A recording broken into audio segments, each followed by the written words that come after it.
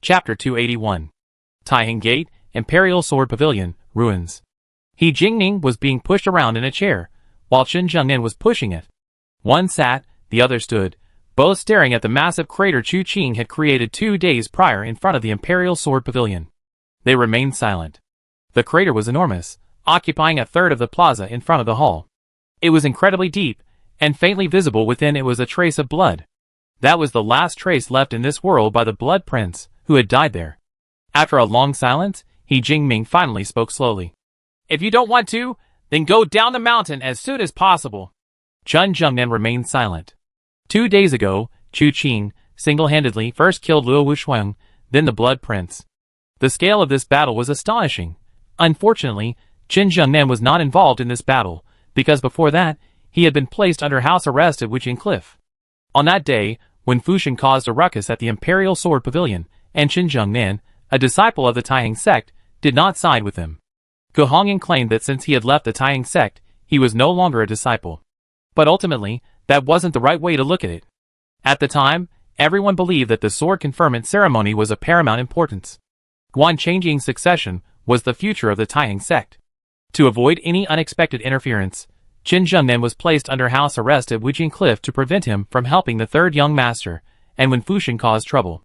Unfortunately, the battle 2 days prior not only exposed Guan Changjing's true identity, but also revealed that the real Guan Changjing was already dead. Luo Wuxiang had deceived the entire Taiheng sect. Only when the truth was revealed did people realize just how incredibly stupid the elders of the Taiheng sect had become. That evening, Qin Zhengnian was brought in. He had voluntarily entered into house arrest. Unable to choose between his sect and his friends, he simply sought refuge on Wuqing Cliff for a few days in peace. Moreover, he believed that the third young master he knew wouldn't be a scapegoat without reason. And indeed, things unfolded as he expected.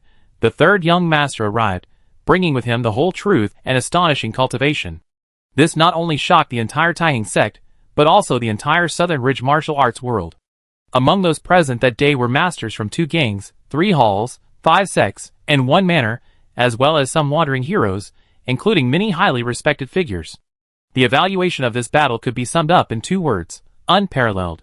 This evaluation was primarily directed at Chu Qing. They dared not claim him as the best in Southern Ridge. It would offend too many people, not only those masters who had already established their reputations, but also Chu Qing himself. After all, such a title meant trouble. Therefore, unparalleled was just right. But was he really just a top-tier expert? Qin Zhengnian had been on tenterhooks these past 2 days, constantly feeling the strange looks he received from the Taiheng sect disciples. He couldn't pinpoint the source of this strangeness until today, when He Jingming came to see him, and directly stated his desire for him to succeed as the Taiheng sect's leader. Qin Zhengnian was baffled. He was doing well as the head escort. Why would he want to become the Taiheng sect's leader? Even with Guan Changjing, the young master, dead, the Taiheng sect had numerous disciples and a deep foundation. He didn't believe they couldn't find another suitable candidate. He Jingming didn't say a word, but simply led him to the collapsed Imperial Sword Pavilion. And when he saw the devastation of the Imperial Sword Pavilion and the huge crater in the plaza in front of the hall, he finally understood. He Jingming was afraid. Or rather, the entire Taiheng sect was afraid. Because before this, they had never been friendly towards Chu Qing. They had left a very deep and negative impression on Chu Qing. If Chu Qing were merely someone whose martial arts were slightly superior to theirs, they wouldn't need to care. Even if he were significantly superior, they could simply ignore him, at most avoiding provocation. But now, the gap in their martial arts was simply too vast. One was in the heavens, the other on the earth. The Taiheng sect was undoubtedly the weaker party.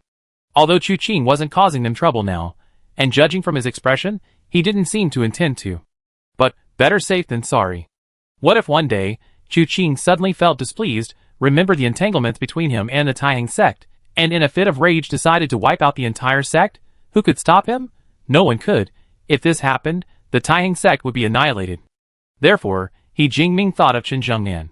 Qin Zhengnian and Chu Qing had a past, and when Fuxian caused a scene at the Imperial Sword Pavilion that day, only Qin Zhengnian spoke up for him. Even if Chu Qing might hate everyone in the Taiheng sect, he wouldn't hate Qin Zhengnian. If he became the leader of the Taiheng sect, and Chu Qing really came looking for trouble in the future, Qin Zhengnian's friendship with Chu Qing might be able to salvage the situation somewhat. After understanding He Jingming's thoughts, Qin Zhengnian was silent for a moment, then smiled. He's not that kind of person. That matter was over that night. Otherwise, why do you think he only targeted Luo Wuxuang on the day of the sword conferment ceremony? Qin Zhengnan released his grip on the chair.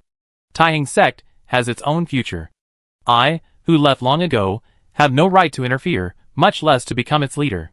These words weren't born of resentment, but simply the truth. Now that everything is settled, I should take my leave and descend the mountain. He Jingning remained silent, ultimately just watching Qin Zhengnan leave. Ge Hong appeared behind He Jingming without him noticing. He still left?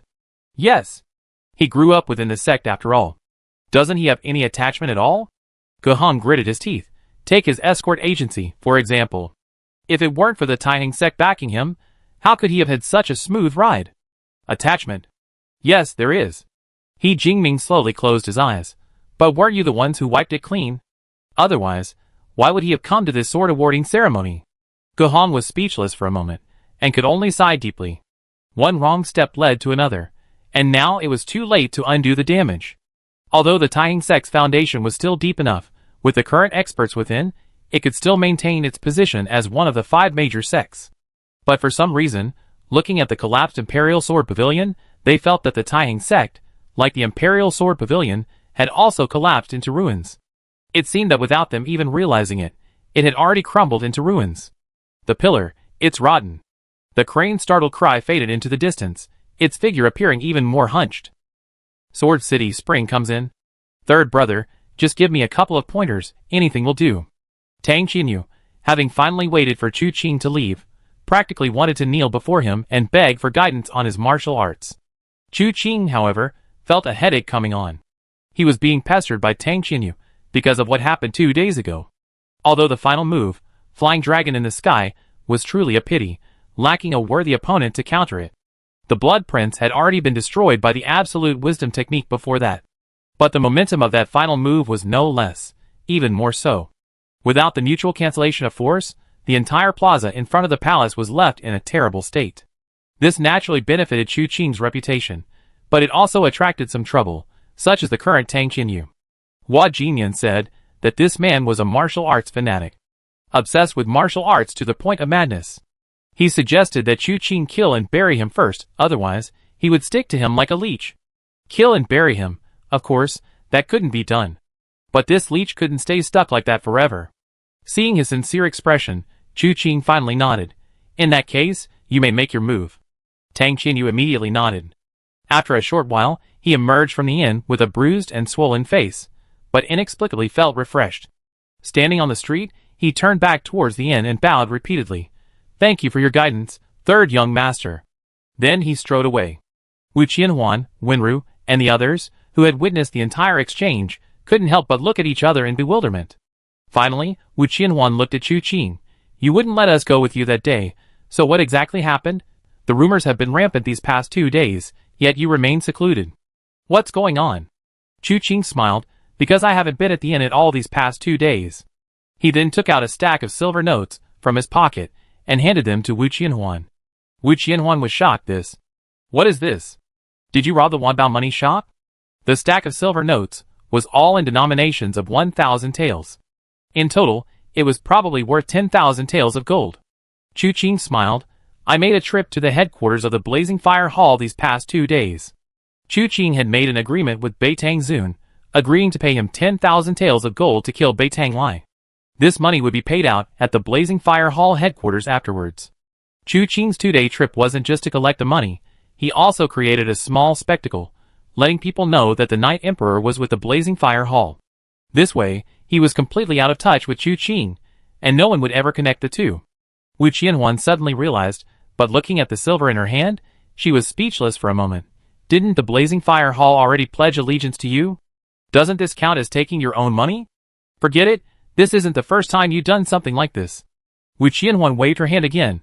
After all, you took my money back then. What's the difference between that and taking your own? Chu Qing was speechless, and could only nod. You're right. Wu Qianhuan smiled, then asked, the matter with the Taiheng sect is now considered settled. Where do we go next? Naturally, we're heading straight to Lingbei. Chu Qing pondered the trip to the Taiheng sect for a moment, feeling that everything that needed to be done had indeed been done. Ling Beichen's ashes had been returned, Finally, he didn't have to wander the martial world with them anymore. The clues to the 9 treasures of heaven and earth were in hand, and the mess the Taihang sect had made of themselves was finally cleared. Most importantly, the Blood Prince died at their hands. Even though the final flying dragon in the sky strike seemed to be aimed at a dead man, at least the Blood Prince was truly dead. This was confirmed by Winru.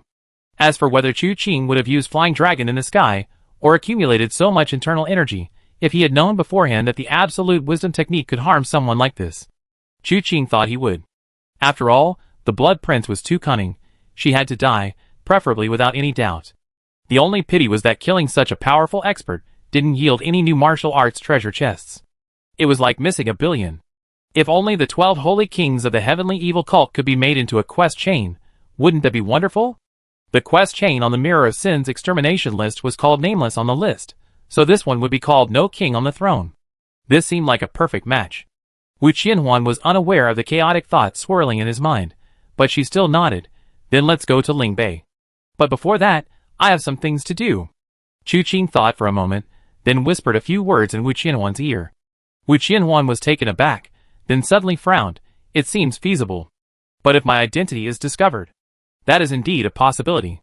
Chu Qing thought for a moment, then we need to prepare for both possibilities. I write him a letter. If his identity is truly exposed, we can use this letter to gain his trust. But this matter is of great importance. This letter cannot be shown to anyone easily. So I need to give some instructions beforehand. Actually, it doesn't matter if others know my identity. The key is that my sister-in-law can't find out. You've been out for so long. I wonder how my sister-in-law's pregnancy is. At this point, Chu Qing felt that Chu Tian was unreliable. He didn't even know what his wife looked like, yet he dared to go out and cause trouble. He shook his head. I'm going to find Wu Chan.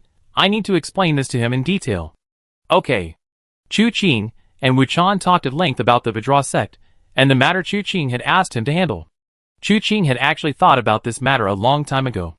Wu Chan's martial arts were extremely high, and his burning lamp divine skill was extraordinary. It would be a waste to leave such a person in the martial world as a scapegoat. He should be sent to guard Tianwu City. Whether it was to protect the Chu family, or Wu Ganqi and his group, the arrival of such a great master would always reduce future dangers. However, there was one crucial point. Qin Yuqi had always believed that Wu Chan was the one who killed Chu Tian. Therefore, Wu Chan absolutely could not reveal this. Chu Qing had written him a letter, instructing him to keep it close at hand. If his identity was exposed, he could use this letter to let Qin Yuqi know the truth. Then Chu Tian would have to take the blame, and when he returned, Qin Yuqi could scold or beat him as she pleased. That was all just for fun. After hearing this, Wu Chan didn't seem to have any particular thoughts. He simply told Chu Qing that from this day forward, Wu Chan was no longer a person in the martial world, only Chen Wu existed. He then bid farewell to Chu Qing and left, disappearing in the blink of an eye. Next to leave were Wen Fusheng and Cheng Taizhan, among others. They had only come to attend the sword conferment ceremony. To guard against the Blood Prince, Chu Qing hadn't allowed Wen Fusheng to attend the ceremony. Now that the sword conferment ceremony was over, Wen Fusheng naturally had to return to Luochen Manor to oversee things. Cheng Taizhan and Tai Chu Qing were returning to the Iron Blood Hall, so they accompanied him. However, before leaving, Chu Qing spoke with him for a long time. But what the two discussed remained unknown to others. Wen Fusheng's expression was rather grave before he left. Chapter 282. As the saying goes, a single flash of the mad blade can change the world. Even demons and monsters fear divine power. It is said that the Mad Blade Master, before the Imperial Sword Pavilion of the Taihang Gate, flashed his single blade, and the wind and clouds changed color, dark clouds rolled in. It is said that everyone at that moment seemed to see a sword immortal descend to earth. He beat Luo Wuxuang so badly that he had nowhere to go, nowhere to hide. In a tea house in Ding'an City, a storyteller was rambling on, recounting the battle at the Taihang Gate. However, it was clearly heavily embellished. The wind and clouds changing color and dark clouds rolling in were things Chu Qing hadn't heard from anywhere. He certainly hadn't seen them. Wu Qianhuan, holding her teacup, took a sip listlessly, then glanced at Chu Qing. A single flash of the mad blade can change the world, huh? Wenren nodded repeatedly, adding, demons and monsters fear divine power. Chu Qing remained silent. If you're going to drink tea, then drink tea. If you're going to listen to a story, then listen to a story. Don't tease me. The three of them had arrived in Ding'an City yesterday. Ding'an City wasn't originally called Ding'an City. Later, the Dingen Hall used it as its base to expand in all directions. As the Dingen Hall's power grew, Wang Fang changed the city's name to Dingen City. The reason Chu Qing and his companions were here was not only because Dingen City was located north of Taiheng Gate, and Chu Qing would inevitably pass through it if he wanted to go to Lingbei, but also because Chu Qing had ultimately accepted Lan Shuyi's job. From various sources, it was clear that Lan Shuyi and Wang Fang indeed had a deep-seated hatred. Especially after when Fuxing met Lan Shuyi, he confirmed that this person was the child from back then, the young man who had come to him after achieving martial arts prowess. Since that's the case, Chu Qing had no reason not to accept this offer. After all, it was convenient and easy to do, so why not? Therefore, the three of them and Lan Shuyi split into two paths. Lan Shuyi led the Pajun unit on the main front, while Chu Qing, with Wu Qianhuan and Wenru, traveled in the shadows. As for Hua Jingyan, he originally intended to participate in the Yijian Sect's Yijian tournament. After leaving Sword City, he parted ways with Chu Qing.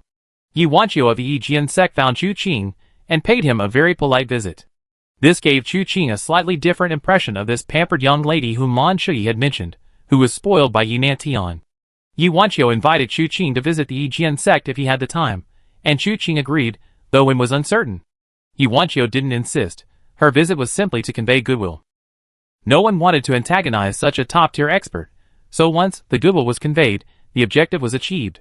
These events occurred half a month ago. Before arriving in Dingen City, Chu Qing had made an agreement with Lan Shuyi that he would find an opportunity to deliver a defense map. Chu Qing would only need to follow the map to easily infiltrate the Dingen Hall headquarters. However, killing Wang Fang wouldn't be so easy. Of course, this difficulty was from others' perspectives. For Chu Qing, Lan Shuyi felt it would be very easy. Since they were waiting anyway, Chu Qing led Wu Qianhuan and Wenru out for a stroll. As a result, the two girls couldn't leave the tea house. They insisted on listening to how the storyteller was belittling Chu Qing. As news of the battle at Taiheng Sect spread throughout the martial world, Chu Qing's reputation soared. He had already distinguished himself in the battle at Tianji Valley, and his subsequent feat in the conflict between the Jika, Tishua, and Liaohua halls further solidified his admiration. Now, the battle at Taiheng Sect had elevated his reputation to a new level. After all, both the Tomb King and the Blood King were top-tier masters. While killing one could be attributed to luck, killing both in succession was undeniably a testament to the young hero's skill. In contrast, Luo Wuxuang, in the eyes of many, was not so worthy of praise. The main reason was that the title of disciple of the martial emperor had been deliberately concealed. Given his status, his actions, and his alliance with the Blood King, seemed utterly unworthy of being the disciple of martial emperor Li Juechen. If this identity were to become known, Li Juechen would likely be affected. If he truly angered the martial emperor, his fate would be uncertain. Therefore, those who spread these stories deliberately concealed the matter to avoid being discovered and bringing trouble upon themselves. Because of this, when the storyteller mentioned Luo Wuxuang, he didn't know what kind of lineage or background he had. To enhance Chu Qing's image, he portrayed Luo Wuxuang as a villain with an extremely terrifying lineage, extraordinary martial arts skills, and utterly wicked deeds. And surprisingly, everyone bought into this. Seeing the bustling activity in the tea house, Chu Qing curled his lip. He hadn't been idle since arriving in Dingen City yesterday, inquiring about Wang Fang extensively. However, he didn't get much information. Generally speaking, everyone thought Wang Fang was a good person, but they couldn't explain why or what specific good deeds he had done. He did, however, have a rather profound understanding of Wang Fang's interests and hobbies. It was said that Wang Fang loved calligraphy and wrote exceptionally well. Wealthy merchants in the city had once spent exorbitant sums to purchase Wang Fang's calligraphy, each character worth a fortune. Others said that Wang Fang loved playing chess. His chess skills were so refined that they were unbelievable, and there were even rumors that the Ghost Emperor himself had come to Wang Fang to learn the art of chess. Chu Qing felt these rumors were unbelievable, especially the claim that the Ghost Emperor had personally sought out Wang Fang to learn chess. It was utter nonsense. Leaving aside whether the Ghost Emperor actually liked chess, even if he did, Chu Qing didn't believe that a former notorious thief could possess such profound chess skills. This was probably prejudice, a stereotype. But Chu Qing didn't see anything wrong with this prejudice. From both his character and behavior, Chu Qing had always despised this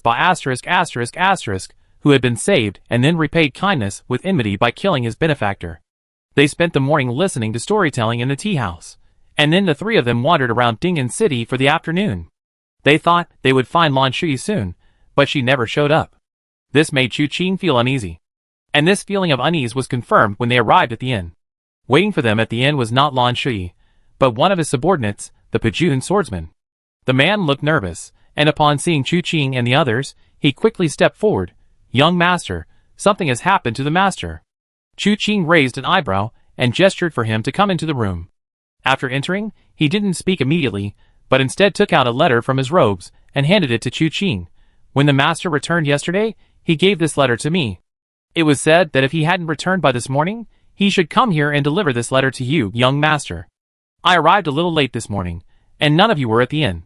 If you, sir, have truly encountered trouble, I dare not easily use the Dingen Hall's manpower to search for you, so I had no choice but to wait here."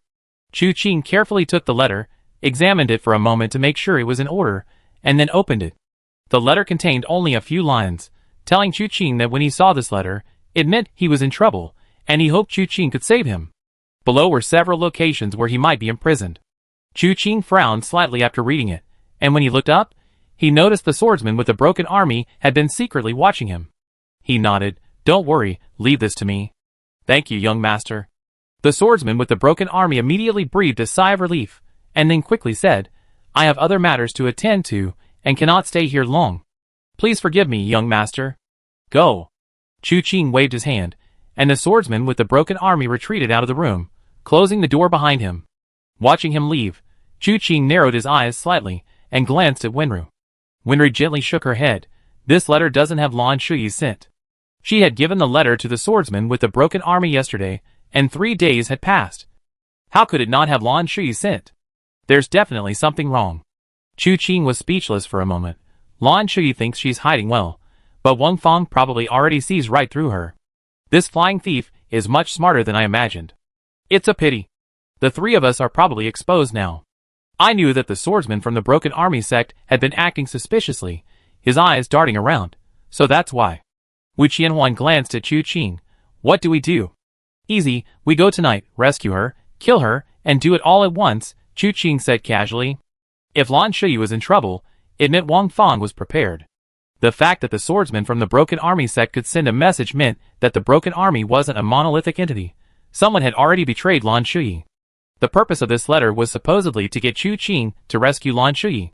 In reality, it was just bait to lure Chu Qing into a trap. Chu Qing was skilled and daring. He didn't want to fall for the bait, nor did he want to let the other person escape, so he decided to go tonight and get everything done. Wu Qianhuan didn't try to stop him, just nodded. Wenro naturally had no objections either. Therefore, they didn't wander around in the afternoon, resting at the inn.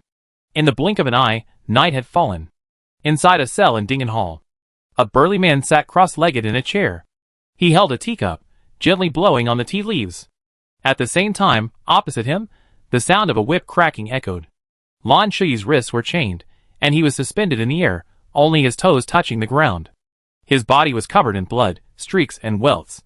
He gritted his teeth, remaining silent. Finally, the man took a sip of tea and slowly said, "Stop." The sound of the whip cracking ceased abruptly. Turning around, the man holding the whip was none other than the swordsman, who had delivered the message to Chu Qing and his group during the day. Lan Shui slowly exhaled, her gaze turning coldly to the man. "If you have the guts, kill me. Why bother?" The man sighed. "Lan Shui, I treated you well. You're the leader of the Pajun division, second only to the emperor, but practically so. You really want to kill me? You really want to avenge your parents?" Upon hearing this, Lan Shui abruptly looked up, her eyes filled with both anger and astonishment. You underestimate me." Wang Fang gently shook his head. "Do you think Dingen Hall got to where it is today? And how did I become the Wang Fang I am today? Just through martial arts, ruthlessness, and cold-bloodedness? Things in this world aren't achieved simply by having high martial arts skills. Those who achieve great things often possess extraordinary abilities. Enduring what others cannot endure, doing what others cannot do. It's like, the first time you appeared before me, I recognized you as the son of that farming couple from back then. I even remember your nickname was Yang, right?" "Shut up." Lan Shui roared in fury. That name hadn't been called in years, and he didn't want to hear it from Wang Fang's mouth. Fine, if you don't like it, I won't call you that." Wang Fang chuckled, bringing a teacup to Lan Shui's side. "Good child, you suffered, have some tea." Lan Shui's anger didn't subside, but he suppressed it, asking calmly, "Since you, recognized me at first glance. Why did you let me stay by your side for so long? Since I could recognize you, of course I can guess what you want to do. If you want to avenge your parents, you must gain my trust, and in doing so, you have to work for me. Wang Fong said with a smile. Ding'an Hall was in a turbulent time back then, and needed manpower. You come from afar, how could I easily kill you? Anyway, I know everything about you, your every move is under my watchful eye. You think you have your own people in Ding'an Hall, but little do you know, they are all my people. Lan Shui glanced at the whip-wielding, once obedient but now ruthless Pajun swordsman. Suddenly, she smiled silently. So, my self-proclaimed intelligence is nothing but a joke to you. Not quite a joke, Wang Fong said. You are indeed very clever, but I am even cleverer. And you probably wouldn't believe it. Even now, I'm still willing to give you another chance. If you let go of your hatred, I can even adopt you as my godson, making you truly second only to the emperor. How about it? Don't even think about it. Lan Shui's eyes were bloodshot, but her voice was low. Besides, do you think you have a future? You mean that the third young master will come to save you? Will help you kill me? Wang Fong laughed again, although I don't know what you offered to get him to help you. But in the end, he was harmed by you. I sent him a letter in your name. Judging by the time, the fish should have taken the bait by now. Even if his martial arts are superb, he wouldn't be able to open a cage forged from 100 refined Qiankuan steel. You tell me, what if I cripple his martial arts, tie a rope around his neck, and drag him to you like a dog? How would you possibly turn the tide? Boom!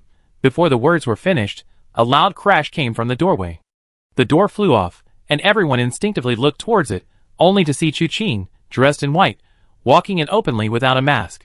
He glanced at everyone, finally fixing his gaze on Wang Fong, grinning as he asked, Was that you who spoke just now? Chapter 283. Wang Fong's pupils contracted sharply, and he instinctively turned to look at the swordsman. A flicker of fear flashed in the swordsman's eyes, followed by a steely resolve, and he was about to draw his sword. But at that moment, a cold sensation on his throat plunged him into a wave of panic. Looking down, he saw a sword pressed against his neck. A woman's voice reached his ears, Don't move. The swordsman dared not disobey, and could only stand obediently in place. Wang Fong, seeing Wu Qianhuan appear out of nowhere and Chu Qing standing at the door, took a deep breath. Third young master, your presence is an honor. I apologize for not greeting you sooner. Please forgive me. Oh! Chu Qing slowly approached Wang Fong, not going to pretend anymore. After all, we haven't met yet. Even if you lied and said you didn't know me, it would be reasonable, and perhaps you have more room to maneuver. Wang Fong gave a wry smile. I wouldn't lie to a true person. How could I dare to have such thoughts in front of the third young master? However, speaking of which, I don't know what Lan Shui said to you, young master, that prompted you to come in person. But if you intend to kill me without warning, young master, I am truly innocent. Innocent. Chu Qing squinted at Wang Fong, smiling as he said, What injustice do you have? Before Wang Fong could speak, Lan Shui grumbled, Could you put me down first? Chu Qing rolled his eyes at him. You're really useless. With that, he flicked his finger, and with a clang, Lan Shui landed on the ground. He was covered in wounds, wincing in pain, but still managed to retort to Chu Qing, I was caught off guard. This old dog always pretends to be perfectly fine. How could I have imagined he knew everything? Moreover, he's also planted his people within the Pajun faction. I can't agree with that, Chu Qing retorted. The Pajun faction is originally someone else's people. Treating them as your own is a fatal mistake. Furthermore, shouldn't you be cautious in dangerous situations? At the slightest sign of trouble, you should consider the possibility of your identity being exposed. Instead of gambling with your opponent. He can lose, but can you? Lan Shui was speechless, only able to nod stammeringly, indicating that Chu Qing was right. Chu Qing's gaze fell on Wang Fong. So what about your innocence? Tell me, was it someone else who killed his parents after he saved you? Or was it you who said you wanted to treat me like a dog? Wang Fong. Lan Shui, you don't think I'm stupid either, do you? These words made both Wang Fong and Lan Shui's expressions turn ugly. Wang Fong laughed heartily. All right, since that's the case, let's not beat around the bush. Third young master, this is the headquarters of my Ding'an Hall. I, Wang Fong, am the Grand Master of Ding'an Hall. I am not someone to be trifled with. Oh! Chu Qing smiled. Come, let me see the skills of Grand Master Wang. Wang Fong's face darkened. He knew that since Chu Qing had overheard his words, things were definitely not going to end well today. He took a deep breath, then suddenly flipped his palm and struck directly at Chu Qing. Lan Shuyi was startled, mainly because she hadn't expected Wang Fang to actually have the guts to attack Chu Qing. He had always thought Wang Fang was cautious and timid. The title of Grand Master sounded imposing, but in reality, he valued his own safety above all else. Under such circumstances, kneeling and begging for mercy would be his true nature. How could he dare to fight Chu Qing?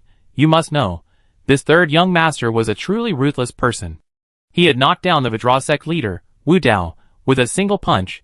Even the combined forces of Martial Emperor's disciple Luo Wuxuang and the Blood King of the Heavenly Evil sect were no match for him. His undeniable achievements were right before his eyes. How could Wang Fang dare to do this? Unless he had a certain degree of confidence. But where did this confidence come from? The next moment, Lan Shuyi realized that Wang Fang's confidence seemed to stem from his martial arts. This palm strike initially seemed unremarkable, but just before it reached Chu Qing's face, a wisp of black energy suddenly appeared in his palm. Chu Qing withdrew his palm strike, instead turning his head to avoid it. Seeing this, Wang Fang seemed greatly invigorated, immediately unleashing a barrage of palm strikes at Chu Qing. His palm strikes were continuous, accompanied by billowing black energy. Initially, the energy was concentrated in his palms, but gradually it also began to emerge from his temples. The two fought, one attacking and the other dodging. In this confined space, after more than 30 moves, the black energy from his temples suddenly drifted to Wang Fang's shoulders.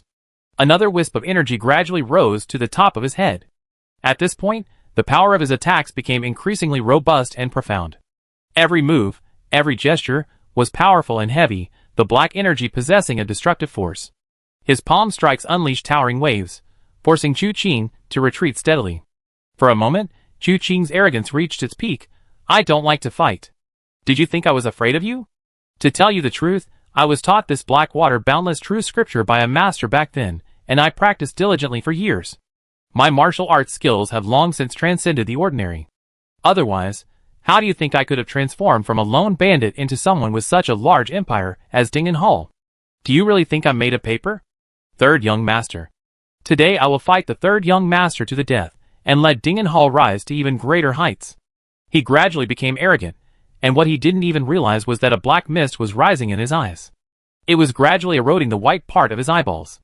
Suddenly Chu Qing, who had been dodging, stopped. Wang Fang brought his palms together, aiming a double-peak piercing ear strike at Chu Qing's temples. But just as it was about to hit, Chu Qing blocked it with his arms, the force. With a jolt, Wang Fang's supposedly powerful internal energy proved utterly ineffective in resisting. His arms were forced open, leaving him wide open. Chu Qing casually struck him in the chest and abdomen. The force of the strike wasn't too heavy, nor too light. It merely caused a slight indentation in Wang Fang's chest, pushing him back 3 steps. Wang Fang glanced down, seeing nothing amiss and feeling no pain, and laughed loudly. Third young master's palm strike is nothing special. He then continued his advance, his palm seemingly flying towards Chu Qing's vital points. But this time, before reaching him, Chu Qing casually grabbed his wrist. Wang Fang was stunned, not understanding why Chu Qing, who had previously only been able to escape and had no power to fight back, seemed to have suddenly undergone a complete transformation. Chu Qing asked, "What kind of person taught you this Blackwater boundless true scripture?" "I tell you if you win." Wang Fang roared in fury. One hand landed in Chu Qing's grasp, while the other twisted and turned, creating a sound like rolling waves in the air. He thrust out a palm, aiming to kill Chu Qing. But the next moment, he watched in horror as Chu Qing jerked his hand, and the arm he held instantly twisted into a pretzel-like shape. The cracking sound of breaking bones filled the air, which should have caused Wang Fang excruciating pain. But for some reason, it didn't hurt. Absolutely no pain. Even though all the bones were shattered, like dust, he felt no pain whatsoever. Then Chu Qing flicked his wrist, still holding Wang Fang's own arm. He used that arm to meet Wang Fang's ferocious palm strike. A loud bang rang out. The palm strike was indeed powerful. As it landed, blood and a severed arm splattered everywhere. The immense force set Wang Fang flying. When he stood up again, he was a one-armed man. He himself had shattered his own arm. Standing there, he was bewildered for a moment, seemingly unaware of what had happened. Then Chu Qing said calmly, "This is Puppet Show. So you were already doomed." He felt like he had first encountered Puppet Show a long time ago. The Dong family uncle and nephew discovered the 9 profound divine skill manual in Qingxi village. Ultimately, Dong Yubai died, and Dong Xingji secretly cultivated the 9 profound divine skill, making rapid progress in a short period. Unbeknownst to him, the art he cultivated was the string puppets, one of the 7 secrets, 3 treasures, and 6 profound sects of the heavenly evil sect. Furthermore, Chu Qing was unaware of the details at the time, only gradually piecing together the truth based on later events and encounters with various people. String puppets was the playful prince's specialty, capable of turning people into puppets, like puppets pulled on strings, obeying his commands. However, this art requires death to reach its full potential.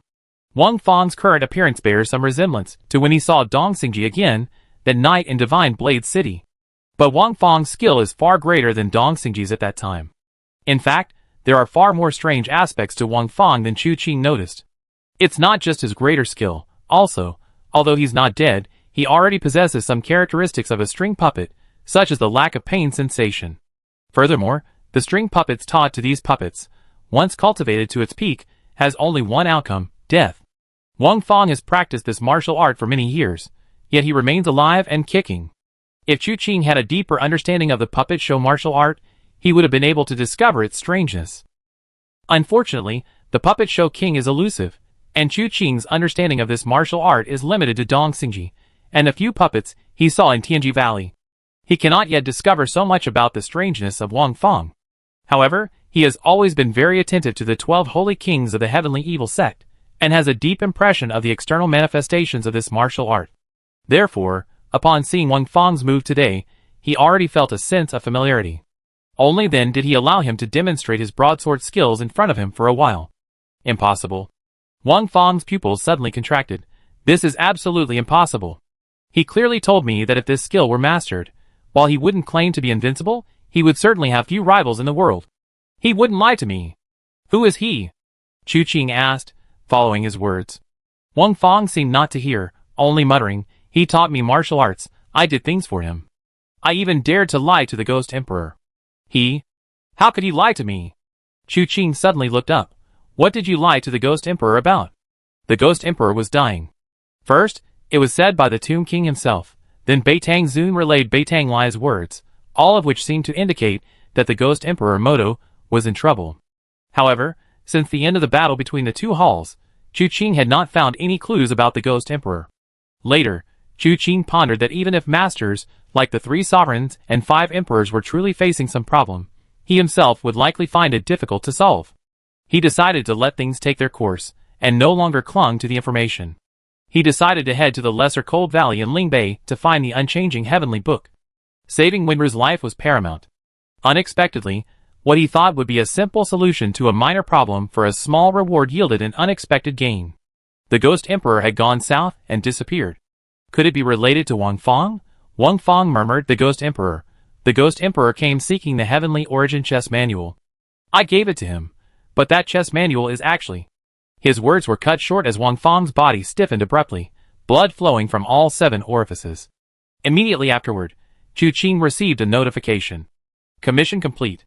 Successfully assassinated Wang Fang, the head of Ding'an Hall, and obtained a martial arts treasure chest. Dead. Chu Qing's heaviest blow from beginning to end was breaking Wang Fang's arm, and it was Wang Fang himself who broke that arm. How could he be dead? Wu Qianhuan was also stunned upon hearing this. How could he be dead? She first pressed the pressure points of the broken army swordsman, then went forward to check. But Chu Qing grabbed her, and then launched a flying kick straight for Wang Fang's head. But Wang Fang, who should have been dead, suddenly elbowed out, striking Chu Qing's foot squarely. The two collided, and a cracking sound was heard.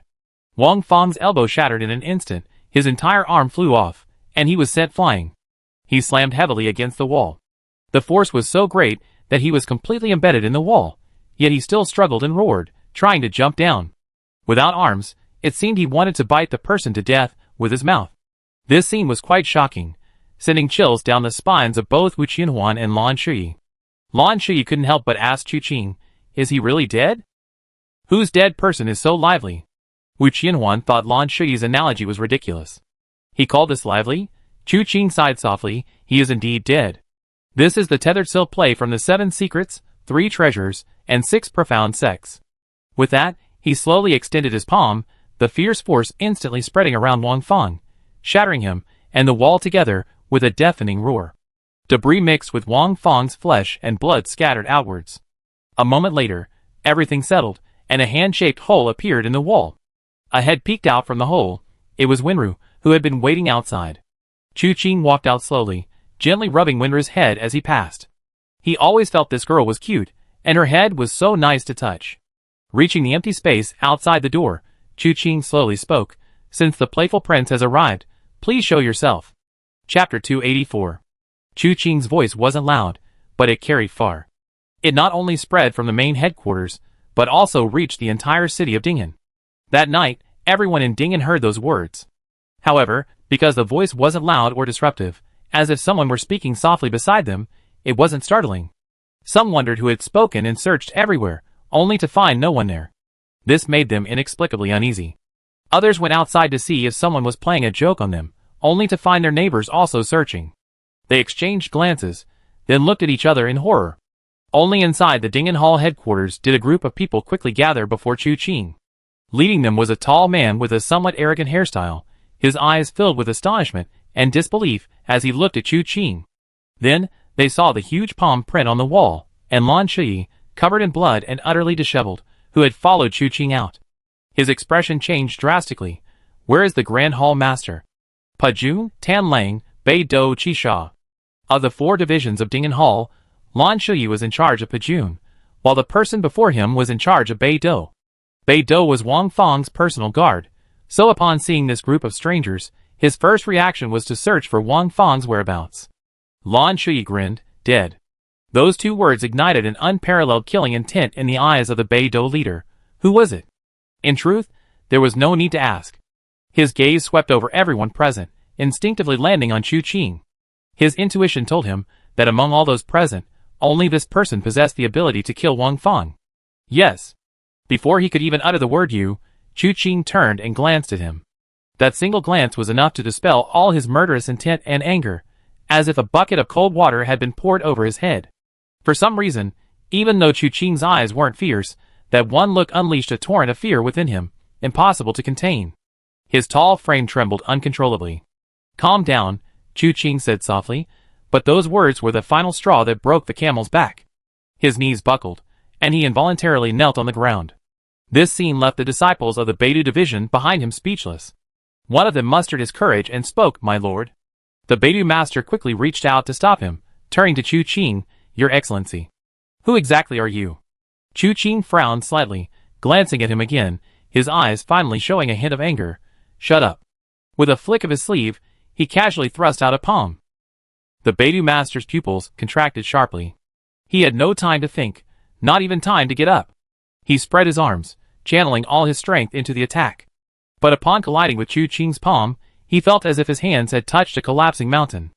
A mayfly trying to shake a tree, a mantis trying to stop a chariot, this was the epitome of futile effort. With a spurt, blood gushed from his mouth, and he knelt on the ground, sliding backward. Disciples of the Beidou division tried to stop him, but were all blasted away by the force. He slid down to the base of the wall in one breath, his legs already covered in blood, before the Lord of the Big Dipper finally stopped. Looking at Chu Qing, his eyes were filled with terror. Unable to defeat him by force, the Grand Master's death was not unjust. These 2 thoughts instantly surfaced in his mind. Chu Qing sighed, glancing at Winru again. Seeing her confused expression, he knew she hadn't detected anything either. This situation was probably different from the Blood Prince's. The Blood Prince had altered his aura, but the playful prince might not have actually been here. The puppet show martial art was incredibly powerful and unpredictable. Killing from a distance wasn't impossible. After all, practicing his martial art meant being branded with his mark.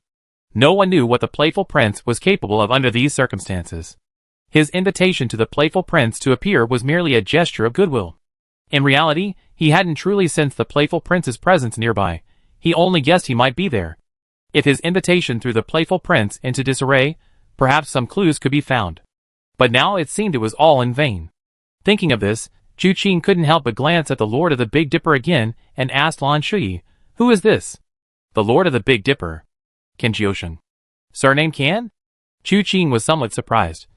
This was quite rare. "Yes." Lan Shui nodded. "This is the first time I met someone with the surname Kan, and I met 2. "Who's the second one?" "His son." Chu Qing suddenly felt that Wang Fang had held back earlier. Why hadn't he completely destroyed this guy's mouth, leaving him with the leisure to spout nonsense? What are you going to do to my son? Qin Jiusheng, hearing the conversation between the two, was immediately horrified. Chu Qing was a little puzzled. How did he figure out from such a pointless conversation that he intended to harm his son? Ignoring him, Chu Qing asked Lan Shui, "What are you planning to do next? Avenge your great wrongs, leave this place, and find a place to live a good life? Or do you have other plans?" Lan Shui smiled. "That depends on what the third young master decides." Third young master. Qin Jiusheng's pupils suddenly contracted. Only then did he realize who was standing in front of him. It was the third young master who had killed the martial emperor's disciple and the blood prince. Others didn't know Luo Wuxuang's identity, but as the leader of the Ding'an Hall's Beta branch, he naturally had access to Ding'an Hall's intelligence network. It wasn't difficult for him to find out these things. Chu Qing frowned slightly, flicked his finger, and Qin Jiusheng's body trembled, unable to speak anymore. Why does he talk so much? And does he always like to interrupt others? Chu Qing asked Lan Shui. Lan Shui shook her head. I never noticed this problem with him before. Qin Jiusheng was furious, but could only vent his anger briefly. If this person was truly the third young master, he could stop the iron-blooded and blazing fire halls with a single word and wreak havoc at Taiheng Gate. So, let alone the people in the courtyard today, even the entire Ding'an Hall combined might not be able to do anything to him. Therefore, he dared not speak out of anger, mainly because his mute acupoint had been struck, rendering him speechless. Chu Qing ignored Qin Jiusheng and instead asked Lan Shui, "What did you mean by what you just said? Why did you say let me decide?" Lan Shui said solemnly, "The third young master and I made an agreement that the third young master would help me avenge myself, and I would help the third young master take down Ding'an Hall. Is that so?" Chu Qing couldn't quite recall. He sometimes didn't think much of things like rewards, so he didn't pay much attention to them. But since Lan Shui had said so, it must be true. Then Lan Shui said, "If the third young master doesn't intend to take Ding'an Hall, then I can retire now and leave Ding'an City to live a carefree life. However, if that happens, with the Grand Master dead, Ding'an Hall will be leaderless and inevitably descend into chaos. Internal strife and external threats will inevitably lead to another calamity in the martial world. But if the third young master wants Ding'an Hall, now that the Grand Master is dead, all you need to do is support me to become the Hall Master, and everyone in Ding'an Hall will follow your lead." Chu Qing touched his face. "The abacus beads have hit my face. Sigh, sometimes I really don't know whether to call you smart or stupid. If I say you're smart, you can't even beat Wang Fang, getting played like a fool. If I say you're stupid, you somehow managed to go through all this trouble, not only saving your own life, but also securing a future for yourself. What do you mean by that?" Lan Shui scratched her head. Chu Qing rolled his eyes. "You want to live a carefree life? Do you really mean that? You need to know how many people die after retiring from the martial world. Once you choose this path, the deal between Chu Qing and Lan Shui is over. Chu Qing has no past grudges or recent conflicts with Ding'an Hall, so there's no reason for him to continue making things difficult for them." He left, leaving Lan Shui all alone. If it weren't for this person, how could Wang Fang have died? And how could the others in Ding'an Hall tolerate him? Choosing this path was practically a death sentence. Therefore, he had another option. That was to become the Grand Master of Ding'an Hall. In this way, those who should have been his enemies would all become his subordinates. But it was impossible for him to accomplish this on his own. Therefore, he pointed out two options Chu Qing could make, mainly targeting the second one. As long as Chu Qing helped him, he would readily hand over Ding'an Hall. Who would complain about having more power? With this option, Ding'an Hall would be suppressed by Chu Qing, preventing them from acting rashly, and he himself would become the Grand Master of Ding'an Hall. He had enough confidence and skill to gradually bring these people under his control. Thus, his life was saved, and his future was secure. Chu Qing gained Ding'an Hall for nothing, and with Lan Shui's help in suppressing them, it was a win-win situation. Of all the information, Chu Qing's single sentence just now hit the nail on the head. Did Lan Shui truly want a life of leisure? Was that a sincere statement? Of course not, so Lan Shui remained silent, only grinning. Chu Qing also smiled. "I turn around and leave now, what do you say?" Third young master. Lan Shui looked at Chu Qing seriously. "Don't force me to kneel and beg you." Chu Qing didn't know where this person had picked up that cheesy joke from, and said softly, "All right, enough nonsense, I agree to this matter. Since Wang Fang is dead, from today onwards, you are the head of Ding'an Hall. Everyone, Does anyone have any objections? Yes. Absolutely. The disciples of the Baidu sect present all expressed this in their hearts, but when they looked at the silent Baidu master, Kinjiusheng, kneeling there, they all shook their heads, indicating their complete agreement. Chu Qing nodded, releasing Kinjiusheng's pressure points with a flick of his finger. You are the Baidu master.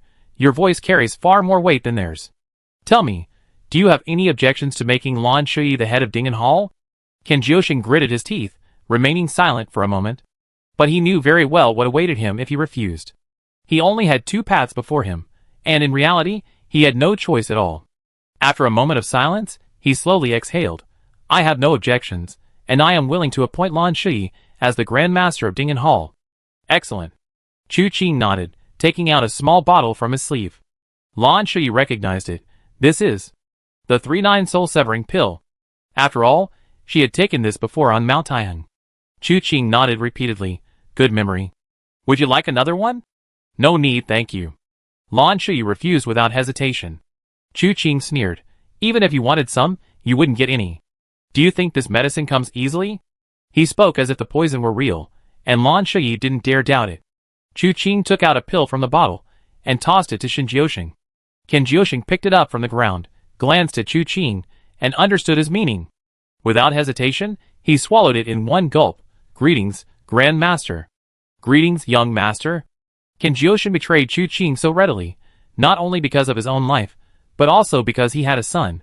Chu Qing is now willing to resolve the issue peacefully, but that doesn't mean he won't kill if he refuses. His own death is insignificant, but his child is still young. If the child is implicated and dies a violent death, what would he do then? Chu Qing, unaware of Kinjiusheng's thoughts, simply said, Dingen Hall isn't just the two of you. You can use my situation as leverage, or do whatever else you want. How to subdue them is your own problem. Lan Shui and Kinjiusheng exchanged a glance and simultaneously agreed. They then spent the rest of the night dealing with various miscellaneous matters. After all, seizing Dingen Hall, one of the three halls, was not as simple as it seemed. Fortunately, Lan Shui and Kinjiusheng were originally from Dingen Hall, which allowed them to resolve so many issues in just one night. Finally, Lan Shui found them rooms. They would rest there that night. Chu Qing had no time to rest. He still wanted to open the box. He washed his hands, sat on the bed, and summoned the system, about to make a choice, when suddenly his brow furrowed slightly. His gaze swept across the room. Finally, he silently withdrew his gaze, shook his head slightly, and looked at the system again, but at that moment, he suddenly jumped up. Back. He looked down at his bed, then gently tapped the inside, producing a hollow echo. There's a secret room in this room, and someone else inside. The voice was so soft that even Chu Qing, with his cultivation level, thought he misheard. But the person made a slight movement every now and then, confirming Chu Qing's suspicion that someone else was indeed in the room. This person was hiding in the secret room. What kind of trick was they up to? As his thoughts raced, Chu Qing searched around the bed and quickly found the mechanism. With a click, the inner wall suddenly collapsed, revealing a small entrance. A voice came from within. Who's there? Chu Qing almost laughed in exasperation. How had they turned the tables? But why did that voice sound so familiar? Chapter 285. Without the slightest hesitation, Chu Qing went straight inside. The entrance to the secret chamber was small, and the space inside was also small. It was a small room with 4 corners, and the entrance led directly to the floor. The secret chamber was located directly beneath the bed. Despite its small size, the secret chamber contained a considerable amount of items. There were bookshelves all around, holding various boxes. Some were open, revealing silver notes, and there were a few decorative items, but they were all clearly of the highest quality. Each one was priceless. With Chu Qing's limited knowledge in this area, he couldn't distinguish many, but he recognized a jade and glass Buddha statue. This item was extremely rare and valuable. It was rumored to have sold for 30,000 taels of gold at the Wanbao Tower. He wondered if what Wang Fang had in his secret chamber was genuine or a fake. Even if it was the latter, its value would certainly be considerable. Chu Qing glanced at these items only briefly before his gaze fell upon the man on the floor of the secret chamber, reading a book by the light of a luminous pearl. The man was not young, probably in his 40s or 50s. He was rather thin, dressed in a blue robe, his hair disheveled, and while not particularly handsome, he had a shifty, weasel-like appearance. Chu Qing scrutinized the man, confirming he had never seen him before. He couldn't understand where that feeling of familiarity had come from. The man, on the other hand, widened his eyes upon seeing Chu Qing. What are you doing here? This knows him. That familiar feeling was definitely there, and hearing him speak again, Chu Qing felt even more familiar. He must have seen him somewhere before. He squinted at the person before him, chuckling softly. If you can come, why can't I? It's been quite a long time since we last met. These two sentences were spoken in a profound and enigmatic way, eliciting a dry laugh from the man. It wasn't intentional for you to leave without saying goodbye last time. I simply had important business to attend to. At this point, he suddenly paused, reaching up to touch his face. You really know me? Heh. Chu Qing grinned. He had indeed met this man before, and their interactions were quite close, which explained the familiarity with his voice. And judging from his tone, the old man didn't have this face the last time they met. He thought carefully. A close interaction, leaving without saying goodbye, and such a familiar voice. In an instant, a name rushed to his mind. The 9 heaven stars at your fingertips, Senior Yu Zong. Senior's performance last time was excellent, leaving a deep impression on this junior. How could I forget? Yu Zong immediately looked embarrassed. You're quite vengeful, aren't you? As he spoke, he glanced casually at the entrance above Chu Qing's head. Chu Qing remained silent. The old man was still trying to escape. Last time, this fellow played tricks, first impersonating Shang Qiuyu, scaring him half to death, and then letting him get away. Later, that disguise was thrown aside, and this guy disguised himself as one of the 3 immortals of the carefree life, the monk not sortie. Overall, he contributed a lot to the Tianji Valley affair, and in the end, he even took the heavenly demon robe. He never expected that their next meeting would be in the secret chamber of Dingen Hall. The secret chamber was completely visible, with only one entrance above his head. He knew he wouldn't be able to leave today. Chu Qing smiled and said, I don't hold grudges. After all, we don't have any deep-seated hatred between us. That's right. Yu Zong hurriedly said, not only do we not have any deep-seated hatred, but we also have quite a history. Who knows, we might even be family in the future. This old man is a bit shameless. Taking advantage of the situation, he's really something else. Chu Qing waved his hand. Let's not talk about the future. I finally met a senior, and I have a few questions I'm confused about. Please help me clear them up. Yu Zong stroked his chin, sensing that Chu Qing's questions were likely difficult to answer. However, things had come to this point, and without leaving something behind, the kid probably wouldn't let him go. If it were an ordinary person, Yu Zong wouldn't care much. But this third young master was truly a troublesome character. The tomb body of the Tomb King, Yu Zong knew he was no match for him. Let alone the Blood King. This man before him had fought the tomb body of the Tomb King, killed Li Juechen's disciple, and even killed a Blood King. It was said that not a trace was left. With such skills, he was no match for him. Yu Zong excelled in lightness skills, capable of soaring through the air and diving into the ground. He was omnipotent. But when it came to actual combat, he was outmatched. He was an old bachelor, aware of his strengths and weaknesses, so he didn't struggle. All right, since you have questions, then ask them. This old man will guide you through them. Chu Qing smiled helplessly. Calling him fat had gotten to him. After a moment's thought, he spoke in a deep voice. Is the Xian Emperor really missing? The news spread throughout the martial world. The Xian Emperor had disappeared, and the Ghost Emperor had marched south. Now, the Ghost Emperor's news had been updated to say he was dying. So, what was the Xian Emperor's current situation? It seemed there was some connection between Yu Zong and the Xian Emperor. Perhaps he could find out from him. Yu Zong grinned. He knew this kid's question wouldn't be easy to answer, but he was still somewhat caught off guard. Scratching his head, after a moment's thought, he said, the Xian Emperor has other important matters to attend to, and has moved from the open to the covert. Chu Qing narrowed his eyes. I remember, outside Tianji Valley of Luochen Manor, you told me that the 3 sovereigns and 5 emperors were immobilized, that they all had other battlefields. A slight rash move could unleash a massive bloodbath. Let me ask you, is the Xian Emperor's recent activity related to this? Yes, no. Yu Zong continued scratching his head. Your statement is too broad. In fact, any action the 3 sovereigns and 5 emperors take now is related to that matter. However, the Xian Emperor's disappearance is related to a crucial matter. It concerns a life. The Ghost Emperor? Chu Qing suddenly looked up. Yu Zong was also taken aback. How did you know? The Ghost Emperor is dying. Chu Qing spoke silently. So, the Xian Emperor isn't missing. He might be in the southern region now? Is he in the southern ridge, or in the northern ridge? A vein throbbed on Yuzong's forehead. How did you know something happened to the Ghost Emperor? Seeing his eagerness, Chu Qing didn't hide anything and explained the situation. The Tomb King was looking for him, and the Chess King's arrangements at the Blazing Fire Hall. Yuzong grinned. Good, I see. So, this is the Tomb King's plan. However, it seems the Blood King has a different opinion. Otherwise, she wouldn't have appeared before you so rashly. I was worried before, that while killing the Blood King would be a great achievement for you. But the 12 holy kings of the heavenly evil cult hold extraordinary positions, and the Blood King's death will inevitably cause a huge uproar. You find it difficult to remain unscathed, but I didn't expect there to be such entanglement.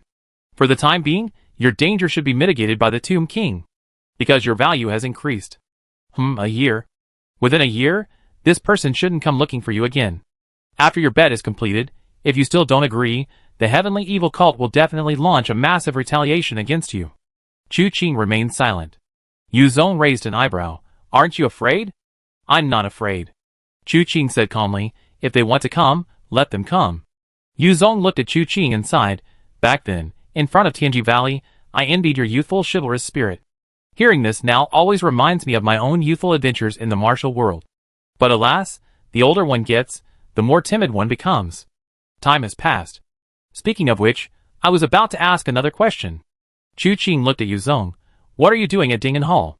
The head of Dingen Hall, Wang Feng, has a questionable identity. The Ghost Emperor's current situation is related to him. Tell me more. Since Chu Qing was already in the know, Yuzong didn't continue to hide anything. However, when it came time for him to speak, he hesitated. This matter cannot be explained in a few words. You only need to know that although the Ghost Emperor, Mo Duo, is rumored to have many dark aspects, he is a human, not a ghost, and also a devoted lover. He had 2 wives in his life. Wait. Chu Qing quickly waved his hand. A devoted lover has 2 wives? Then what about those who aren't devoted, wouldn't they have a harem? The 3 sovereigns and 5 emperors. Yuzong rolled his eyes at Chu Qing, thinking he was making a fuss over nothing. While it might not be to emulate the ancient Great Qian dynasty and create a harem, having a harem is still commonplace, isn't it? Even wealthy merchants and powerful families often have 3 wives and 4 concubines. Let alone figures, like them, who stand at the pinnacle of the martial arts world. Of course, if we're talking about devotion, Shang Qiuyu is the most devoted lover. Let me tell you, Shang Qiuyu was willing to marry into the family to marry his wife. After marriage, he was completely controlled by his wife. He possessed unparalleled martial arts skills, yet he was utterly helpless against this wife, who knew nothing about martial arts. It's truly a laughing stock. His wife, could her surname be Mu? Chu Qing was caught off guard by this question. Yuzong didn't react immediately, instinctively asking, how did you know? The shepherd girl was indeed Shang Qiuyu's daughter. Chu Qing hadn't forgotten the shepherd girl, who had stolen the chaotic Divine Blade in Divine Blade City, and nearly been captured. At the time, Chu Qing felt that the shepherd girl's identity was extraordinary, and he had made several guesses afterward. He always felt that this girl was very likely the daughter of one of the 3 sovereigns and 5 emperors. But among the 3 sovereigns and 5 emperors, there wasn't a single one with the surname Mu, so the guess was left unresolved. However, no matter how hard he racked his brains, he couldn't have imagined that someone like Shang Qiuyu would marry into a wealthy family. Therefore, the shepherd girl took her mother's surname. This is simply unbelievable. Yuzong, unaware that he had revealed a secret, didn't take Chu Qing's silence to heart and continued talking about the Ghost Emperor. After his first wife died, he doted on his second wife even more. He thought that with the Ghost Emperor's protection, the two would live a loving and carefree life without any mishaps. But unexpectedly, fate is fickle, and misfortune can strike at any moment. Someone wanted to deal with the Ghost Emperor, but unable to defeat him, they attacked those around him. The Ghost Emperor, caught off guard, had his second wife kidnapped and ultimately dumped in a forbidden land. Dumped? In a forbidden land? That's all? Chu Qing frowned slightly. With the Ghost Emperor's abilities, what forbidden land could he possibly conquer without breaking a sweat? How can you call it that's all? Yuzong sighed. Have you ever heard of the abandoned God Valley? Chu Qing nodded slowly. It's said that some extraordinary individuals have compiled a list of all the forbidden lands in the world. Currently, 10 have been discovered, 9 are terrifying, and 13 are astonishing. The abandoned God Valley is ranked first among the 10. It's the number 1 forbidden land in the world. You speak quite meticulously. Yuzong blinked. You even know it's only those currently discovered. That's right. The world is vast, and human power has its limits. It's impossible to discover everything. This abandoned God Valley is indeed, so far, the #1 forbidden land among all the forbidden lands. It is said that this place is a land forsaken by the gods. There is another world within the valley, but ordinary people cannot enter it by any means. The formidable array surrounding the Valley of Forsaken Gods alone has left everyone at a loss. Even with unparalleled martial arts skills, capable of destroying the heavens and the earth, it is difficult to break through the magic by force. In fact, logically speaking, if the Ghost Emperor's wife had been thrown here, she would most likely be dead. But the Ghost Emperor couldn't accept this outcome, so he wanted to go to the abandoned God Valley to rescue people. So, he wanted to break the formation? Chu Qing frowned slightly. But where would the method to break the formation come from? The Heavenly Origin Chess Manual. Yu Zong said in a deep voice. I don't know where the rumor started, but it's said that if you can find the Heavenly Origin Chess Manual, you can use a single move to break through the impenetrable formation outside the abandoned God Valley and enter deep into the valley. The Ghost Emperor's actions happened too suddenly. Shang Qiuyu thought there must be something strange about it, so she wanted to stop the Ghost Emperor from going his own way. But unexpectedly, by the time he made his move, the Ghost Emperor had already begun searching for the Heavenly Origin Chess Manual. In the end, he obtained the chess manual from Dingen Hall. Then, he should be in the abandoned God Valley at this time? Normally, that's how it should be. Yu Zong said, but outside the abandoned God Valley, there's no trace of the Ghost Emperor. Chu Qing remained silent. The Ghost Emperor was nowhere to be seen outside the Valley of Abandoned Gods. Wang Fang had said he had given the Heavenly Origin Chess Manual to the Ghost Emperor, which matched Yu Zong's current account. That meant the chess manual was problematic. After obtaining the manual, the Ghost Emperor encountered other problems, and therefore did not go to the Valley of Abandoned Gods. Instead, he went elsewhere. Considering Wang Fang's questionable identity, and his connection to the heavenly evil cult, the entire affair felt incredibly conspiratorial. Yu Zong said in a deep voice, The Ghost Emperor's situation is inexplicable. I didn't dare to alert him, so I secretly sneaked in, hoping to find some clues. Speaking of which, what are you doing here? I came to kill Wang Fang. Chu Qing replied casually. What? Chapter 286. Yu Zong's eyes nearly popped out of their sockets. The reason he sneaked in was to avoid alerting the enemy. But Chu Qing was here to kill him. Moreover, his presence here meant that Wang Fang was already dead. This was more than just alerting the enemy. Yu Zong's thoughts were written all over his face.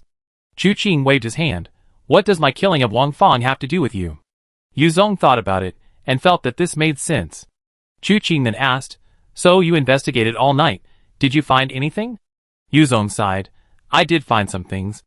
I only know that this matter is definitely related to the 12 Holy Kings. So you don't even know who's behind Wang Fang? Chu Qing was speechless. This guy knew so much about the Heavenly Mystery Valley incident. It seemed he mainly had the advantage of foresight.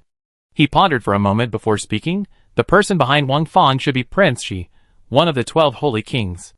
Wang Fang himself practiced the puppet show martial art. After his death, he became a puppet, which I then destroyed. Speaking of which, I broadcasted my voice throughout the entire city earlier, yet you didn't hear it. Do you know why this is a secret chamber? Yu Zong was speechless for a moment.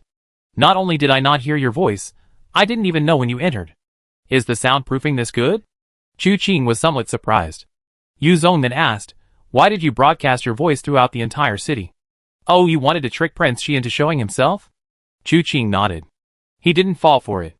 The 12 Holy Kings, do you think they're like the neighbor's dog, all fat and no brains? Even if he were around, he would never come to see you. Yu Zong rubbed his hands together. However, this confirms that the one behind this is indeed the 12 Holy Kings. He paused, then looked at Chu Qing, his eyes seemingly scrutinizing her. Chu Qing felt awkward under Yu Zong's gaze. What are you going to do? Yu Zong grinned. What level has your martial arts reached now? Slaying the 12 Holy Kings should be a piece of cake. What I want to know is, are you confident you can capture one of the 12 Holy Kings alive? Capture the 12 Holy Kings alive? Chu Qing pondered. This might not be impossible. Without the art of absolute wisdom, killing is easy, capturing is difficult. But with the art of absolute wisdom, as long as the opponent has no way to counter, they might forget all their skills, just like the Blood Prince. Then, how could they resist a simple capture? However, on the other hand, he arrived, but he'd been too hasty in killing the Blood Prince. This woman had a significant impact on him. After all, it was his first time fighting someone so fiercely, and she managed to escape.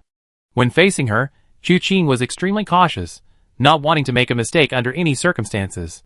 Now, thinking back, after using the mind-sealing technique, Chu Qing could have captured her alive to examine its other effects on her. Currently, Chu Qing didn't know the limits of this technique. Was it simply forgetting what she had learned, or would she even forget her past? If she ultimately became an idiot, then capturing the 12 holy kings alive wouldn't be possible using this method. Yu Zong's purpose was obvious.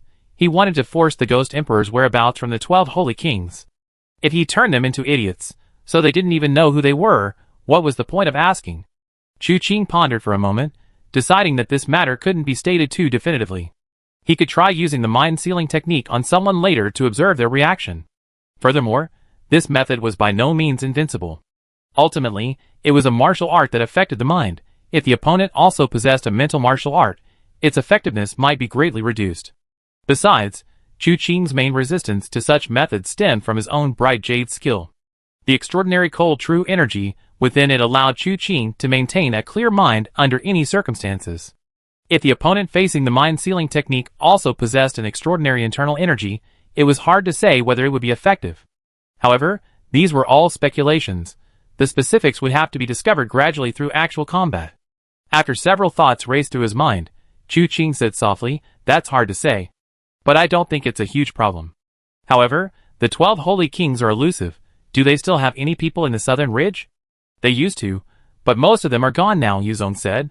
"You've been like a knife along the way, destroying at least half of the Heavenly Evil Sect's 3-year plan in the southern ridge. Some of the other half, like the Heavenly One sect, were dealt with through their own means. The remaining small part can hardly cause any devastating damage to the southern ridge. Now, the 12 holy kings seem to have abandoned their initial plan for the southern ridge. But in contrast, the situation in the northern ridge is not so optimistic." Chu Qing raised an eyebrow. "Tell me more. I'm planning a trip to Lingbei." "Oh, really?" Yu Zong was overjoyed, then took 2 items from his robes and handed them to Chu Qing. A plaque and invitation. The plaque was made of black gold, pitch black, with a ferocious ghost head on the front and the character ghost on the back. "This is the Ghost Emperor's decree," Yu Zong explained to Chu Qing. "To go to Lingbei, you must pass through Tontian Ridge. The Ghost Emperor ordered a temporary separation between North and South 3 years ago, primarily targeting various forces to counter the Heavenly Evil cult. He didn't pay much attention to wandering martial artists. But the situation is somewhat different now. Shang Qiuyu's disappearance is a lie, but the Ghost Emperor has truly vanished. There might be some trouble at Tontian Ridge. If you don't encounter any, that's fine. But if you do run into trouble, you can use this Ghost Emperor's token to cross Tontian Ridge smoothly." Chu Qing suddenly understood, then asked, "What about you?" Yu Zong grinned. "I roamed the martial world for many years. Wherever I want to go, no one can stop me.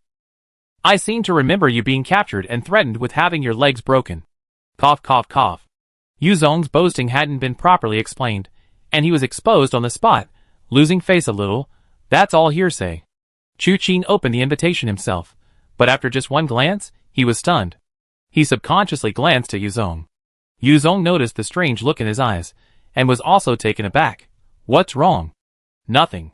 Chu Qing shook his head and asked again, "Do you know about the little cold valley mentioned in the invitation? Didn't the invitation clearly state it?" Yu Zong said, "Han Iran, the master of Shaohan Valley, has invited many martial arts masters to Shaohan Valley to discuss important matters. This matter is actually a long story. Han Iran of Shaohan Valley has been traveling the martial arts world for quite some time, but his reputation isn't particularly great. But things suddenly took a turn. A few months ago, a group of people began to wreak havoc in Lingbei, indiscriminately killing innocent people. Han Iran happened to get involved, set things right, and then discovered that this group wasn't just one. They seemed to be aiming to seize control of the Lingbei martial arts world. After learning of this, Han Iran widely distributed invitations, inviting masters from all walks of life to gather at Shaohan Valley to discuss countermeasures. Although the situation in Lingbei wasn't as chaotic as in Nanling, the 3 prefectures, 3 sects, and 3 clans controlled the overall situation, bringing all the smaller sects under their control, leaving no other forces. But a lineage like Shaohan Valley, with only one heir, can still be tolerated. However, this matter is of great importance, involving many scattered and unaffiliated members of the martial world. As the saying goes, if the lips are gone, the teeth will be cold. They naturally cannot simply turn a blind eye and wait to die. That's how this matter came about. Although I wasn't in Lingbei at the time, I was still quite curious about this matter. So I had someone investigate. And guess what? I guess. Chu Qing thought for a moment and said, I guess it was this Han Iran of Shaohan Valley who colluded with the Heavenly Evil Sect. The so-called intention to interfere in the Lingbei martial world was the Heavenly Evil Sect. They acted recklessly, and Han Iran stepped in to stop them, thus earning Han Iran a great reputation in the martial world. Furthermore, these scattered and unaffiliated members of the martial world, or even not just scattered and unaffiliated members, even the 3 prefectures, 3 gates, and 3 sects you mentioned, might also attend the meeting. So we can wipe them all out in one fell swoop. How did you know? Yu Zong was startled again. Chu Qing rolled his eyes, because he knew there was something wrong with Shaohan Valley when he was at Luocha Manor. Back then, it was Zhang Qing, the soul-chasing guard under the Tomb King, who said he would send the items from Tianji Valley to Shaohan Valley. Yu Zong was indeed unaware of this. Unexpectedly, things had come full circle. But in this way, it all made sense. Shaohan Valley needed such a background to have someone send things there. And it was precisely because of this that he was a pawn in the Heavenly Evil Sect's game. Yu Zong looked at Chu Qing with some suspicion. I remember back in Tianji Valley, your understanding of the Heavenly Evil Sect wasn't very deep. Now you seem to know more than I do. The younger generation is truly formidable. We've been dealing with them more and more. Chu Qing sighed. I didn't want to know so much, but alas, I won't let them go, and they won't let me go either. In the martial world, you always encounter some shady characters, and know some shady things. That makes sense. Yu Zong nodded. This matter is scheduled for February 15th. If we set off quickly, we can reach Shaohan Valley before the appointed day. Then, let's think of a way to sabotage this matter, and capture the 12 holy kings hiding behind Shaohan Valley. Perhaps we can find clues about the Ghost Emperor from them. Do you know the origins of these 12 holy kings behind Shaohan Valley? Chu Qing asked. The more you know about your opponent, the better your chances of success. Yu Zong shook his head. It's hard to say. There are still some questions about who exactly the 12 holy kings are. There's definitely one of the 12 holy kings behind Little Cold Valley, but who exactly, my people haven't been able to investigate that deeply. After all, a scout's life is at stake, especially in this situation. Even if we could escape unscathed by rashly investigating, what if they discover even the slightest clue? Wouldn't that be alerting them? Are you that afraid of snakes? Chu Qing smiled enigmatically. Coming here to find clues, I'm afraid of alerting them. Investigating Little Cold Valley, I'm also afraid of alerting them. Yu Zong glared at Chu Qing angrily. Secrecy leads to success, while leaks lead to failure. Young man, though you have the boldness of youthful chivalry, you can't be too reckless. Better safe than sorry. Yes, yes, yes. Chu Qing nodded. He naturally understood the reasoning.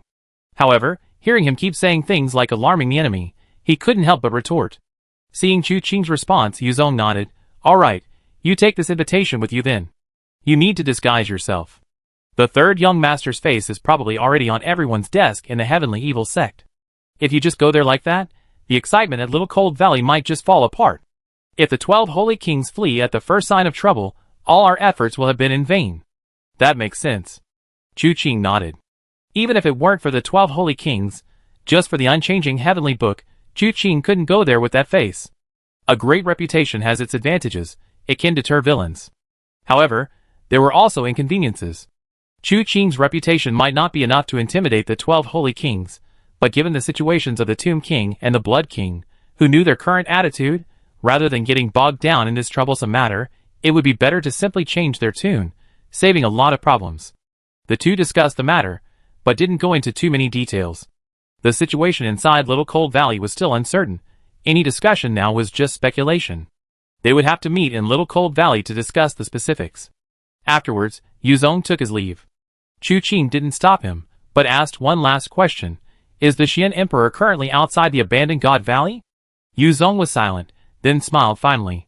By the way, someone is quite concerned about you. Chu Qing was slightly taken aback, sensing that Yu Zong's words had a hidden meaning. As for who that person was, that was obvious.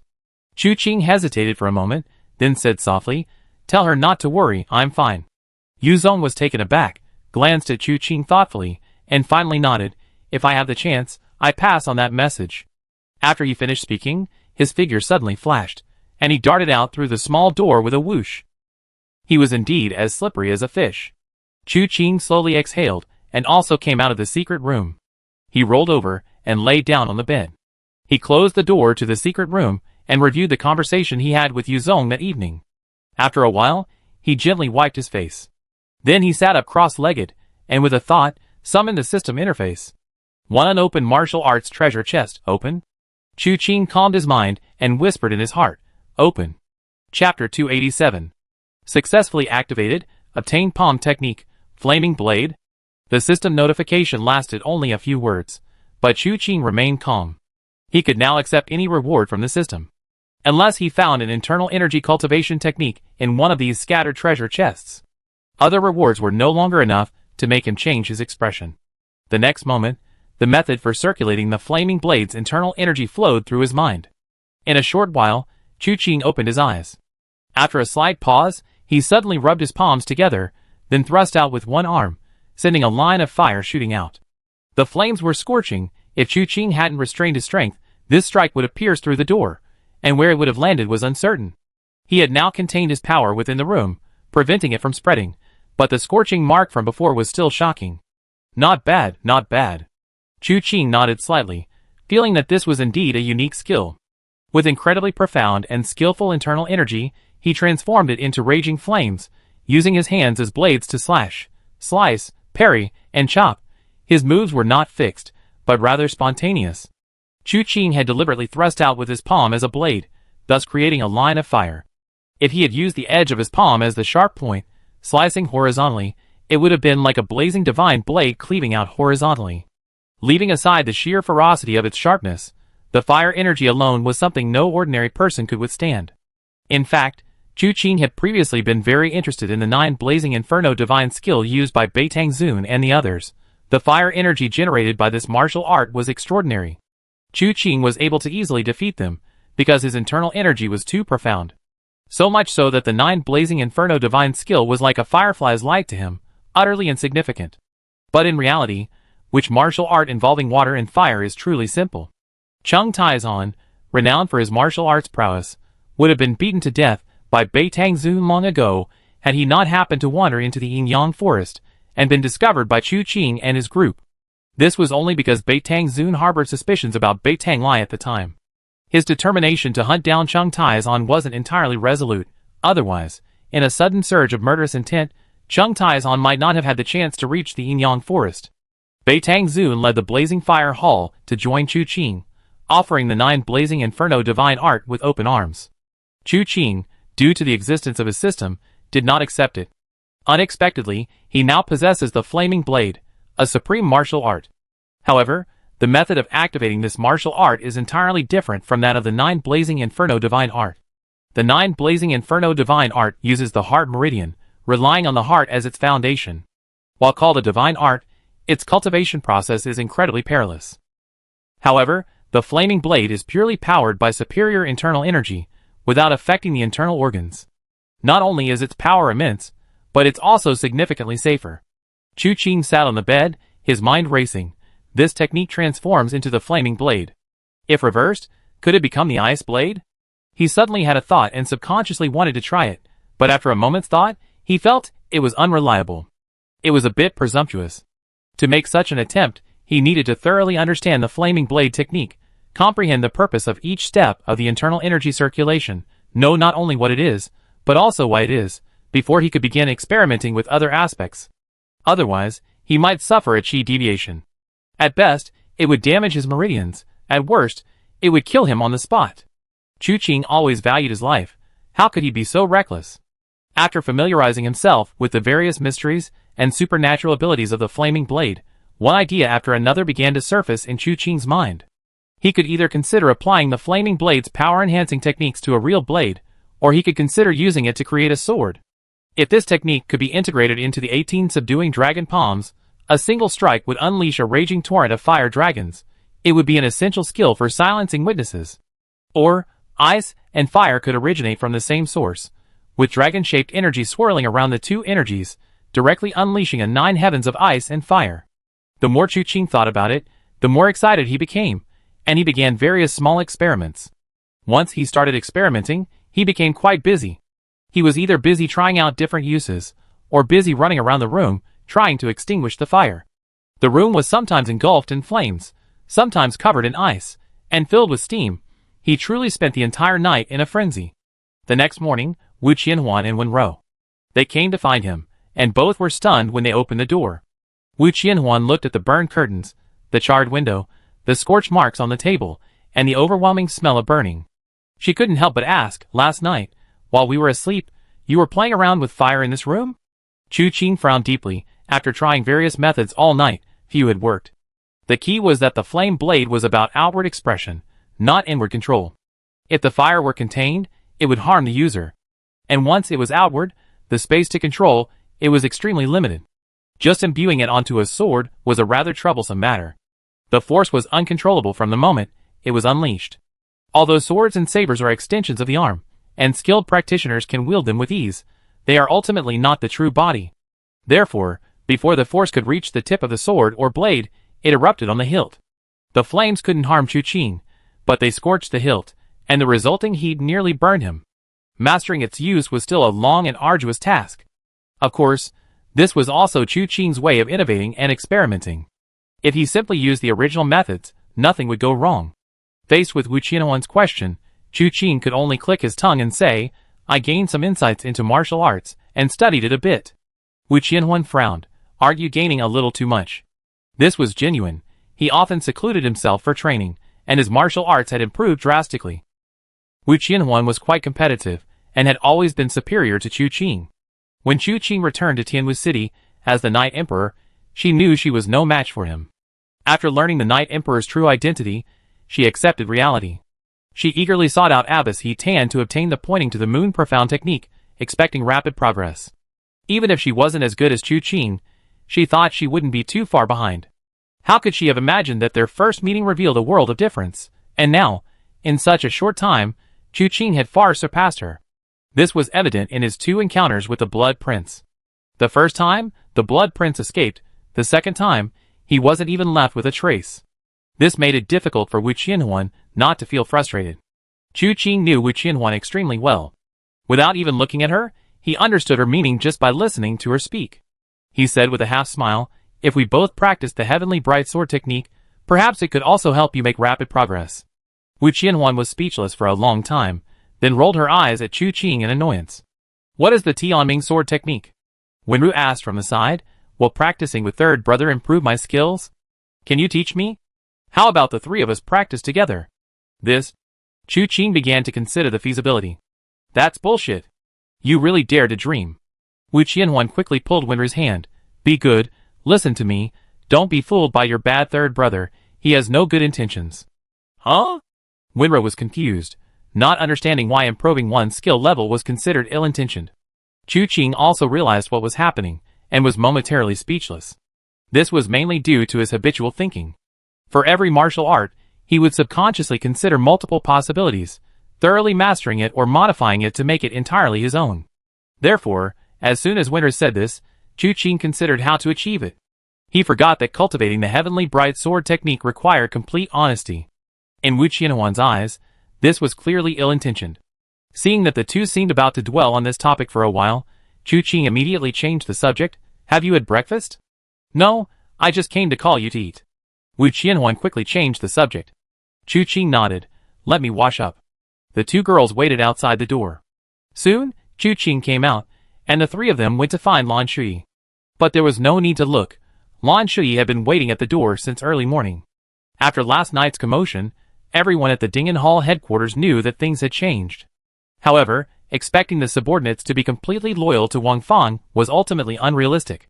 Seeing that the higher-ups had all defected, and their own situations remained unchanged, they simply let it be. As for those truly loyal to Wang Fang, they were basically all purged last night. Those who hadn't returned were for Lan Shui and Qin Jiuxing to handle themselves. At breakfast, Chu Qing gave Lan Shui 2 tasks. First, he was to have someone deliver a letter to the Blazing Fire Hall. The letter, written by Chu Qing himself, explained the situation at Dingen Hall and connected the two. For problems Lan Shui couldn't solve, the Blazing Fire Hall could help. Once the situation at Dingen Hall stabilized, communication between them would be natural. Second, Chu Qing asked Lan Shui to find someone for him. This person's name was Wang Quan, and this name came from a clue chest given by the system. Honestly, Chu Qing was stunned when he saw the name. Looking across the vast sea of people, where could he possibly find someone with such an ordinary name? Could it be that the system felt the previous clues were too pointed, so this time, it gave him something far more mysterious? Anyway, this clue had left Chu Qing completely bewildered. Moreover, the system only provided a name, whether the person was male or female, old or young, fat or thin, not a single word of description. Overall, this clue was worse than nothing. But regardless, he still had to search. He not only asked Lan Shui to search, but also instructed Beitang Zun in the letter. Given how common the name was, the number of people who could be found would be enormous. Therefore, Chu Qing instructed again, find someone with this name. If after investigation they are just an ordinary person, there's no need to worry about them. But if their situation is unusual or quite suspicious, then find a way to notify me. Yes. Lan Shui nodded in agreement. As for how to notify Chu Qing, that was Lan Shui's own business. After breakfast, the three of them did not linger. On one hand, he had already finished what he needed to do at Dingyan Hall last night. On the other hand, the matter of Shaohan Valley was urgent. He simply didn't have time to waste here. After saying goodbye to Lan Shui, the three of them set off again northward. The journey was long when there was something to say, short when there wasn't. Crossing mountains and valleys, passing through city after city, the three of them traveled at breakneck speed, riding day and resting at night, until they reached Tianyi Gate, where they were slightly delayed. Tianyi Sect was located at the foot of Tontian Ridge. To cross Tontian Ridge, one had to first pass through Tianyi Sect. Upon learning of the arrival of the third young master, the people of Tianyi Sect came out to greet him. The current Tianyi Sect leader even invited Chu Qing to stay at the sect for a few more days. After several refusals, Chu Qing ultimately declined. He simply didn't have the time to stay longer. He had been traveling tirelessly, even spending the new year on the road. How could he have the time to stay at Tianyi Sect? However, due to their hospitality, he couldn't refuse and stayed overnight. This was a rare night where Chu Qing's stay went unscathed. The next morning, the Tianyi Sect leader personally escorted Chu Qing and his companions to Tontian Ridge. The old Taoist priest, with his venerable bearing and refined demeanor, was far more pleasing to the eye than the Qingguan Taoist priest who had delivered the message earlier. He looked up at the endless forest before him and said in a deep voice, "The Tontian Ridge is shrouded in mystery and illusion.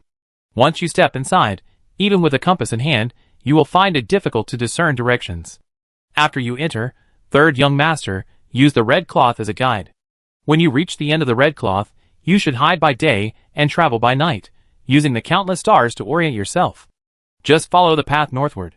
At your pace, it should take you at most 7 days to cross this place." Chu Qing clasped his hands in thanks before leading Wu Qianhuan and Wenru into the Tontian Ridge. The initial journey was alright. Although the surrounding wilderness was vast and covered in white snow, the sparse trees allowed for ample sunlight. Every so often, they could see marks left by those who had previously crossed this area. But as they ventured deeper, the trees became increasingly dense.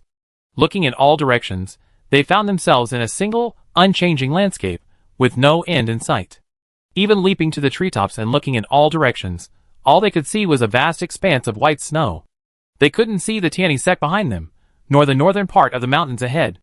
It was as if they were alone in the deep sea, deeply feeling the vastness of the world and the insignificance of humankind, a sense of powerlessness welling up within them. The red cloth hadn't penetrated too deeply.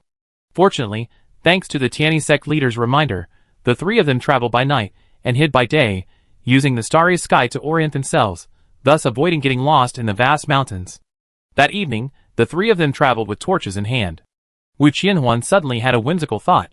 The Tontian Ridge is a vast and desolate place. We don't even know if we're heading in the right direction. What if we accidentally lose our way and stumble into the Ghost Emperor's palace? Do you think the Ghost Emperor will think the three of us went to challenge him? Chu Qing chuckled, about to say that the Ghost Emperor wasn't currently in the Ghost Emperor's palace. But then his brow furrowed slightly as he looked at the torch in his hand. He noticed that the originally normal flame had somehow been tinged with a deep, eerie green. Chapter 288. 3 torches silently changed color. Wenru's expression remained unchanged, her gaze towards the flames tinged with curiosity. She wondered how this magic trick was performed, finding it quite intriguing. Wu Qianhuan, however, subconsciously swallowed. Her scalp tingled. She couldn't help but look at Chu Qing. Fire, fire. Chu Qing nodded, about to speak, when the sound of a gong rang out, followed by a rapid series of drumbeats, and the mournful strains of opera drifted in. The sound was elusive, carrying a desolate and eerie quality, sometimes appearing on the left, sometimes on the right, making it unpredictable. Wu Qianhuan took a deep breath, forcing herself to stay alert. But instinctively, she grasped Chu Qing's hand. Born into a family of martial arts practitioners, she possessed both experience and knowledge. So it was clear someone was faking it. Even so, a sense of unease was inevitable. Especially since Chu Qing hadn't given any warning beforehand, which was unusually strange. After all, his skills were unparalleled, these people shouldn't have been able to hide from him. Why hadn't he mentioned anything until the flames changed color? Thinking this, he became even more nervous. Chu Qing glanced at Wenru, who sniffed and said, 17 people. Chu Qing nodded. He truly hadn't heard any movement, either their concealment techniques were extraordinary, or there was another reason. But the smell couldn't be hidden. Wenru said 17 people, not 17 corpses reeking of decay. Clearly, those who came were human, not ghosts. Since the stage is already set up, it would be a waste of their kindness if we didn't take a look. Chu Qing, holding Wu Qianhuan's hand gently, led her towards the source of the sound. Though the sound was elusive and difficult to pinpoint, it wasn't the sound itself that was worrisome, but its silence. Anything that could be heard was not difficult to discern. Chu Qing's actions instilled a sense of security in Wu Qianhuan, and her courage grew with each step. As they drew closer to their destination, the opera singing grew louder. Looking up, she saw eerie green flames flickering within the dense forest of Tontian Ridge, and through the gaps in the trees, she could vaguely make out a stage. Someone was performing on the stage. Judging from the lyrics, it was a piece like Zhong Kui Catches Ghosts. However, Wu Qianhuan had never heard this performance before. Before the stage, several people sat in small groups. All of them were deathly pale, like lost souls drawn to the stage, enjoying a rare moment of leisure. With the stage almost in sight, Wu Qianhuan finally realized why the play seemed so strange. In a normal story of Zhong Kui catching ghosts, even with some setbacks, Zhong Kui would emerge victorious, capturing the demons and monsters. But what she heard now was Zhong Kui being toyed with by vengeful ghosts, trapped with nowhere to go, sometimes having an arm eaten, sometimes having his eyes gouged out, a complete reversal of the natural order. Zhong Kui was terrified, the vengeful ghosts ran rampant. This play is wrong, Wu Qianhuan said, already standing at the edge of the stage. The audience below and the actors on stage, the instant she finished speaking, all turned to look at Wu Qianhuan. Their eyes were devoid of any emotion, as if they had been dead for a long time. Those unblinking eyes sent chills down her spine. Wu Qianhuan's fear had reached its peak. As the saying goes, extreme fear breeds rage. In this instant, Wu Qianhuan didn't flee, she was enraged. You insolent fools! Who told you to play these ghostly tricks here?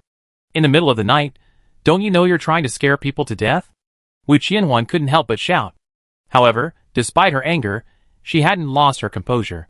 She still knew to hide behind Chu Qing, peeking out to shout. Which wandering ghost dares to be so insolent before me? A voice, tinged with theatrical opera, rang out from the stage, and a figure on the stage pointed, "Take him down." As soon as these words were spoken, a series of ghostly wails and howls suddenly erupted, and from behind the figure on the stage, several dark shadows emerged. They rushed straight towards Wu Qianhuan in a flash. Wu Qianhuan's eyes narrowed slightly. Before making a move, she didn't know the strength of her opponents. As soon as she made a move, the ghostly aura dissipated, and a human presence suddenly returned. This technique might fool ordinary people, but Wu Qianhuan immediately recognized it as a method of circulating profound internal energy. What appeared to be a myriad of ghostly figures was actually the outward release of true qi. She immediately emerged from behind Chu Qing, gripping the hilt of her wounded sword, and with a clang, drew it from its sheath. Dare to play tricks on me? I tear your show down. Chu Qing was both amused and exasperated, knowing that this girl was truly enraged. She rarely referred to herself as this young lady in public, and using terms like grandma was extremely uncommon. As her sword was drawn, a bright moon suddenly appeared behind her. The full moon shone brightly, and Wu Qianhuan leaped as if into it. The next moment, sword light shot out, colliding directly with the dark figure. The sword light and true energy surged in all directions, the first to be affected being the audience in front of the stage. Just moments before they had been playing tricks, but now, seeing the danger, they all began to flee in terror, fearing injury from the sword energy. On the stage, the Ghost King's expression changed. How dare you? He clasped his hands together, his body twisting, and as if boneless, he floated away from his spot. Drawing an arc in midair, Bypassing the moonlight like a sword, accompanied by the howls of vengeful ghosts, he pounced on Wu Qianhuan. Wu Qianhuan took a step forward. No longer the moonlight like a sword, her figure flashed, leaving a trail of afterimages behind her, her sword thrusting straight towards her opponent's heart. Two figures clashed instantly before everyone's eyes. Chu Qing stood with his hands behind his back, unperturbed. Judging from the exchange, the so-called Ghost King and Wu Qianhuan were evenly matched. This person's superior skill lay in his extraordinary profound martial arts, coupled with a movement technique that defied description. This is because, regardless of one's skill level, a normal person needs to borrow momentum from the ground. To receive momentum, one must crouch, bending the knees. Even if a master appears motionless, there must still be some range of motion when jumping. But this person did not. This person inexplicably, and without warning, rose into the air, and in midair, moved without leaving a trace. It looked as if a garment was being pulled by threads, launching an attack in midair in a completely unreasonable manner. Wu Qianhuan had only been able to attack in midair thanks to the power of the full moon from the pointing at the moon mystic art. Now, after exchanging several blows, she involuntarily landed on the ground. Looking up, she saw the figure in midair swooping down in an arc. The figure's iron claws were a bluish black as ink, and as sharp as knives. Despite its movements, appearance, and attire resembling a true ghost, in reality, it was still using a set of claw techniques. The claws clashed with the long sword, producing a clanging sound once more. The two, one in midair and the other on the snow, exchanged blows, claws and sword flashing, sparks flying, a lively and exciting exchange. Ultimately, the figure had the advantage of arriving from midair. Wu Qianhuan, not wanting to absorb all the momentum, retreated, leaving perfectly clear footprints in the snow, the distance between each footprint perfectly even. Only when the opponent's momentum completely dissipated did she pause, her figure shifting as her sword flashed like a serpent's tongue, instantly radiating brilliant light. Caught off guard, the man was momentarily flustered and disorganized. Seeing this, Wu Qianhuan burst into laughter. "Is there such a fierce ghost as you? Today, this old lady wants to see just who you really are." The Ghost King was enraged.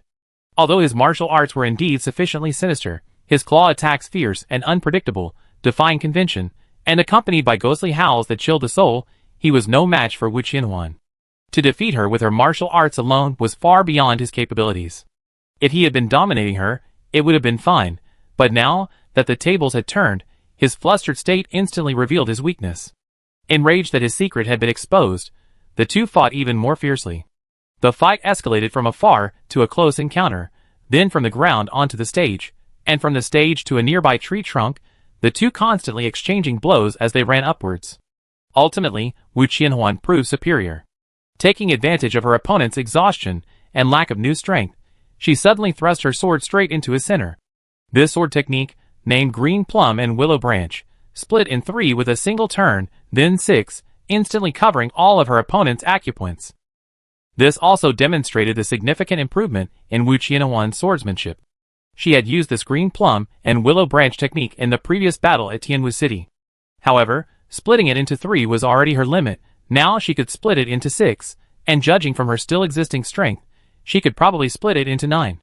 However, although this person had been putting on a show of scare tactics tonight, he hadn't actually done anything. Therefore, Wu Qianhuan didn't push things too far, leaving room for maneuver in her moves. The six-bladed sword, like plum blossoms dancing, resembled a blooming sun. The Ghost King opposite her cried out in alarm. This time, she was genuinely frightened. Her faint deep voice vanished, revealing her true female voice.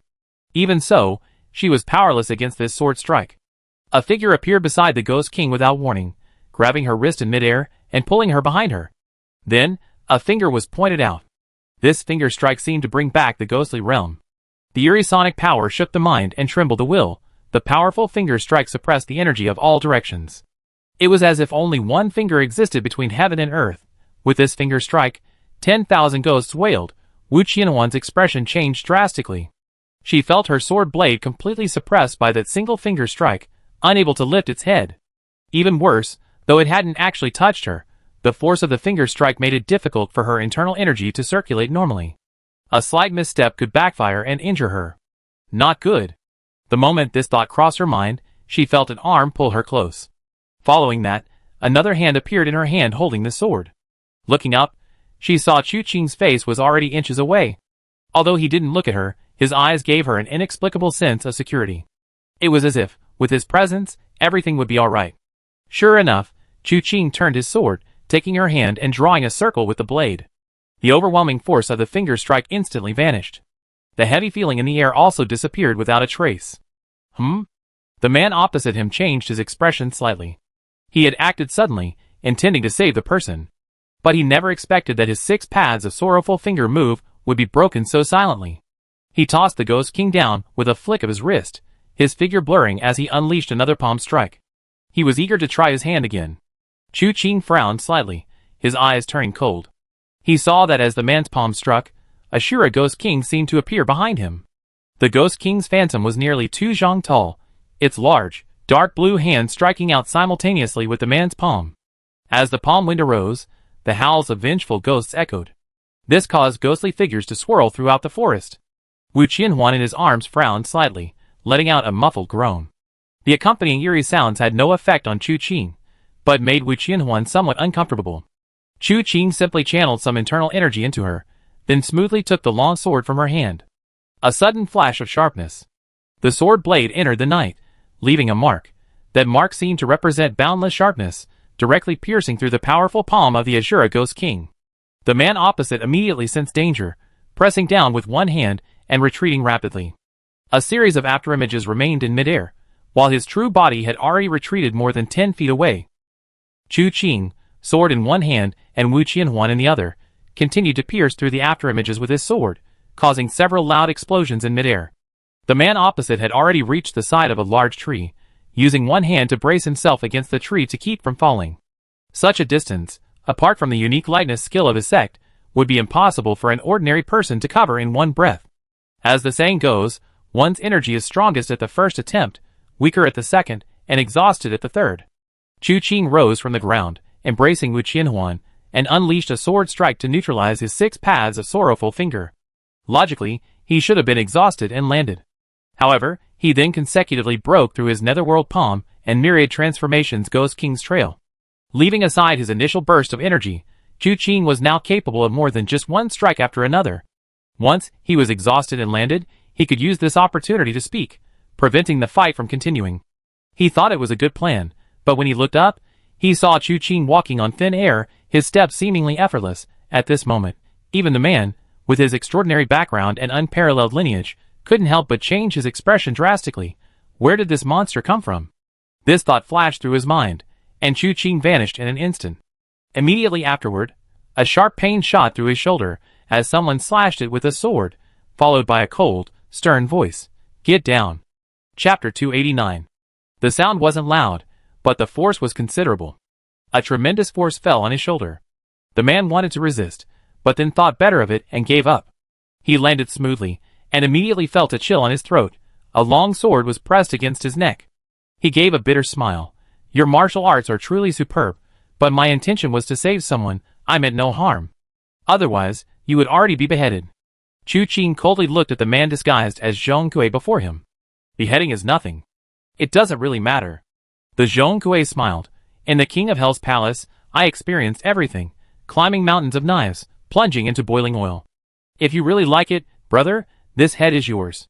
With that, he spun around, and with a hissing sound, a head shot into the air. The body slumped to the ground. Blood sprayed, staining the snow with crimson hues. Wu Qianhuan's eyes widened. She was speechless. She couldn't understand why this man would commit suicide. Chu Qing suddenly smiled. A clever trick.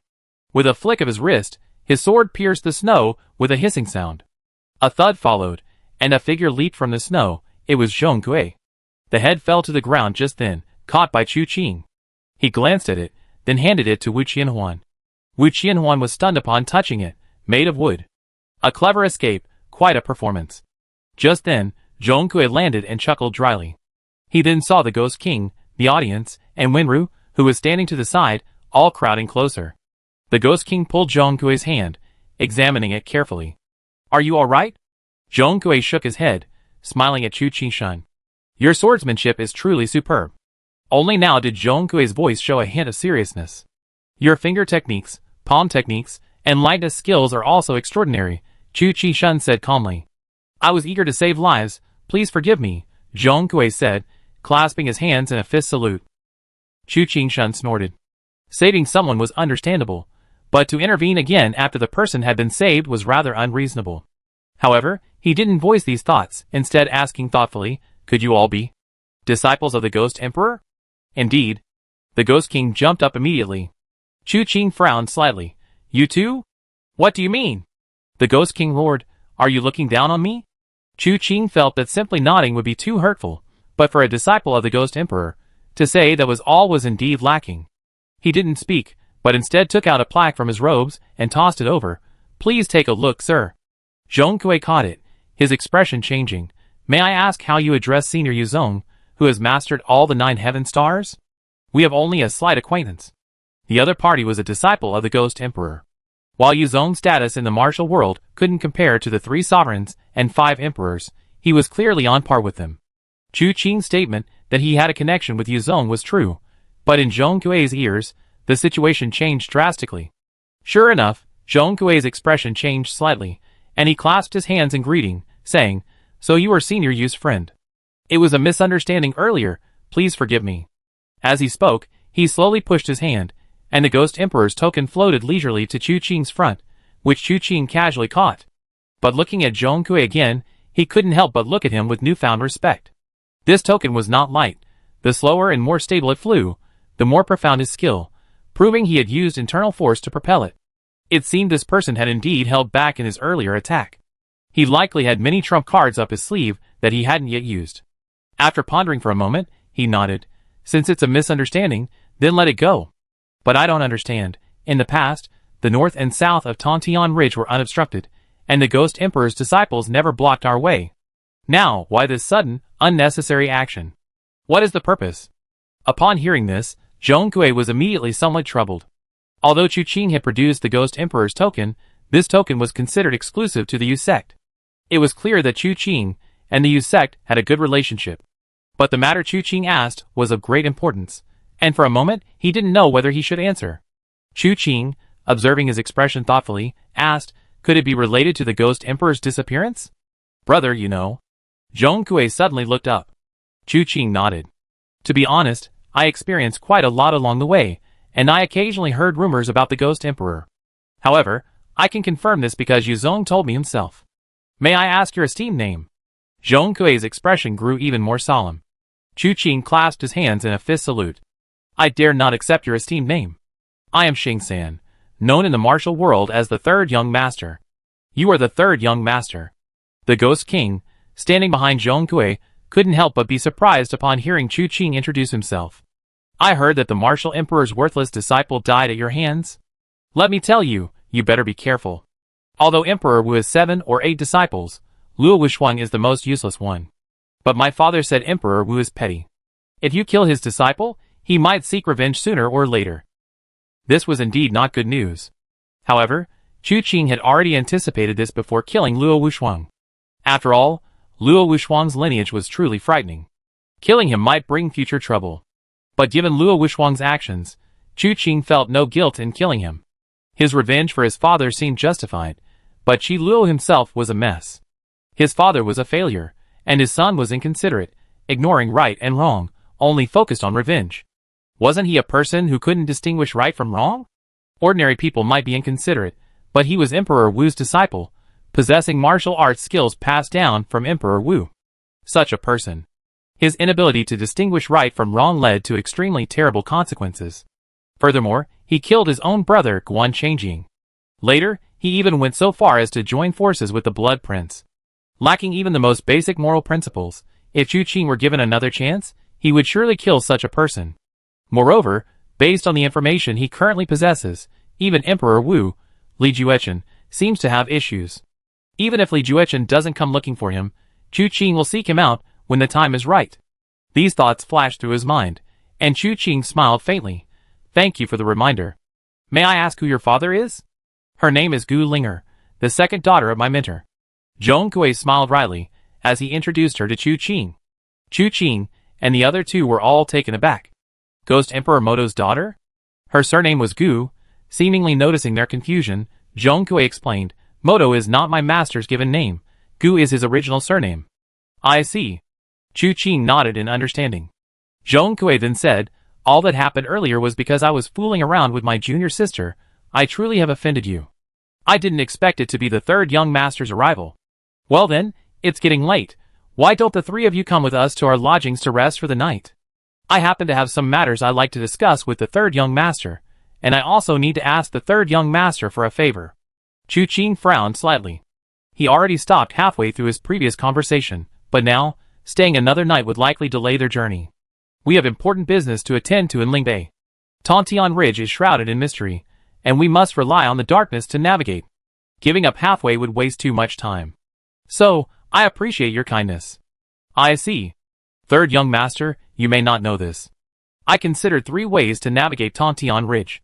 One is, as you said, using the darkness to navigate, traveling by night, and hiding during the day to avoid getting lost. The second is to obtain the secret compass from my Ghost Emperor Palace, which is unaffected by the conditions in Tontian Ridge. The last one is for us to take you out. Gu Linger interjected again, if we take you out, it will take at most 2 days to reach Lingbei from here. But if you continue to travel by night, and hiding during the day, the mountain paths are difficult to traverse at night, and it might take 4 or 5 days to get out. That's right. Zhong Kui nodded as well. Third young master, why don't you come back with us and get some rest for the night? Tomorrow morning, my junior sister and I will personally escort you across Tontian Ridge. Chu Qing glanced at Wu Qianhuan and Wenru. The two of them nodded simultaneously. Chu Qing was speechless. He had already seen through them. They weren't really looking for a place to rest, and they probably didn't care much about leading the way. They simply wanted to see the legendary Ghost Emperor's palace. Thinking this, Chu Qing clasped his hands in a fist salute to Zhong Kui. Since that's the case, I trouble you too. What are you saying? As the saying goes, a friend comes from afar. I mean, what was it again? Gu Linger looked at Zhong Kui as she spoke, but before he could speak, she muttered to herself, Sister clearly taught me back then. How could I forget? Then, not seeking further explanation, she cheerfully went to Wu Qianhuan's side, asking what martial arts she used. Her swordsmanship was so fierce. This left Zhong Kui, who had originally intended to answer her question, speechless for a long time, ultimately unable to utter a single word. He simply sighed. Chu Qing was somewhat surprised. The Ghost Emperor actually had a daughter. However, he didn't inquire further. It wasn't appropriate to pry into the Ghost Emperor's private affairs. With Zhong Kui leading the way, walking through Tontian Ridge was like strolling in a leisurely garden. During their casual conversation, Chu Qing discovered that the reason they hadn't been spotted earlier was because these people all possessed extremely strange methods of concealing their presence. According to Zhong Kui, this was the most basic skill among the members of the Ghost Emperor's palace. After all, Moto was known as the Ghost Emperor, and even if his disciples weren't as skilled in martial arts as others, they certainly had to be more unpredictable and cunning. His breathing and pulse were weak, his heartbeat almost inaudible. This was the most unexpected method. His movements were like those of a ghost. If used well, it could even subdue the enemy without a fight. Chu Qing glanced at Wu Qianhuan, deeply agreeing, but sometimes, if this method was overused, it might backfire. Just like Wu Qianhuan, she was genuinely afraid, but in the end, her extreme fear turned into anger. This was clearly a failed case. During their subsequent conversation, Chu Qing also learned that Zhong Kui's real name was Gongong Cho. Coincidentally, he was also the third disciple, the Ghost Emperor's third apprentice. According to him, the Ghost Emperor had 6 disciples, each inheriting a unique skill from the Ghost Emperor. The most skilled was the eldest brother, whose martial arts far surpassed those of his junior brothers. He was, so far, the most promising successor to the Ghost Emperor's mantle. As he spoke, he hesitated, as if there was something else going on. The reason they were blocking Nanbei's path was because they knew the Ghost Emperor's disappearance was highly likely related to the Heavenly Evil Cult. Therefore, they didn't want members of the Heavenly Evil Cult to move freely within Tontian Ridge. Anyone attempting to cross Tontian Ridge had to come and investigate, testing the waters to confirm their origin. The gang members weren't allowed to pass because of the Ghost Emperor's order 3 years ago. If it were just scattered soldiers or wandering martial artists, that wouldn't matter. As for Chu Qing, the situation was somewhat different.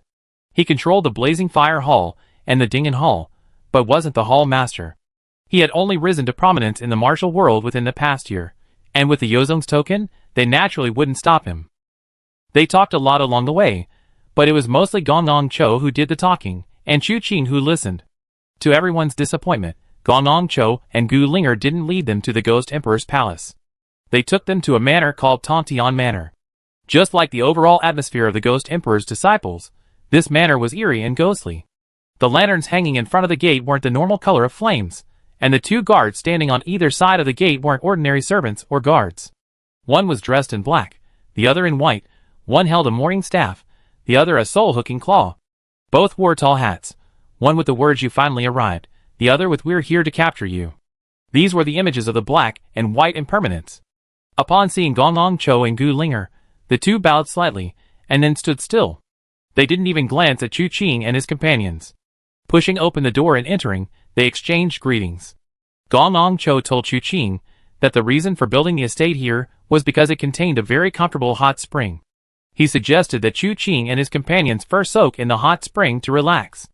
Afterwards, they could chat in the main hall. Chu Qing was indifferent, but secretly warned Wu Qianhuan and Wenru to call out to him if they encountered any trouble. Both girls nodded. Wu Qianhuan even asked again about the location of the men's and women's pools, and her maid didn't hide anything. Even after soaking in the pool, Chu Qing felt somewhat surreal. They had just been wandering through the forest, enduring wind and rain, and now they were soaking in a hot spring. Closing his eyes slightly, he heard footsteps approaching slowly. He opened one eye in surprise, wondering if Gonong Cho had arranged for a bath attendant.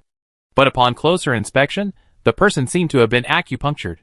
Standing before me, completely wrapped in a white cloth, it was Wu Qianhuan.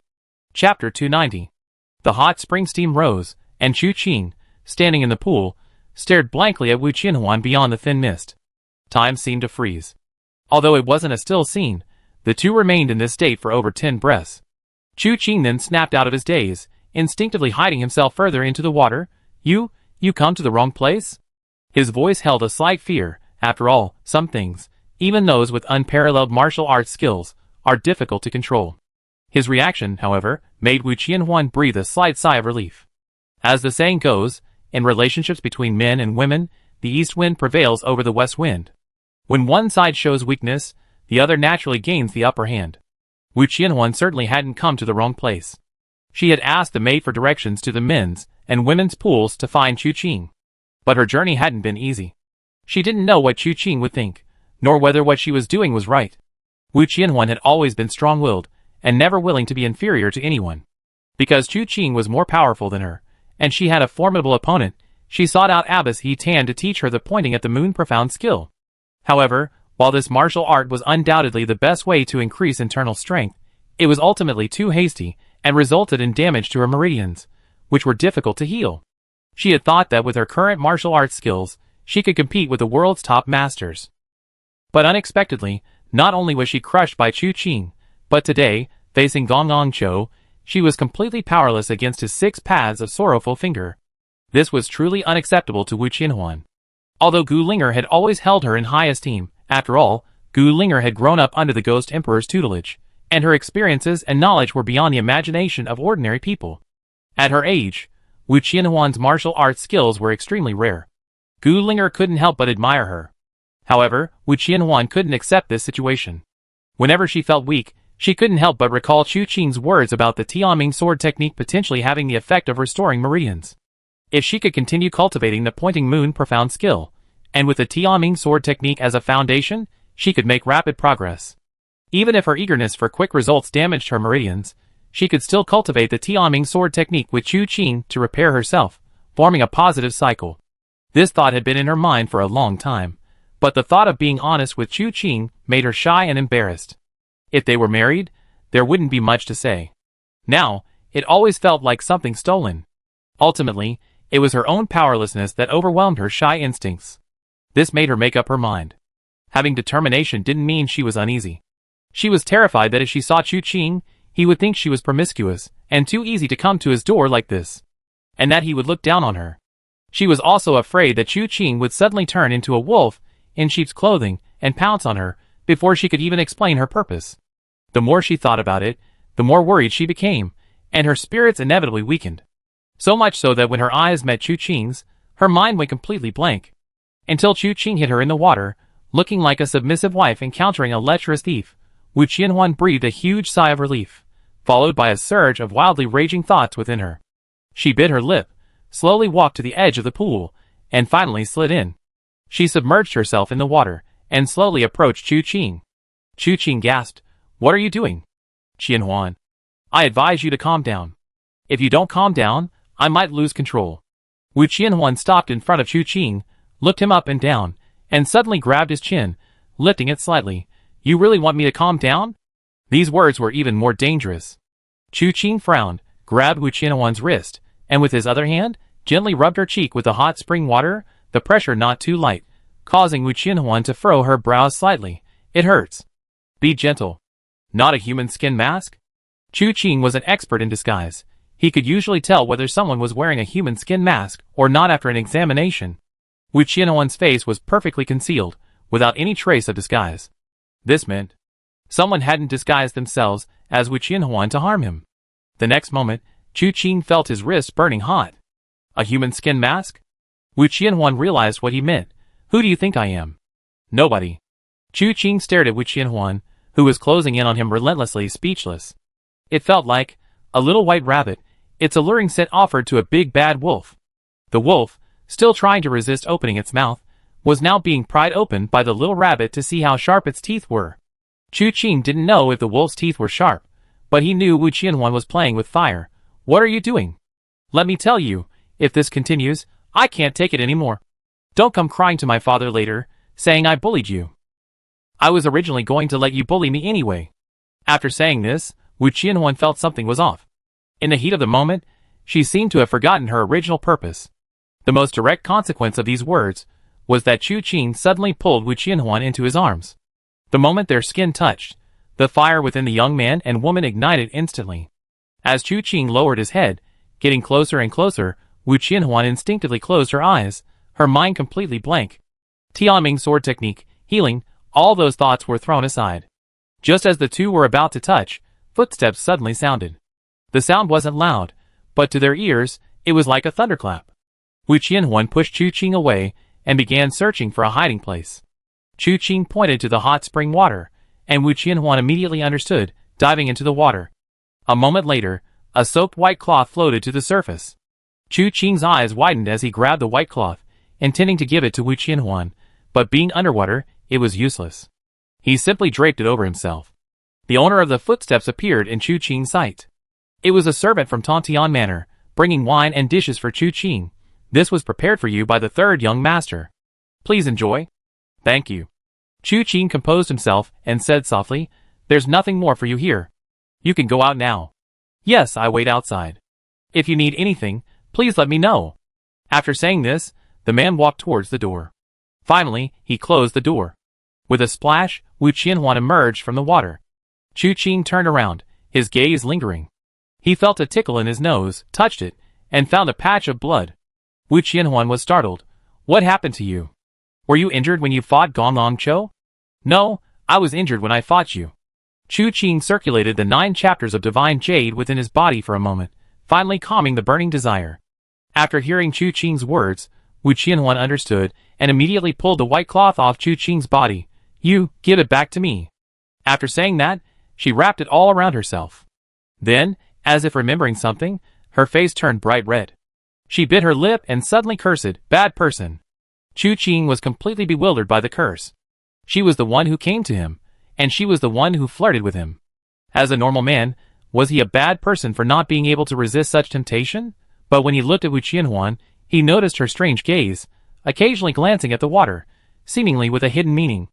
After a moment of stunned silence, he suddenly realized, "You opened your eyes in the water?" "No." Wu Qianhuan immediately denied it, shaking her head vigorously. "Okay, so you opened your eyes." Chu Qing suddenly grinned maliciously. "In that case, shall we continue?" "Wait." Wu Qianhuan quickly said, "I came to find you, not to do this kind of thing for you." "Huh?" Chu Qing was taken aback. "Then why did you come to find me? Besides this kind of thing, can't I come to you for other reasons?" Hearing Chu Qing's question, Wu Qianhuan suddenly became very unhappy. "Of course not, the problem is the timing of your visit." Chu Qing pointed to his bare chest. Wu Qianhuan looked at his well-defined, muscular physique and subconsciously swallowed. Realizing herself, she quickly turned her head. "I came to practice martial arts with you." But before I could finish speaking, you pounced on me. Practice martial arts. The heavenly bright sword technique? Chu Qing finally understood. Yes. Wu Qianhuan nodded. I still don't want to be too useless, and I don't want to be a burden to you. Chu Qing ruffled Wu Qianhuan's wet hair, then suddenly reached out and untied it. Wu Qianhuan was startled, her face slightly flushed. You. What are you going to do? This question carried a hint of knowing the answer already. Chu Qing smiled and said, Your hair is soaking wet, I'm washing it properly, and then drying it so you don't catch a cold. Oh! Wu Qianhuan didn't know whether she felt relieved or somewhat disappointed. Then she turned her back to Chu Qing, letting him wash her hair. Chu Qing looked at her slightly thin shoulders, and said softly, You suffered these past few days. Wu Qianhuan was taken aback. What do you mean? Chu Qing shook his head, remaining silent. Wu Qianhuan turned around and gently nestled into Chu Qing's arms. I've been very happy these past few days. Chu Qing looked down into her eyes, their gazes meeting briefly, yet the previous awkwardness vanished, replaced by a comfortable atmosphere. Finally, Chu Qing smiled and gently kissed Wu Qianhuan's forehead. Since you're going to practice martial arts, don't delay. Come with me. Water? Can't we go in the water? Wu Qianhuan asked hastily, seeing Chu Qing about to come ashore. Chu Qing glanced back at her, speechless for a moment. When yin and yang energies shift, the places they touch are inevitably affected. This hot spring might just be our final resting place. Oh! Wu Qianhuan resignedly followed Chu Qing ashore. Finding an empty spot to sit, Wu Qianhuan steeled herself, removed the soaking wet white cloth from her body, and tossed it aside. Looking up, she expected Chu Qing to be astonished, but instead, she saw his eyes were tightly closed. Slightly startled, Why are you? She didn't finish her sentence, feeling that saying it would sound like an invitation. For my own sake, it's better to close my eyes. Otherwise, I'm worried that if I circulate my internal energy, it will become disordered, resulting in a chi deviation. Chu Qing's voice held a hint of helplessness. Wu Qianhuan chuckled, You considered things thoroughly. Chu Qing's expression turned serious. Tianming sword technique circulates through the 12 primary meridians, which in turn have 3 yin and 3 yang aspects. These are common knowledge, I won't elaborate. The first half of Tianming sword technique is about using yin to assist yang, and yang to assist yin. According to the manual, before and after, you use the pure yin power of pointing at the moon profound skill to help me cultivate the Han Tien Lung meridian, and I use the pure yang power to help you cultivate the Han Yang Ming large intestine meridian. Once the internal energy enters the other's body, it is controlled by them. Borrowing your strength to cultivate my skill, relying on the manual's 3 cycles of cultivation, each returning to their own body, will complete 1 cycle of cultivation. Today is our first time practicing this skill, so we must proceed step by step. If anything seems even slightly wrong, stop immediately. Do not force it. Do you understand? Yes, I understand. Wu Qianhuan nodded, temporarily clearing her mind of distractions.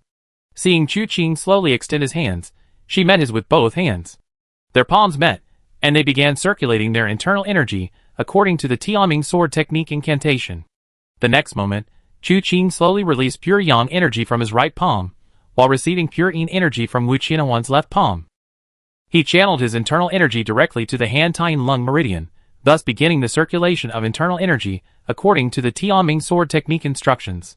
This process was not troublesome for Chu Qing, his only worry was Wu Qianhuan. He possessed the 9 chapters of Divine Jade and had long since mastered yin and yang, while Wu Qianhuan was wielding pure yang power for the first time. Furthermore, Chu Qing wasn't cultivating the Great Sun Profound Art, so it was uncertain whether this would have any impact. Fortunately, judging from the internal energy transmitted by Wu Qianhuan, her progress was going smoothly. Chu Qing, therefore, focused intently on circulating his cultivation technique. Gradually, he felt Wu Qianhuan's pure yin power growing rapidly within his Han Tien Lung meridian. After the technique had circulated 3 times, when it was returned, it was a case of taking 3 and returning 4. He came with 3/10 of his power. When he returned, 40/10 were returned. Within this short time, his power had increased significantly. After channeling the power into his dantian, both of them opened their eyes simultaneously. Wu Qianhuan eagerly exclaimed, I feel this divine skill is indeed beneficial to my meridians. If we practice it every night, I might be able to continue practicing the moon-pointing profound skill in no time. See? If you had listened to me and practiced with me earlier, you might have already recovered, Chu Qing said with a smile. Wu Qianhuan was about to speak when she suddenly met Chu Qing's burning eyes, and immediately realized, Why are your eyes open? Chapter 291. A wave of embarrassment washed over her, and she instinctively wanted to cover herself. However, the current situation was one of trying to cover one thing while neglecting another. After all, she only had 2 hands. How could she possibly defend herself completely? Therefore, in a split second, Wu Qianhuan made her decision. She stretched out her hands to cover Chu Qing's eyes. Seeing her reach out, Chu Qing pulled her into his arms. "Are you throwing yourself at me?" Wu Qianhuan's eyes widened. She wanted to struggle, but inexplicably, she had no strength left. She could only slump in Chu Qing's arms, staring at him intently. "You, when did you become such a bad person? There's something even worse. Want to try?" Wu Qianhuan didn't speak. Chu Qing took this as a yes. His heart pounding, he was about to lean down and kiss her when he heard another voice from outside the door. "Third young master. Third young master." The voice was quite urgent, interrupting them once again. Chu Qing's face was so dark, it was almost dripping with water. Wu Qianhuan also realized this wasn't her or Chu Qing's room, so she quickly broke free from Chu Qing's embrace and whispered a scolding tone, "Don't look." Then she grabbed a towel that was nearby and wrapped herself in it. Chu Qing sighed dejectedly, then frowned deeply. "What is it? To be disturbed so many times while taking a bath? Did the people at Tontian Manor have any sense of hospitality?" The person outside seemed to sense the anger in Chu Qing's words, and his voice hesitated slightly. "We have guests at the manor. Young master and miss request that you go to the front hall." Chu Qing and Wu Qianhuan exchanged a glance. What did guests at Tontian Manor have to do with him? Moreover, this is Tontian Ridge after all. Who had come here to visit? Could it be Yu Zong and his group? With these questions in mind, Chu Qing casually said, "Okay, I get ready and be there shortly." Wu Qianhuan went behind the screen to change her clothes, then slipped away through the window. When Chu Qing came out, she saw Wu Qianhuan walking towards him with Wenru. Wenru looked at Wu Qianhuan with a puzzled expression. Her own hair was wet. Clearly she had been soaking, but Wu Qianhuan was nowhere to be seen. Wu Qianhuan's hair was also wet. Clearly she had also been soaking, but not in the same pool as her. Therefore, when she looked at Chu Qing again, her gaze shifted between the two of them, her large eyes filled with great confusion. Chu Qing was surprised that Wenru's eyes could convey emotions, while Wu Qianhuan was almost flustered, coughing hurriedly. "I wonder who's coming to the front hall." This was just a casual change of topic, to avoid making Wenru dwell too much on the atmosphere between the two. Chu Qing could use this opportunity to speculate, casually say a few words, and gradually steer the conversation away. But before Chu Qing could speak, a maid beside him said, "It's the second young master." "The second young master?" Chu Qing was taken aback. Gong Cho was the Ghost Emperor's third disciple, so he was the third young master. Then the second young master was Gong Chao's second senior brother? Was this visit to introduce him, or was there another reason? He casually inquired about the second young master's situation. He didn't know if the maid genuinely didn't know, or if she simply didn't want to tell them. She spoke very little about the second young master. All that was known was that this second young master was named by Yushu, and that he was usually taciturn and aloof. Therefore, no one knew what he was thinking. He was unfathomable, as deep as the sea. Furthermore, he should be in seclusion in the Ghost Emperor's palace right now, not suddenly appearing at Tontian Manor. Chu Qing noticed a hint of worry on the maid's face. If this worry was because of the suddenly arriving second young master, then Gong Chao's act of bringing them out of the hot spring and leading them to the front hall under these circumstances was probably quite meaningful. However, these were all speculations. The truth would have to be seen later. Before even reaching the living room, a loud noise rang out, followed by Gong Chao's voice. "This is utterly outrageous. Our master was merely tied up with other matters, and you're all in such a hurry to seize his mantle? To put it bluntly, given our current situation, if the title of Ghost Emperor were truly bestowed upon you, could you really bear it? The title of Ghost Emperor represents more than just the power to rule the world. It places one in a precarious position, with every martial artist looking up to the 3 sovereigns and 5 emperors. While ordinary people dare not offend him, how many who dare to challenge him are truly formidable?" Gong Chao's meaning was clear. With Bai Yushu's current abilities, he couldn't shoulder such responsibility. Faced with Gong Chao's questioning, Bai Yushu spoke slowly and calmly. His voice was clear, his tone indifferent. "Third brother, you're mistaken. I have never intended to become the Ghost Emperor. You said it yourself, our master is temporarily missing. But how can such a vast Ghost Emperor palace be without a master for even a day? We brothers are not qualified to be Ghost Emperors, but Miss is, after all, Master's daughter. With him not in charge of the Ghost Emperor palace, Miss is the one in charge. Miss is almost 16 now, no longer a child. She should shoulder her responsibilities. How can we continue to fool around with you in this Tontian manner? Where is eldest brother? Gong Ong Cho suddenly changed the subject. Bai Yushu sighed, eldest brother is missing. Impossible. Gong Ong Cho stood up abruptly. What have you done to eldest brother? Third junior brother. Bai Yushu's tone was no longer so unhurried, tinged with anger. What makes you say that eldest brother's martial arts are far superior to ours? What could I possibly do to him? He can come and go as he pleases. It's not something I can control. Master left first, followed closely by eldest brother. The vast Ghost Emperor Palace is left unattended. If I had any selfish motives, I wouldn't have come here to ask Miss to return and take charge. Why don't you understand? Chu Qing nodded slightly upon hearing this. He hadn't heard the beginning of the brothers' argument, but from these few words alone, there was nothing wrong with it. But then he heard Gong Ong Cho grit his teeth and say, eldest brother couldn't possibly leave the Ghost Emperor Palace. He promised Miss. He would never break his promise. Miss is already dead. Bai Yushu's voice carried a hint of coldness. Nonsense. Gong Ong Cho was even angrier. Even though they were still a little distance apart, Chu Qing could sense that Gong Ong Cho was currently circulating his profound energy, causing a fierce gale to rage. Just then, the maid suddenly called out loudly, the third young master has arrived. Chu Qing raised an eyebrow and glanced at the maid. After announcing this, the maid bowed deeply to Chu Qing. Chu Qing sighed softly and led Wu Qianhuan and Wenru towards the main hall. Before they arrived, his voice preceded them, and Chu Qing laughed. I never expected this, truly never expected it. This trip to Tontian Ridge has led me to encounter two successors of the Ghost Emperor. This trip has certainly been worthwhile. As they spoke, the three entered the hall. They saw that Gong Ong Cho, who had been tense and ready to fight, was now seated back in his chair. Gu Linger sat silently, her brows furrowed. When Chu Qing and the others entered, she glanced up at them before lowering her gaze again. A white-clad man sat at the head of the table on the left. Chu Qing glanced at him, and couldn't help but exclaim in admiration, what a handsome man. Clad in white, handsome and refined, with a gentle and jade-like demeanor, he looked at people without a trace of arrogance, a smile playing on his lips, neither arrogant nor aloof as the maid had described. Seeing Chu Qing and the others enter, before Gong Ong Cho could speak, Bai Yushu laughed, third young master? May I ask if you are perhaps the Mad Blade young master? A mere name, I never expected to have reached the ears of a disciple of the Ghost Emperor. I am truly ashamed.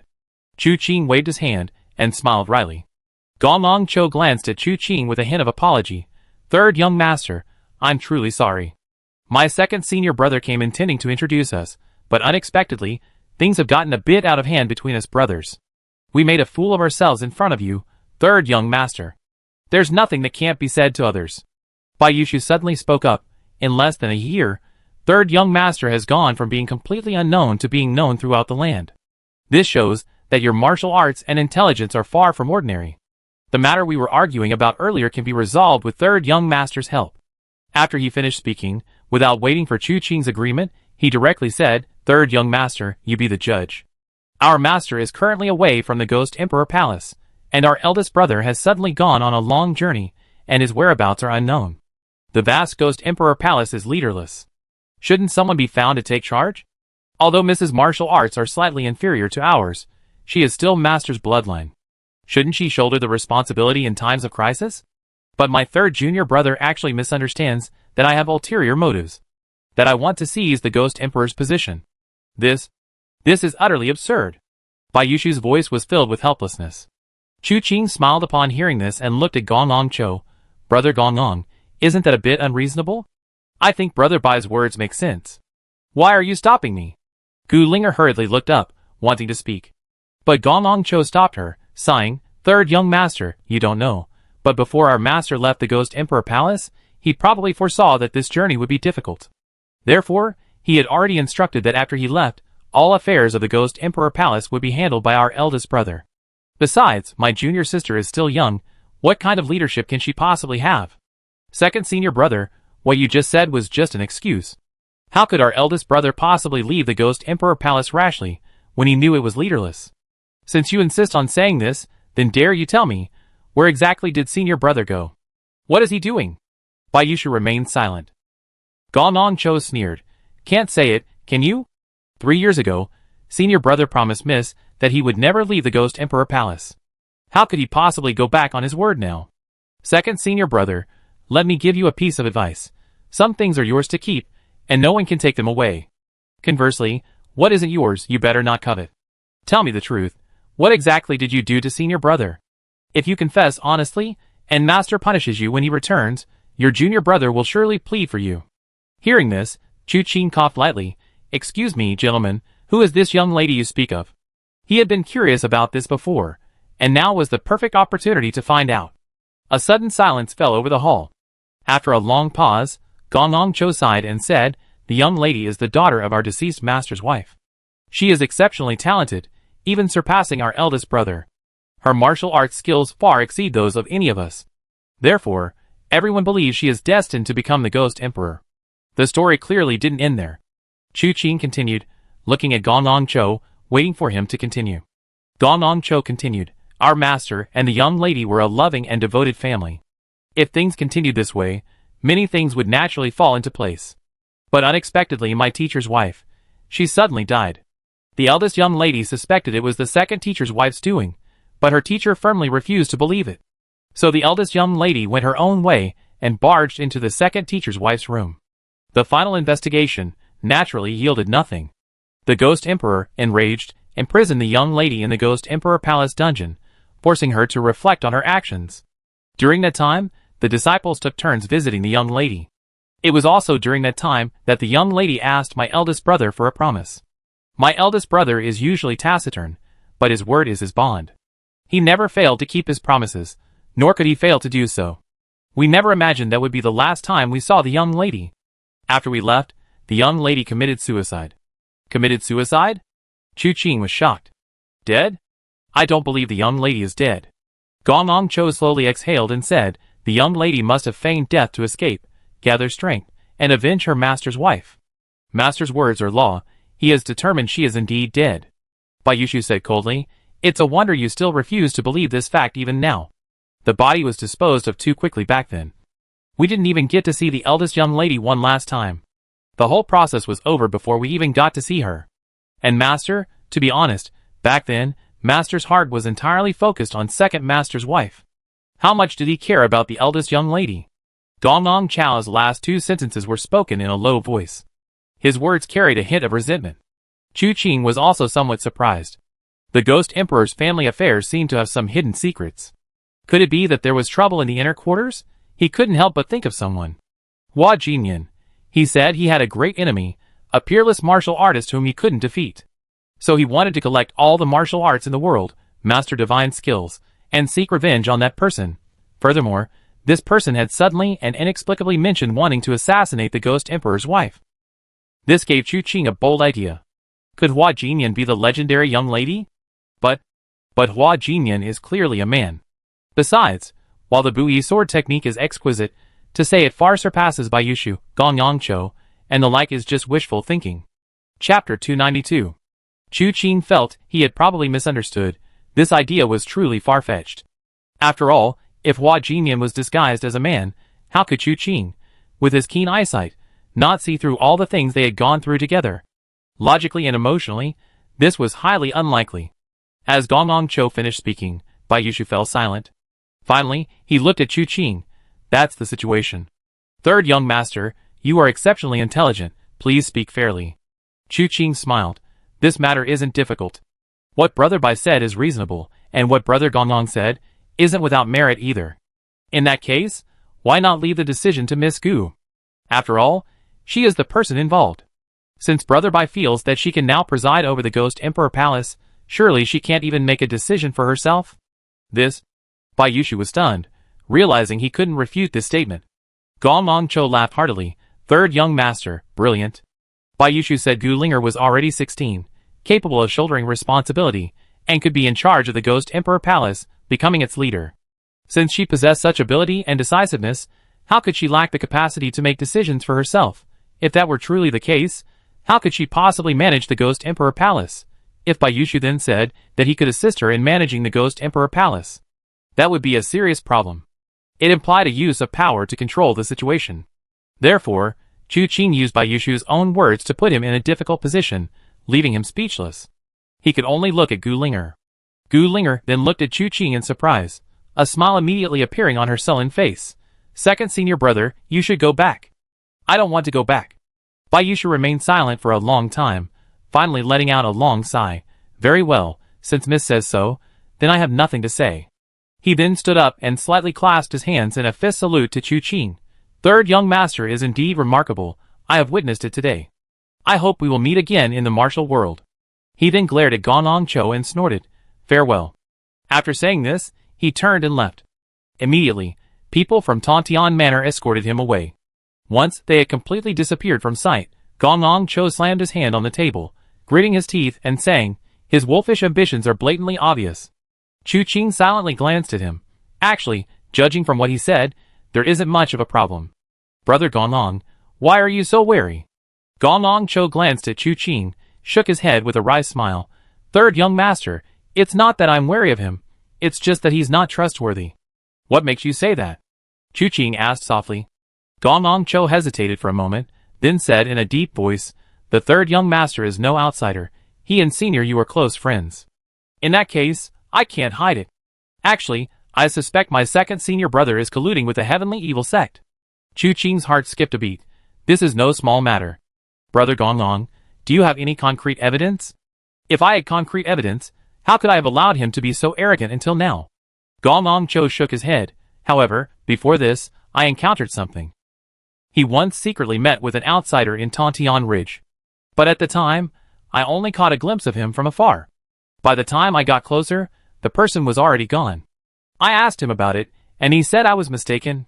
I didn't pay much attention at the time, but I can assure you that while my eyesight may not be as sharp as my eldest senior brother's, it's not like I could be wrong about something like this.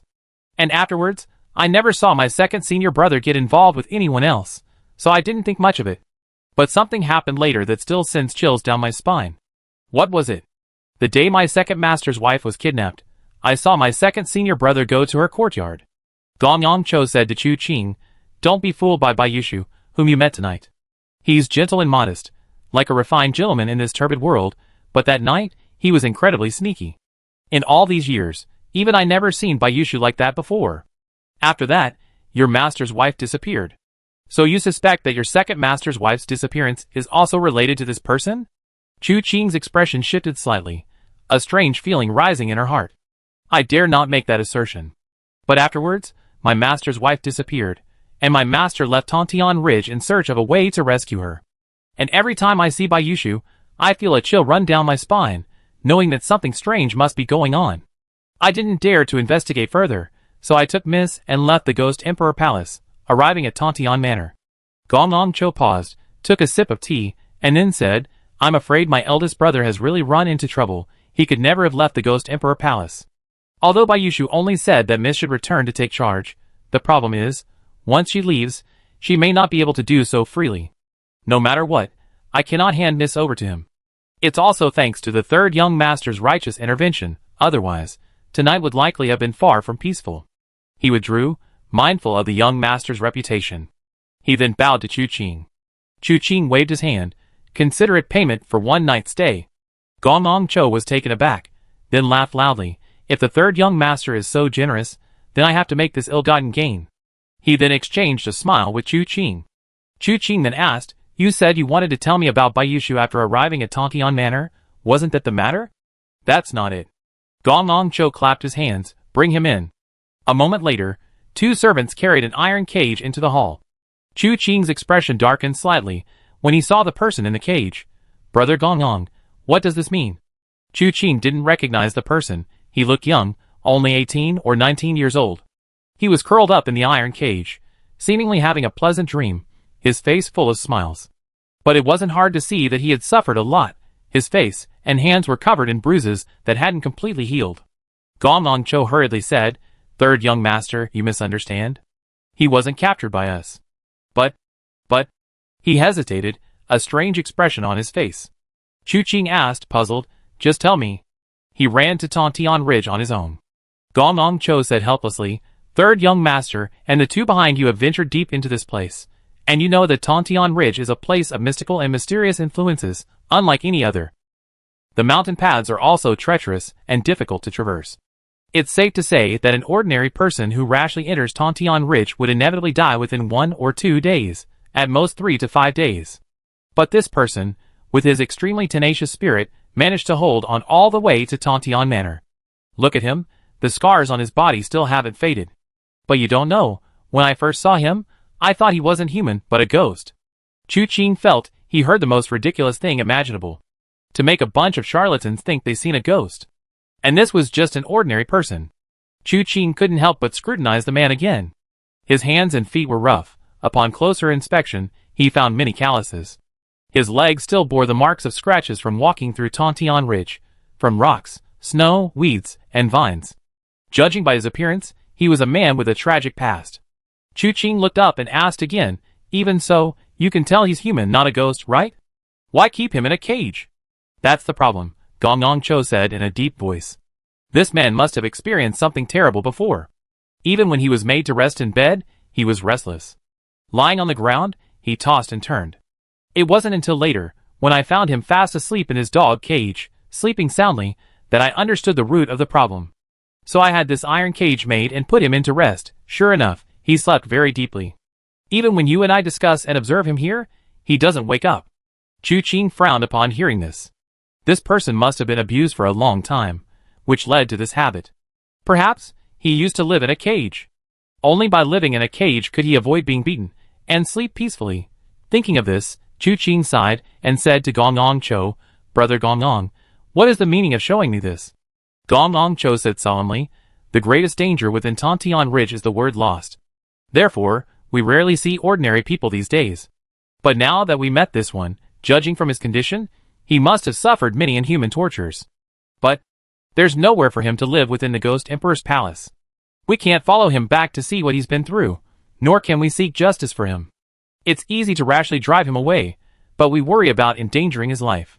So we met the third young master, didn't we? We asked the third young master to help us send him back to Lingbei and settle him properly." Chu Qing pondered for a moment, then actually nodded. "All right, I agree to this. While chivalry is undeniable, it's not the primary reason. As the saying goes, where there is oppression, there is resistance." Seeing this man rush all the way to Tontian Ridge, and even Tontian Manor, his apparent escape is actually a form of resistance. Chu Qing wanted to see who was oppressing them. And among those resisting, was anyone willing to pay an assassin to remove this mountain weighing on their heads? If so, wouldn't that be another windfall? Gong Gong Cho, unaware of Chu Qing's thoughts, quickly stood up and clasped his hands in thanks. "Then thank you very much, third young master." After this matter was settled, Chu Qing inquired about Gong Gong Cho and the other's future plans. Gong Gong Cho said that something must have happened to his senior brother, but Yushu didn't say anything, and Gong Gong Cho dared not let Gu Linger go back with him. But the two of them could secretly go back to see if their senior brother was dead or alive. Chu Qing nodded upon hearing this, and didn't ask any further questions. Asking any further might easily lead him into trouble. Not only was their relationship not that deep, but the Ghost Emperor's palace was not a place to wade into easily. Therefore, after a few casual words, Chu Qing took his leave, intending to return to rest. The next morning, if Gong Gong Cho and the others were willing to lead the way, he would let them guide his group. If not, he would borrow a compass from the Ghost Emperor's palace. Having made up his mind, he intended to sleep until dawn, but as soon as he laid down, several images flashed through his mind. Chu Qing abruptly opened his eyes, feeling an intense heat within him. "Oh no, oh no. I haven't eaten meat for years. I don't know the taste of meat, but now I can smell it, even taste a hint of its aroma. How am I supposed to suppress this?" The images in his mind, the lingering sensation on his skin, made Chu Qing restless. In this state, he didn't even dare to sit cross-legged, fearing that his inner energy would be disrupted, leading to a chi deviation. After hesitating for a while, Chu Qing made up his mind.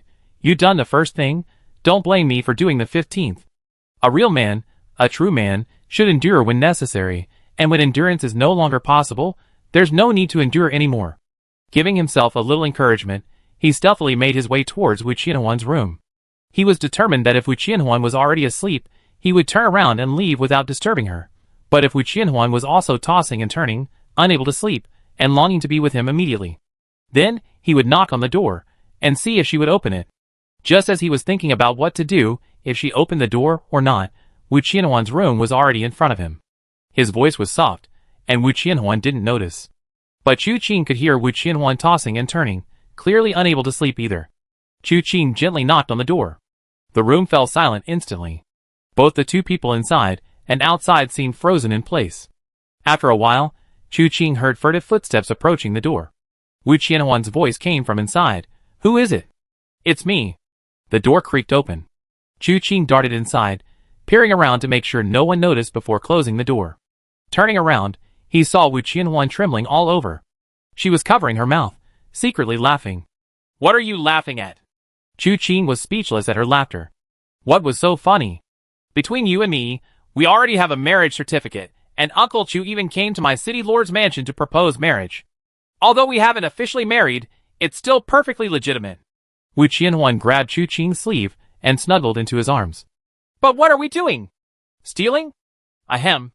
As the saying goes, a wife is not as good as a concubine is not as good as a stolen one, and a stolen one is not as good as one you can't have," Chu Qing blurted out. "Pa!" Wu Qianhuan reached out and covered his mouth. "How can you talk such nonsense? So glib. Do you still have any of the demeanor of the Mad Blade young master? At this time, what's the point of maintaining appearances now?" Chu Qing swept Wu Qianhuan up in his arms and carried her directly to the bed. Wu Qianhuan clung tightly to Chu Qing's neck, pressing her head against his chest, and whispered, You should have some pity on me." Chu Qing nodded gently. "Don't worry, I—" Before she could finish her sentence, a sharp whooshing sound rang out, and flames roared across the sky. Fireballs with burning arrowheads rained down from the heavens. Chu Qing swallowed the rest of his sentence, cursing angrily, "Damn it." His heart burned with rage, and a murderous intent surged. As the saying goes, once is acceptable, twice is acceptable, but not a third time. This has happened 3 times in a row. Even Buddha would get angry. Chapter 293. Arrows rained down like meteors, clattering the tiles and igniting flames on the windows. And those seeping into the room through the windows were even worse. Chu Qing flicked his wrist, circulating his inner energy, and all the arrows that had entered the room flew out. He and Wu Qianhuan leaped out of the room, and just as they stood in the courtyard, they saw Wenru emerge from her room. The 3 locked eyes, and Wenru slightly opened her mouth. Wu Qianhuan felt utterly humiliated. Fortunately, there was no need for an excuse. A second volley of arrows rained down. Chu Qing's eyes darkened, and with a flick of his palm, he swept away the rain of arrows. At this moment, the entire Tantian Manor was engulfed in flames. Who dares to cause trouble here? Wu Qianhuan couldn't help but ask. Chu Qing pondered. This answer is probably not hard to guess. Tantian Manor is unlike any other place. It's located within Tantian Ridge. Tantian Ridge is shrouded in mystery and supernatural phenomena, making it extremely difficult to pinpoint Tantian Manor. And the fact that the other party used such methods clearly indicates it wasn't a spur-of-the-moment decision. They were targeting the Ghost Emperor Palace, or rather, Gonyang Cho, or Gu Linger. Few in the world would dare to do something like this. Either a large force from the heavenly evil sect was suppressing them, or... Thinking this, the sound of figures cutting through the air rang out, and several black figures descended, landing on the surrounding courtyard walls. From among these black-clad men stepped forward, his gaze fixed on Chu Qing, his killing intent condensing into a single point. Without another word, he simply waved his hand, and the surrounding black-clad men moved simultaneously. The movement was swift and powerful, like a thunderclap. None of the men in black were weak. Every gesture they made possessed immense power. Wu Qianhuan's expression changed drastically. She felt a pang of guilt towards her elders, for any one of these foot soldiers could fight her father to a standstill. Now, as they attacked simultaneously, their chi coalesced into a powerful array, a pressure descending from the sky that caused the entire courtyard to tremble slightly. Crack! Crack! Before the attacks even landed, fine cracks appeared on the walls. A force as devastating as a collapsing mountain slammed down upon the 3 of them with overwhelming force. Chu Qing flipped his palms, a dragon's roar erupting, and the shocking 100 miles technique was unleashed. A dragon-shaped chi, almost tangible, soared into the sky. The 2 immense forces collided, producing a deafening roar. With a whoosh, the rooftops of the entire courtyard were ripped off by the shockwave, turning the courtyard into a chaotic mess, resembling a ruin abandoned for years. Chu Qing remained motionless, while the group of black-clad men who had attacked together were simultaneously jolted back, blood trickling from their mouths. This caused Chu Qing's expression to darken slightly. Although his palm strike wasn't at full power, it still exerted considerable force. Yet, he hadn't killed a single one, only managed to draw blood from their mouths. This seems to be a battle formation. Wu Qianhuan said softly. Wenru added, third brother, their auras are linked. A battle formation, with linked auras. I see. Chu Qing immediately understood.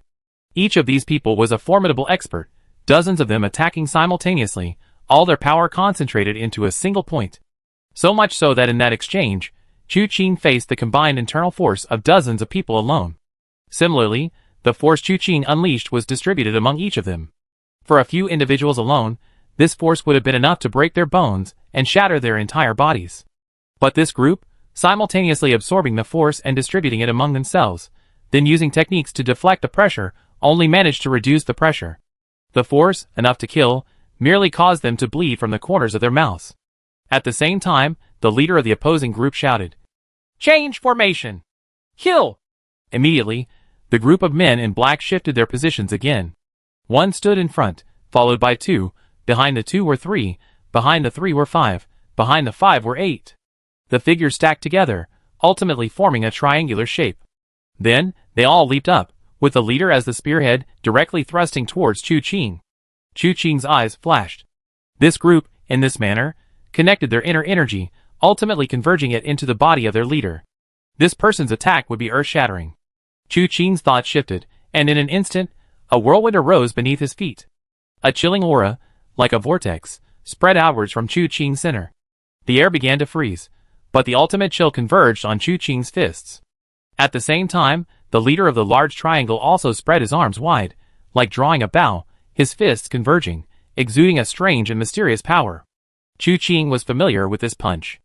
In Ghost God Gorge, he had seen a master under the Chess King use the soldier's way killing fist, which bore a 6 or 7/10 resemblance to the fist technique this man was condensing. There from the heavenly evil cult. With this thought in mind, a punch, long pent up in strength, was unleashed. The punch itself was accompanied by a chilling aura. Using Chu Qing's punch as a starting point, ice spikes and icicles shot upwards from the ground wherever the force passed. The immense power coalesced into a single point, directly colliding with the man on the triangular head. Before the two fists landed, they were still 3 inches apart. The frost-like intent and the obscure force clashed in midair, forming 2 semicircles. The shockwaves from the collision caused the surrounding area to tremble violently. The bluestone ground beneath their feet was ripped open, doors were torn to shreds by the immense force, and windows were instantly ripped from their positions. The walls, which had previously cracked from their combined attack, were now rapidly spreading. With a deafening boom, the first wall shattered. Before the aftershocks could spread further, the outcome of the battle between Chu Qing and the large triangle was already decided. Frosty energy fanned out, completely enveloping the triangle. The leader watched helplessly as his arm turned from black to frosty white, finally snapping inch by inch under the force of Chu Qing's punch, unable to withstand the power and chill. This massive triangle, composed of 20 or 30 people, ultimately collapsed from Chu Qing's single punch. However, this time was different from the first. They were more disheveled, their injuries more severe, and the penetrating chill raged through their meridians, causing them excruciating pain. The leader, standing silently directing from the side, merely frowned slightly. Such domineering fist techniques. Chu Qing ignored him, and instead stretched out her hand towards the room. The door was long gone, the walls were crumbling. As Chu Qing reached out, the knife beside the bed trembled, clanged, and flew from its sheath into Chu Qing's hand. With a glance, a 12 zhang, approximately 33 meters, blade of light swept across the room, covering everything. The leader of the black-clad men's pupils constricted sharply. Change formation. Defend. A group of black-clad men, their meridians blocked by the heavenly frost fist and writhing in pain, still managed to rise from the ground and form a new formation. The group rushed towards the leader, layer upon layer, protecting him. No matter how the blade of light swept horizontally, vertically, or diagonally, fast or slow, straight or unorthodox, it sliced the outermost few skilled in protective techniques to pieces, and cut the innermost members to pieces. They hadn't moved an inch. Until Chu Qing unleashed his heaven and earth, ghosts and gods, all surrender move, its power reaching its limit. The group of men in black were almost entirely dead or wounded. Only the man in black in the middle remained, enveloped in a faint red glow. He casually pushed aside the last man in black who had been protecting him, letting him fall to the ground without even glancing at him. Instead, he looked at Chu Qing, truly brilliant. "You know me? The third young master's name is known to everyone in the heavenly evil sect. The Tomb King's high regard for you is certainly not without reason. The man in black slowly stepped forward, reaching behind his waist to unsheath a weapon. He unfolded it in his hand, and with a snap, the three sections of a club-like spearhead combined to form a long spear. He held a long spear, its tip pointing diagonally at the ground, although His Highness has ordered that if we encounter the third young master, we must give way. However, while His Highness holds a prestigious position, he has no authority over us. Moreover, the Lord of War has said that if he sees the young master, he should kill him without hesitation. Please, young master, go to your death. As the words fell, Chu Qing slightly raised his eyes, and saw the man in black standing there, yet seemingly treading upon a mountain of corpses and a sea of blood. The murderous aura emanating from him was like a tsunami, assaulting one's mind. In a daze, a faint red light spread, and behind him appeared a phantom like a god of death. The phantom was over 3 zhang tall, also holding a spear. Its eyes shone with a blood-red light, exactly the same as the one surrounding the man in black. The powerful aura emanating from this man in black, judging by its sheer power, far surpassed that of the Blood King. Chu Qing's eyes narrowed slightly. This person was definitely not an unknown nobody in the heavenly evil sect to possess such power, such martial arts, such a posture, yet clearly not one of the 12 holy kings. Who exactly is this person? In a daze, Chu Qing suddenly remembered. Back then, the Blood King had said that the 12 holy kings were not the most skilled warriors in the heavenly evil sect. But Chu Qing had asked who these skilled warriors were, and she hadn't said. She just didn't know if this person before her was among them. And who is this so-called Lord of War? Chu Qing had always known that the heavenly evil sect had 12 holy kings, but she didn't know there was also a Lord of War. How did the Lord of War and the sect leader come together? These thoughts raced through her mind for only a moment, before a blinding crimson streak of blood shot towards her face. Chu Qing swept his single-edged sword aside, deflecting the man's spearhead. Unexpectedly, both men trembled slightly upon clashing weapons. The man in black abruptly looked up, his gaze towards Chu Qing now filled with seriousness, his astonishment palpable. Chu Qing was also surprised by the depth of the man's internal energy. Judging from his voice, this man wasn't old, certainly not one of those 70 or 80-year-olds who had cultivated for a lifetime. Chu Qing, on the other hand, had the system as a cheat code, allowing him to progress rapidly. But how had this man achieved such terrifying internal energy? However, upon further reflection, it didn't seem surprising. The heavenly evil sect possessed numerous methods. Even Wu Qianhuan had the pointing moon profound technique to rapidly increase internal energy. Even if members of the heavenly evil sect had some skill that could allow someone's internal energy to advance by leaps and bounds in a short time, it wasn't unusual. Not to mention those far removed in the past, even young Master Mei of the Seven Plum Manor possessed extremely powerful internal energy. In the blink of an eye, the two figures were already locked in combat. Chu Qing was already seething with anger tonight. Although he had calmed down somewhat during his earlier attack, he still felt it wasn't enough. This person before him seemed significantly more resilient, so he decided to go all out and fight. In an instant, spear shadows and blades clashed, each collision creating a tremendous commotion. Sometimes a blade flash would slice through the entire house. Sometimes a spear tip would send a gust of wind piercing through walls dozens of feet away. The layout of Tontian Manor was ingenious, but under the combined attack of these two, it was reduced to ruins in the blink of an eye. In the blink of an eye, the two had exchanged 30 to 50 blows, but at this point, Chu Qing's expression became somewhat strange. This man's internal strength was undeniably profound, and the illusory killing intent behind him was connected to his own energy, complementing each other. While it offered no protection, it greatly enhanced the power of his spear technique. However, the problem was, while his spear technique was skillful, it was far from being truly masterful. While his every move possessed immense power, occasionally he would be unable to control his attacks, and his impromptu changes of technique appeared somewhat clumsy and lacking in fluidity. To others, these flaws might be insignificant. In fact, even if one discovered the flaw, it would be difficult to withstand the opponent's powerful internal energy. But for Chu Qing, this was a significant opportunity. He casually slashed with his blade, drawing the man's spear towards him, but unexpectedly, the blade vanished in a flash, followed by a sharp, slicing sound as the blade grazed the spear shaft, aiming straight for Chu Qing's right-hand fingers. Chu Qing hurriedly withdrew his hand, turned, and raised his spear with one hand. This move, named Eagle Soars Through the Sky, was a masterful technique from his 13 transformations of Blood Eagle Heavenly Strike. It emphasized the unity of body and spear, with power flowing throughout the entire body. However, he had previously adopted a defensive stance, a posture he had always followed during his spear technique training. In a defensive stance, there was always a brief pause, less than a breath, during any change of move. He had used this technique in battle before, and the pause was so short that it had never been noticed. Now, forced by Chu Qing, he had freed one hand, using this move as his best strategy to defeat his opponent. But just as he turned his spear, in that brief pause, a chill suddenly ran through his wrist. He looked down sharply, and saw Chu Qing's blade already piercing his wrist, less than a third of the way into the flesh. Not good. In a flash, Chu Qing abruptly withdrew his blade and took a step back. Startled, he couldn't help but look up at Chu Qing. What do you mean? When he met Chu Qing's gaze, he noticed a faint blue light shimmering in Chu Qing's eyes. Chapter 294. Chu Qing had already seen through the black-clad man's weakness. His earlier change of expression was deliberate. He wanted to use that momentary pause to sever the man's hand. But at that moment, Chu Qing suddenly remembered something. Yu Zong had discussed with him capturing one of the 12 holy kings. For Chu Qing, who possessed unparalleled wisdom, this wasn't too difficult. As long as the opponent had no way to defend against such a method, it would be a piece of cake. But the problem was, he wasn't sure where the limits of this method lay. He had previously considered finding someone to test it on. But along the way, thanks to Chu Qing's reputation as the third young master, the journey had been extremely smooth. There hadn't even been a single highway robber. Where could he find a suitable candidate? In the exchange just now, the anger in his heart had been released, and he suddenly realized, wasn't this the most suitable candidate?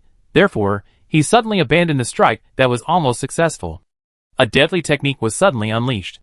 The man in black, unaware of the details, though noticing the blue light in Chu Qing's eyes, assumed it was deliberate mockery, and couldn't help but sneer. Such arrogance is a path to death. Chu Qing smiled wryly. If you have the guts, come and kill me. The man in black was furious, but didn't impulsively attack. He had also realized from this exchange that Chu Qing's internal strength was extremely profound, surpassing even his own. However, internal strength isn't the sole measure of a person's power. Chu Qing's moves were far more ferocious. His own Blood Eagle Heavenly Strike 13 transformations was an unparalleled mastery of spear techniques, yet it was still insufficient against Chu Qing's swordsmanship. To kill him, there was no other way. In a moment of mental turmoil, he suddenly spoke coldly. Third young master, your name resounds throughout the land, but I wonder what kind of extraordinary skill you use. How could you achieve such internal strength at such a young age? To be honest, while the martial arts of Buddhism, Taoism, and Confucianism certainly have methods for rapid advancement, it's extremely difficult to reach your level. Then where did you acquire your internal energy? Chu Qing raised an eyebrow, vaguely guessing that this young man was probably trying to use some underhanded tactics. Was he trying to shake his resolve, or did he have other intentions? But that wasn't important. He was just using this opportunity to ask, and see how he would answer. Me? My internal energy comes from killing, the man in black said frankly. Chu Qing's eyes narrowed slightly. From killing? That's right. The man in black said coldly. What I cultivate is one of the 7 secrets, 3 treasures, and 6 profound sects, the military department's ultimate technique, the killing scripture. For every person you kill, you can seize a portion of that person's cultivation for your own use. These 2 short sentences fully explain the mysteries of the killing scripture. But, a military department ultimate technique? The Heavenly Evil sect also has a military department.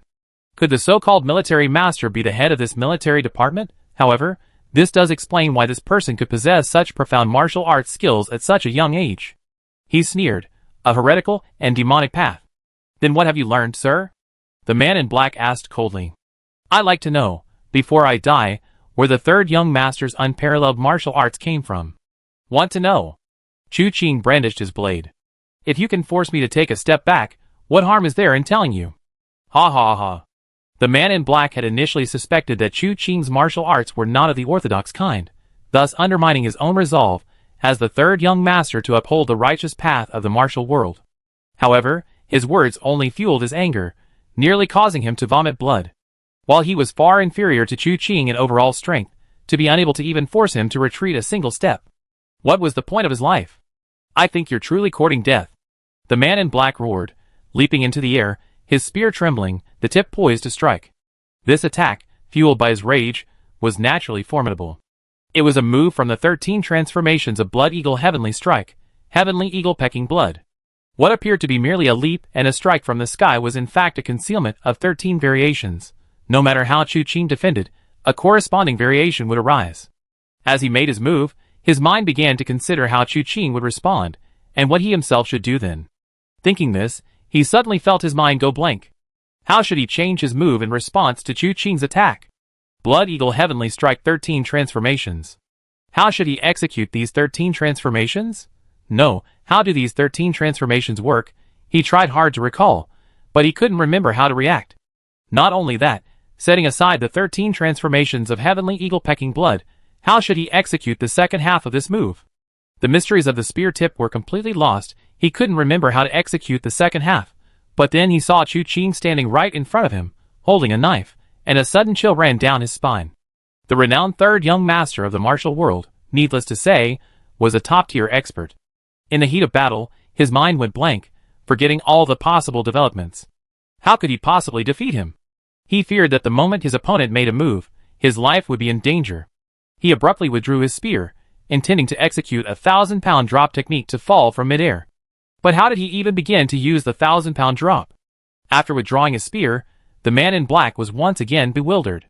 With Chu Qing right there, withdrawing his spear meant he was about to crash into him.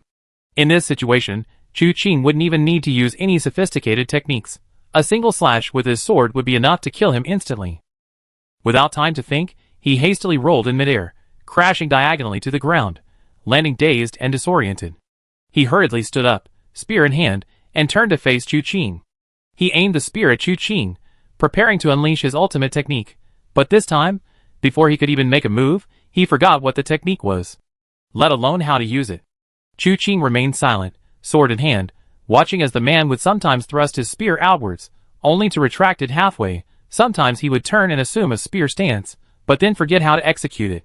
Finally, with a clang, the spear fell to the ground. The man in black stared at the spear. He should have been intimately familiar with it, having practiced it diligently for years. Yet, at this moment, the spear felt utterly foreign to him. A profound panic gripped him. Then Chu Qing asked, "What's your name?" "My name is Meng Shokuan." After speaking, he snapped out of his daze, glaring angrily at Chu Qing. "You did this." Chu Qing smiled slightly, slowly approaching Meng Shokuan, and flicked his finger at him. Meng Shokuan wanted to defend himself, but he forgot how. He wanted to use his internal energy to open his acupoints, but he forgot how. This feeling was extremely uncomfortable. He knew he had the ability to change everything, but his mind was blank, and he had no idea how to do it. He could only watch helplessly, as his opponent acted recklessly against him. However, simply striking his acupoints wasn't enough for Chu Qing. He needed to observe the man's condition further. What if the absolute wisdom technique had a time limit, and wasn't as irreversible as he thought? Then this man could potentially cause trouble. Therefore, after striking his acupoints, Chu Qing casually struck his dantian with his palm. Although no sound was made, everyone seemed to hear a cracking sound in that instant. Immediately afterward, a strong gust of wind rose around Meng Shokuan. The mask and black cloth on his head were blown away, his hair flew wildly, and the wind seemed to be coming from a deflated balloon, causing sand and stones to fly around him. Chu Qing destroyed his dantian, rendering his internal energy uncontrollable, and thus it dissipated. However, it was precisely because his internal energy was truly profound that he was able to create such a commotion. Anyone else wouldn't have made such a splash. Meng Shokuan, on the other hand, seemed as if his soul had been ripped away. After his internal energy completely dissipated, he collapsed to the ground, dazed. The words utter despair suddenly materialized within him. Chu Qing casually picked him up, glancing at Wu Qianhuan and Wenru. "This mess shouldn't be directed at us. Should we intervene or not? We can't just let the heavenly evil cult run rampant here, can we?" Wu Qianhuan said. "Besides, don't we still need them to escort us out of Tontian Ridge?" Chu Qing nodded, finding it reasonable. He then picked up Meng Shokuan and leaped onto the roof. Actually, while he was fighting Meng Shokuan, the entire Tontian Manor was in chaos. The previous 2 rounds of rockets had engulfed the entire manor in flames, which hadn't been completely extinguished even now. The manor was filled with shouts of battle. The newcomers seemed afraid their opponents wouldn't know who they were, so they frequently shouted, their words quite childish. "The heavenly evil god cult, invincible. Those who submit to me prosper, those who oppose me perish." A cold smile curled at the corner of Chu Qing's lips, but upon closer inspection, He realized that the black-clad men fighting the Tontian Manor servants were far less skilled than Meng Xiaoquan's men. It seems the elite were specifically brought in to deal with me. That makes sense. After all, since they know I'm here, they certainly wouldn't bring a bunch of weaklings to deal with me. That wouldn't be coming to kill, it would be making a fool of themselves. Wu Qianhuan and Wenru had already rushed into the crowd, helping the people of Tontian Manor fight against the experts of the heavenly evil cult. Chu Qing glanced around and found no expert stronger than Wu Qianhuan, so he didn't pay much attention. Just then, a loud bang came from the other side of the manor. Chu Qing looked in that direction, and felt an extremely powerful aura emanating from it. They split into two groups of experts, one to deal with me, and the other to deal with Gong Yongqiu and Gu Ling'er. Chu Qing realized, and after giving Wu Qianhuan and Wenru some instructions, he leaped forward and headed directly towards that direction. As soon as they approached, they sensed an eerie and sinister atmosphere. Looking at the two combatants, one was Gong Yongqiu, disheveled and bleeding from the mouth, yet exuding a ghostly aura. The other was a masked figure in black, appearing relaxed and at ease. Relaxed and at ease was no exaggeration. One hand was behind his back, his posture utterly effortless. No matter how much internal energy Gong Yongqiu channeled, or how many techniques he unleashed, this man always managed to strike first. It seemed that all of Gong Yongqiu's martial arts held no secrets for him. At this moment, Gong Yongqiu gritted his teeth, unleashing the 6 pads of sorrowful finger, causing ghostly wails and howls to erupt around him. The azure-like shadow behind him emanated heavy black energy, and each drop of his finger seemed to carry the mournful cries of vengeful spirits. But the man in black, with one hand behind his back, effortlessly pushed, slapped, pressed, and flicked, completely neutralizing the intricate techniques of the 6 pads of sorrowful finger, leaving no room for error. The man in black said calmly, "What's the point of a death throes? Tonight you are certain to die. You might as well loosen your grip, and I might give you a quick death." His voice wasn't his true voice. It was hollow and echoing, carrying a hint of ghostly wailing. As he spoke, he slapped away Gong Yongqiu's hand and pressed down on his chest with a single palm. Gong Yongqiu hurriedly defended, but the palm landed on his arm, pressing against his chest and abdomen, sending him flying straight out, smashing through the door and crashing into the room. A loud bang followed as a wooden door flew out of the room. But when the door reached the man in black, he easily caught it with one hand. Stubborn fool. With a slight tightening of his grip on the door, a series of cracking sounds rang out as he ripped the door into countless fragments. "Between you and me, who is so stubborn?" Footsteps echoed from inside the room as Gong Yongqiu emerged, one arm dangling limply. While the previous blow hadn't killed him, it had broken his arm. "Fine," the man in black sighed. "However, since you're determined to go down this dark path, don't blame me for being ruthless." With that, his figure moved like a ghost, instantly bridging the distance between them and appearing before Gong Yongqiu. A single finger pointed directly at his brow. Gong Yongqiu was now powerless to resist, and was about to close his eyes and await death when a voice shouted, "Stop!" Hearing this, Gong Yongqiu abruptly opened his eyes. "Why are you back?" It was Gu Ling'er who spoke. She had come out of the room, and hearing Gong Yongqiu's words, tears streamed down her face. "I caused you enough trouble on ordinary days. How could I possibly leave you here to die alone tonight?" You are simply. Gong Yongqiu's face showed both anger and sorrow. Gu Ling'er, however, smiled with relief. "Actually, this is quite good. It's just a little regrettable that I couldn't wait for my sister to return." Turning back, she looked at the man in black and said with a smile, "All right, second senior brother, you don't need to hide your face. We all know who you are. We knew that your previous visit wasn't to invite me back to take charge of the situation. We just didn't expect you to actually try to kill me. Am I really that unlikable?" The man in black remained silent, then slowly removed his mask, revealing Bayushu's face. He looked at Gu Ling'er with utterly indifferent eyes. "You are indeed very annoying, therefore you must die." Chapter 295. Chu Qing stood on the rooftop, arms crossed, with Meng Xiaoquan kneeling beside her, a man who had lost all hope in the world. The two maintained an awkward silence. For some reason, Chu Qing felt something was amiss looking at the scene in the courtyard. There was an inexplicable sense of unease.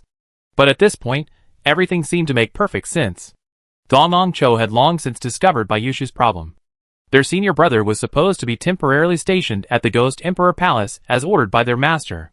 However, Bayushu inexplicably went to Tontian Manor, requesting that Gu Ling'er, who had just turned 16, return to take charge. The scene that had occurred earlier in the Tontian Manor hall seemed to suggest that Bayushu had backed down. Turning back, they launched a counterattack, colluding with the heavenly evil cult to attack Tontian Manor, aiming to kill Gu Linger. Their motives are obvious.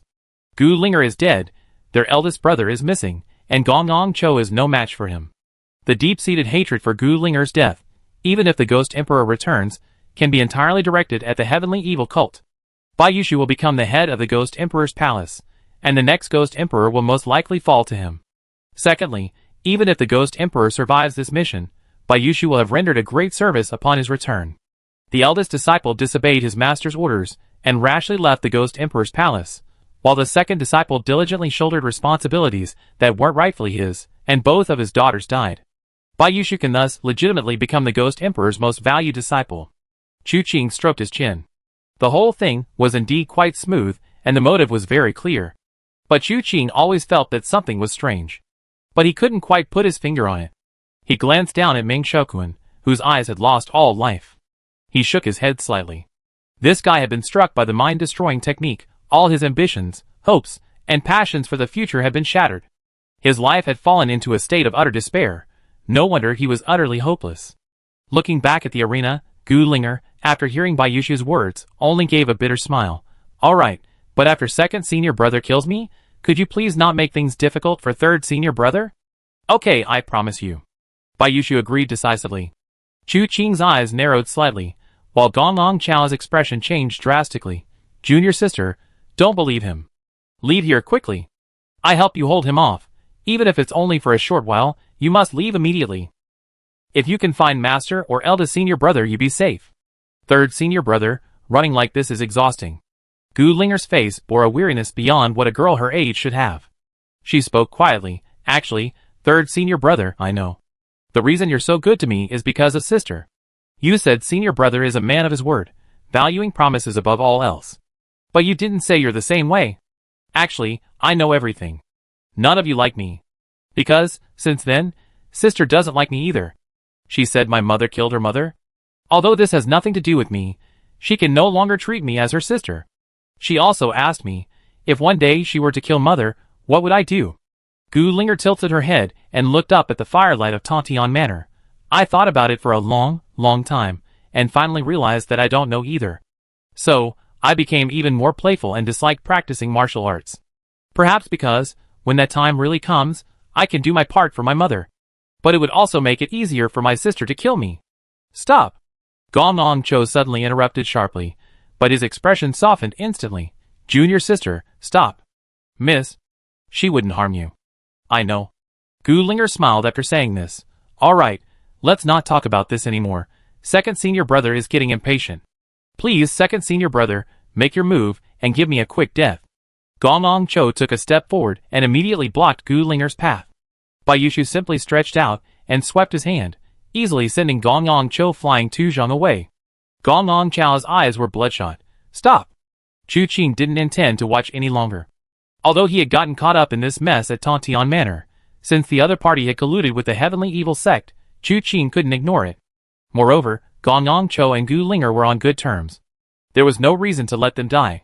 Just as Chu Qing was about to make his move, a voice suddenly seemed to come from the depths of hell, carrying a heavy ghostly aura that shook the surrounding area for miles.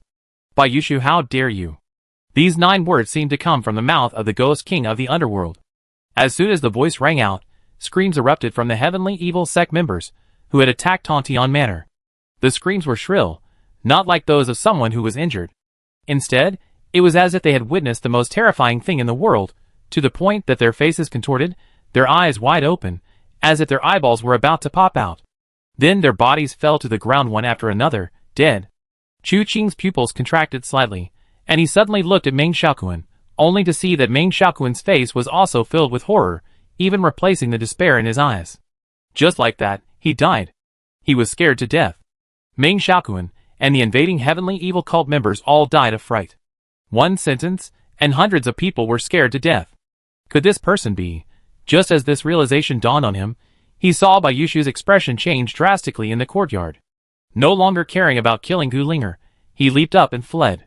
His speed was like an arrow cutting through the wind, his movements as strange as a ghost soaring through the air. In the blink of an eye, he had disappeared from Tontian Manor. Meanwhile, Gong Gong Cho and Gu Linger had different expressions. Gong Cho was overjoyed, while Gu Linger, though happy, also harbored a hint of disappointment. As if disappointed that she hadn't died at Bayushu's hands. Master! Gong Cho knelt down with a thud. Master, you finally returned. However, after his words, there was no response for a long time. Gong Cho called out twice more, but still received no response. His heart began to pound with anxiety. Master, is that you? Silence remained all around. The servants of Tantian Manor knelt on the ground, unable to resist glancing around nervously. Chu Qing frowned slightly, her figure whistling through the air as she landed beside him. She glanced back. It was Wu Qianhuan and Wenru. Wu Qianhuan's eyes held a hint of shock. Clearly, the Ghost Emperor's power was unbelievable to her. If these people from Tantian Manor had been killed by sonic attacks, she wouldn't have found it so remarkable. But they had been scared to death. A quick investigation revealed their gallbladders had ruptured. This was utterly unimaginable. What had these people experienced in that instant? The same words, though chilling to their ears, didn't cause any harm. Why did they sound so different to them? The Ghost Emperor's martial arts were indeed unbelievably high. Wenru, unusually, frowned. Chu Qing, seeing this, asked her, have you found anything? Yes. Wenru nodded, pointing over there. Chu Qing hesitated for a moment, unsure whether to chase after him to see what was going on. The Ghost Emperor had clearly made a move, yet he hadn't shown himself. Was there some unspeakable reason? But then he thought, to hell with unspeakable reasons. Yu Zong was already planning to join forces with him to capture one of the 12 Holy Kings and force them to reveal the Ghost Emperor's whereabouts. This old suddenly appeared, then vanished again. He certainly maintained his mystique, but he left everyone else in a bind. This is outrageous. Immediately, she steeled her resolve. Chase! Wu Qianhuan was dumbfounded. Chase! She wondered if she misheard, but Chu Qing had already leaped into the air, chasing after the direction Wenru had pointed out.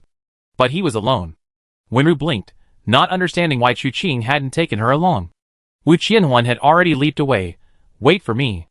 Wenru then realized, quickly using her flying willow green smoke technique to catch up with them. Chu Qing didn't run too far before stopping. He glanced back at Wu Qianhuan and Wenru. What are you doing following me?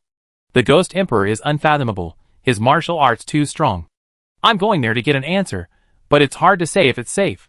Why don't you stay at Tantian Manor and wait for me? Given our relationship, how could I let you risk your life alone? Wu Qianhuan frowned deeply. The two of them had almost. Well, if it weren't for these people intervening, it would have been a done deal. Now, were they planning to abandon her? Wenru said, there won't be any danger. Chu Qing was taken aback, wondering why Wenru was so certain. After hesitating for a moment, she decided to trust Wenru. She nodded immediately. All right then. With that, she turned and appeared behind the two, placing one hand on each of their shoulders, asking Wenru to guide her.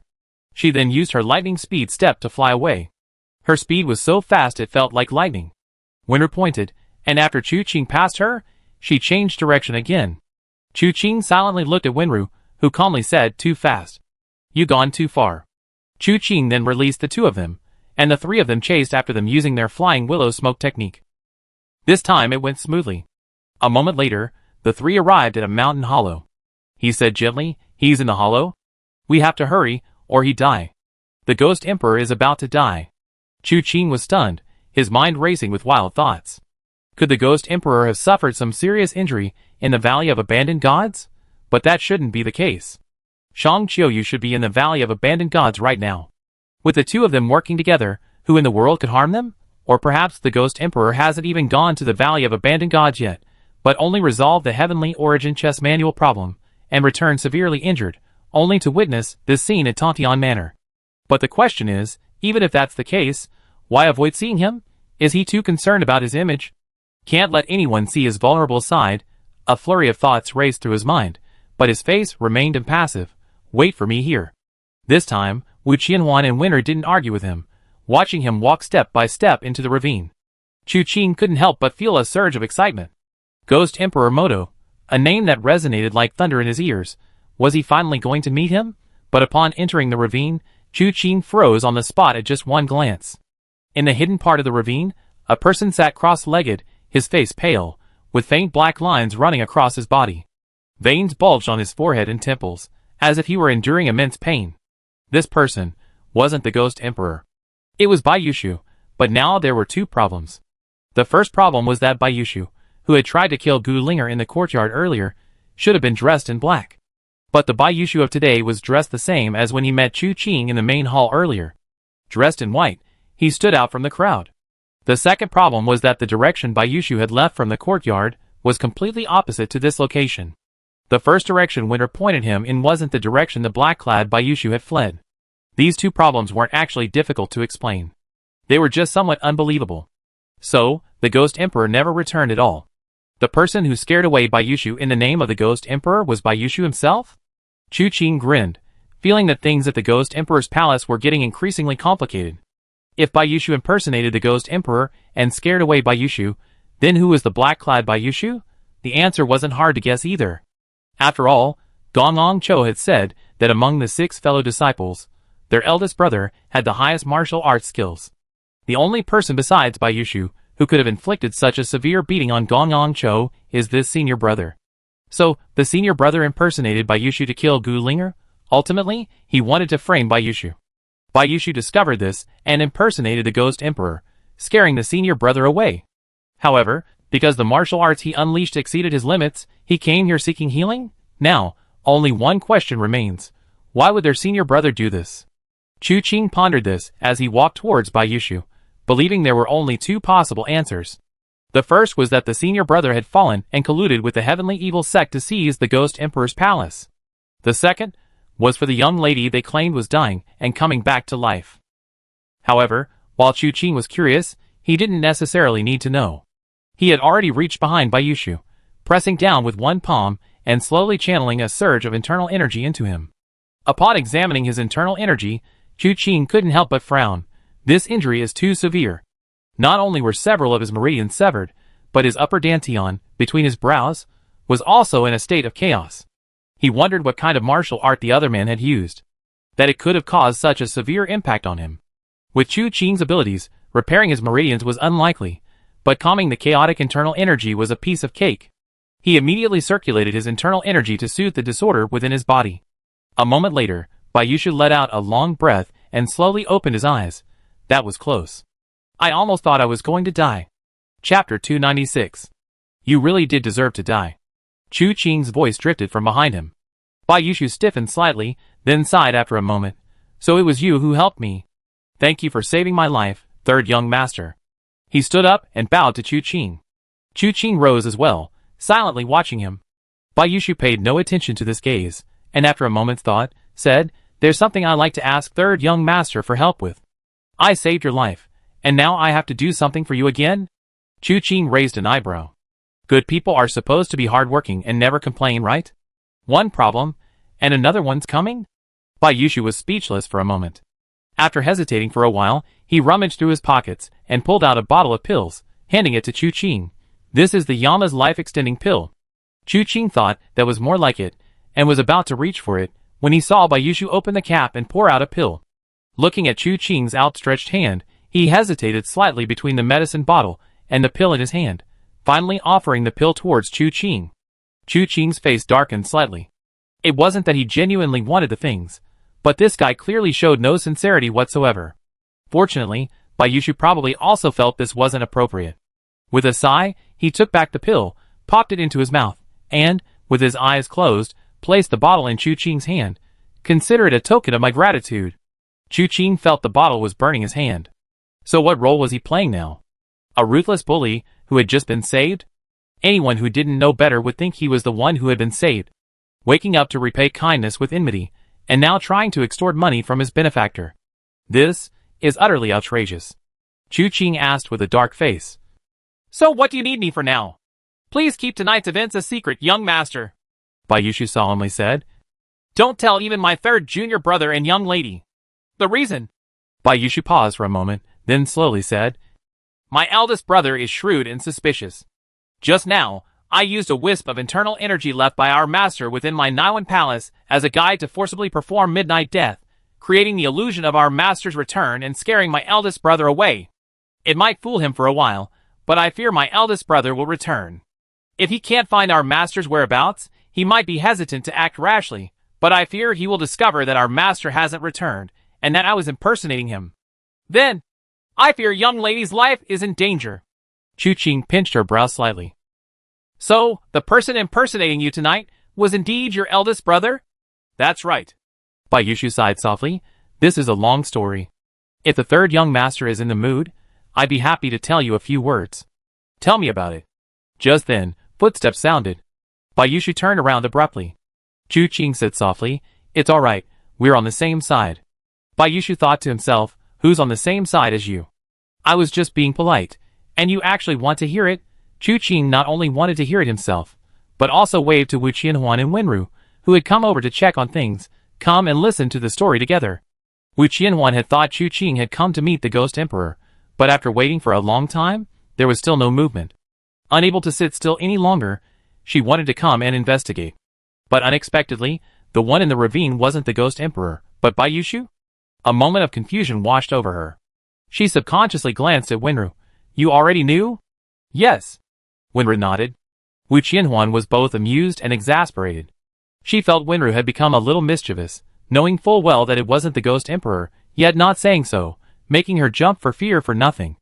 Bai Yushu watched as the two girls came up behind Chu Qing, all three of them looking at him expectantly, waiting to hear the story. His head was buzzing. He scratched his head, his gentle image somewhat crumbling. Third young master, are you interested in my master's family affairs? Chu Qing smiled. How dare I pry into the Ghost Emperor's family affairs? However, your eldest brother's collusion with the heavenly evil sect isn't just a matter for your family. I need to figure out the details, lest I encounter this again, and make a fool of myself. I see. Bai Yushu nodded and said, Actually, I only recently discovered that my senior brother was colluding with the heavenly evil sect. The cause was the wisp of internal energy my master left in my Niwen palace before he left. My master once said, human strength has its limits. Even with unparalleled skill, it's difficult to achieve everything. His fate was still unknown, so this wisp of internal energy was a precaution. Only then did I realize that my master wasn't at ease with the situation at the Ghost Emperor Palace. Later, through careful observation, I vaguely sensed that my senior brother harbored ulterior motives. As for why, judging from his single-minded desire to kill Miss, it must be related to the eldest young lady. In fact, the maidservants of Tontian Manor's description of the second young master was fairly accurate. Before this, Bai Yushu was indeed oblivious to the outside world, preferring to seclude himself for martial arts training. Although his aptitude limited him, despite his diligent practice, he remained far inferior to his senior brother and the eldest young lady, yet he was still the second strongest among the Ghost Emperor's 6 disciples. His infrequent outings inevitably gave him an aloof impression.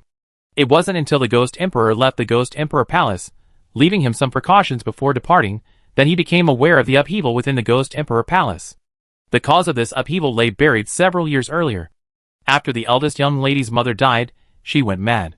She believed that the person who killed her mother was Gu Linger's mother, and her actions had been mentioned earlier at Tontian Manor.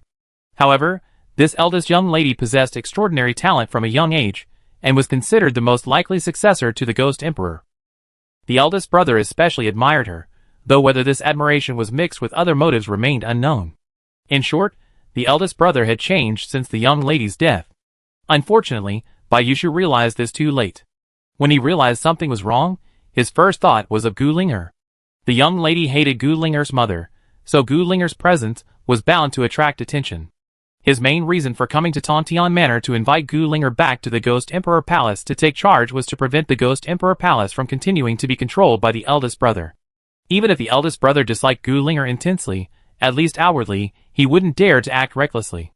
On the contrary, allowing her to remain in Tontian Manor would only make it easier for the eldest brother to poison her. However, if she returned to the Ghost Emperor's palace, she would have the protection of experts, who had served the Ghost Emperor for many years, and the assistance of her second senior brother. Once Gu Linger obtained a portion of the Ghost Emperor's palace's power, she would have the ability to protect herself. Unexpectedly, Gong Yang Cho immediately mocked him upon seeing him, his words revealing his distrust. Bai Yushu knew that someone was definitely behind this.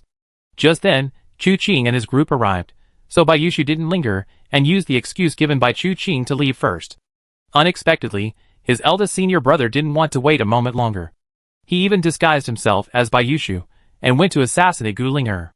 Logically speaking, if his eldest senior brother was after the power of the Ghost Emperor's palace, he wouldn't have needed to do anything to someone as insignificant as Gu Linger. The reason he went to such lengths, even colluding with the heavenly evil sect, was clearly for something else. The most plausible reason was because of the young lady. After listening, Chu Qing frowned slightly. Then why did you return tonight? Bayushu didn't answer immediately, pausing for a moment before smiling. I plan to infiltrate Tontian Manor and secretly kidnap Gu Linger. Good, good, good. So you Ghost Emperor Palace people all do things unconventionally, huh? The eldest brother impersonates the second, and the second wants to kidnap Master's daughter. All quite something. But thinking about it carefully, the Ghost Emperor Palace is indeed a mess. The eldest daughter suspects her aunt killed her mother, and wants to kill her aunt in revenge. Because the eldest daughter can't find evidence, her father imprisoned her to reflect on her actions. In a fit of rage, the eldest daughter committed suicide. Now, the eldest brother is going through another series of mysterious maneuvers for the sake of the young lady.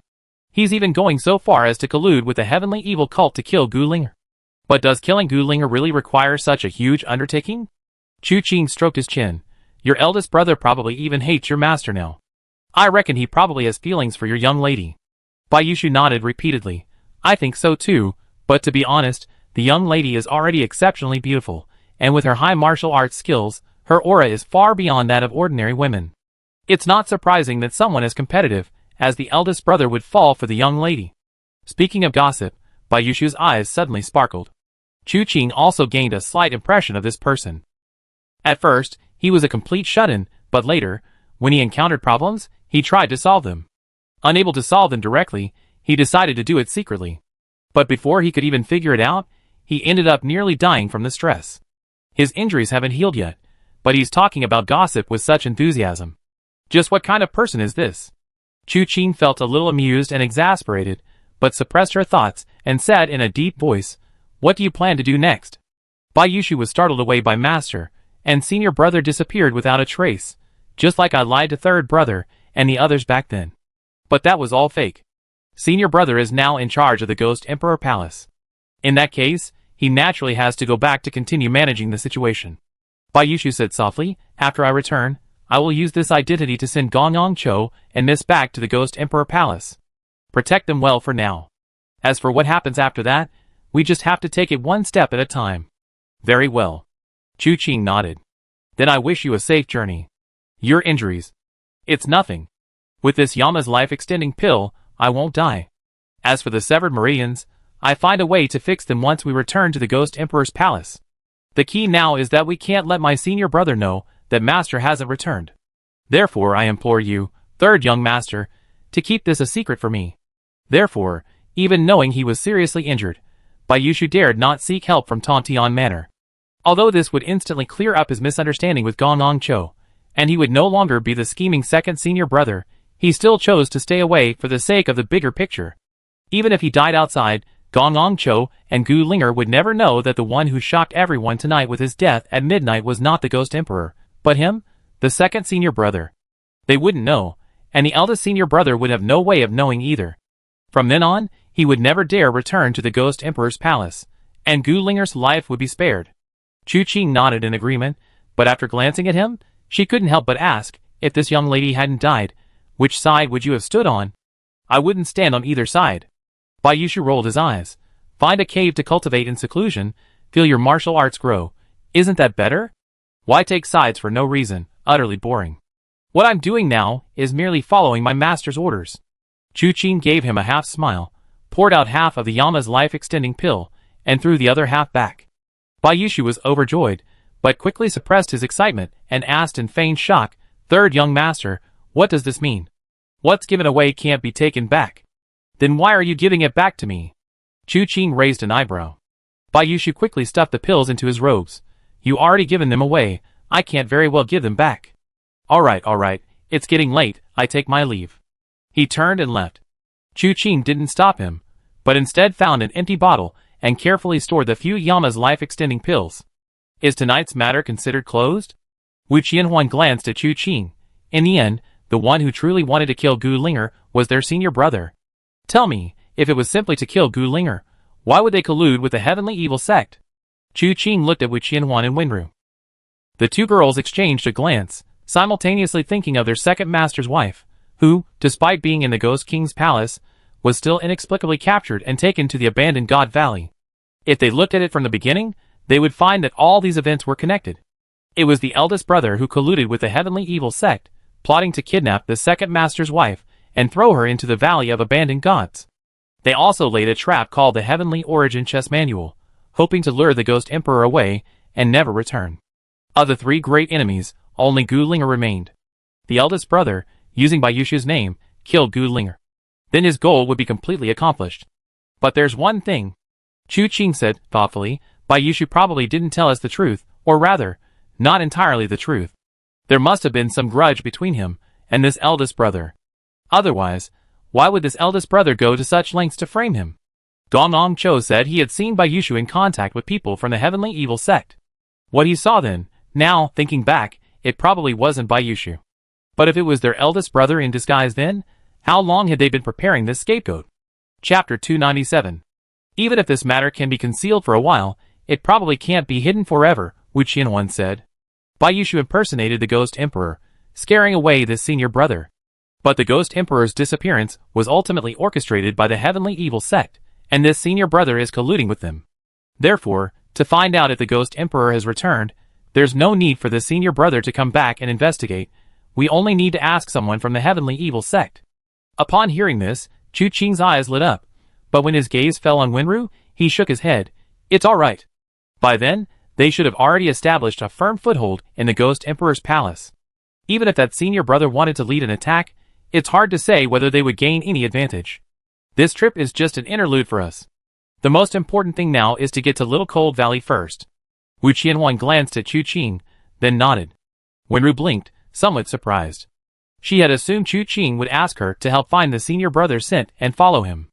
Perhaps this would lead directly to the Ghost Emperor's whereabouts. But unexpectedly, Chu Qing had given up. However, she was indifferent. Everything was Chu Qing's decision. Since he had made this choice, she would follow it. The group immediately returned to Tontian Manor, which was now in ruins. They found Gong Cho and Gulinger in the main hall. Seeing that Chu Qing and his companions were unharmed, Gong Cho breathed a sigh of relief. I went to look for you all, but the courtyard was empty. I was extremely uneasy. This trip has been a disaster for my sect, and I am truly sorry to have implicated the three of you. Chu Qing shook his head. This is not Brother Gongyang's fault. If we didn't have urgent matters to attend to, we might have sought justice for him. However, now that Brother Gongyang is seriously injured, we will have to postpone your task of guiding us tomorrow. Brother Gongyang, could you lend me a compass? We will set off on our own tomorrow. Gulinger frowned slightly upon hearing this, but didn't say much, only smiling and saying, all right, I have someone fetch it right away. Thank you. Soon, a servant brought the compass, which looked no different from an ordinary compass. After handing it to Chu Qing took his leave and went back to rest. However, after all this commotion, there wasn't much time left until dawn. The little game he and Wu Qianhuan had been playing earlier was naturally out of the question. They went back to their rooms to rest, and soon it was already dawn. Then, Chu Qing went to bid farewell to Gong Cho. Gong Cho had his men bring over the man who had slept in the cage the previous night. Gong Cho said that the man had slept soundly all night, despite the commotion at Tontian Manor. But now, the man stood there with an extremely humble posture, not daring to even raise his eyes. Chu Qing smiled. When I saw him yesterday, he was still sleeping. I forgot to ask him how to address me. Hearing this, the man secretly glanced at Chu Qing, knowing that he was being questioned, and immediately knelt on the ground, replying to Your Excellency, I have no name. Your Excellency? Chu Qing glanced at Gong Cho upon hearing this. Gong Cho shook his head. Get up and answer. Chu Qing didn't dwell on it too much, but continued to ask, even without a name, you should still be addressed. How do others address you? Replying to Your Excellency, other nobles address me as Bird 13. As if sensing Chu Qing's lack of malice, his tone softened considerably when answering the question. He also stood up from the ground. However, Chu Qing was somewhat surprised. Bird 13? What kind of bird name is that? With a slight thought, Chu Qing asked again, is there also a Bird 12? Upon hearing this, Bird 13's expression suddenly changed drastically, and he stammered, yes. Something happened to him? Looking at his expression, it was hard for Chu Qing not to notice something amiss. Bird 13, as if struck by a sudden provocation, kowtowed repeatedly to Chu Qing, pleading, I know nothing at all. Please forgive me, sir. Please forgive me. Chu Qing flicked his sleeve, and Bird 13 could no longer kowtow. He was instead pulled up by a force. This only made him tremble more violently, as if something terrifying was about to happen. He shook like a leaf, his eyes tightly shut. Chu-Ching hesitated for a moment, then said softly, "Don't worry, no one will harm you. Relax. This Tontian Manor is not a place for you to stay for long. I intend to take you away from Tontian Ridge. Are you willing?" Bird 13 hesitated, then silently nodded. Chu-Ching could tell he was unwilling, but he was used to being submissive and had never considered resisting. This made Chu-Ching even more curious about him. Moreover, since there was Bird 12, there must also be Bird 11, Bird 10, and maybe even Bird 14. This naming method didn't treat the other party as a person. It was as if they were naming goods, especially considering Bird 13's behavior. Chu-Ching slowly exhaled. "Since you're willing, then let's go. Brother Gonglong, I troubled you greatly. I take my leave now. It's a pity I was seriously injured last night, otherwise I would have personally escorted you away from Tontian Ridge. I am deeply grateful, and dare not trouble Brother Gonglong any further. Farewell, farewell." Chu-Ching clasped his hands in a fist salute, then led Bird 13, along with Wu Qianhuan and Wenru, away from Tontian Ridge. Throughout this entire journey, Chu-Ching hadn't seen Gu Linger once. After leaving Tontian Manor, Chu-Ching took out his compass and, combined with the location of Tontian Manor given by Gonglong Cho, determined his direction with much greater ease. Given that Bird 13 didn't know martial arts, Chu-Ching carried him on the journey. The group headed north, and Chu-Ching would occasionally ask Bird 13 a few questions along the way.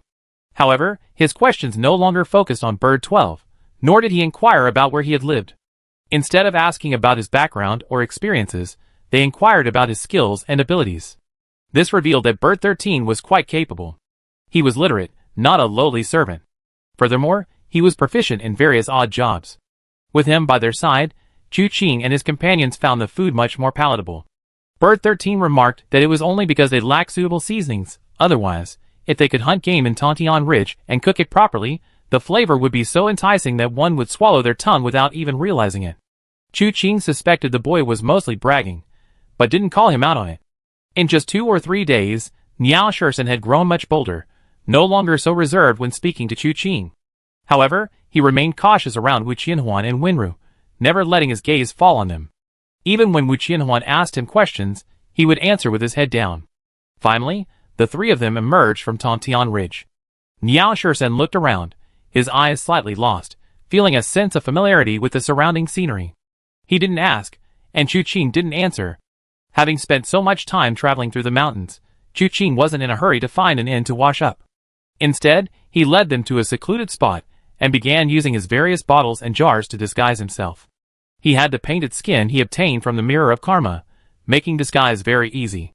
This time, Chu-Ching, Wenru, and Wu Qianhuan all changed their appearances. However, Chu-Ching and Wenru were using their old aliases. The two originally handsome and beautiful people had transformed into rugged men. They were the Han San and Han Si. They had disguised themselves as when they first entered the Iron Blood Hall's territory. Upon hearing this, Wu Qianhuan chuckled and looked at her face in the bronze mirror. "Then I be called Han Wu." This pseudonym was certainly well thought out. Niao Shursen stared in disbelief, his face full of envy. Chu-Ching glanced at him. "Want to learn?" Niao Shursen subconsciously nodded, then hurriedly shook his head. "If there's a chance later, I can teach you." Niao Shursen's eyes lit up immediately. Seeing that Chu-Ching wasn't lying, he couldn't help but feel excited. The group didn't linger. After tidying up their disguises, they set off again. After leaving Tontian Ridge, it wasn't difficult to find any signs of life further ahead. They had only traveled about 10 li, approximately 5 kilometers, when they saw a small town ahead. The town had a grand name, Tontian Town. This name was clearly taken from Tontian Ridge, and it was quite fitting. However, despite the grand name, the town wasn't very populated. There were also passing merchants. Chu-Ching even overheard some of them complaining that the town was too small, the profits too meager, and they would never come back. Chu-Ching glanced at these people. Since they were merchants, they must be well-traveled and knowledgeable. He could ask them for information about Shaohan Valley. But before that, they should find an inn to rest, get some hot water, and wash off the weariness of the journey. The inn they found wasn't large, and there weren't many rooms, but they could manage to vacate 4. After a quick wash and tidying up, and preparing a new outfit for Bird 13, the group went into the main hall. They waved to the waiter, and ordered a table full of food. Although Bird 13's cooking was quite good, saving Chu Ching and the others from cravings, the food was still bland and lacked salt and sugar. Now that they were finally back in human civilization, they naturally wanted to properly satisfy their hunger. The food didn't arrive too quickly, but the group of merchants they had met earlier returned first. A middle-aged man dressed rather wealthily, who was at the head of the group, went upstairs first. They left a few guards to eat and drink in the main hall. Chu Ching glanced at the group, gave Wu Qianhuan and Wenru a look, then stood up, went to their table, and slightly clasped his hands in greeting. "Greetings, gentlemen. My name is Han San." The men looked up at Chu Ching, then clasped their hands in a respectful greeting, their faces showing a hint of wariness. Chu Ching smiled. "From your casual conversation, I come to imagine you are all quite knowledgeable. I'm new to the martial world, and I long yearn to explore it. Now that I've finally met some seniors, I'd like to inquire a bit about any major events happening in the martial world lately." "Young brother, you come here to ask us questions?" The leader, a man in his 50s, glanced at Chu Ching upon hearing this. Chu Ching knew this man was a seasoned veteran. His words had made the other guards seem to understand, some even displaying a hint of superiority. Only the old man's gaze remained impassive, clearly not truly believing Chu Ching.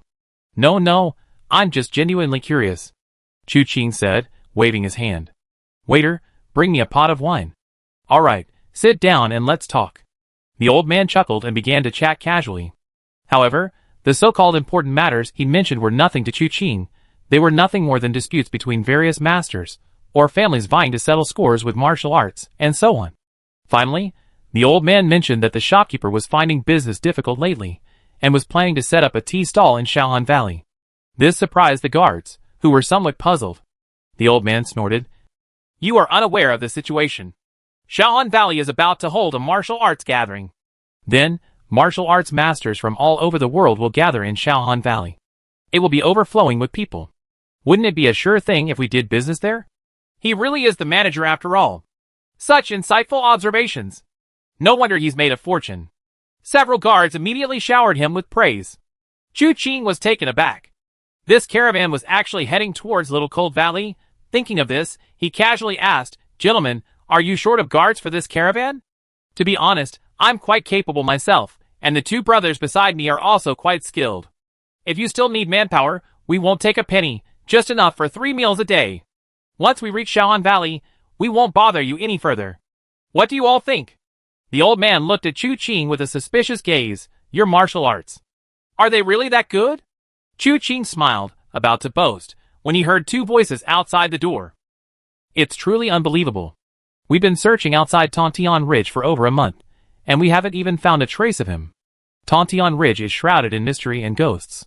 That kid is most likely dead inside. Should we just head back?" The two men entered the inn as they spoke, their gazes casually sweeping across the lobby, initially unconcerned. But when their eyes fell on Bird 13, their expressions changed drastically. "We searched high and low, only to find it right here. Kid, you ran away, but at least go somewhere further. You're still eating here? Who gave you the audacity to sit here like a human being?" The two men were about to rush forward to restrain Bird 13. Chu Ching frowned slightly, casually taking 2 chopsticks from the holder. With a flick of his wrist, 2 sharp whooshing sounds were heard. The chopsticks flew out, but instead of heading for their chests or faces, they pierced diagonally downwards, penetrating their insteps, and pinning them to the ground. The old man who had just asked Chu Ching about martial arts trembled with fear. Chapter 298. This old man was the leader of the caravan's guards. While his martial arts skills were mediocre, he had spent his life roaming the martial world, and was quite knowledgeable. However, his position meant dealing mostly with bandits and highwaymen. Therefore, even considering his entire life, he had rarely seen anyone achieve such an effect with just 2 chopsticks. A chill ran down his spine. He no longer believed Chu Ching's earlier claim of being a novice. He felt that if this man were truly determined, even all of them combined would be no match for him. A mixture of fear and inexplicable excitement filled his heart. Chu Ching's gaze occasionally swept across his face, and he knew he had frightened the old man. It seemed his plan to mooch off the caravan was likely doomed. The two men whose feet had been pierced by the chopsticks first froze, then screamed in agony. Then, they flew into a rage. "Who is it?" They crouched down, pulled out the chopsticks, and looked around, only to see Chu Ching slowly rise. The anger in their hearts vanished instantly. Although their feet were in excruciating pain, Their voices betrayed a hint of fear. You, who are you? Why are you meddling? I am Han San. Chu Qing spoke calmly. You too, know Bird 13? The two exchanged a glance, then suddenly flicked their sleeves simultaneously, and white mist instantly spread out. It wasn't some kind of sleeping potion, but rather lime powder. Chu Qing frowned slightly. Low-grade stuff. With a flick of his sleeve, the white mist gathered into one place, then swept across, and the mist transformed into a thread. Before the two could even leave the inn, one of them was pierced through the chest by this white thread. He died instantly. Immediately afterward, Chu Qing's 5 fingers closed, and with a surge of internal energy, the other person felt their body involuntarily lifted into the air, grabbed from behind by a powerful force. The surrounding scenery rushed forward, and before they could regain their footing, they were already trapped between Chu Qing's 5 fingers. This scene left everyone inside and outside the inn speechless. They felt that Han San was like a god, able to take things and people from afar. The old man's heart pounded like a drum. Previously, he had pierced a person's foot with chopsticks, demonstrating his extraordinary internal strength. Now, he had actually used lime powder as a weapon to pierce a person's heart. This couldn't be described as merely profound internal strength. It was terrifying, horrifying, and utterly astonishing. Compared to this, his dragon capturing and crane controlling technique was hardly surprising. Great hero, spare our lives. We were only doing this for someone else. The man in the palm pleaded hastily, but felt as if his meridians were being frozen and burned, excruciating pain coursing through his entire body. He couldn't help but let out a scream 100 times more agonizing than before. This was Chu Qing's internal energy coursing through his meridians. Now, he was neither the third young master nor the Night Emperor. He could freely wield the yin and yang energies of the 9 chapters of Divine Jade without any restraint. However, the strength of these energies was far beyond what ordinary people could withstand. In Chu Qing's eyes, the man's martial arts were mediocre. He had only suffered less than a fraction of the yin and yang energy, yet he was already in this state. Too pathetic. He shook his head, a hint of disappointment in his voice. This man was merely injured by the yin and yang energy. The truly tormenting Xian Tian Wu Jin Palm hadn't even been used yet, and he was already in this state. If he were truly tortured with the Xian Tian Wu Jin Palm, he'd probably reveal everything, wouldn't he? He casually tossed the man to the ground and sat down at the same table as the guards. The next moment, the guards seemed to wake from a dream, rising to their feet and gathering around the old man, their scalps tingling with fear. Chu Qing paused, then shook his head helplessly, slowly asking, entrusted by someone? Entrusted by whom? The man, having just felt the pain subside after being thrown to the ground, wanted to remain silent but dared not answer. Therefore he stammered, It's entrusted by Wang Quan, the steward of Little Knife King Li Xingxing. He said his servant stole things from the house and asked us to help him catch him.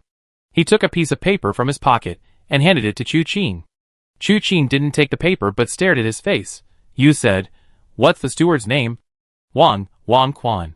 The man was taken aback, a strange sense of joy rising within him. Could this person have a past with Steward Wang? If so, then he probably wouldn't die today. Wu Qianhuan and Wenru exchanged a glance, both somewhat surprised. Chu Qing had been searching for someone named Wang Quan, but there were many people with that name, and the person Chu Qing was looking for lacked specific characteristics, making it very difficult to find. Unexpectedly, he encountered one here. Wu Qianhuan casually poured a glass of wine and handed it to Chu Qing. Chu Qing smiled, took it, and took a sip. Wang Quan. Little Knife King Li Xingxing? Who is this? The man on the ground was stunned, seemingly surprised that Chu Qing was so ignorant as to not recognize Li Xingxing. Just as Chu Qing was about to speak, he heard the old man's voice behind him. Little Knife King Li Xingxing is a renowned chivalrous hero of the martial world. It is said that his sword technique is called the 8 Suffering Severing Karma Sword, and it is extremely formidable. People in the martial world initially wanted to call him Knife King, but Li Xingxing dared not use that title. Because there were 3 emperors and 5 sovereigns above him, and the Knife Emperor was Dongfang Jinghong, the title Knife King would be too similar to Knife Emperor, which would be taboo.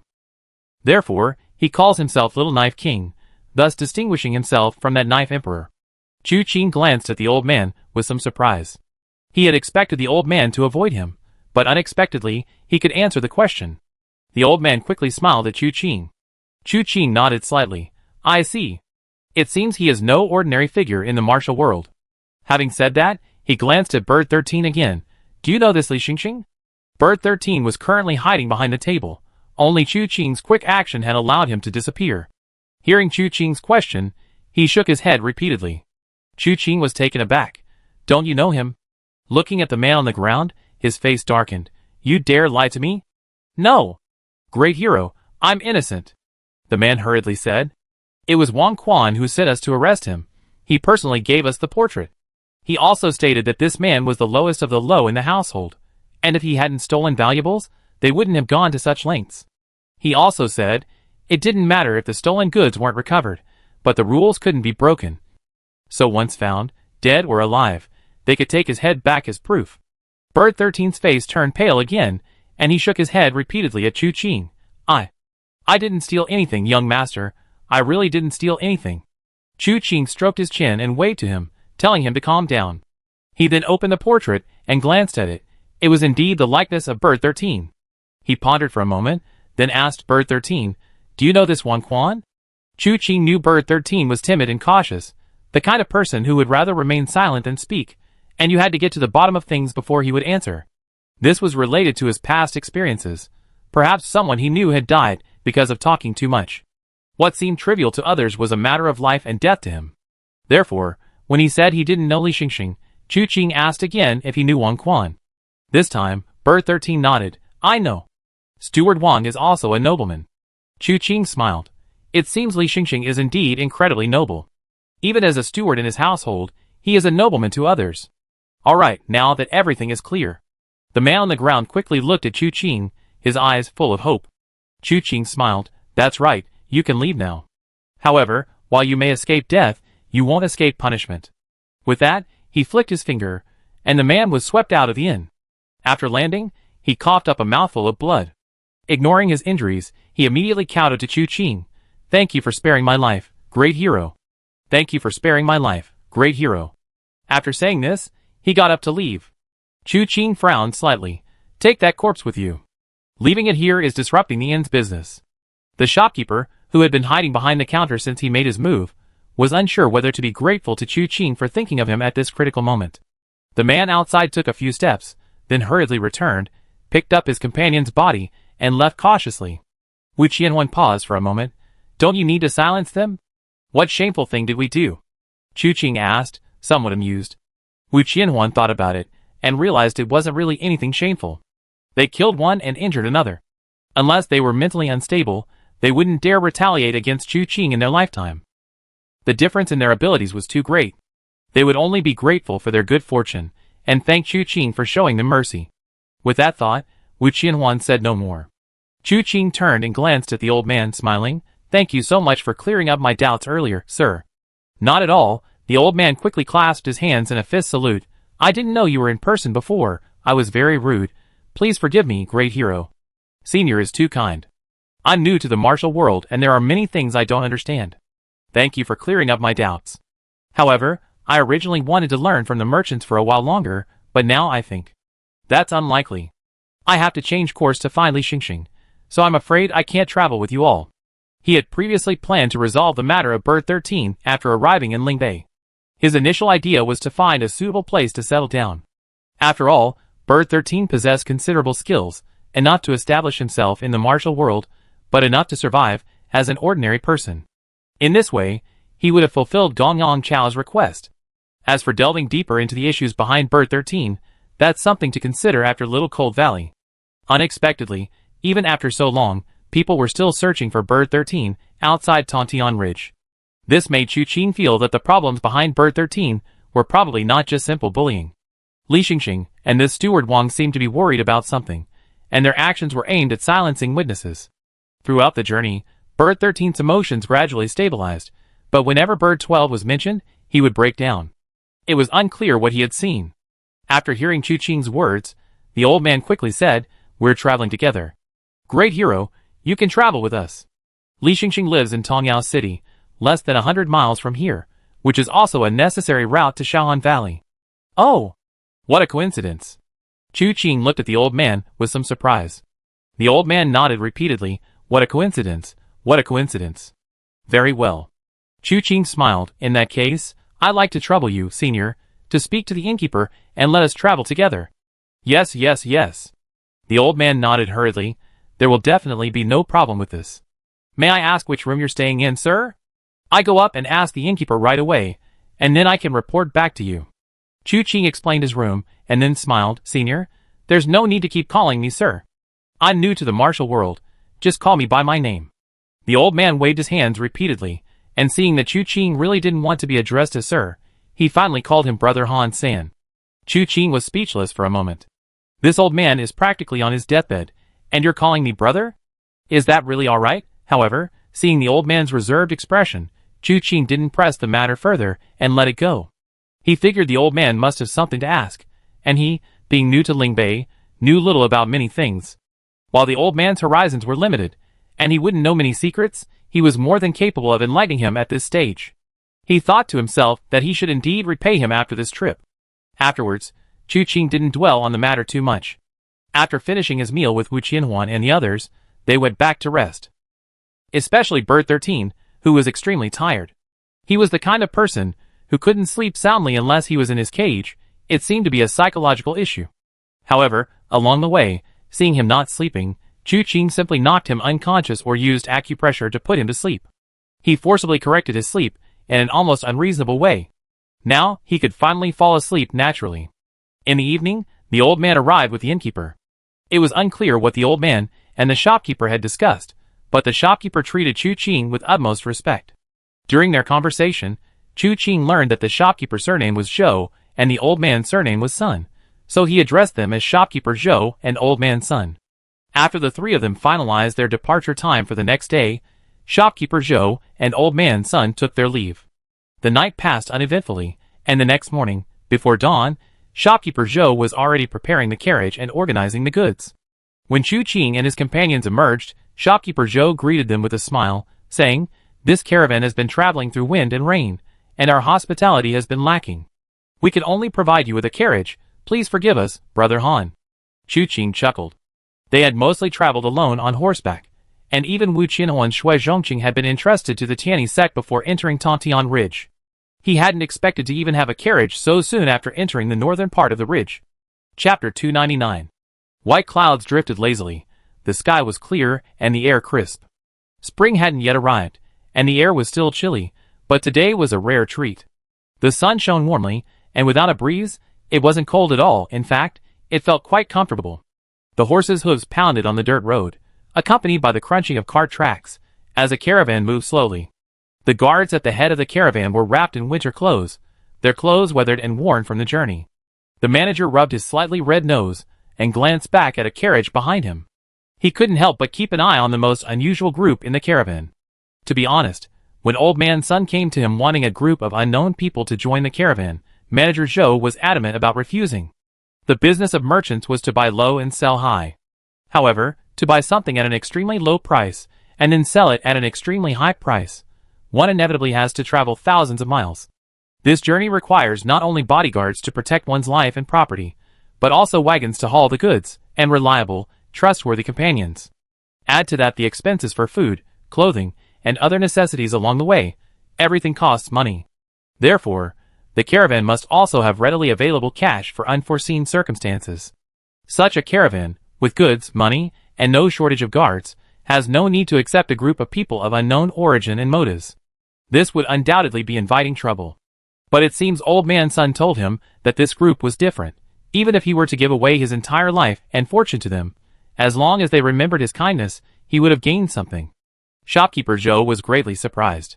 Upon questioning them, he learned that this group was actually a group of martial arts masters. And not just any masters, like Old Man Sun. In fact, in Shopkeeper Zhou's eyes, Old Man Sun was already a very formidable master. How many twists and turns had they encountered on their journey? How many dangers had they faced? Old Man Sun either directly intervened or subtly resolved the problems, easily averting many perils. But now, Old Man Sun, whom Shopkeeper Zhou considered remarkable, was praising others so highly, which made Shopkeeper Zhou truly curious about this group. Finally, he agreed to Old Man Sun's request. Later, as they traveled further, Shopkeeper Zhou finally understood why Old Man Sun spoke so highly of them. They were truly strong. Ever since they set off from Tontian town, for some reason, the journey had become much more dangerous. Shopkeeper Zhou remembered that when one of the men announced his name, Even the usually unflappable old man's son broke out in a cold sweat, his fingers trembling. His hand gripping his pipe shook violently. Shopkeeper Zhou's heart trembled along with his. He felt he was in deep trouble. He had tried to pay to avoid further trouble, pleading and begging, but the other party still wouldn't let him go. Shopkeeper Zhou felt a wave of despair wash over him. But just as the group was about to attack, a voice suddenly came from the previously silent carriage. The person uttered only one word. "Get lost." Shopkeeper Zhou felt he would never forget that word, because after it was uttered, the bandits and highwaymen surrounding them actually rolled away. They weren't doing it willingly. It was as if that word had struck them squarely on the head. They rolled around, dizzy and disoriented, their heads covered in blood. When they finally regained their footing, they were all unconscious. Only the one whom Old Man's son feared flew backwards several meters, landing and spitting out a mouthful of blood. Then he knelt on the ground with a thud, repeatedly kowtowing and begging for mercy. He didn't even dare to try to escape, probably because he felt he couldn't run away at all. The person in the carriage didn't speak, but the timid man driving the carriage mustered his courage and shouted, "Young master told you to get out of here." That man felt like he'd been granted a pardon and ran off in a chaotic frenzy, wishing he had more legs. Manager Zhou finally understood why Old Man's son had such high regard for these people. Such a master, he'd probably never see another like it in his life. However, this also left him somewhat puzzled. What was there to fear about that young man who could drive for such a master? If he could be by the side of such a master, he wouldn't fear anyone. There were many such situations along the way. The man in the carriage rarely showed himself. Even when faced with a problem that Old Man's son couldn't solve, he could make the other party run away in a matter of seconds. However, he wasn't always in the carriage, he would sometimes appear. For example, not long ago, they encountered two extremely notorious bandits. They were the nightmare of many merchant caravans. Once encountered, no matter who you were or what kind of guards you had, the result was the same, certain death. This time, however, Manager Zhou didn't have a nightmare. Even Old Man's son didn't take the other party seriously. No one in the caravan spoke, only staring at that carriage, waiting for the expert inside to utter another "get lost." In the end, the expert didn't speak, but he came out. Then, the two notorious villains, their fragrance wafting for miles. They were practically best acquainted. Afterwards, Manager Zhou couldn't help but ask Old Man's son whether this expert was a martial arts master or an immortal cultivator. If the former, how could he unleash raging flames with a wave of his hand? If the latter, how could he be navigating the mundane world? Old Man's son scolded him for being ignorant, and Manager Zhou dared not refute him, only to discover that the old man was ignorant too. He could only speculate that this expert used an extremely sophisticated martial art, transforming his inner energy into flames, integrating it into his swordplay, with flames accompanying every horizontal and vertical slash. So much so that the two villains were cleaved in two by the flames before they even reached them. The flames scorched flesh, releasing the aroma of roasted meat.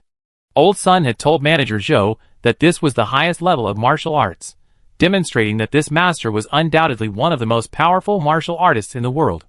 To be acquainted with such a person was a stroke of good fortune, a blessing from one's ancestors. Manager Zhou had previously been skeptical of this, but looking back on his journey, he had to admit that Old Son was right. This was indeed a rare opportunity. Moreover, this master was incredibly approachable. Although he remained inside the carriage during the day, he always appeared among the crowd at night, when everyone was setting up camp. He spoke and laughed without arrogance, treating everyone with utmost courtesy. Even when speaking to Old Man's son, he referred to himself as a junior. Old Man's son, that big bad wolf, was practically strutting around with his tail between his legs. Then they huddled together chatting idly. Manager Zhou wanted to join in, but worried he had nothing to say and annoy the man. Unexpectedly, this wise man was easy to talk to, and they chatted about everything under the sun. Looking back at that carriage now, he felt that this was a true master. The master sat in the carriage, utterly bored.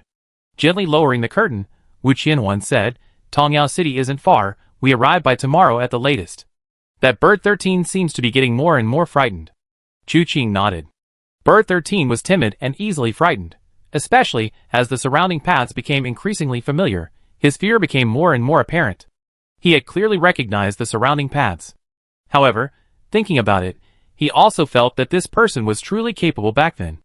After escaping from Tongyao City, he traveled 100 miles, entered Tontian Ridge, and stumbled and fell into Tontian Manor by accident. This ordeal sounded quite bizarre. Especially for Bird 13, This was probably quite an adventure. These past few days, from what that old man's son said, Li Xingxing has never had a bad reputation. But all these demons and monsters we encountered along the way are clearly after bird 13. Wu Qianhuan looked at Chu Qing. This Li Xingxing, could he be another Shinjuke? It's easy to draw a tiger's skin, but hard to draw its bones. You can know a person's face, but not their heart. Chu Qing smiled wryly. In this martial world, there are many who appear to be heroes, but are actually despicable. I'm afraid this Li Xingxing is even worse than that Shinjuke. Shinjuke slaughtered the entire Chen family for a woman, framing Wu Chan. But judging from the name Bird 13, and the few pieces of information available, something extremely terrible must have happened in Tongyao City. However, what exactly happened? And what role does Li Xingxing play in all of this? We only know the answers once we reach Tongyao City. That evening, they set up camp for the last time. Manager Zhou explained that they would arrive in Tongyao City the next morning, and that he would host a grand banquet for Chu Qing at the restaurant that evening. Chu Qing politely declined, but Manager Zhou insisted, "Brother Han, please don't refuse. We've been fortunate to receive your help along the way. It has saved our caravan from many losses. I must express my gratitude. Besides, once you're in Tongyao City, you have to try the snow-melting fragrant meat at Tianwei restaurant, and then savor the drunken immortal's dish. Only then will the trip be truly worthwhile." "Oh, is this unique to Tongyao City?" Chu Qing asked curiously. "Exactly," Manager Zhou said with a smile. "Don't laugh, but I never actually tried it myself, though I heard so much about it, and longed to try it for ages. I heard that this snow-melting fragrant meat requires 3 soakings, 3 roastings, and 3 steamings, before being stewed in a rich broth, a process that takes a full 8 hours to complete. Once this meat is served, the moment the lid of the casserole is lifted, the aroma wafts for miles, making everyone's mouth water. Not only is the taste exquisite, but it also melts in your mouth, incredibly tender. Some even say it's the most fragrant meat in the world." As Manager Zhou spoke, drool dripped from the corner of his mouth. Realizing his rudeness, he quickly wiped it away with his sleeve. Chu Qing was somewhat surprised. The most fragrant meat in the world? He didn't know much about such things, but he did know that fragrant meat was dog meat. He heard it was rarely eaten, but Chu Qing had never been interested in dog meat in either his past or present life. While not a dog lover, he wasn't particularly keen to try it either. But hearing Manager Zhou's words, he became genuinely curious. Even Old Man Sun nodded repeatedly. "I heard about this too. There's a saying that no dog can leave Tongyao City. I wonder if it's true or not." "It's true," Manager Zhou said. "It's quite a strange thing. Only the fragrant meat eaten within Tongyao City is truly authentic and delicious. Once it leaves Tongyao City, the flavor changes. And within Tongyao City, Tianwei restaurant is the best. So you absolutely can't miss it on this trip." Chu Qing chuckled, unable to refuse such hospitality, and could only nod in agreement. Without further ado, they arrived in Tongyao City the next day. This was the largest city within 100 miles of Tongtian Ridge, belonging to Liaoyuan Prefecture, one of the 3 prefectures, 3 gates, and 3 sects. Actually, the 3 prefectures in the 3 prefectures, 3 gates, and 3 sects mainly refer to 3 major families. Liaoyuan Prefecture is the Ouyang family, Liexing Prefecture is the Han family, and Tianjin Prefecture is the Lu family. These 3 families developed their family power to its peak, managing to rival sects and factions with their individual strength, leaving a significant mark on the entire Lingbei region. The city lord of Tongyao City was a master from a branch of the Ouyang family of Liaoyuan Prefecture. As they stepped into the city, the group was greeted by a fragrant aroma. Peering through a window, Chu Qing and his companions discovered that dog meat vendors were everywhere on the streets. The signs proclaimed either Lu's fragrant meat or Li's fragrant meat, and the proprietresses enthusiastically invited every passerby to come and eat, all seemingly bustling with activity. Chu Qing noticed that each of these fragrant meat shops had a stove outside, on which a large pot of broth was simmering. The broth was white and bubbling, its aroma filling the air. The pot contained both cooked meat and bones tumbling in the broth. As the carriage moved forward, the sound of shackles clattering could be heard. Pulling back the curtain, they saw a group of people leading a group of men and women, their hands and feet bound in shackles. These people were hunched over, their faces pale and sickly. The shackles, worn for so long, had bled from being worn down, the wounds reopening after healing, making them look utterly miserable. Chu Qing frowned slightly. She knew these were slaves. She had previously heard Old Man Sun mention that Liaoyuan Prefecture and Liexing Prefecture, 2 of the 3 prefectures, allowed the free buying and selling of slaves.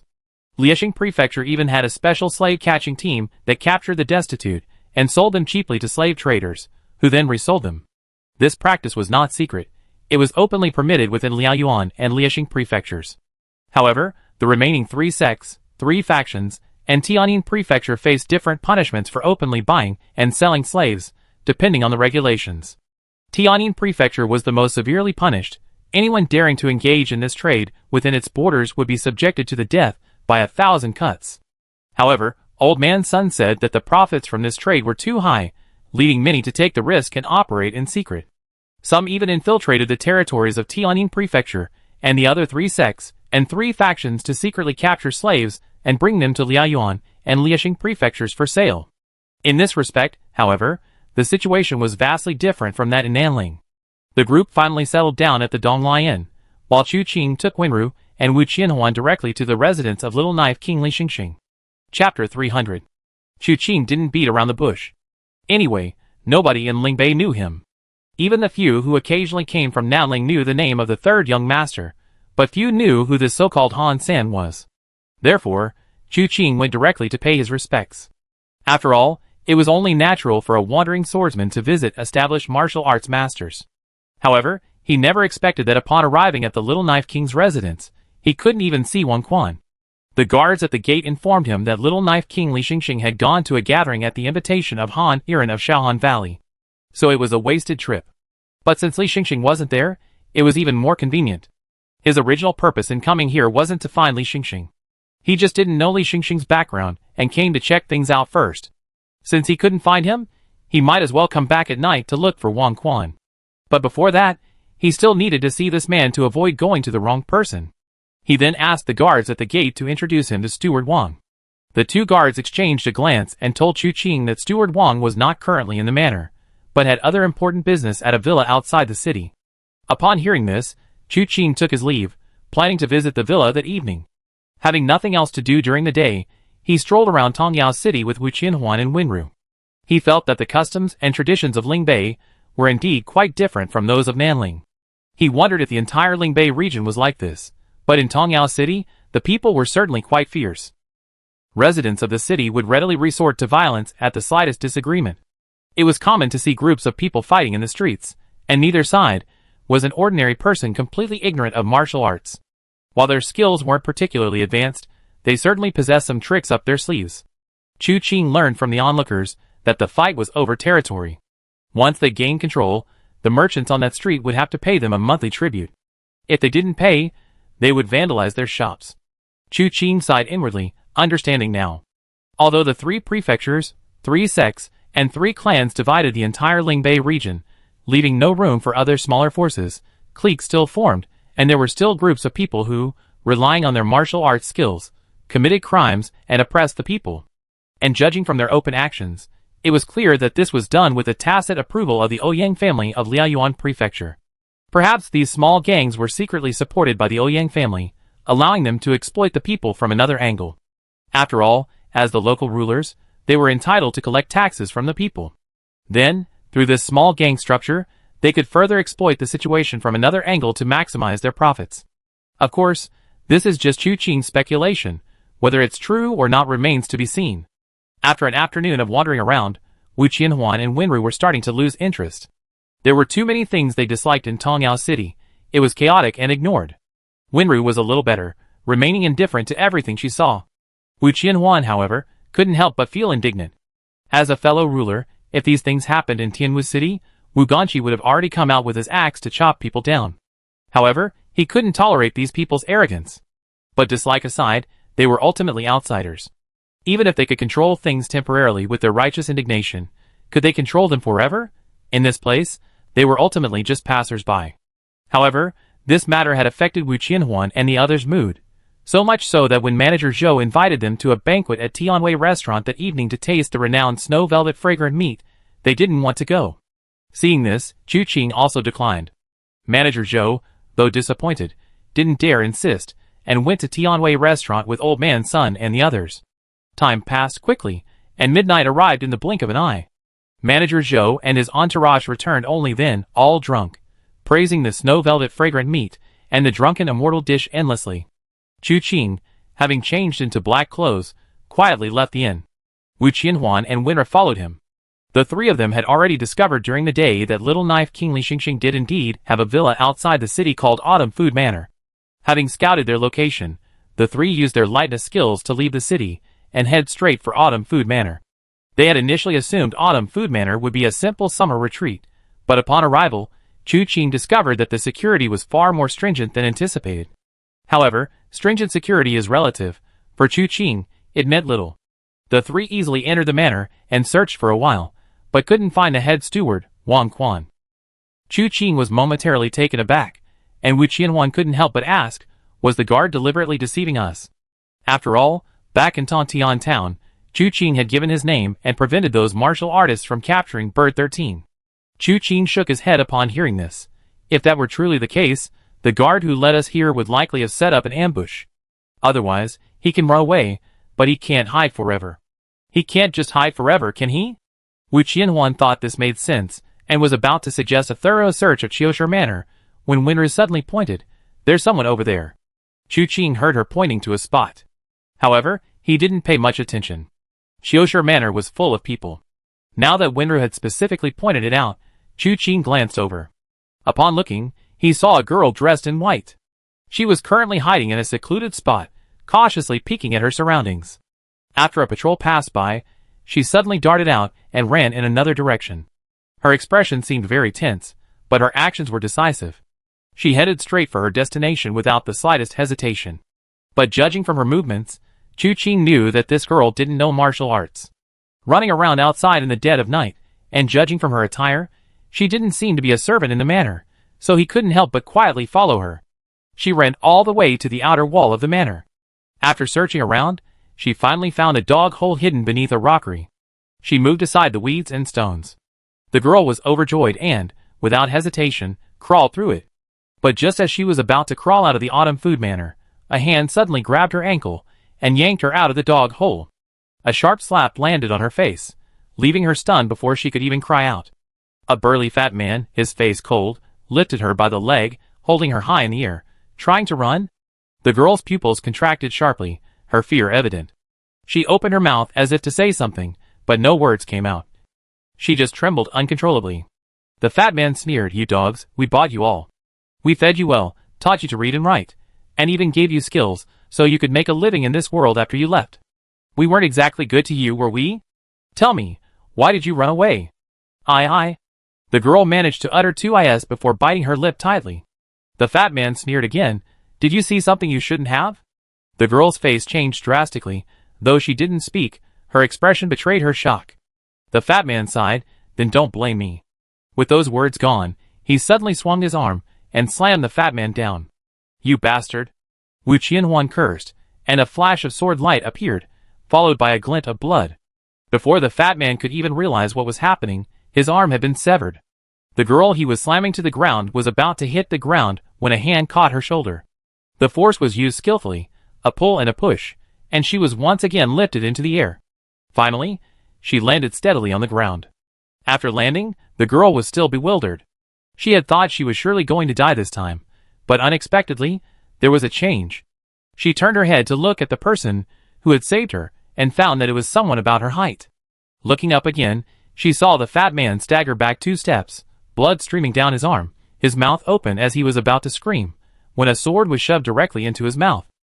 The sword tip wasn't large, yet it completely choked his screams. "If you dare scream, I use this sword to plunge into your brain and wring it all out." Wu Qianhuan's voice was chillingly cold. The fat man's arm had been severed, and he trembled with pain, but hearing Wu Qianhuan's words, he dared not utter a sound. He only looked at Wu Qianhuan with eyes full of terror. Then a voice came from behind him. "Tell me, what shouldn't this girl know that she has to die?" The fat man then realized that there were actually 3 people who had entered Autumn Food Manor that night. He wanted to turn around, but with the sword in his mouth, he wanted to speak but dared not open his mouth. Only after Wu Qianhuan pulled the sword from his mouth and wiped it on his body, did he suddenly kneel on the ground. "Great hero, spare me! Great hero, spare me! I don't know anything. It was all Steward Wang's doing. I'm just a cook at Qiushi Manor, just a cook." "You're a cook?" Chu Qing approached and glanced at him.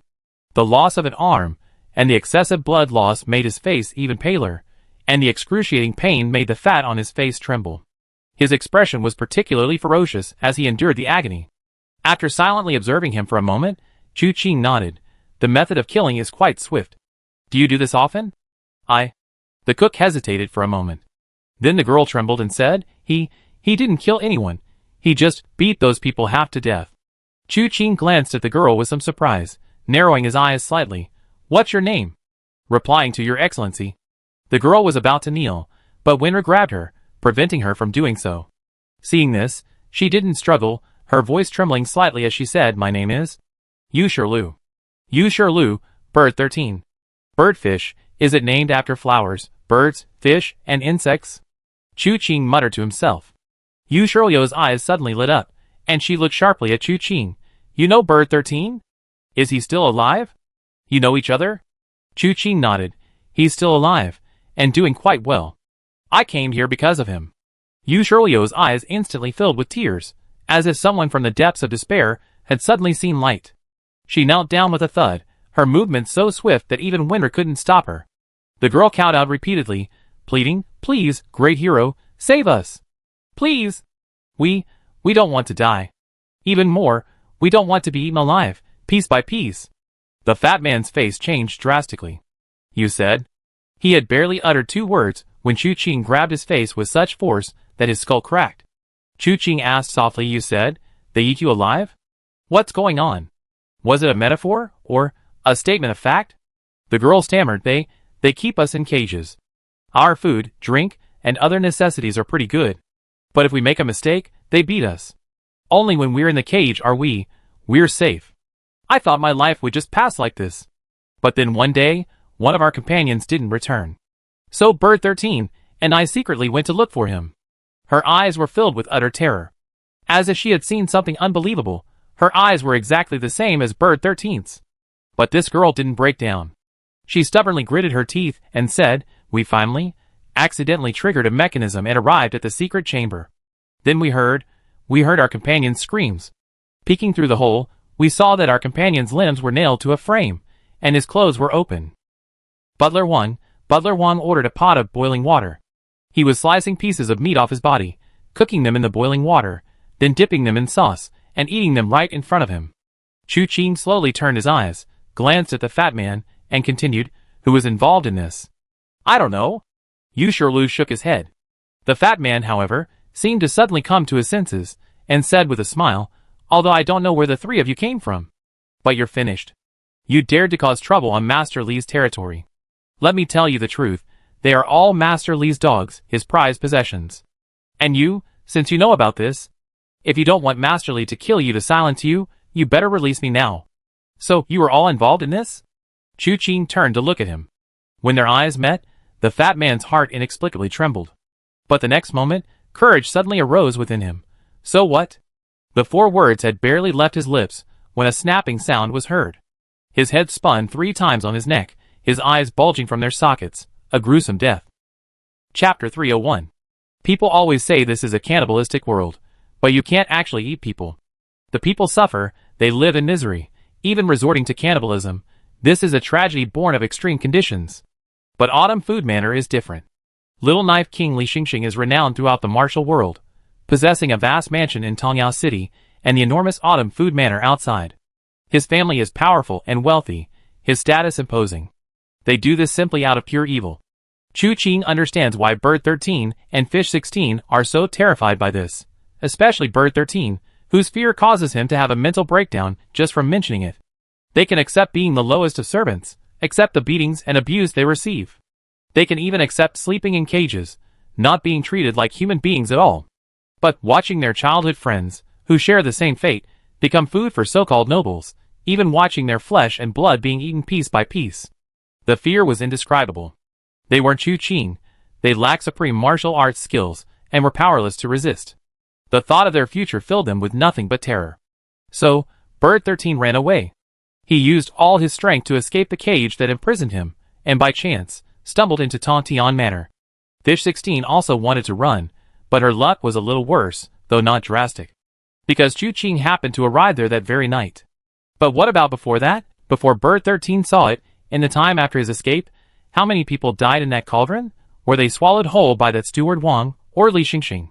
A chilling glint appeared in Chu Qing's eyes, drawing his inner energy to form a fierce wind that whipped his hair and clothes. Wu Qianhuan's eyes also burned with murderous intent. Their original purpose in coming here was mainly to see Steward Wang. Therefore, their primary focus was concealing their whereabouts, not wanting to be easily exposed, and they hadn't given the others in the manor any special consideration. But now? Who goes there? The security at Autumn Food Manor was indeed very tight. Within this short time, guards had patrolled here again. Therefore, they noticed the change at a glance. Immediately, someone shouted angrily, "Assassin!" This single word stirred up a storm, only to be met with the moonlight as sharp as swords. The full moon rose high, its light like swords. The angry roar turned into a piercing scream. Chu Qing looked at Yu Shirlu. "Do you know where Wang Quan is?" Yu Shirlu looked at the fat man's miserable state, then at the guards, who could easily control her life and death, utterly powerless against Wu Qianhuan. She was certain that she would survive tonight. She nodded. "I know, I take you there." She turned to lead the way, but a group of guards approached. Instinctively, she wanted to crouch down, covering her head, but a hand landed on her shoulder, stopping her. She looked back at Chu Qing, who clasped his hands together and unleashed a fiery slash, creating a line of fire over 10 feet long. The strange light swept across, and the guard rushing towards her, before he could even scream, was cleaved in two at the waist, his face filled with terror. The flames scorched their clothes, and the guards, not yet completely dead, groaned softly before falling silent. Wu Qianhuan couldn't help but grimace at the sight. Chu Qing had used this martial art while traveling with the caravan. Wu Qianhuan was puzzled, feeling that this guy's pure yang internal energy was a bit too outrageous. Yu Shirliu's mouth dropped open, as if he had encountered a god. Chu Qing softly reminded him, "Let's go." Yu Shirliu then seemed to snap out of his daze, and led Chu Qing forward. Guards were still on the road. In fact, a steady stream of guards was on its way. But Chu Qing didn't stop.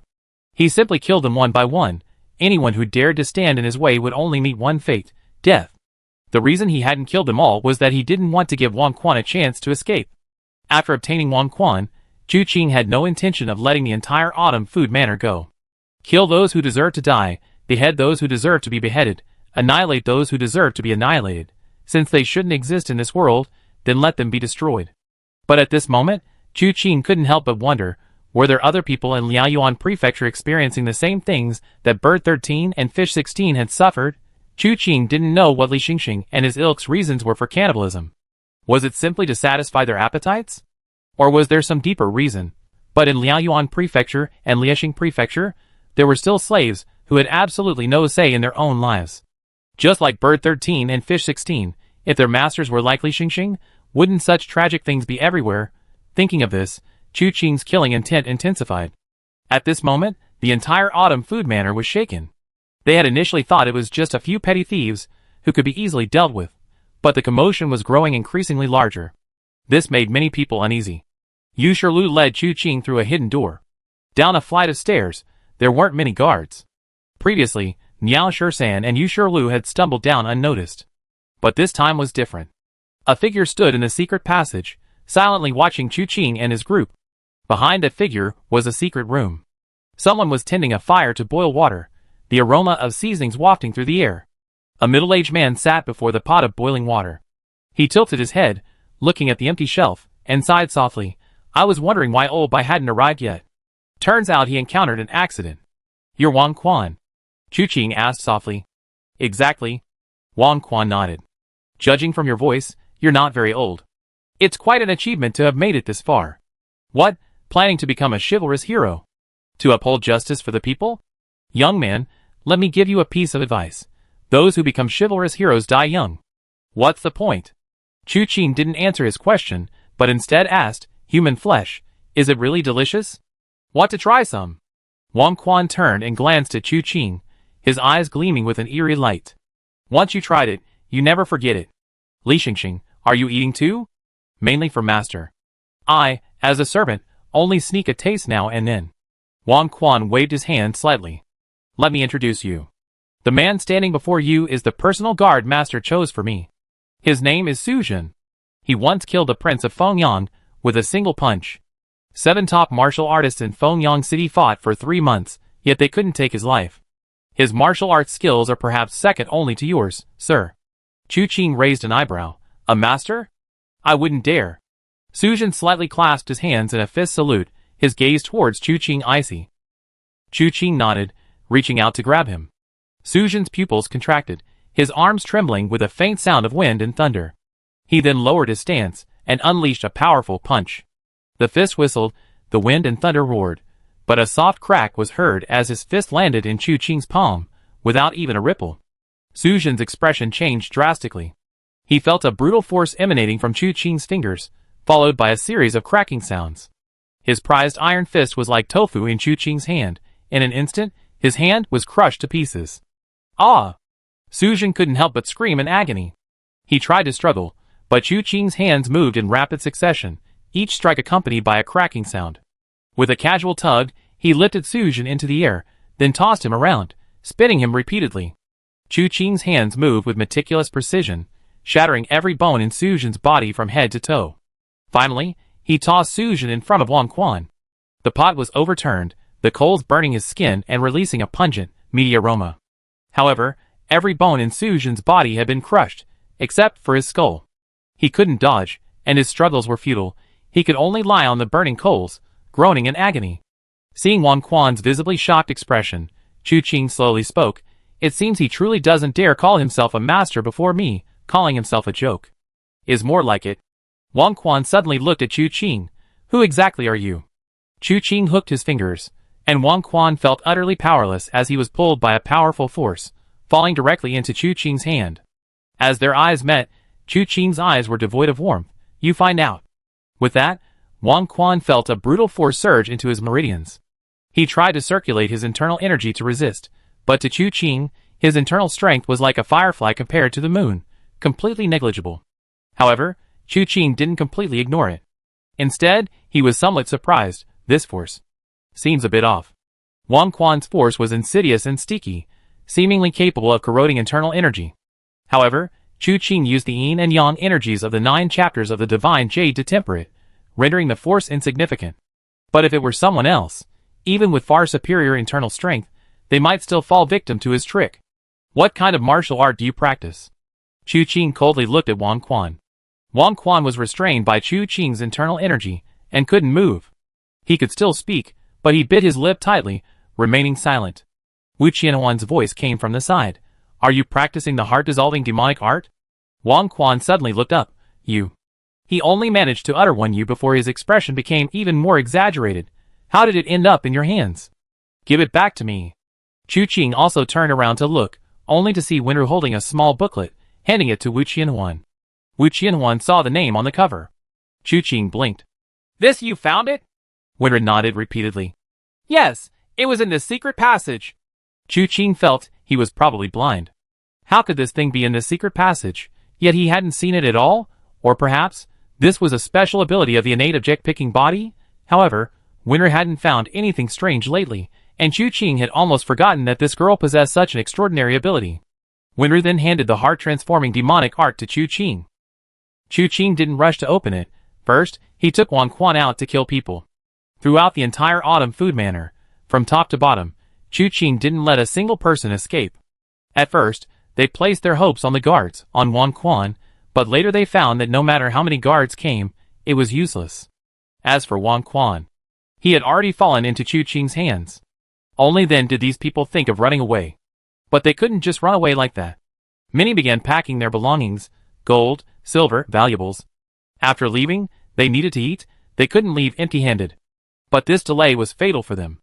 In the end, Chu Qing almost completely wiped out everyone in the Autumn Food Manor. Only then did Yushirlu lead Chu Qing to find those locked in cages. These people were generally not very old. Those over 20 were considered the oldest, with some as young as 7 or 8, and others as young as 11 or 12. Yushirlu was only 16 this year. After releasing them all from the cages, the group all cautiously watched Chu Qing.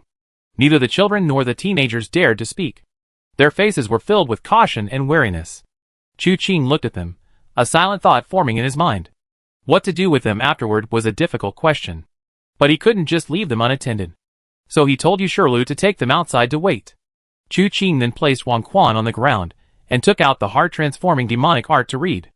At first glance, Chu Qing frowned slightly. The approach of this heart-transforming demonic art seemed somewhat familiar. Upon closer inspection, he confirmed that this demonic art was likely from the same lineage as the heart-hating demonic art practiced by Tang Shi and the others from Luoyu Hall in Tianwu City. The heart-hating demonic art was based on hatred, cultivating a bitter, resentful aura. The heart-transforming demonic art, however, was based on fear. Those who practiced it needed to be terrified to the point of death. Only by this kind of heart-splitting training could the best results be achieved. However, the manual in Wang Quan's hand was not the complete heart-dissolving demonic technique. It only contained the introductory techniques for the first 3 levels. Therefore, Chu Qing's first question to Wang Quan was, "Where did you obtain this manual?" Wang Quan remained silent, only sneering, "If you have the ability, you can kill me. Killing you is the intended purpose, you cannot escape that. But how much torture you suffer before death is up to you." As Chu Qing spoke, he flipped his palm, and faint yin and yang energies emanated from his forehead, philtrum, and temples. Then, a palm slowly landed on Wang Quan's head. The next moment, a shrill scream escaped Wang Quan's lips. The mysterious heaven black gold palm. This was originally a method of torture. Once unleashed, it felt like being pierced by 1,000 needles, the pain no less than being disemboweled or having one's meridians severed. It was comparable to Fuxing's soul-piercing finger. Chapter 302. Wang Quan ultimately couldn't withstand Chu Qing's methods. Amidst his piercing screams, he began to beg for mercy. He only wished for a swift death. Chu Qing had many questions, and Wang Quan couldn't answer every single one. Regarding the heart-dissolving demonic art, the answer was unsurprising. It was taught to him by Little Knife King Li Xingxing. According to Wang Quan, he accidentally discovered Little Knife King Li Xingxing's secret. Initially, he didn't know Li Xingxing was practicing the heart-dissolving demonic art, only that he secretly bought slaves and raised them well. Then he secretly ate them. Wang Quan said he was terrified when he first discovered this. And his luck wasn't good, Li Xingxing noticed immediately. Therefore, he only had 2 paths before him. One was to work for Li Xingxing, and the other was death. Wang Quan decisively chose the former.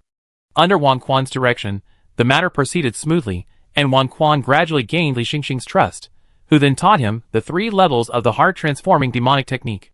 This led to Wang Quan's act of stealing food, which was discovered by Bird 13 and Fish 16.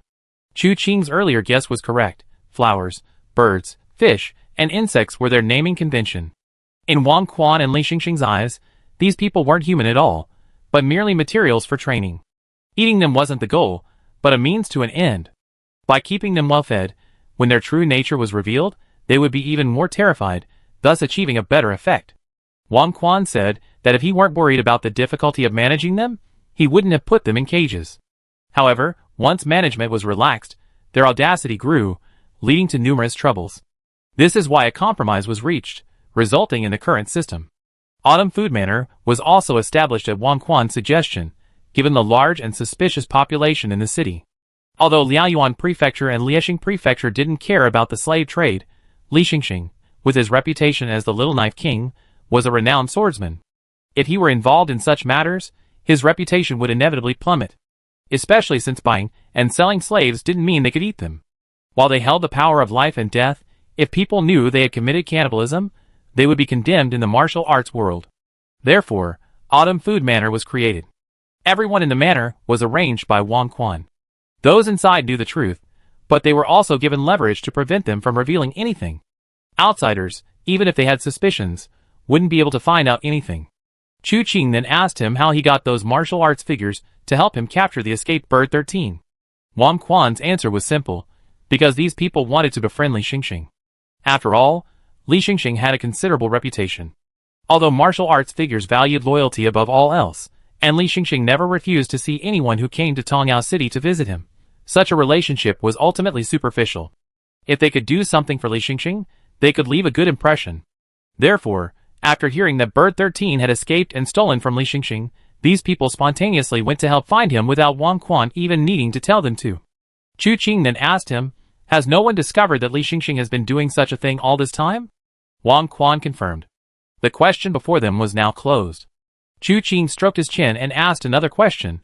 "What is your relationship with the Mirror of Karma?" Wang Quan was taken aback, then shook his head repeatedly. "My martial arts are insignificant, not worth mentioning. How could I possibly be involved with an entity like the Mirror of Karma?" "But I didn't expect you to be able to investigate even this matter. Actually, it's Master. He was one of the experts on the Mirror of Karma's 72 demon-slaying list. Chu Qing was taken aback upon hearing this, feeling that the clues the system had provided this time were rather unethical. A name. If it weren't for the accidental encounter with Bird 13, where would he have found Wang Quan? And finding Wang Quan wasn't the end of it. The real person was actually Li Xingxing. The renowned Little Knife King, Li Xingxing, was actually a master on the demon-slaying list. Chu Qing let out a soft breath. Masters on the demon-slaying list could make a name for themselves in the martial world. Chu Qing wasn't surprised. After all, not all of them came from the Mirror of Calamity. Their true identities could be anyone. Why couldn't it be Little Knife King Li Xingxing? But if so, was this person going to Little Cold Valley because of an invitation from Han Iren, or for some other reason? This damn system of his, while a bit clumsy with the clues this time, still often represented several masters on the demon-slaying list acting together. If the Mirror of Calamity was also active in Little Cold Valley, then who would their target be? Chu Qing suddenly remembered that back at Luochen Manor, the heavenly evil sect had been searching for the Mirror of Sin. After several entanglements, he felt there seemed to be some kind of tacit understanding between the two. They often cooperated. Could it be that the Mirror of Sin has joined forces with the heavenly evil sect? This thought crossed his mind, but he didn't think much of it. He disliked both of them, and wanted them dead. If they were all allied, he would find a way to kill them both. At this point, he couldn't get any useful information from Wang Quan. But Chu Qing didn't let him die too easily. Given their actions, and Li Xingxing's, letting them die too easily would be too lenient. Chu Qing pointed his fingers like a knife, using his qi to create a blade, and amidst Wang Quan's angry curses and desperate cries, he sliced him to pieces. His swordsmanship was too strong, too precise, too accurate, so much so that Wang Quan watched his flesh leave his body, yet he didn't die. He only breathed his last, when he was almost completely reduced to skin and bones. After finishing this task, Chu Qing returned to Autumn Food Manor. The manor was deathly silent. Yu Shirlu and the others huddled together, wondering what fate awaited them. Chu Qing looked at them, quite troubled. He beckoned Yu Shirlu over.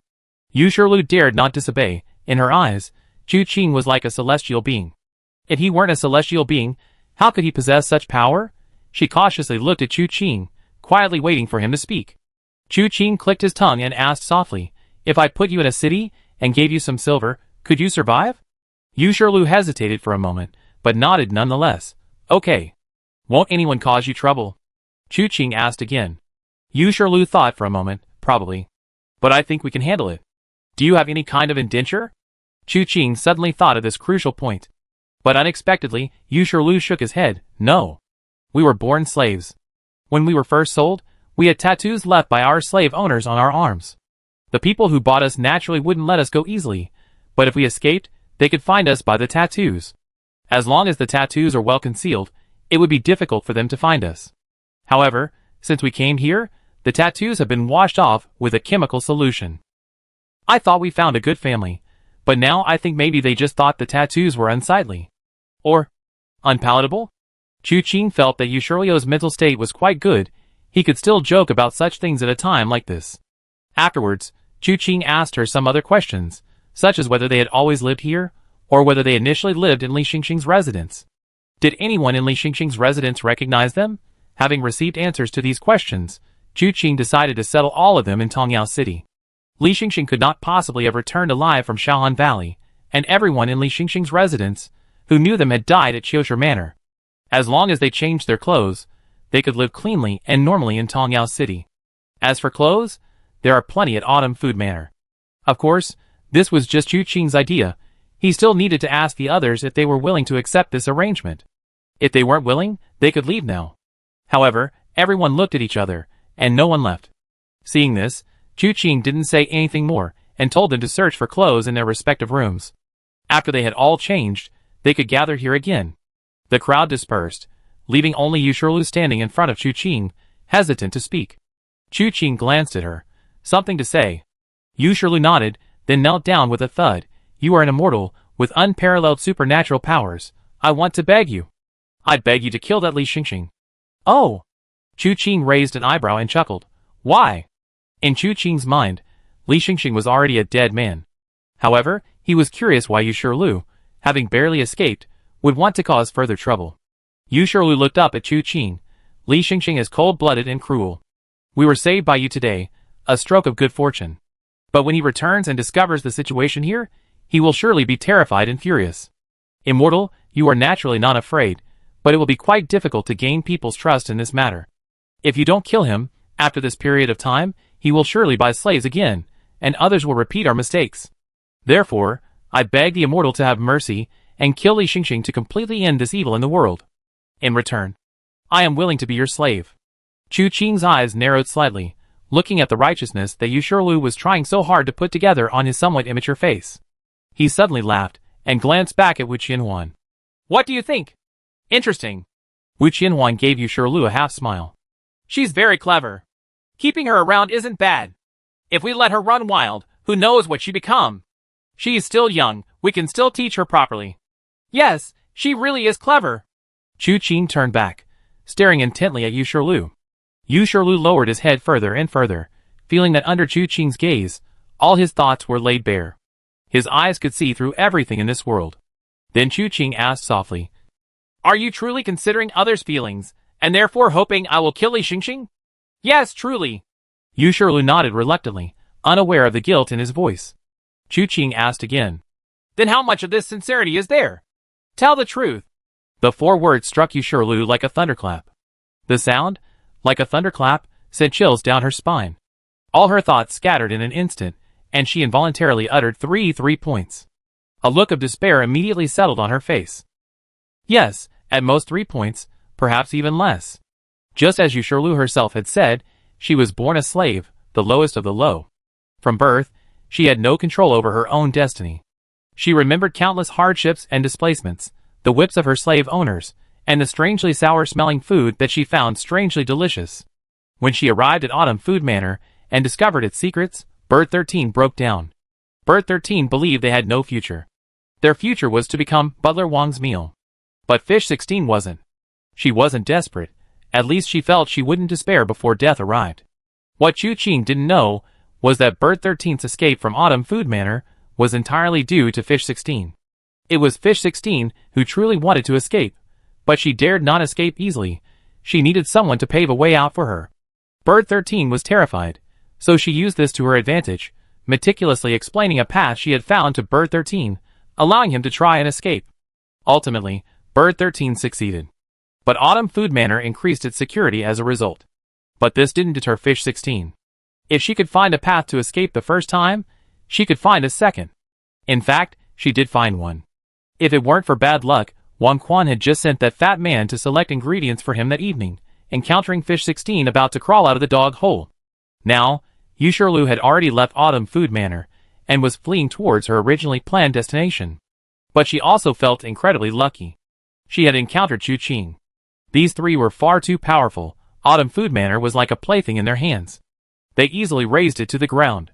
Yu Shirlu begged Chu Qing to kill Li Xingxing, her reasons perfectly justifiable and reasonable. In Yu Shirlu's eyes, Chu Qing and his companions must be true righteous figures of the martial world. Such people would surely like a child like her, willing to think of others. But in reality, what Yu Shirlu wanted was precisely the reward she offered. She wanted to stay by Chu Qing's side, as his servant. She was born a slave, but if she could stay by the side of someone like Chu Qing, and one day gain his favor and be taught a few moves of martial arts, that would be the only way she could truly change her fate. That was what she wanted. Chapter 303. Yu Shirlu thought her idea was excellent, her calculations perfectly timed. But now, she felt her idea was terrible. Because she hadn't expected Chu Qing to see through her schemes and intentions at a glance. All her calculations were wasted. Why would experts like them keep someone so scheming by their side? Genuine despair crept onto her face. An opportunity to break free from the shackles of fate was right before her, but it seemed she could never grasp it. 3 points? Chu Qing stroked his chin, then suddenly smiled. Not bad. If we were in each other's shoes, I probably wouldn't be as conscientious as you. Huh? Yu Shirlu was stunned. Chu Qing helped her up. First of all, I'm not a god, just an ordinary person who knows a little farming. Yu Shirlu didn't believe this at all. Farming skills? Every gesture was imbued with a fiery aura. That expert that Steward Wang boasted about couldn't even last a single move against you. You shattered all his bones. Is this what you call a peasant skill? Steward Wang said that person's martial arts were probably second only to Li Xingxing. Secondly, I'm not exactly a good person either. I saved you because it was within my power. If this matter would endanger my own life, I probably wouldn't have helped. This was also the truth. When poor, one should cultivate one's own virtue. When prosperous, one should help others. But the prerequisite for doing good deeds is having sufficient self-defense capabilities. Otherwise, relying on sheer courage to sacrifice oneself to save others. Chu Qing didn't deny such spirit and admired such people, but he couldn't do it. So he didn't consider himself a good person. He merely did what he could easily have done within his power. Yu Shirlu thought she was a good person, so she would definitely like good children who were selfless and devoted to others. That was ridiculous. These words really left Yu Shirlu a little confused. She looked at Chu Qing, unsure of what to say. Chu Qing said thoughtfully, I know what you seek. I will take Li Xingxing's life. As for the reward you mentioned, we fulfill that promise after Li Xingxing's death. Until then, you stay with us. Looking at the girl before him, Chu Qing inexplicably thought of another girl.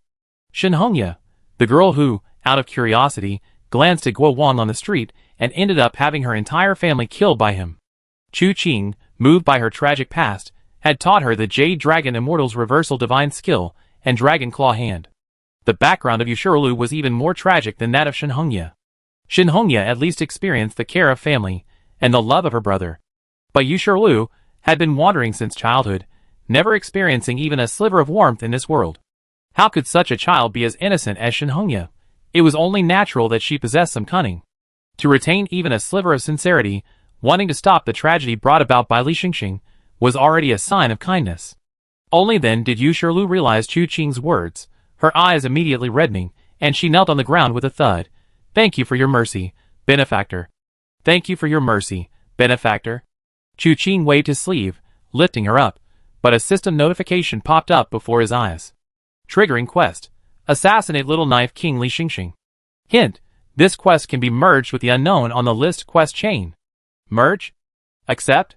Chu Qing frowned slightly. What did this mean? Li Xingxing was one of the experts on the exorcising evil list, which was related to the unknown on the list quest chain, so it was reasonable. But what would happen after merging? What did it mean if he didn't merge? Chu Qing silently asked himself these questions, but the system remained silent. Damn it, Chu Qing was somewhat annoyed. That was the downside of the mute system. If there was anything he didn't understand, there was no AI to explain it to him. He considered it for a long time. He felt that if he merged, it would most likely directly trigger the unknown on the list quest chain. If he didn't merge, he would probably have to investigate further after obtaining the Little Cold Valley before he could trigger unknown on the list. What Chu Qing was unsure about was how the commission from Yu Shirlu would be handled after the fusion.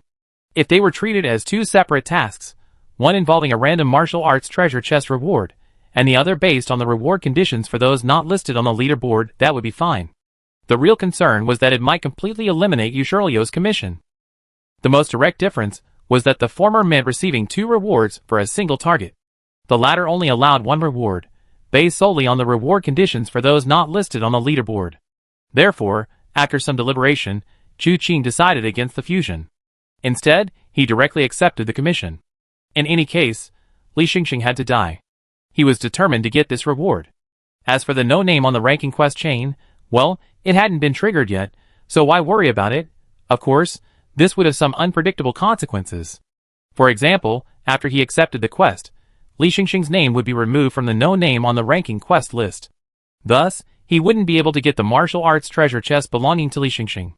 The final result would be replacing a category martial arts treasure chest with a random martial arts treasure chest. However, this was only the worst case scenario. Taking a gamble with a category martial arts treasure chest wasn't a bad idea. If he won, he could get an extra chest. Why not? While he was weighing the pros and cons, the people who had changed their clothes gradually approached. Chu Qing snapped out of his reverie regarding the system, and led them away from Autumn Food Manor. He didn't take them directly to Tongyao City, because he needed to make some preparations. So, early the next morning, Chu Qing took out some silver and entrusted manager Zhou to buy a house. Then, they brought the children in from outside.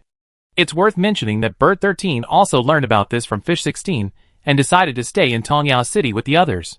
Chu Qing didn't refuse and readily agreed. The whole matter was resolved in a short morning.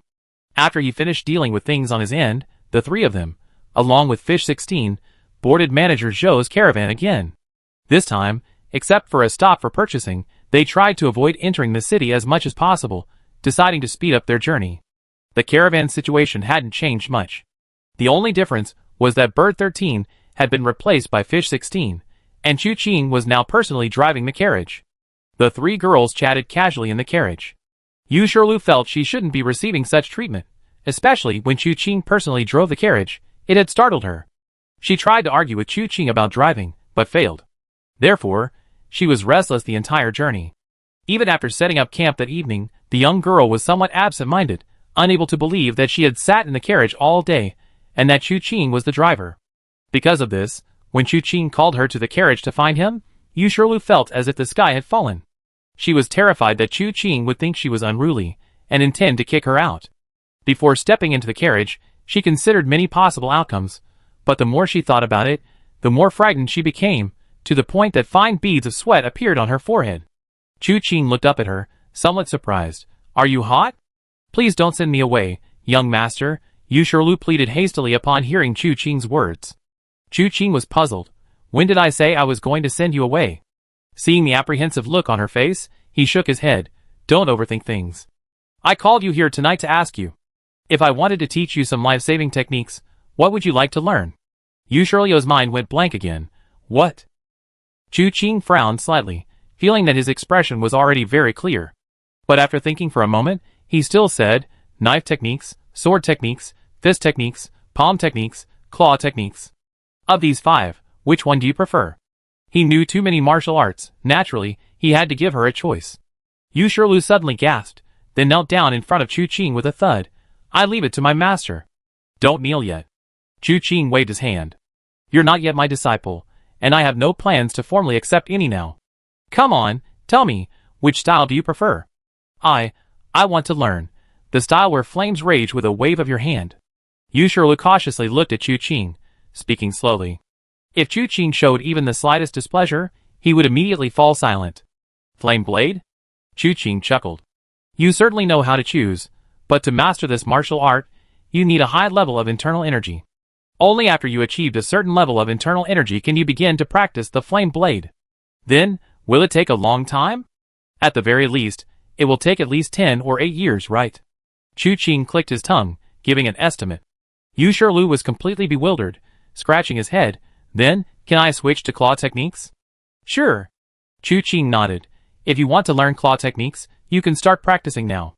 However, to make claw techniques powerful, internal energy is also essential. How about this? I teach you a supreme skill called Reversal Divine Skill." "Reversal Divine Skill? What kind of martial art is that?" "Reversal, naturally, means extreme chaos. It's a superior martial art that circulates internal energy externally. If you master this skill, the flow of your internal energy will become unpredictable. When an opponent attacks you, the force will be diverted by your internal energy, ultimately dissipating into nothingness. Furthermore, if you cultivate to a high level, you can use the surrounding objects for your own purposes." As he spoke, he suddenly flicked his hand, the curtain was lifted, and Chu Qing reached out and grabbed 2 stones that flew from the ground. The energy circled around Chu Qing's palm, but didn't land. This was the result of Chu Qing using the Reversal Divine Skill. Actually, Chu Qing hadn't practiced this martial art, but with his profound internal energy and the Qingquan Great Shift, he wouldn't claim that no martial art held any secrets for him. However, having seen the Reversal Divine Skill countless times, using it casually wasn't difficult. Yu Shirlu was dumbfounded. After regaining her senses, she quickly said, "I'm willing to learn. I learned this Reversal Divine Skill." "All right." Chu Qing nodded. "Turn around. I help you circulate your qi." Having Yu Shirlu recite the incantation at this point wouldn't be very meaningful. It was better for Chu Qing to guide her through a cycle within her body, letting her clearly see which acupoints were being touched. A complete cycle would leave a very deep impression. Chu Qing guided Yu Shirlu through 3 small cycles before letting her recite the incantation. The 2 methods, combined, would yield greater benefits. After finishing this task, Chu Qing alighted from the carriage, letting her experience it for herself. From then on, Chu Qing gradually taught her the Dragon Claw hand martial arts along the way. When teaching Shenhongya, Chu Qing was in a hurry to leave, but this time, traveling together, she wasn't in a rush. Therefore, her teaching was more detailed.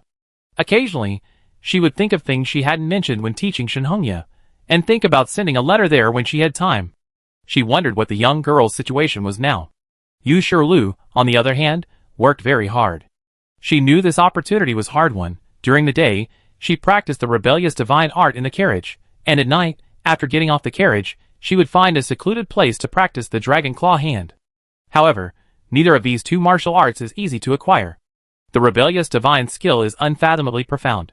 Even the Jade Dragon Immortal only knew a superficial understanding, far from being proficient. As for the dragon claw hand, it is easy to learn but difficult to master. Each move has been refined through countless trials, making it an indestructible martial art, without any flaws. But to master this martial art, to achieve perfection, is not something that can be accomplished overnight. Unless one is an exceptional individual like Chu Qing, it requires the persistent effort of water dripping on stone.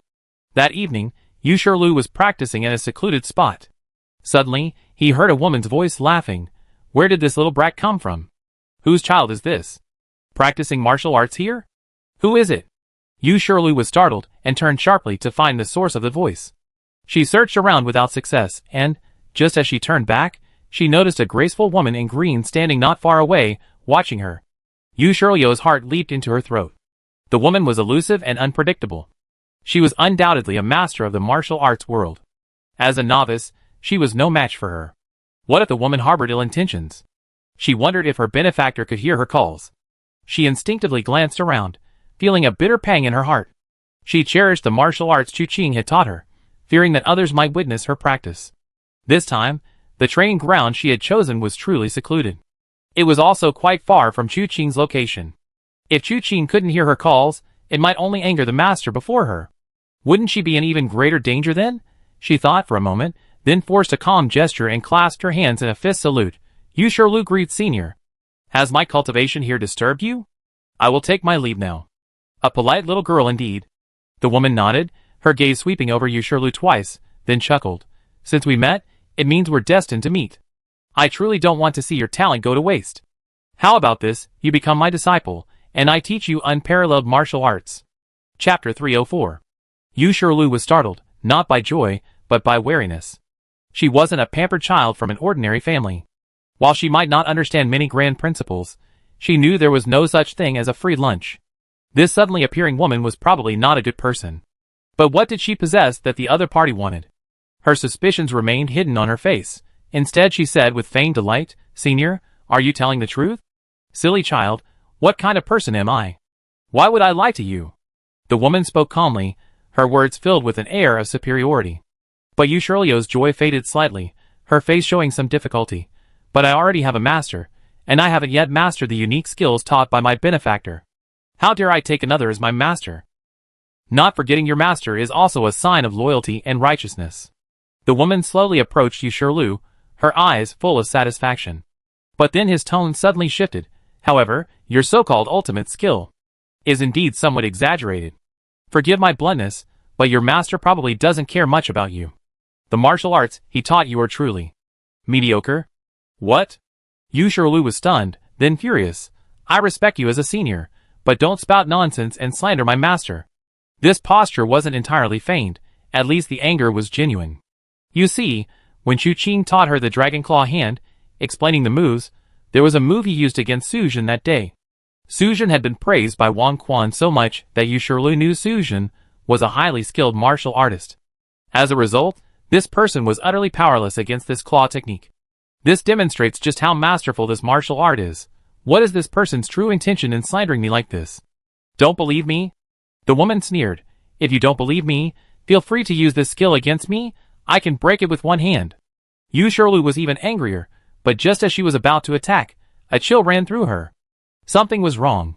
She knew very well that she wasn't someone of exceptional talent, much less someone so good that someone would disregard their status and eagerly offer to be her teacher just because they glanced at her. She had sensed earlier that this woman must have something to ask for. But what could she possibly want? She herself was insignificant. Her most prized possession was the martial arts personally taught to her by Chu Qing. She wanted to trick her into revealing her Dragon Claw hand technique. Yu Shirlu suddenly realized. She was a novice, her skills not yet refined. Using this half-baked Dragon Claw hand against someone of unknown strength was naturally futile. On the contrary, it would allow her to see the entire technique. She had been secretly observing for who knows how long. If they were to spar again, what if she learned everything? She hesitated for a moment. Although she was somewhat cunning, she didn't know what to do at this juncture. The woman, seeing Yu Shirlio's in action, turned slightly cold. What's wrong? Make your move? Yu Shirliu not only didn't attack, but instead took a step back. The woman's expression changed again, then she sneered. Do you know that your knowledge is crude and worthless? Is that why you dare not embarrass yourself in front of others? You mustn't spout nonsense. Then why haven't you made a move yet?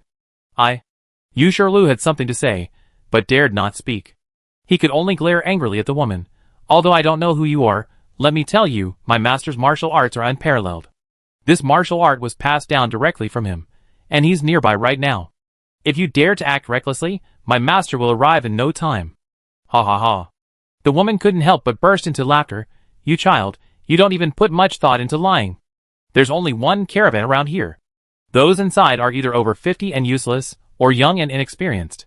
You say your master is among them? Then tell me, which one is your master? Is that old man? He's quite old. I'm afraid he might not be a match for me. As for the young one, if you summon him, you're just asking for his own death. Little girl, you're quite clever for your age. Your reluctance to act suggests you already realized I want your claw technique. I advise you to hand it over obediently. I leave after I get the martial arts. Otherwise, I take you away right now. Then you be left helpless, with no one to turn to. I have plenty of ways to make you talk. You? Seeing this woman abandon all pretense of civility, Yu Shirliu felt a surge of anxiety. Although she had complete confidence in Chu Qing, she felt uneasy listening to this woman's words. Her knowledge was ultimately too limited. She didn't know what the masters of the martial world were like. This woman seemed unfathomable. What if she was even more powerful than Chu Qing? If she called for help now, wouldn't she be putting Chu Qing in danger? But if she didn't call for help, how could she escape? She hesitated, feeling caught in a dilemma. Looks like you won't listen to reason, so you have to suffer the consequences. With that, she reached out to grab Yu Shirliu. However, seeing her movement, Yu Shirliu instinctively swayed, dodging the grab, her heart pounding. She realized that although this person's attack was fast, its trajectory wasn't unpredictable. Her instinctive dodge actually avoided it. But she didn't linger to celebrate. She started to run away. Unexpectedly, at that moment, her shoulder tightened, and she was caught in the other person's grasp. Little girl, you're quite cunning.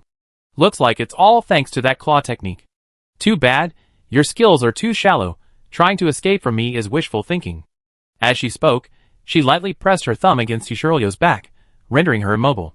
Just as she was about to be carried away, a voice sneered, Suningjin, you're supposed to be a renowned expert in the martial world, yet you try to deceive a junior with falsehoods. Aren't you ashamed to be exposed? You're trying to forcibly abduct someone, even if you want to crawl into a hole in the ground. We're both chivalrous in the martial world, but I'm ashamed to be associated with you. As the words fell, a buzzing sound rang out. Suningjin abruptly took a step back, and Yu Shirliu saw a hole suddenly explode in a tree not far from her. But how did this hole appear? She had no idea. She had only heard the sound of some kind of musical instrument. How could it have such power? She was still immobilized by pressure points, unable to turn her head or see what the newcomer looked like. Suningjin gritted her teeth and said, It's you. Who is it? Yu Shirliu wondered. Yu Shirliu was only half finished in her sentence. What did she mean by you? The person opposite her calmly replied, It's me. So who is it? Yu Shirliu suddenly felt that her own safety was no longer important. Couldn't she just give her a straight answer? Suningjin sneered. What does this have to do with you? Do you know this little girl? We never met. The newcomer simply said, I just can't stand seeing you using your pretty face to cheat and swindle people here. Then you're just meddling. Suningjin's voice was icy cold. I'm going to have this girl. If you want to stop me, let's see what you can do. That's exactly what I'm thinking. The next moment, although Yu Shirliu couldn't see what was happening, she could hear the sounds of fighting coming from behind her. At the same time, gusts of wind occasionally swept past her, making her heart pound with fear. Throughout the entire exchange, there were either the hissing sounds of wind being cut or the sound of a zither. The alternation of these two sounds was utterly baffling, leaving everyone wondering how the two were fighting. Just as they were ignoring it, they suddenly felt a dizzying sensation. When they regained their senses, they found themselves sitting on a tree branch, with Chu Qing sitting beside them. Wu Qianhuan and Wenru were also present. The three of them were watching the two fighting intently. Chu Qing, being more compassionate, casually released Yu Shirliu's pressure points. Yu Shirliu's lips moved, as if she wanted to ask something, but she was worried about disturbing Chu Qing and the others' enjoyment. Chu Qing seemed to sense something and smiled, saying, "We arrived just as this woman appeared, but we wanted to see how you would handle her, so we weren't in a hurry to come out." So, they had arrived long ago. Yu Shirlu breathed a slight sigh of relief and turned her gaze to the tree below. She saw that the one fighting Su Ningjun was indeed a woman. Su Ningjun used a sword, and her martial arts skills were also quite formidable, while the woman opposite her was only holding a zither. She would occasionally pluck the strings, producing resounding notes, the sound waves transforming into force, creating a sharp clang when they clashed with the short sword. The two fought using this, their movements dazzlingly varied. After watching for only a few moments, Yu Shirlu felt dizzy and lightheaded. She simply couldn't tell which was which. And just then, the two suddenly changed their moves. Su Ningjun's sword, its blade trailing behind, carried an unstoppable light. As the sword drew near, the woman holding the zither dropped it, her fingers gripping the strings in response to the sword's edge.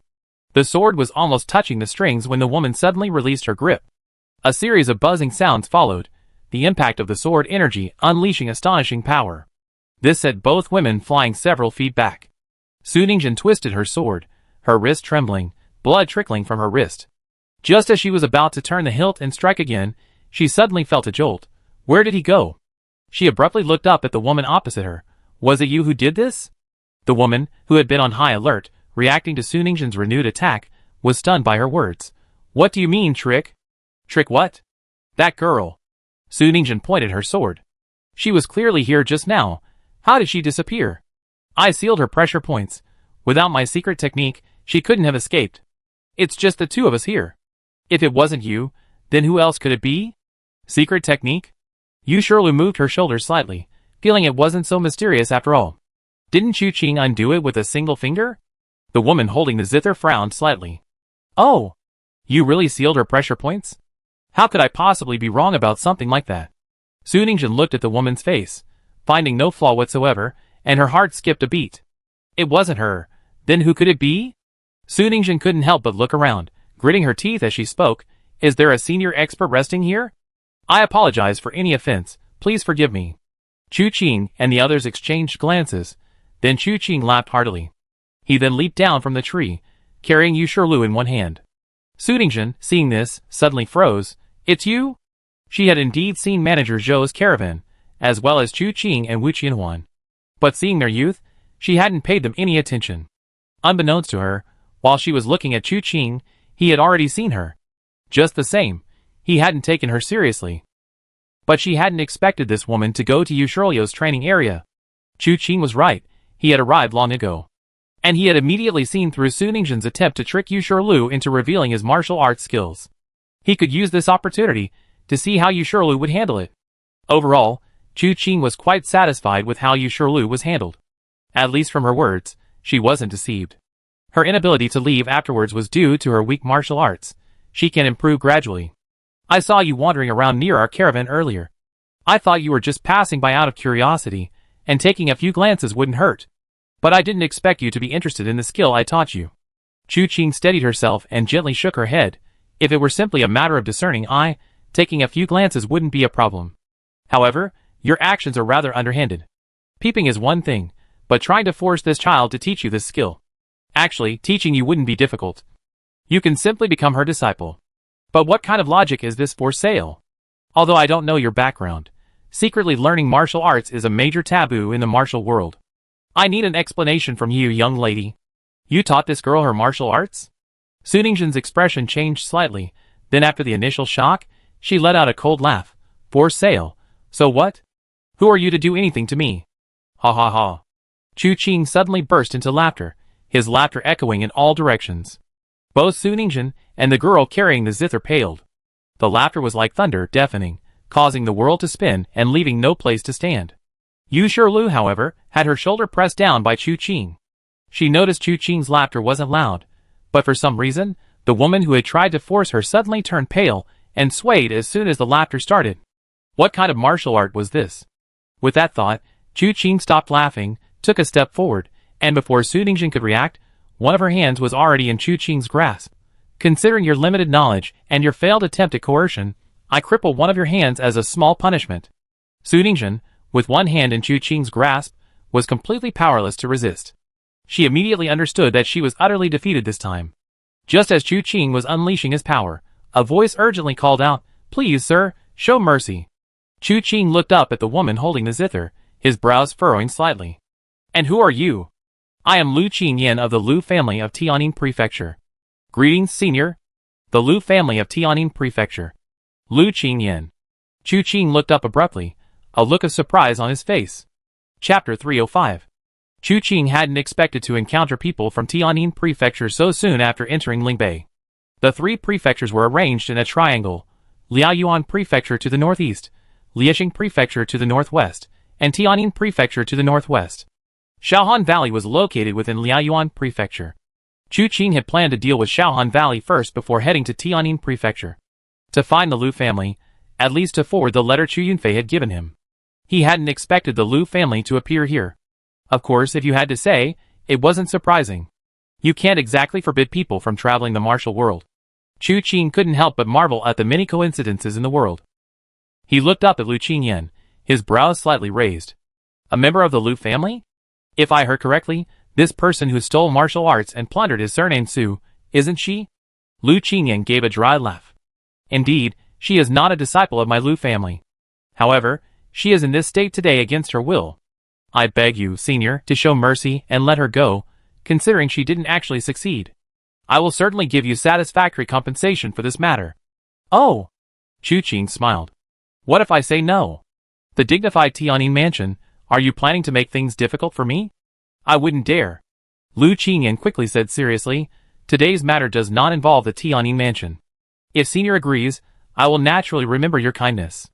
If you are unwilling, this junior cannot say much. After all, the one surnamed Su is in the wrong, and how senior deals with her is entirely justified. That makes more sense. Chu Qing finished speaking and released Su Ningzhen's hand. Su Ningzhen staggered back 2 steps, then looked at Lu Qingyan with a complex expression. Finally, she gritted her teeth and said, "Don't think that just because you pleaded for me, I'd be grateful." Before she could finish, a gust of wind swept through, followed by a resounding slap as a large hand landed on her face. She was sent spinning 3 times in the air, spitting out a mouthful of blood. After landing, she was completely stunned. Looking at Chu Qing, her eyes held anger but dared not speak. Still dare to look at me? I'm only doing this because of the Lu family girl's request, and because of the Tianning mansion's reputation. If you dare to offend me again, I gouge out your eyes. Chu Qing's voice was icy, making Su Ningzhen's heart tighten. She knew these words were genuine, and dared not speak rashly. Chu Qing said calmly, others pleaded for you, sparing you from harm. Even if you don't feel grateful, you should at least be thankful. How? Do you take others' kindness for granted? Since you won't thank her, why didn't you say a word when she pleaded for you? Only after I released you did you speak up and show your backbone? You could have interrupted this Lu family girl when she spoke and told me whether to kill or torture her. Why bother with words? Then you would already be a corpse, all worldly troubles gone. Wouldn't that be wonderful? Su Ningzhen was indignant, but dared not speak. Hearing Chu Qing's previous words, she didn't even dare to look at him. But then Chu Qing said with disgust, "Why aren't you getting out of here? Are you an eyesore?" Su Ningzhen bit her lip, took a deep breath, and then turned and leaped away. Lu Qingyan watched Su Ningzhen until she was out of sight, then bowed to Chu Qing. "Thank you, senior." Chu Qing looked at her, then stroked his chin. "This person wasn't exactly friendly to you. Why did you plead for her? Judging from her character, she's not a kind person either. I'm afraid she'd be detrimental to you in the future." Lu Qingyan was silent for a moment, then sighed. "There are many misunderstandings between us. It's not something that can be explained in a few words." However, she wasn't always like this. Having received Chu Qing's favor, Lu Qingyan couldn't leave just yet, so she followed Chu Qing and the others back to the caravan. As they walked, she recounted Su Ningzhen's story. Chu Qing found this story difficult to comment on. Su Ningzhen was a disciple of the renowned swordsman Sang Qingshan of Xiangshan Yunyu's sword. Sang Qingshan was on good terms with the Tianning manor, thus Su Ningzhen and Lu Qingyan had known each other since childhood. The two were inseparable, like best friends in modern terms. They would occasionally exchange martial arts tips and travel the world together. When their relationship was good, they wanted to be together all the time. It wasn't until Su Ningzhen's fiancée went to Xiangshanxi to visit Sang Qingshan and propose marriage that their relationship began to change. Su Ningzhen's fiancé was no ordinary person. He was the son of a renowned elder of the Yaotai sect, one of the 3 mansions, 3 gates, and 3 sects, named Qinggu. He was exceptionally talented, possessing high martial arts skills at a young age. When he visited Sangqichen, Lu Qingyan was having a small gathering with Su Ningzhen at Xiangshanxi. Thus, the 3 young people met for the first time. Lu Qingyan didn't think much of it. As a close friend, she naturally had to help her good sister assess whether Qinggu was worthy of Su Ningzhen.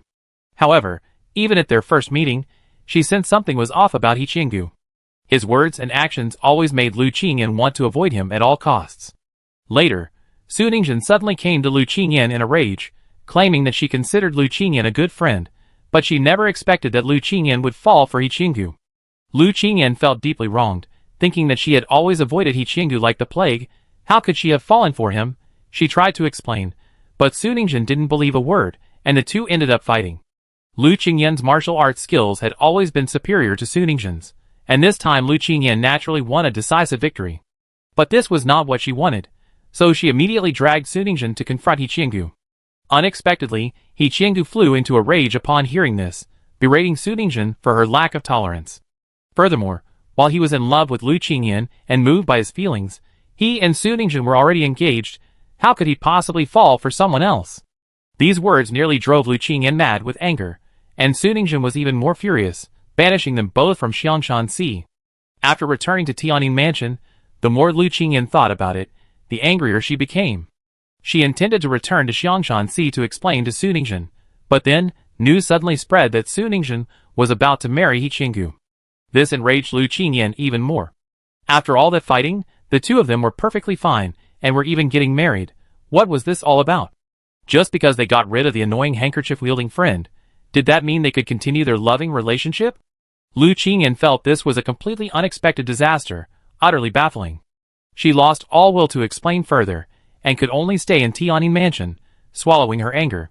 But fate is unpredictable, and misfortune can strike at any moment. No one expected the change to come so quickly.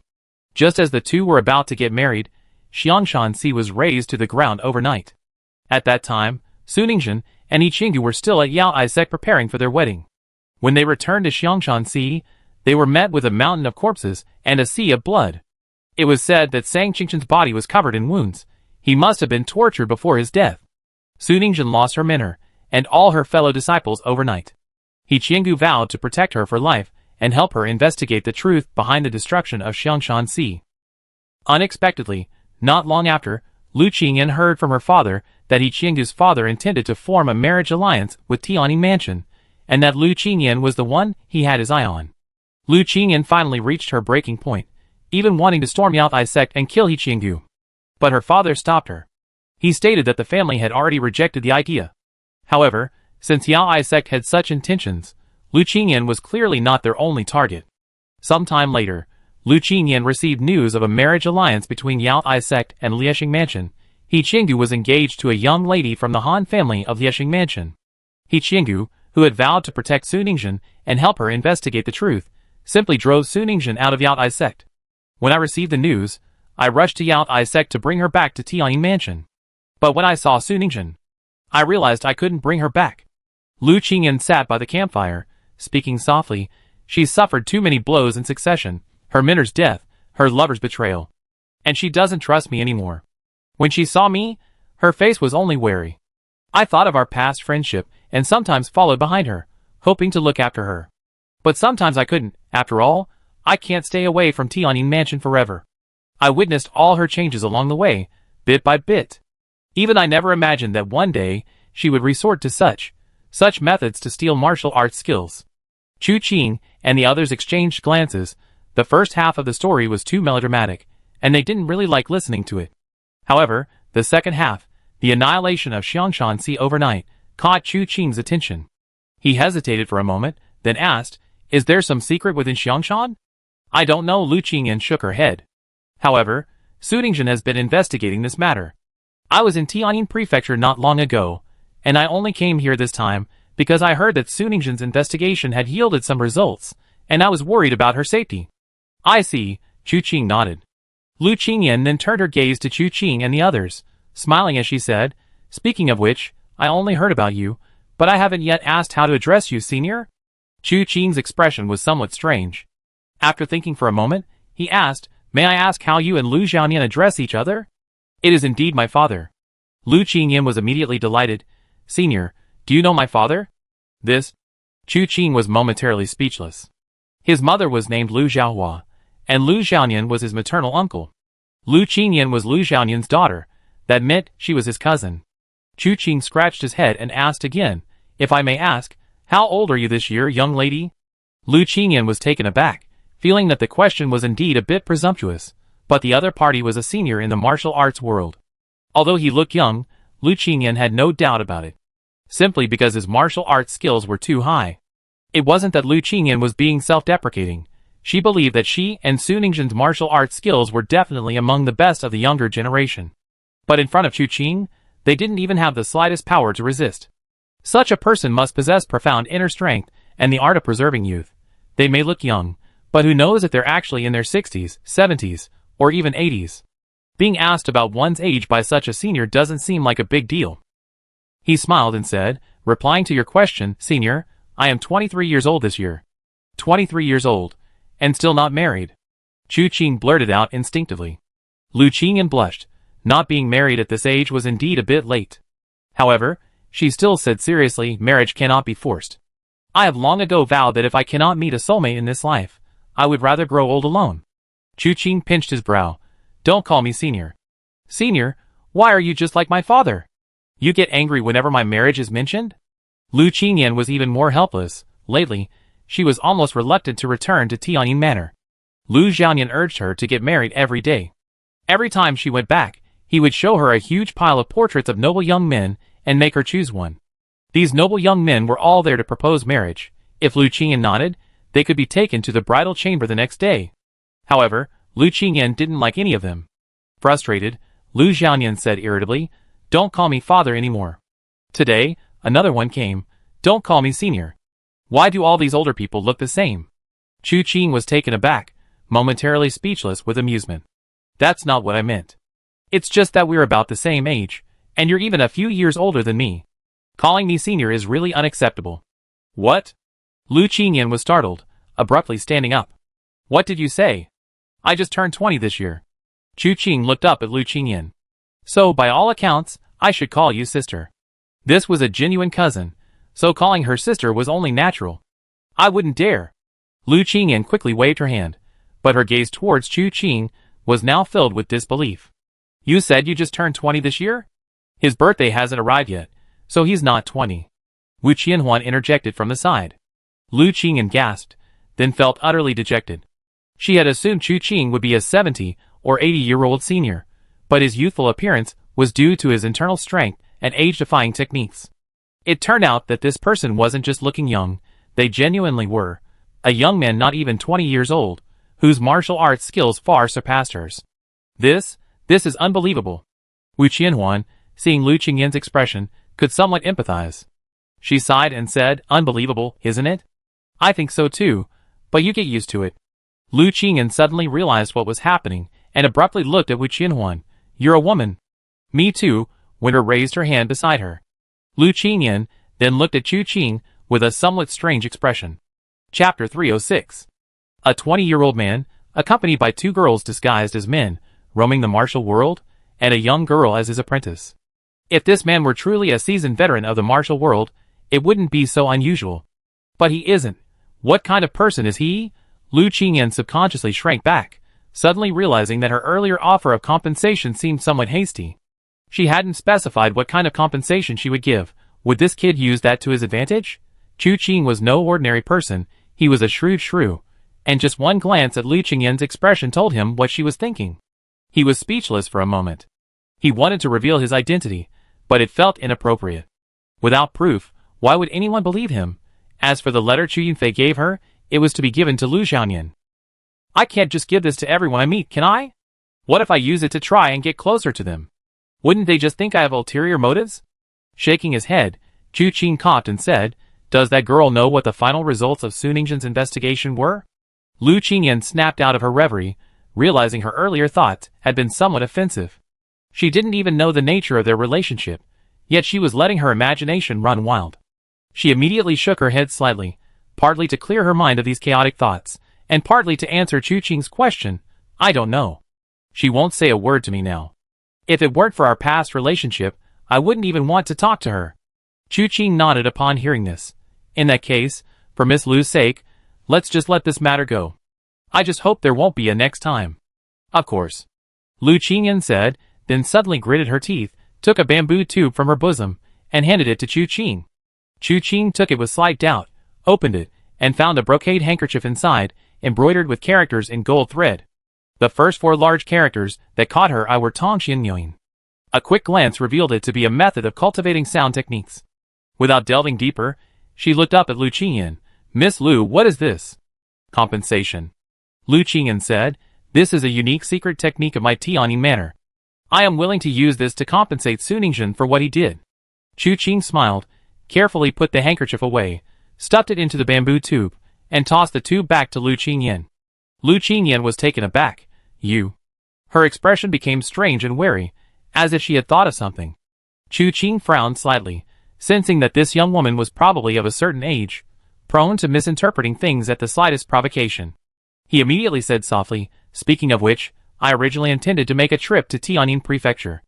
I didn't expect to run into her on the road. But since we met, and Miss Lu wants to offer compensation, then I do have something I'd like to ask Miss Lu for help with. Lu Qingyan's heart sank slightly, but she maintained her composure.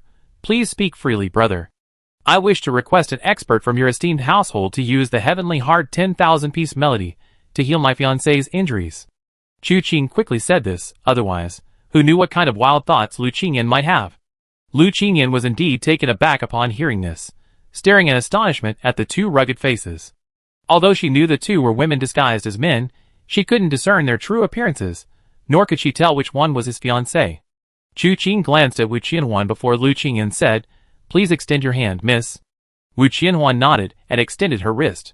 The internal energy cultivation of the Tianming sword technique did indeed have some effect on her injuries. However, the effect wasn't immediate, and the 2 of them needed to avoid people while practicing this martial art. But they had been surrounded by people everywhere they went. Even when they had a chance to rest at an inn at night, it was difficult to find a room together. Even if Wu Qianhuan could sneak into Chu Qing's room in the middle of the night, such opportunities were rare. As a result, her practice of the Tianming sword technique was constantly delayed. Therefore, her injuries hadn't improved much.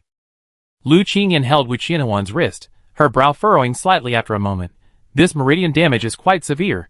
It certainly can't be resolved by ordinary means. The cold air has invaded the meridians. If we were to forcibly resolve it with pure yang internal energy, the meridians might even rupture. Why is that? Winter couldn't help but ask. Lu Qingyan thought for a moment and said, It's like when we're in winter without internal energy to protect us, our hands and feet are frozen red, and when we come back, we immediately plunge our hands into warm water. The consequence is a handful of chilblains. In this situation, a gradual approach is the best strategy.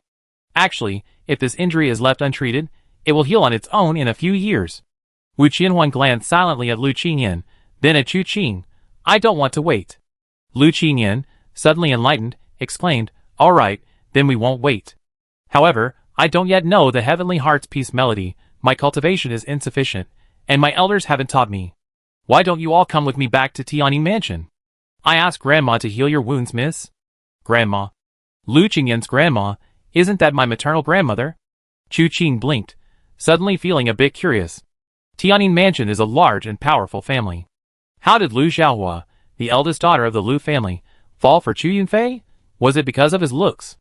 Anyway, Chu Qing pondered, with Chu Yunfei's martial arts skills and influence back then were absolutely beneath the Lu family's notice. Moreover, for so many years, not a single member of the Lu family had ever gone to Tianwu City. This suggests that the relationship between these 2 was mostly unacknowledged, and even if it were, it was likely fueled by resentment. Chu Qing suddenly felt that Chu Yunfei's decision to have him deliver a message to Tianyin Prefecture seemed like a trap. He just hoped it wouldn't escalate into a major conflict. Thinking this to himself, he said aloud, That would be good, but before that, we plan to go to Shaohan Valley. Shaohan Valley, the place with Han Iran? Lu Qingyan thought for a moment and said, I'm quite curious about that too. Since you're going too, why don't we travel together? That's Su Ning really. Chu Qing raised an eyebrow. Lu Qingyan sighed, She won't listen to me. After that incident, I'm afraid she'd be even less willing to see me. Even if I catch up with her now, I'll only be able to fight her. It's better to let her calm down for a few days. Chu Qing nodded, feeling that Lu Qingyan's understanding was quite clear. Thus, Lu Qingyan temporarily joined the caravan. She was quite curious about Chu Qing, and consequently, she was also curious about the caravan that could accommodate such a prominent figure as Chu Qing. After observing for a few days, she found the caravan to be utterly unremarkable and ordinary. Ordinary guards, ordinary business, ordinary shopkeepers. She wondered what abilities this caravan possessed to hire a master like Chu Qing to protect them. However, from the occasional words of the caravan guards, Lu Qingyan learned that Chu Qing and his group weren't originally part of the caravan. He had joined in Tontian town. But before that, no one knew where he came from. This caused a slight tremor in Lu Qingyan's heart. She had never heard of a supreme master named Han San in Lingbei. As a young lady of the Tianyin mansion, with a noble status, she had access to almost any information in the martial arts world. Precisely because of this, while she might not know about ordinary people, she needed to be thoroughly familiar with martial arts masters. However, in the entire Lingbei region, she had never seen anyone like Chu Qing. Furthermore, this person first appeared in Tontian town at the foot of Tontian Ridge. Does that mean this group actually came from Tontian Ridge, experts from the southern ridge? But while Tontian Ridge separates the north and south, it's not completely impenetrable. Given Lu Qingyan's status, she had some knowledge of the southern ridge. Therefore, she knew very well that even in the southern ridge, there wasn't a single expert as exceptional as Han San. So where did these people come from? They traveled on, and the following days were relatively peaceful, consisting mainly of traveling. Occasionally, bandits and highwaymen would try to rob them, but these insignificant figures couldn't even provoke Chu Qing's mere get lost, and Old Man Sun could easily deal with them himself. Finally, the little cold valley came into view. Manager Zhou found Chu Qing and explained that they could not go any further. They were just an ordinary merchant caravan. If they went any further, unless Chu Qing gave the order, they would be stopped by the people of Little Cold Valley. Chu Qing didn't make things difficult for them, but simply smiled and said, "Thanks to everyone's care along the way. I have nothing to repay you with. How about this? If Manager Zhou encounters any difficulties in the future, you can send a message to Tianyin Prefecture." As he spoke, he secretly glanced at Lu Qingyan to make sure she couldn't hear him before speaking. Manager Zhou was startled. It turned out this person also had a connection to the Tianyin mansion. He immediately nodded repeatedly. Old Man Sun, however, looked conflicted, occasionally glancing at Yushir Lu, hesitant to speak. Chu Qing asked curiously, "Senior, is there something you want to say? Please speak freely." "This, oh dear, nothing, nothing." Old Man Sun waved his hand with a smile. Chu Qing looked at him quietly, remaining silent. Old Man Sun finally gave in, chuckling dryly, "Actually, after meeting Brother Han in Tontian town, I had a selfish motive, hoping to earn a favor from you along the way. I wanted to use this favor to find a way out for my grandson. I wanted him to become your disciple. However, along the way, we haven't helped you much. On the contrary, you repeatedly thwarted the caravan's crisis. I naturally dare not mention this matter again." "I see." Chu Qing smiled, and after a moment's thought, took out a small booklet from his robes and handed it to Old Man Sun. "I don't know your grandson, so I have no way of knowing his aptitude. However, since you have this intention, I might as well make an exception. Here's what we do. Give him this manual. It's not exactly a divine skill, but if he masters it, he can come to me, and I will take him under my wing." Old Man Sun was overjoyed, taking the manual with both hands. He looked closely, and saw the 4 large characters Purple Cloud Divine Skill written on the cover. He immediately put it into his robes, and was about to kneel down and kowtow in gratitude. Chu Qing stopped him, smiling, and said, "This journey together is a matter of fate, and now it's time to part ways. Farewell, gentlemen." Shopkeeper Zhou and Old Man Sun hurriedly clasped their hands in greeting, and watched Chu Qing beckon Wu Qianhuan and the others away. Even after Chu Qing's figure disappeared from sight, the 2 men felt a lingering sense of loss. The place where they parted ways with shopkeeper Zhou and the others was not far from Little Cold Valley. As they walked forward, they encountered many figures from the martial arts world. Some were also on their way, but others were strolling around. Some were dozing in the trees, some were drinking under the trees, and when they saw someone approaching, they looked up, their eyes filled with scrutiny and coldness. Under the watchful eyes of these people, Chu Qing and his group arrived at the gate of Little Cold Valley. However, they found the gate of Little Cold Valley tightly closed, clearly indicating that they did not intend to receive guests for the time being. Chu Qing clasped his hands in greeting and presented the invitation he had obtained from Yuzong. The disciples of Shaohan Valley took the document, glanced at it, and then handed it back with both hands. "We apologize, everyone. Something has happened in the valley these past 2 days, and we cannot open the gates for the time being." "Something happened?" Chu Qing was taken aback. "May I ask what happened?" "It's a matter within Shaohan Valley, and we cannot disclose it. Please understand." The disciples were polite, but their words revealed nothing. Seeing this, Chu Qing didn't press the matter. He then asked if the valley would remain closed to visitors indefinitely with the Grand Assembly approaching. Upon learning that Shaohan Valley would open its gates in 3 days, Chu Qing and the others turned back. They also understood why so many people had gathered around, but weren't entering Shaohan Valley. They couldn't get in, so they planned to wait there until 3 days later to attend the assembly. However, Chu Qing was very curious about what had happened within Shaohan Valley. He inquired around but found no one who knew. Returning to find a place to sit, feeling they had gained nothing, they heard a voice behind them. Someone died in Little Cold Valley. The voice sounded familiar. Chu Qing and the others turned around and heard Lu Qingyan exclaim in surprise, "What are you doing here?" This person was none other than Su Ningzhen. She frowned slightly, glanced at Lu Qingyan, then looked at Chu Qing with some apprehension before saying, "What does this have to do with you?" Chu Qing asked, "Someone died? Who? How did they die?" "A master from Little Cold Valley, killed in an assassination attempt at the Mirror of Karma." A book of exhortations hung on the corpse, detailing the perpetrator's many evil deeds. Chu Qing and Wu Qianhuan both frowned deeply. The people from the Mirror of Misfortune assassinated the people from Little Cold Valley? Could it be that Li Xingxing made the move? But just then, Su Ningzhen spoke with a grave expression. "I don't know what martial art the assassin used.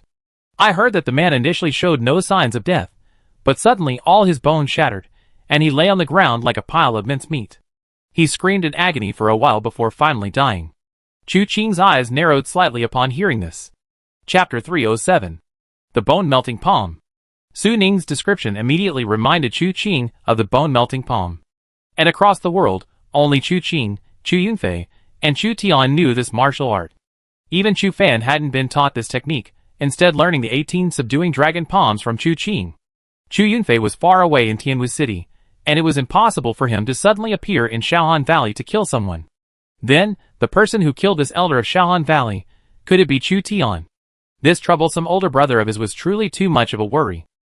Ever since he used the Cicada of Enlightenment as a pretext to escape in Beihu Town, not a single word had been sent out. Although Chu Qing was very worried about his current situation, he dared not search rashly. If the Mirror of Karma were to discover anything, Chu Tian's life would likely be in danger. He could only console himself. Chu Tian was always quick-witted, sharp-witted, and decisive, able to turn misfortune into good fortune no matter what. If what happened in Little Cold Valley was indeed Chu Tian's doing, it meant he had successfully infiltrated the Mirror of Karma and become one of its assassins. "I have to find him." Chu Qing made his decision. With his current martial arts skills, the Mirror of Karma was no longer a threat. Although they outnumbered him, their numerical advantage was no longer meaningful to him. Only the safety of those around him needed careful consideration. Chu Tian had no reason to put himself in such a dangerous situation. Finding this guy and making him obediently go home to take care of his sister-in-law during her postpartum period was the most important thing. Wu Qianhuan looked up at Chu Qing. She remembered Chu Qing telling her about the bone-melting palm technique, and now what Su Ningzhen had said matched up perfectly. Their eyes met, and she knew what Chu Qing was thinking. She immediately nodded slightly to him, offering comfort. Chu Qing smiled, then turned to Su Ningzhen. "Then what are you doing here?" Su Ningzhen glanced at Chu Qing warily, gritting her teeth as she said, "Just how high is your martial arts skill?" That was interesting. Lu Qingyan was startled and quickly gave Su Ningzhen a meaningful look, signaling her to shut up and not provoke him, otherwise he might kill her in a heartbeat. Chu Qing smiled. "I say I'm not weaker than anyone." That was a rather grandiose statement. Not weaker than anyone, not weaker than anyone in the world, not weaker than anyone. The 3 sovereigns and 5 emperors were also human. Standing before her, was he not weaker than the 3 sovereigns and 5 emperors? Su Ningzhen couldn't believe it, but she seemed to have no other choice. So she said softly, "I came to Shaohan Valley to seek revenge." Xiang Shanhai. Lu Qingyan looked at her instinctively. Su Ningzhen frowned and glanced at her. "You told me everything about me?" Lu Qingyan immediately looked up at a 45-degree angle. Su Ningzhen gritted her teeth, Big mouth. You get yourself killed sooner or later with that mouth of yours. Brother Han isn't a bad person, and ultimately, isn't it because you did something wrong? I have to let Brother Han know how you went from a cute and lovable girl to this crazy woman who doesn't distinguish right from wrong and acts recklessly, right? Who are you calling a crazy woman? You? The two women started arguing again in a few words, and it looked like they were about to fight. Chu Qing's face darkened. Calm down, both of you. The two women calmed down, looked at each other, snorted, and turned their heads away, refusing to look at each other. Chu Qing's lips twitched. They weren't children anymore. Couldn't they stop being so childish? He glanced at Su Ningjun. Go on. Su Ningjun then remembered she had important business to attend to and shouldn't argue with Lu Rian again, so she said, since you already know my story, I have nothing to hide. The blood feud of Xiangshan Si. Even if it costs me my life, I must avenge it. But if I die early, I'm afraid I won't be able to kill all those people. Who? Lu Qingyan caught the key phrase. You found the culprit who destroyed Xiangshan Si? Su Ningjun ignored her and said to Chu Qing, right now, there's an enemy of mine in Shaohan Valley. With my martial arts, killing him is like a mayfly trying to shake a tree. Looking across the world, no one can help me. So you plan to ask me to help you? Chu Qing was almost amused by her whimsical idea. To steal the dragon claw hand technique, she went so far as to try and take Yushirlu away, completely offending me. Now, to get revenge, she's actually asking me for help? How did she figure out I help her? She's a good judge of character. Possessing an assassin system, everything else is secondary, only the rewards are real. I can't give up on this. Su Ningjun seemed quite embarrassed, biting her lip as she said, the world is driven by profit, and everyone is driven by self-interest. I have a deep-seated hatred, and I stop at nothing to avenge myself. So I don't regret what happened that day. And now, asking for your help won't be for nothing. If you agree to help me, from this day forward, I'm yours. Whether you ask me to serve tea and water, or make the bed and warm the blankets, I do it all without hesitation. However, if you want me, then you have to help me kill all my enemies. Wu Qianhuan's eyes widened in surprise. Chu Qing hurriedly grabbed her hand, and Wu Qianhuan asked, aren't there quite a few people who offer themselves as payment to have you kill them? Chu Qing immediately shook her head. No, very few. Very few, but there are. Wu Qianhuan narrowed her eyes at Chu Qing. Chu Qing wanted to say no decisively, but then she thought of Xiao Wenshuang. This girl had inappropriate thoughts about her, and she had sent her to Shindao City. Never mind, she'd given up on that idea. But now that Wu Qianhuan was asking, should she hide the truth or tell the truth? She glanced at the dumbfounded Su Ningjun and realized that this person was probably really here for revenge. Now she was being forced into a life-or-death dilemma by her. Chu Qing hesitated for a moment, then decided to tell the truth. Yes, there are, but I always remain chaste. Really? Wu Qianhuan raised an eyebrow slightly. Chu Qing whispered in her ear, really? How about I check your virginity tonight? Wu Qianhuan remained unmoved. You don't have a virginity mark, and you don't look like a woman. Never mind, I'm too lazy to talk to you. She gently pushed Chu Qing away, declaring that the matter was temporarily over. Chu Qing wiped the cold sweat from his forehead, and glared fiercely at Su Ningjun. Su Ningjun felt a pang of guilt under his gaze. This. I don't know. How could I have imagined? Only when Wu Qianhuan spoke did she realize that this was actually a woman. If she had known he had a confidant by his side, she certainly wouldn't have said such things in front of him. This made her feel somewhat embarrassed. Chu Qing took a deep breath. Please don't have any improper thoughts about me. I already have a fiancé. Su Ningjun chuckled dryly, looked at Chu Qing's rugged face, and quickly said earnestly and sincerely, don't worry. Absolutely not. She was only willing to sacrifice herself to avenge Xiangshan, and even if it meant gambling with her body, she didn't care. There was nothing in this world worth her attention, nothing worth her concern. As for improper thoughts, there really wasn't a single one. Chu Qing's appearance was completely not Su Ningjun's type. But this put her in a dilemma. She had nothing now, except for her face, she had nothing to offer. Her face was full of worry, unsure how to persuade Chu Qing to help her. How about this as payment? Lu Qingyan took the bamboo tube out of her bosom and handed it to Su Ningjun. Su Ningjun frowned slightly. Mysterious sound? He shook his head and put the tube back into Lu Qingyan's hand. The secret techniques of the Heavenly Sound Palace cannot be leaked because of me. I think of another way? Brother Han, can't you be a little more accommodating? Lu Qingyan looked at Chu Qing and pleaded in a low voice. Chu Qing thought for a moment and said, Do you know what these people want to take from your Xiangshan Sea? Su Ningjun was taken aback, then said, a golden goblet. Chu Qing was taken aback. Is there anything special about that thing? I don't know. Su Ningjun shook her head. I only found out later that those people went to Xiangshan Sea and slaughtered everyone there, all for a golden goblet. Whether the golden goblet has fallen into their hands, what its effects are, what its secrets are, I know nothing. If your martial arts are unparalleled, and you can truly help me avenge myself, then you can capture that person in Shaohan Valley and force him to reveal what he knows. All right. Chu Qing nodded. What's the name of the person you want to kill? Su Ningjun looked up at Chu Qing. You agree? Answer my question first. Su Ningjun was immediately angry. She felt that in this exchange, the other party hadn't given her any initiative whatsoever, wouldn't answer whether she agreed or not, and was trying to extract all her secrets. But she was under Chu Qing's roof, and had no choice but to submit. After hesitating for a long time, she uttered 3 words, Han Choyuan. Chu Qing felt the name sounded familiar. She must have heard it from Old Man Sun, hence the vague impression. Lu Qingyan's expression changed. The Han family of Liexing Prefecture, the Han family's third master, Han Choyuan, whose calligraphy flows like dragons and snakes, whose swordplay paints the ends of the earth. Su Ningjun, are you saying that the Han family of Liexing Prefecture killed your entire Xiangshan Hai family? Are you really not joking? Isn't it because He Qiangu married a girl from the Han family that you hold a grudge against them? He Qiangu, he doesn't deserve it. Su Ningjun sneered. Lu Qingyan's smile grew even colder, not worthy now. I wonder who it was that broke off a friendship of many years because of a man. Isn't that the most important person in your life? Su Ningjun's face flushed red with anger, and she couldn't help but glare at Lu Qingyan. Are you ever going to stop? Getting angry again? Lu Qingyan sneered.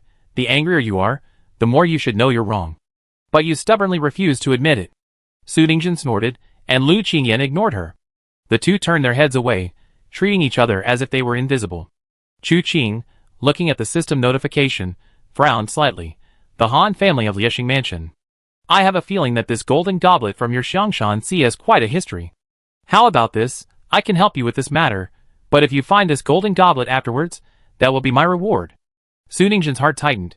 You want the golden goblet too? Just curious. Chu Qing smiled. Anything that Liexing Mansion would kill and harm to obtain must be extraordinary. Instead of offering some mundane item as payment, let's exchange this. Su Ningjun nodded at first, but something about Chu Qing's words felt off. After thinking about it carefully, her face suddenly darkened. You're calling me mundane? She initially wanted to offer herself as payment, but now Chu Qing was saying this. Wasn't he treating her as mundane too? Wu Qianhuan was both amused and exasperated, secretly pinching Chu Qing's waist. That was going too far. Chu Qing blinked. You said it yourself, not me.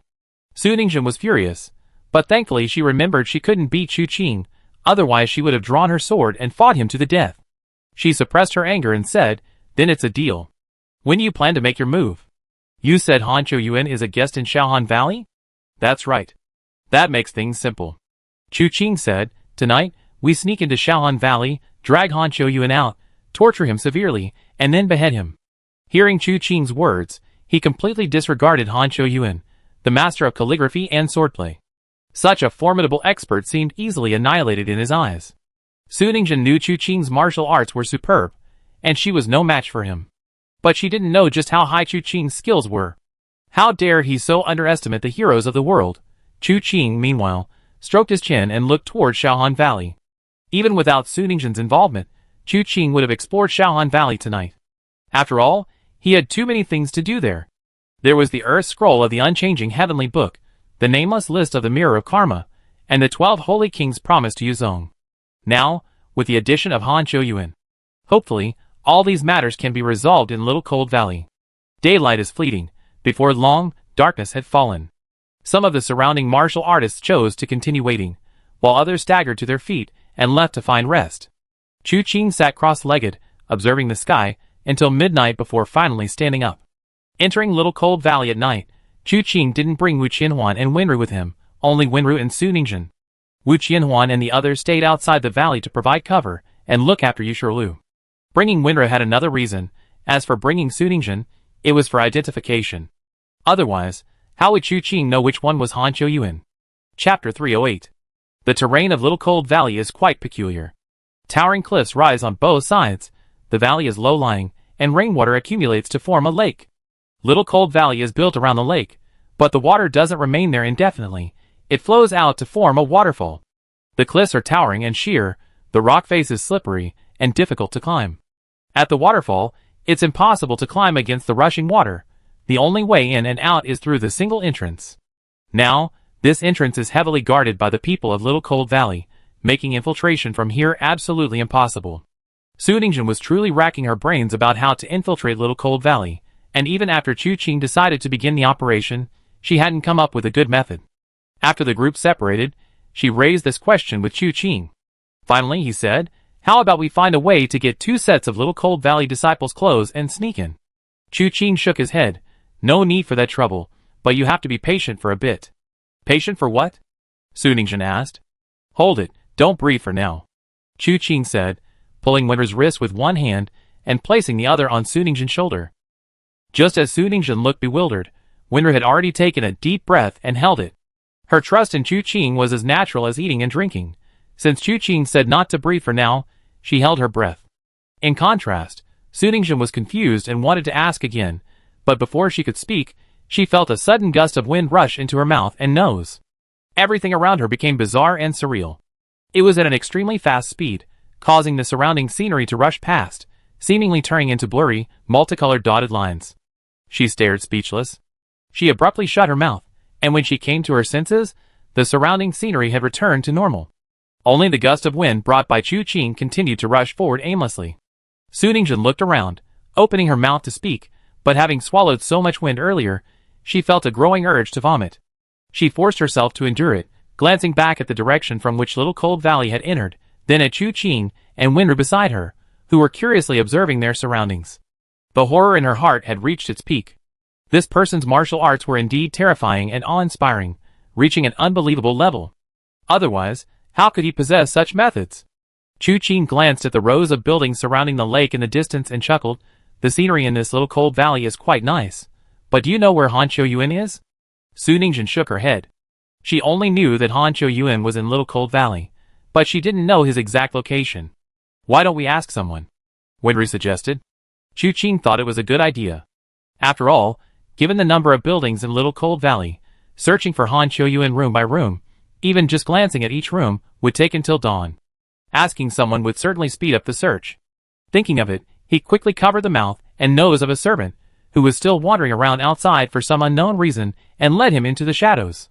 The servant struggled but couldn't break free, and was terrified. Chu Qing's voice reached my ears. "I ask you a question, you answer it. If you're not honest, I kill you with one blow." The servant nodded repeatedly, indicating he understood. Chu Qing then slowly released his hand from the servant's mouth. The servant indeed clenched his teeth, refusing to cry for help. Seeing this, Chu Qing nodded in satisfaction and asked, "Tell me, where does Han Qiuyuan live?" "Who?" The servant was taken aback. This humble servant doesn't know. Chu Qing's eyes turned cold. I give you one more chance. If you don't give me a satisfactory answer, you know the consequences." The servant knelt down with a thud. "Great hero, if you have questions for me, I will naturally answer them without reservation. No one would risk their life. But the person you're talking about, this humble servant truly doesn't know." Seeing that his expression wasn't feigned, Chu Qing turned to look at Su Ningjun. Su Ningjun's face darkened. "Nonsense. I personally witnessed Han Qiuyuan enter Shaohan Valley. Han Yiren treated him with the utmost respect, even leading a large welcoming party. How could you not have seen it? This, may I ask, heroine, when did that happen?" 3 days ago. 3 days ago, distinguished guests did indeed arrive in the valley, but their status was too high, I had no chance to meet them, nor did I hear anything about the arrangements. However, if they are truly distinguished guests, they should all be staying in the guest rooms of Guanyin Pavilion. The servant pointed to the mountainside. There were also buildings on the mountainside, constructed by embedding building materials deep into the mountainside, forming a magnificent ring of buildings called Guanyin Pavilion. From there, one could see the lake nearby and the clouds in the distance. The servant honestly replied, "Up there, I cannot go as high as you, so I truly do not know which room the people you heroes are referring to are staying in." Chu Qing pondered for a moment, then smiled and said, "Then let me ask you, where does the Valley Master of Shaohan Valley, Han Yiren, reside? You surely know, don't you?" "Ah?" The servant was stunned, tears welling up in his eyes. I know. Tell me. The servant pointed to a building facing the lake and said, the Valley Master lives in the largest courtyard. In the innermost courtyard, there's a 3-story building. The top room is the Valley Master's room. This time, he was very detailed. Chu Qing nodded, then gently pressed his finger on the back of the servant's neck, and the servant immediately fainted. Su Ningzhen's expression changed slightly. You're not really planning to ask Han Yiren, are you? Chu Qing shook his head. Shaohan Valley was colluding with the heavenly evil sect. Chu Qing actually wished he could kill Han Yiren immediately. However, the grand event in Shaohan Valley hadn't even begun yet, and it was far from time to reveal the true intentions. Chu Qing worried that even the slightest disturbance would alert the person behind it. If, in a fit of rage, the person revealed themselves, it would be exactly what he wanted. But without knowing the person's temperament, what if they were easily alarmed and fled at the first sign of trouble? Wouldn't that be a complete waste of effort? To avoid any unforeseen circumstances, Han Yiren was currently immobilized. However, Han Yiren's immobility didn't mean others couldn't act. I never heard of Han Yiren living alone. Since he lives there, I assume his family lives there too. Let's go see if there are any suitable candidates. We can ask around. Su Ning truly felt that Chu Qing's actions were indeed arrogant. They were now in a dangerous situation, yet he seemed completely oblivious, as if he could manipulate everyone in Shaohan Valley at will. His current inaction towards Han Yiren wasn't out of fear. Judging from his expression, it was as if he were saying, it's not time to make a move on him yet. He couldn't help but sigh inwardly. High martial arts skills were indeed advantageous, allowing for unbridled behavior, unlike himself, who had to be extremely cautious in everything he did. Moreover, one wrong move could offend a powerful figure and endanger his life. Chu Qing, unaware of Su Ning's true intentions, led her and Winry directly into the building. However, just as they entered the courtyard, Winry suddenly moved her arm slightly. Chu Qing immediately stopped and glanced at her. Winry whispered in his ear, I smell the scent of the eldest brother of the Chu family. Upon hearing this, Chu Qing's heart skipped a beat. Although he had anticipated finding clues to Chu Tian here, he hadn't expected it to happen so quickly. Where? Winry pointed, and without a word, Chu Qing flew directly towards that spot. The journey wasn't smooth sailing. As the most important location in Little Cold Valley, it was heavily guarded, but despite the numerous guards, they couldn't spot Chu Qing and his companions. A moment later, Winry led them to a small courtyard. They leaped inside, and saw a light still on in one of the rooms. A maid stood outside, yawning sleepily, her head bobbing up and down, seemingly about to fall asleep standing up. Winry said softly, she's in the main house, but she might have already left. She didn't elaborate, given that Su Ningzhen was also present. The reason she concluded they might have left was because the scent had faded. If the person had remained there, the scent would have persisted. Chu Qing understood, but couldn't worry about the details. At least it meant Chu Tian had been here before. The courtyard was clearly not abandoned. It had been inhabited for years, and it was likely a woman living there. Why would Chu Tian be hiding here? Had this old rascal forgotten his sweet moments with his sister-in-law after leaving home, and come here to be all lovey-dovey with other girls? Chu Qing grinned, not in a hurry to judge her brother. In a flash, she bypassed the maid and entered through a window on the side of the room. The room wasn't small, but there was only one person there, sketching by the firelight. Hearing the noise, she turned around abruptly, a look of joy on her face. You're back. But she only managed to utter 2 words, before realizing something was wrong. She tried to speak again, but it was too late. Chu Qing appeared before her, as if he had shrunk the distance, grabbing her throat and silencing her. Her eyes widened, and with a swift movement, she struck Chu Qing's chest. Chu Qing didn't resist, not releasing his grip on the woman's neck, but the force of his blows felt like hitting a mountain. Not only did they fail to harm Chu Qing, but the recoil left her hands numb. She tried to groan, but couldn't. Her breathing became increasingly difficult, her mind went blank, and she was on the verge of fainting when Chu Qing suddenly released his grip on her neck. He picked up the painting on the table. The woman staggered, regaining her senses. Seeing Chu Qing's action, she hurriedly reached out to snatch it back. Give it back to me. Her voice wasn't loud, seemingly worried about alerting those outside. Chu Qing raised an eyebrow. The person in the painting was none other than Chu Tian. However, Chu Tian looked somewhat disheveled, with blood at the corner of his mouth, his eyes gleaming coldly, exuding an aloofness. Dodging the woman's hand as she tried to snatch the painting, Chu Qing coldly asked, What is your relationship with the person in this painting? What's it to you? The woman paused, then suddenly looked at Chu Qing. You know him? If she didn't, Why would she ask that? More than just know him. Chu Qing exhaled softly. Tell me, what exactly is your relationship? Tell me your relationship first, then I consider whether to tell you or not. The woman didn't let Chu Qing manipulate her. Instead, she made a condition. You think you can negotiate with me? Chu Qing's eyes narrowed. If you're so capable, kill me. This girl was certainly fearless.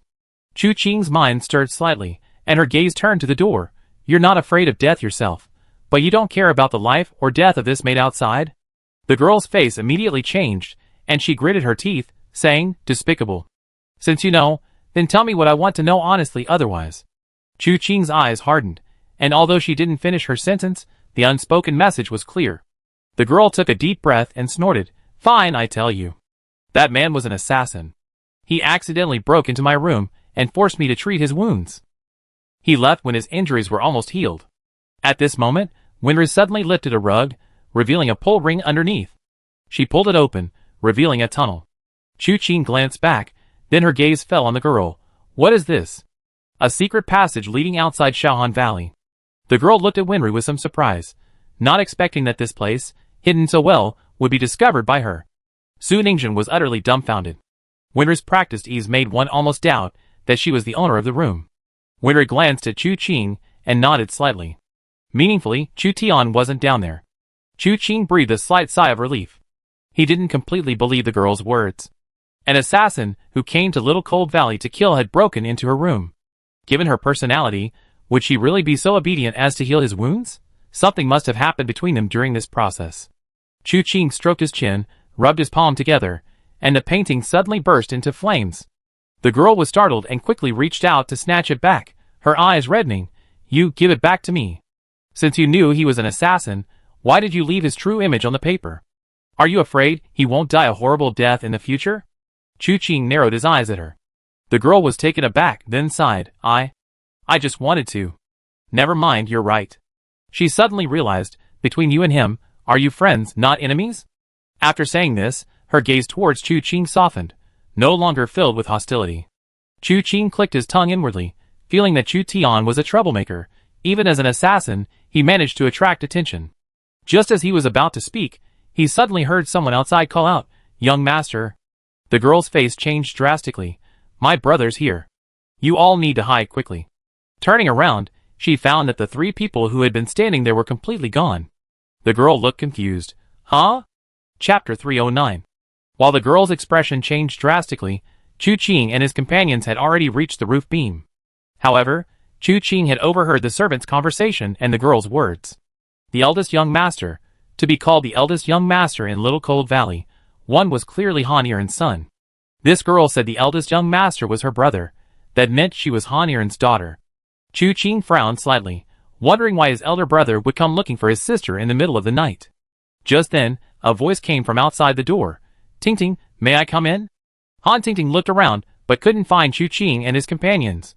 Before she could even look up, she replied, Brother, I'm already asleep. Is there something you need? Get up, get dressed, I have something to tell you. Han Tingting finally looked up, but Chu Qing and his companions were hidden in the shadows, concealed by the roof beam, and completely invisible. This made Han Tingting almost suspect she had just seen a ghost. The words from the person outside made her forget about continuing to look. After a moment of silence, she said, Then, brother. Wait a moment. She tugged at her clothes, no longer keeping them straight, then rubbed her face, making it slightly flushed, and her eyes appeared hazy. Only then did she slowly walk to the door and open it. Standing outside was a young man, plain-looking, with a sinister glint in his eyes. Only when he looked at Han Tingting did his eyes show a hint of tenderness. He chuckled softly, Sorry to disturb your sweet dreams. Brother, please come in. Han Tingting shook her head and led the man inside. After entering, the man casually closed the door behind him. Han Tingting sat down at the table and poured him a cup of tea. The man sniffed the air. Tingting, what were you burning in this room just now? Oh, just a painting, Han Tingting said. A little something I made to amuse myself before bed, but I wasn't satisfied with it, so I burned it.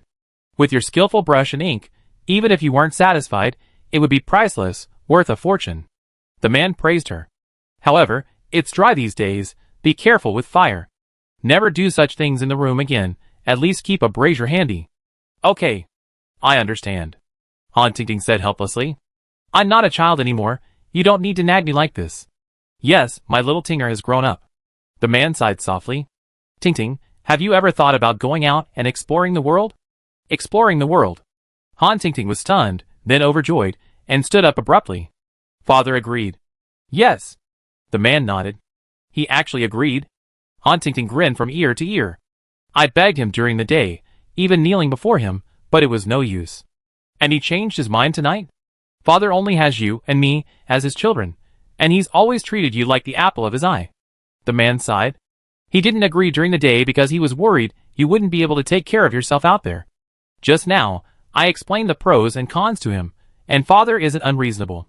He also knows what you long for, so naturally he agreed. That's wonderful. Han Ting was overjoyed and stood up to hug her brother. You're so amazing, thank you, brother. The man gently tapped her forehead. You're a grown woman now. Don't be so impulsive. Little Tinger, sit down first and listen to me. This journey through the world is just a brief taste, not a one-way trip. The official purpose is to help Father deliver a letter to a close friend. To whom? Yuan Shan, Senior Yuan. Uncle Yuan? Speaking of which, I haven't seen Uncle Yuan for many years, and I really miss him. Yes, he hasn't seen Father for many years. So Father asked you to deliver a letter to him. After you deliver it, you can stay with him for a few more days and have some fun. The man said, taking a letter from his pocket and placing it on the table. Remember, this letter must be delivered to Senior Yuan personally. Han Ting took the letter, curiously glancing at it in the candlelight, then blinked. What's written in here? So mysterious. Could there be something strange? Ouch. She was immediately tapped on the head, letting out a cry of pain. Han Ting put down the letter, clutching her head, looking aggrieved. I was just asking. Remember, this letter must be personally examined by Senior Yuan. You are not allowed to open it yourself. I know. Han Ting said helplessly. You have to be told even these things? I'm not a child anymore. How can I not know such a small thing? You're so impulsive. I wonder when you truly grow up.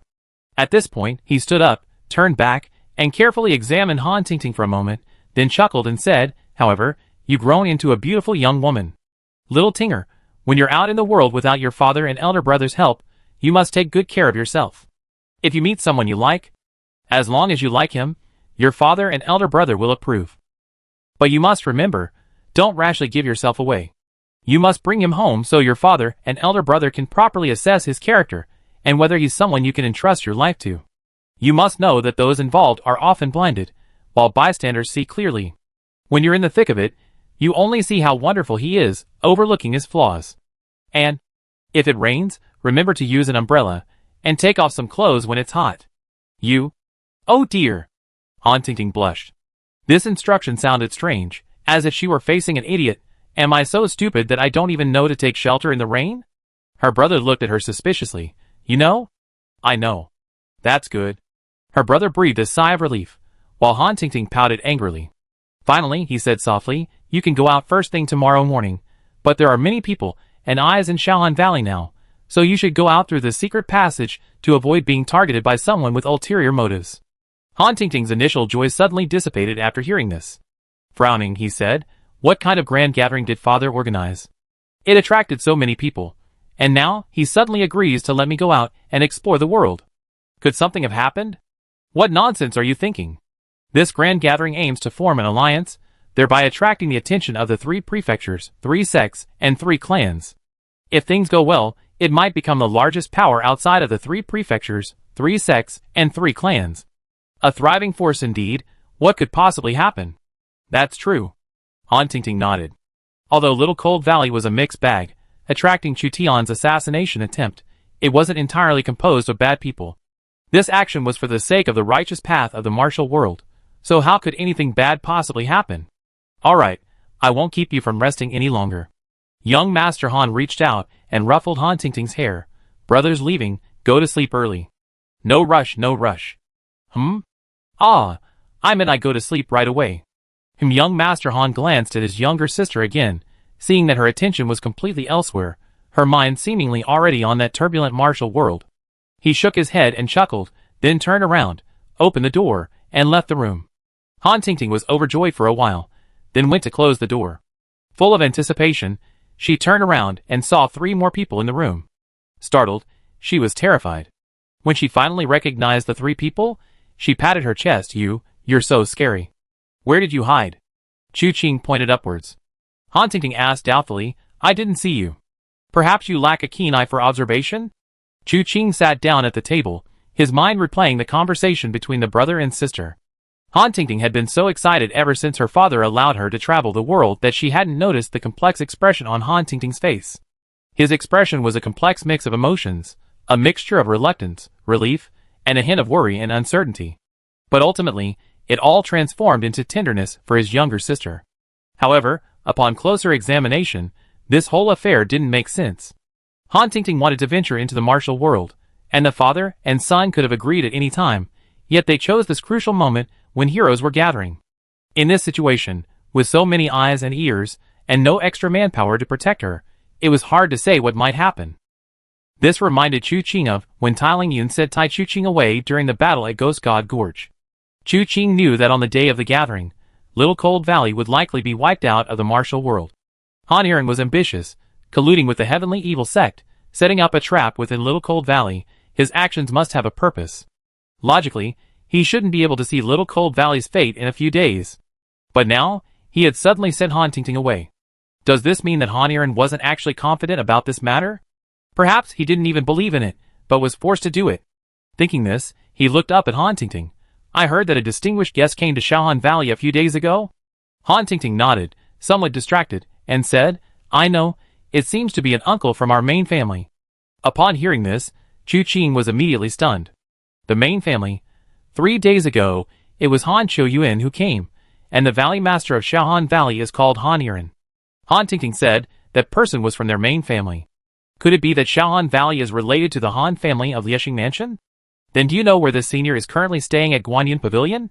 Chu Qing asked again. Han Tingting casually replied, at Guanhai Pavilion, I think. I remember my brother mentioning it before. Why are you asking this? We're visiting tonight solely for the person depicted in your portrait. However, in 2 days, we'll be attending a grand event hosted by your father.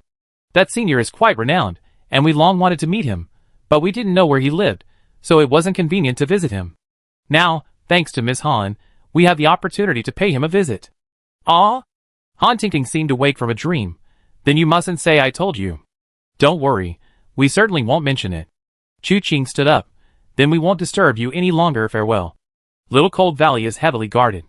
I don't know how you got in. It must have been difficult. Why don't you leave through the secret passage? Han Tingting suggested. Chu Qing shook his head.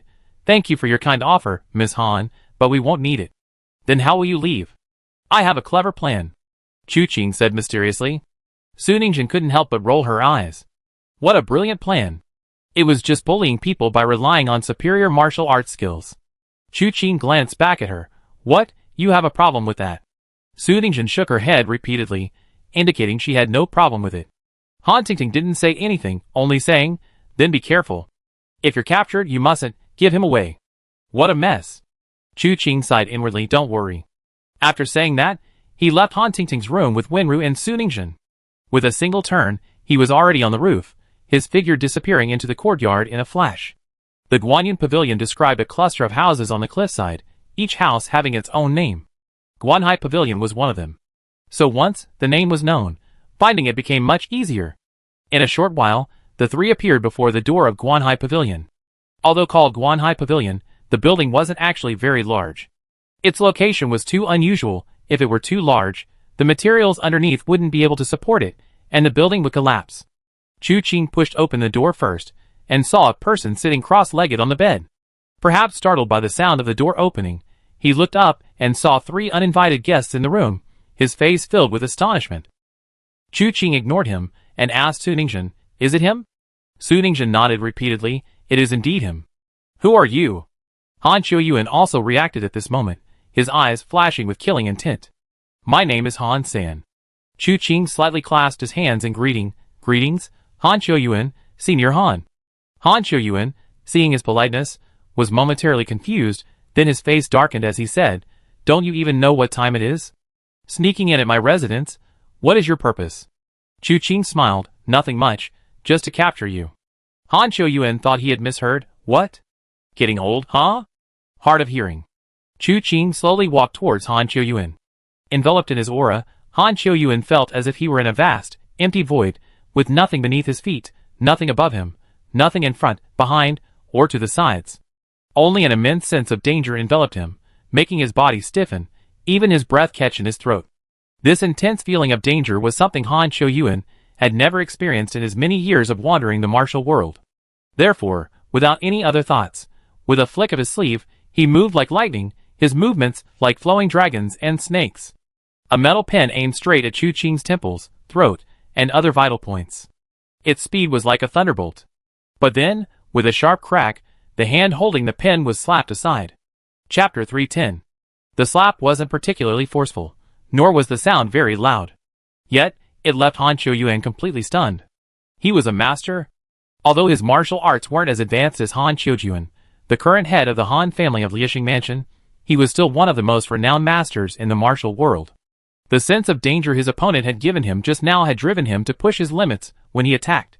His speed, the precision of his moves, and the ferocity of his power had all surpassed their peak.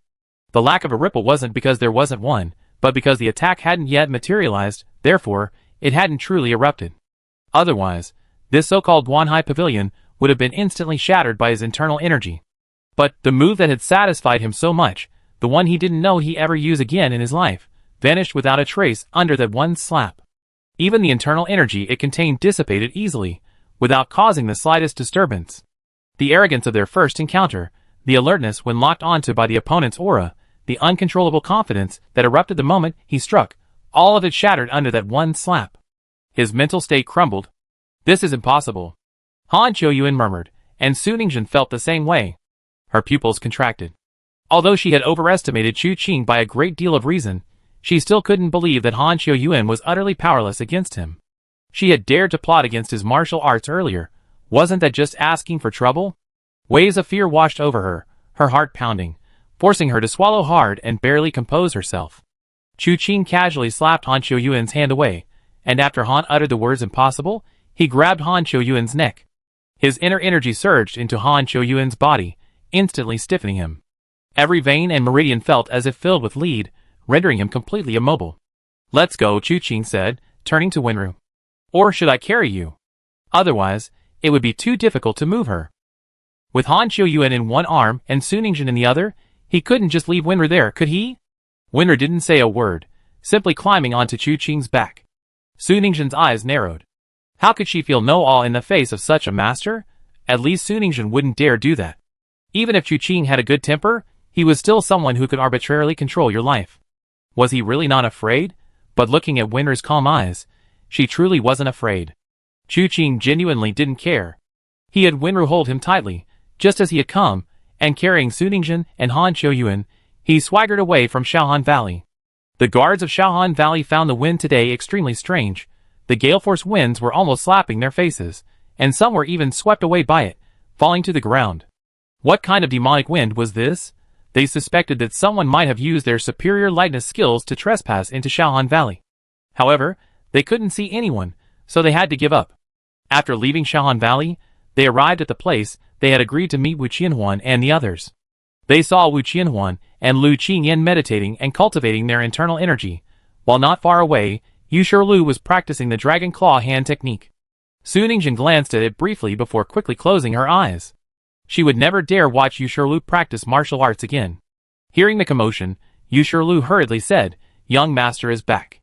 Wu Qianhuan and Lu Qingyan opened their eyes one after the other. Lu Qingyan was the first to stand up, glancing at Su Ningjun's closed eyes. "What's wrong with your eyes?" Su Ningjun secretly opened her eyes, and seeing that Yushirlu wasn't practicing martial arts, she breathed a sigh of relief and quickly shook her head. "Nothing. Nothing's wrong." "Then why is your face so pale?" "I'm naturally beautiful." "Bullshit," Lu Qingyan flatly denied. Su Ningjun wanted to strangle her. She glared at her fiercely, meaning she should shut up. "You have no idea how terrifying the person standing next to us is." When Wu Qianhuan arrived, Wenru was climbing down from Chu Qing's back. Seeing Chu Qing's expression, Wu Qianhuan couldn't help but laugh. "Your posture. You look so busy." Chu Qing rolled his eyes, threw Han Qiuyuan to the ground, and released Su Ningjun. Lu Qingyan carefully examined Han Qiuyuan, then gasped, You really caught him?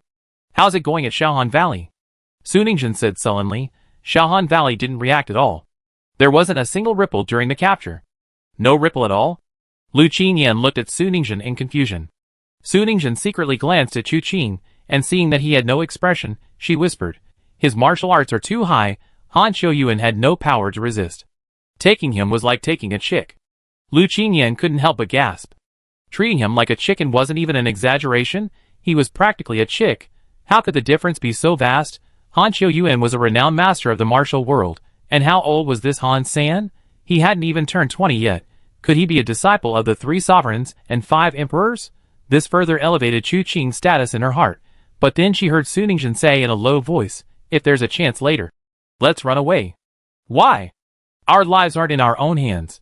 That feeling is terrifying. Lu Qingyan smiled. If he wanted to kill you, you would already be dead. Besides, he still has something to ask of my Tianyi mansion. Now he's even disgusted with you, helping you take revenge, but he wants that golden goblet. If you run away now, won't you anger him? What will happen then? You should consider it carefully. Suning sighed. She knew perfectly well what was going on. But being by Chu Qing's side felt like playing with fire. Even when he was perfectly calm and even-tempered, he still terrified her. However, this fear was better than actually angering him. So her earlier complaint was just a grumble. She wouldn't dare actually run away. Chu Qing rubbed his nose. He thought he was speaking softly, but he had actually heard everything clearly. I scared them. He didn't think he had done anything particularly terrible. How could he have scared them? If the people he usually captured were so easily frightened, that would be great. He wouldn't even need the mysterious black gold palm. They would just answer any question. Thinking this, Chu Qing grabbed Han Qiuyuan's hair and dragged him to a tree. Wu Qianhuan handed him a rope she had prepared beforehand. Chu Qing tied the rope to Han Qiuyuan's hair and hung the other end of the rope on the tree. Han Qiuyuan was involuntarily lifted up, forced to look Chu Qing in the eye. The pain in his body didn't bother him. His first question to Chu Qing was, "Who are you?" He had lost, without a doubt, completely at Chu Qing's mercy. But he needed to know who he had lost to. "I told you, I am Han San." Chu Qing smiled. "It seems you're really getting old. Not only are your hearing failing, but you're also forgetful. I just hope you don't forget what I'm about to ask you, otherwise, you might suffer quite a bit." "Oh right, I wasn't the one who asked you the first question." He then beckoned to Suningjin. "You ask?" Suningjin quickly jogged to Chu Qing's side. Chu Qing smiled and said, "No rush, ask slowly." Don't blame Chu Qing for being too good-natured. Her previous bad temper stemmed from Suningjin's desire to steal the dragon claw hand technique. Now that Suningjin was her client, and she had completed her request, she could gain more martial arts skills. Who could be rude to someone like that? Besides, Suningjin was already quite frightened. For the sake of her client's mental well-being, Chu Qing felt it was best to provide smiling service. Suningjin felt her scalp tingle from Chu Qing's smile, her mind almost going blank. Only after Chu Qing stepped back did she breathe a slight sigh of relief. And looking at Han Qiuyuan again, her eyes were filled with murderous intent. "Do you know who I am?" Han Qiuyuan frowned. His eyes had been fixed solely on Chu Qing, but now, looking at this veiled woman, whose voice sounded unfamiliar and from whom he had no idea, he shook his head decisively. "I don't know." "Xiangshanhai, Suningjin." Suningjin reached out and removed the black cloth from her face. Han Qiuyuan's pupils contracted sharply. He glanced at Suningjin first, then at Chu Qing. A look of despair suddenly appeared deep in his eyes. "No, impossible. How could Xiangshanhai have such a master? Now you're scared? When the Liexing mansion wiped out my entire Xiangshanhai family, why weren't you scared then?" Suningjin knew Han Qiuyuan had misunderstood, but this was the perfect time to use Chu Qing's name as a shield, so she wouldn't explain. Of course, if Chu Qing explained, she wouldn't be able to do anything. However, Chu Qing clearly had no intention of explaining either. She simply leaned against another tree, took the water pouch handed to her by Wu Qianhuan, and began drinking water. Suningjin breathed a slight sigh of relief, while Han Qiuyuan laughed heartily. "Since you come to me, it's obviously no use saying anything now." "That's right, I destroyed Xiangshanhai.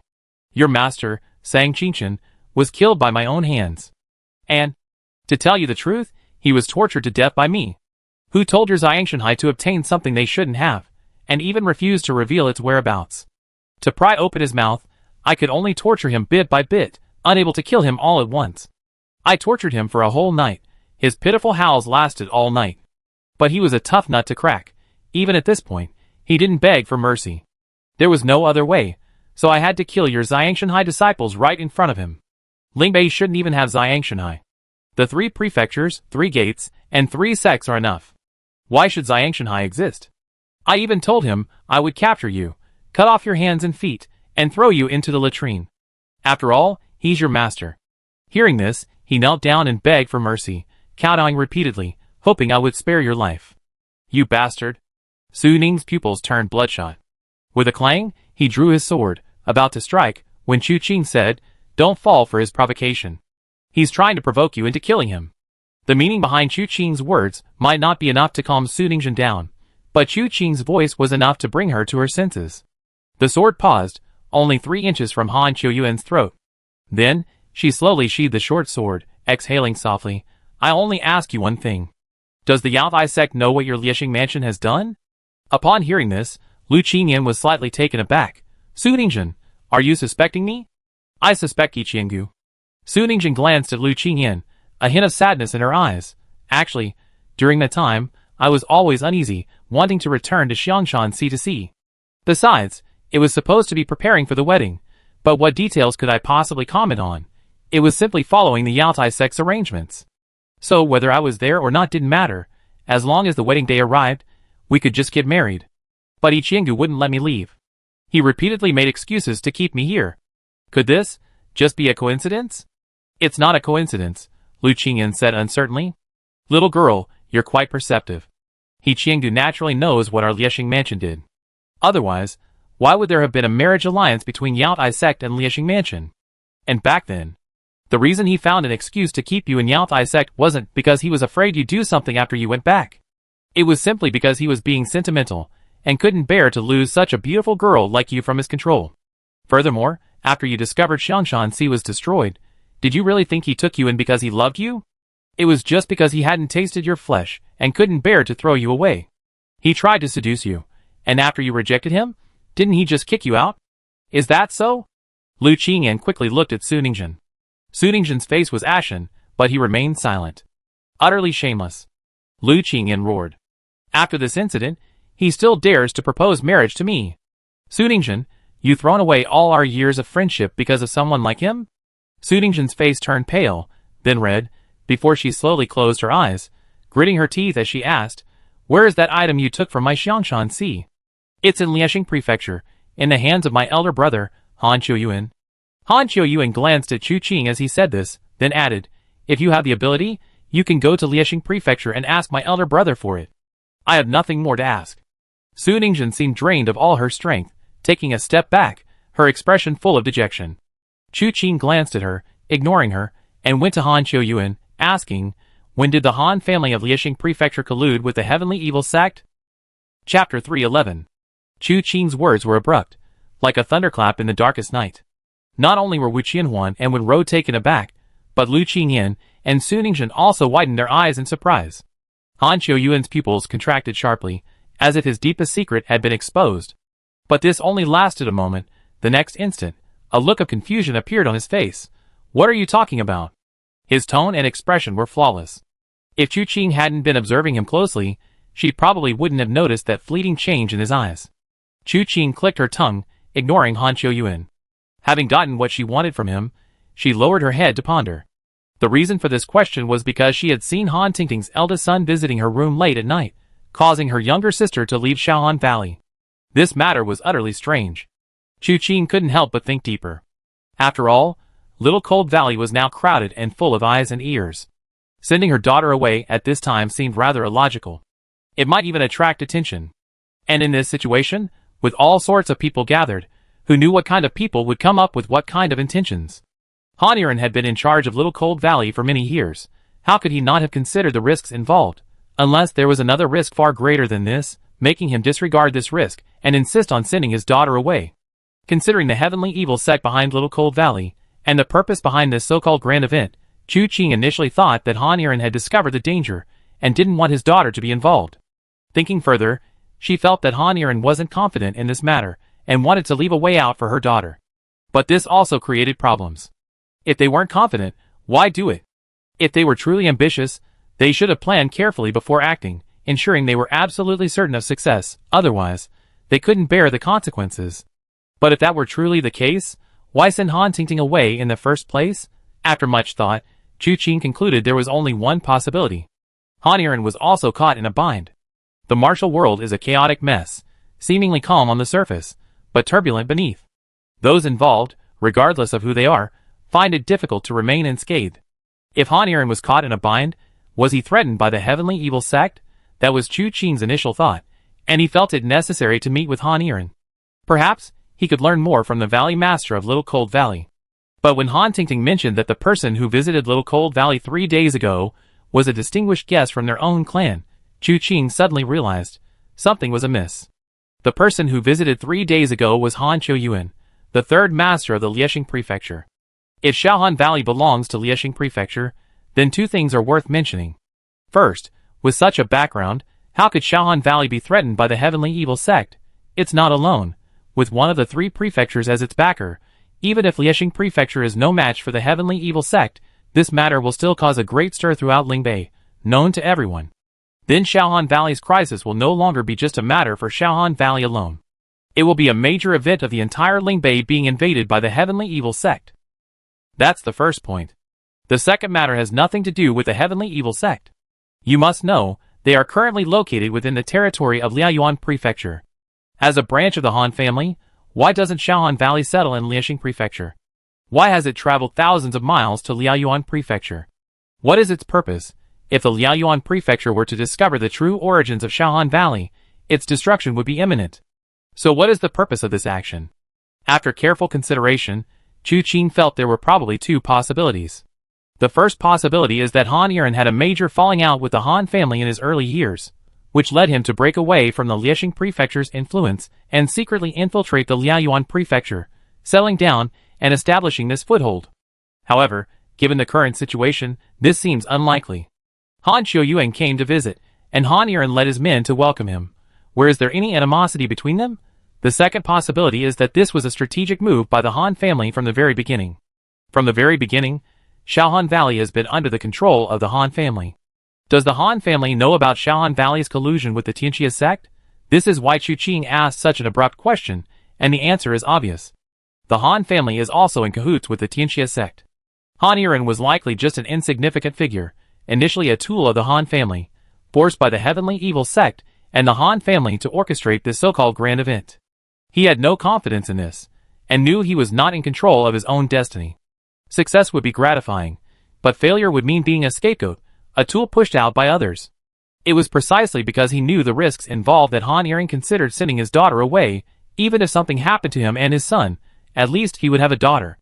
Of course, this subsequent thought was still Chu Qing's own wishful thinking, bordering on delusional, but the person before him could prove it. So he asked again, what conditions did you agree to for Han Iren to allow Han Tingting to descend the mountain and roam the martial world?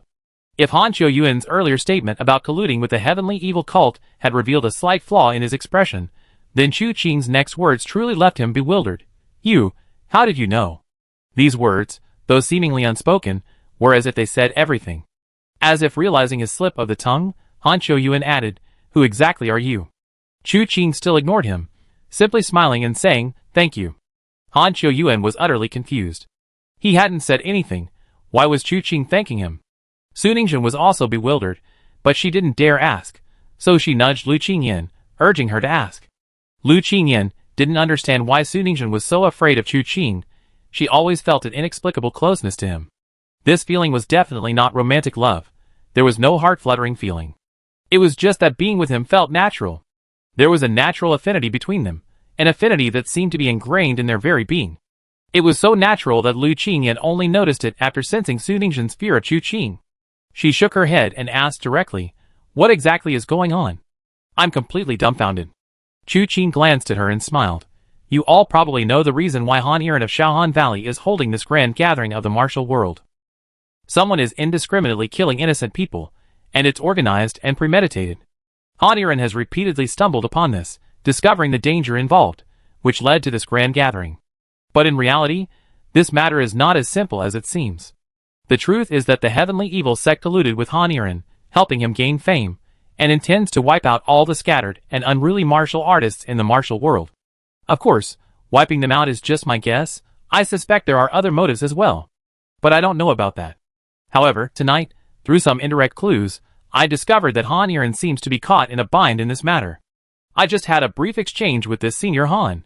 He said Senior Han quite seriously, but it almost made Lu Qingyan burst out laughing. Look at how polite he was, yet he practically hung the Senior Han on a tree. He's definitely not a good person. And was that really an exchange? Exchanges involve questions and answers. You asked a question, but Han Qiuyuan didn't answer you. What kind of exchange is that?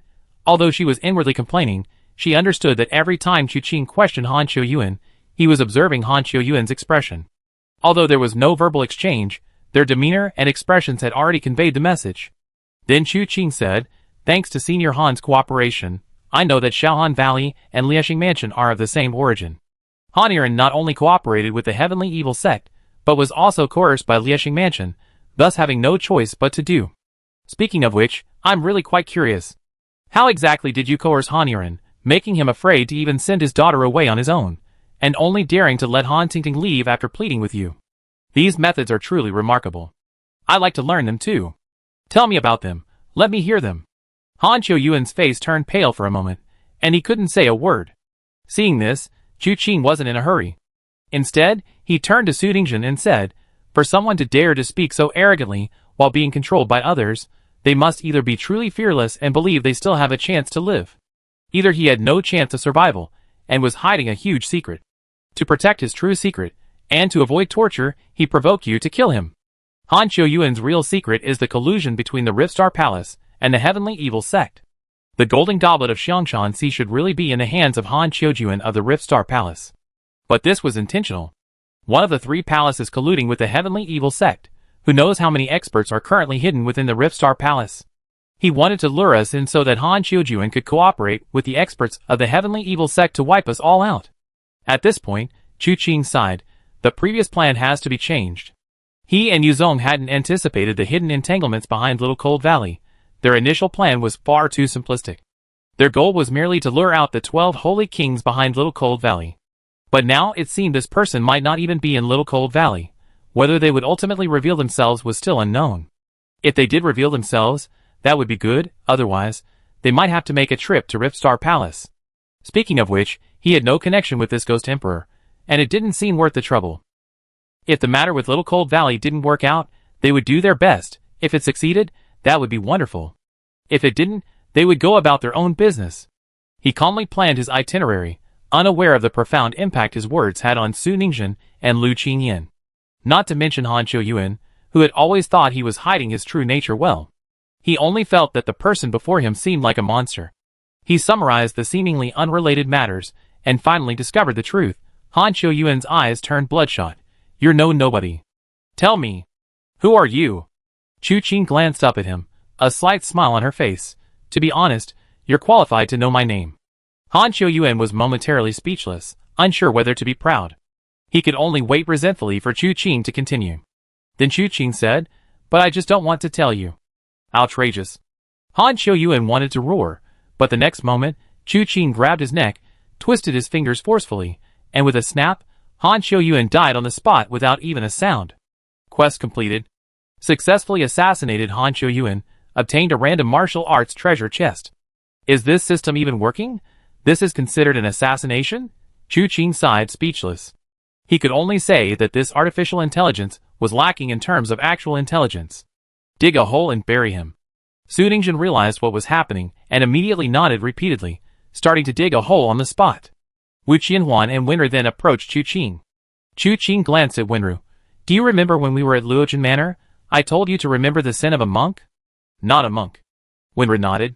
Wu Qianhuan was taken aback, about to ask, if not a monk, then what is he? But then she suddenly realized, the three immortals of Xiaoyao? Chu Qing nodded, and was about to speak when Wenru said, he's in the Guanyin Pavilion. Chu Qing was surprised, then smiled. Why didn't you say so earlier? You didn't ask me. Wenru blinked. Chu Qing then said to Wu Qianhuan, I have to go again. After you finish dealing with things here, find a place to rest. I come back to find you later. Okay. Wu Qianhuan didn't ask any further questions, nor did she insist that Chu Qing go with her.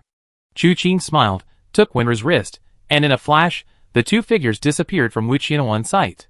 Su Dingjun was truly setting a trap, but he couldn't help glancing at Chu Qing out of the corner of his eye. When he saw the two disappear in an instant, his heart skipped a beat. Just now, he had been led away like that, vanishing like lightning. Han Qiuyuan was right. This person was definitely not an unknown nobody. Thinking to himself, he looked up and saw Lu Qingyan frowning. What's wrong? Tell me, if the Riftstar Palace has already colluded with the Heavenly Evil Sect, then what is the stance of the Yaotai sect, which is allied with the Riftstar Palace through marriage? This question stunned Su Ningzhen, leaving him momentarily speechless. But then Lu Qingyan's laughter grew increasingly sinister. If the Yaotai sect truly goes against the path of chivalry, can we kill He Qianggu with our own hands? Su Ningzhen suddenly realized, feeling an immense surge of power within him. The speed at which he dug the pit even increased considerably. Meanwhile, Chu Qing, with Wenru, had already returned to the Guanyin Pavilion in Shaohan Valley. She pointed, this time to the Qingyan Pavilion. Chu Qing reached the door, snapped the bolt, and gently pushed the door open. Stepping inside, he saw a man already sitting up on the bed, looking at Chu Qing and Wenru with suspicion. Chu Qing glanced at Wenru, and seeing her nod, he said, the plan has changed. I wanted to discuss it with you. Chapter 312. Yu Zong had never been so speechless in all his years of wandering the martial world. Who would barge into his room in the middle of the night, push open the door, and say the plan had changed? He squinted at the uninvited guest before him. The uninvited guest said in a deep voice, Little Cold Valley and Han Iran are branches of the Riftstar Palace. The Riftstar Palace has long been colluding with the Heavenly Evil Sect. I suspect Little Cold Valley has ulterior motives. It's hard to say whether we can succeed in capturing those 12 holy kings. Yu Zong's eyes widened, and he suddenly looked at Chu Qing. It's you. Who else could it be? Chu Qing frowned slightly. Who else could it be? Yu Zong was dumbfounded. He had suspected that Chu Qing might have come looking for him. But the problem was, if it was Chu Qing, how would he know he lived here, and who was he disguised as now? The time they had agreed to meet wasn't now. But the content of his words couldn't be faked, and with his martial arts skills, no one could impersonate him. He looked at Chu Qing before him, the shock in his heart not from Chu Qing's words, but from how this person had found him. Yu Zong touched his face, confirming that the disguise was intact. He looked around at the surroundings, confirming that he was still in Little Cold Valley. For a moment, he felt a chill run down his spine. What's wrong? Chu Qing asked. Nothing. Yu Zong shook his head. Fortunately, this person was a friend, not an enemy, otherwise, it would have been truly terrifying. Only now did he compose himself, carefully considering Chu Qing's words, and his expression changed. How did you know about this? I was just here. But not to see you, but to see Han Qiuyuan. Him? He's in Shaohan Valley too? Not only is he, but you two live not far apart. Chu Qing was also somewhat surprised. Don't you know, what was your identity when you came here? Naturally, I'm a skilled martial artist, the kind he can't refuse. I am Ouyang Xiao. Yu Zong straightened his back. Chu Qing asked, and what about the real Ouyang Xiao? Don't worry, he's being well taken care of, he won't die. Yu Zong snorted. But I don't have any good feelings towards Liaoyuan Prefecture and Liexing Prefecture. If they weren't one of the three prefectures, what harm would it do to kill just one Ouyang Xiao? And what about Han Qiuyuan? What do you want with him? To kill him, Chu Qing said, but that's not the point. The point is the real purpose of this gathering. Have you investigated it thoroughly? No. Yu Zong shook his head. Although I inquired indirectly, Han Iran was very wary, and didn't reveal a single word. Besides, although I came as Ouyang Xiao, I'm still one of their prey. He wouldn't rashly tell me the truth. Chu Qing nodded, agreeing. He glanced at Yu Zong and suddenly smiled. I have an idea. What idea? Yu Zong had a bad feeling. Chu Qing smiled and said, I go see Han Iran tomorrow and ask him directly. Yu Zong was taken aback. What kind of method is that? So simple and direct. But going straight to the point might yield unexpected results. I'm afraid of alerting them. Just in case, I use a little trick, Chu Qing said. He wants to secretly send his daughter, Han Tingting, away. I take something from Han Tingting and threaten him that if he makes any move, his daughter's life will be in danger. How despicable. Yu Zong nodded. But it might not be a bad idea. However, he will definitely investigate, and if he finds out you're lying to him... Chu Qing stroked his chin. Then it won't be tomorrow. The meeting is approaching. I go find him the night before the meeting. That way, even if he wants to investigate Han Tingting's life or death, it will be too late. Yu Zong nodded. That's a good idea. Secondly, Yang Xiao should just make him disappear. Chu Qing said. Your disguise skills are extremely high. Why not just disguise yourself as Han Qiuyuan? There are some things he won't tell Yang Xiao, but he will tell Han Qiuyuan. Good idea. Yu Zong's eyes lit up immediately. I use Han Qiuyuan's identity to extract information, then we exchange information. Before the meeting, you go directly to him and force him to reveal the details. By comparing the two, we can get a full picture and deal with it calmly. If the 12 holy kings are truly not in Shaohan Valley, we can head straight for Liexing Mansion. Chu Qing nodded. However, in the meantime, I need your help. Just say the word. I will do whatever it takes to help.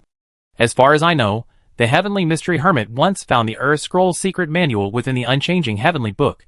Later, the Tomb King and his men broke into Heavenly Mystery Valley, secretly took all these things away, and brought them to Shaohan Valley.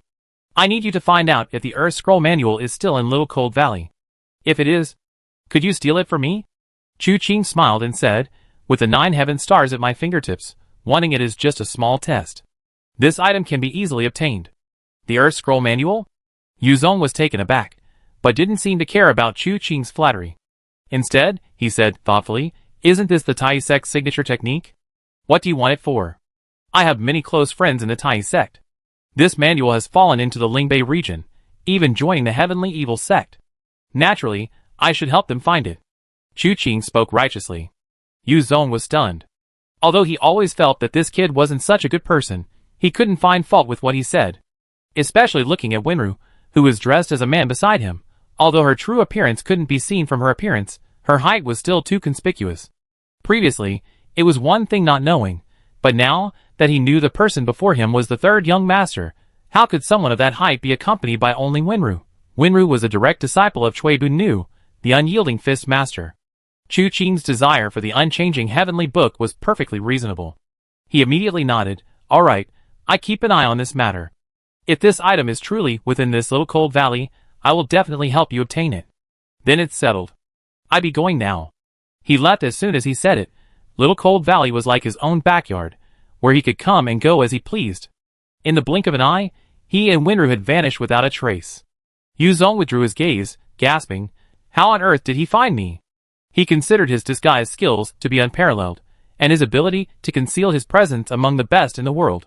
Yet, he couldn't escape the notice of this third young master. I underestimated him, Yu Zong sighed softly. He remembered that back at Luochen Manor, although Chu Qing was powerful, he wasn't nearly as formidable as he was now. Moreover, he was constantly improving. This was terrifying. At this rate, it wouldn't be long before he could rival the 3 sovereigns and 5 emperors. This time, Chu Qing didn't leave Shaohan Valley directly with Wenru.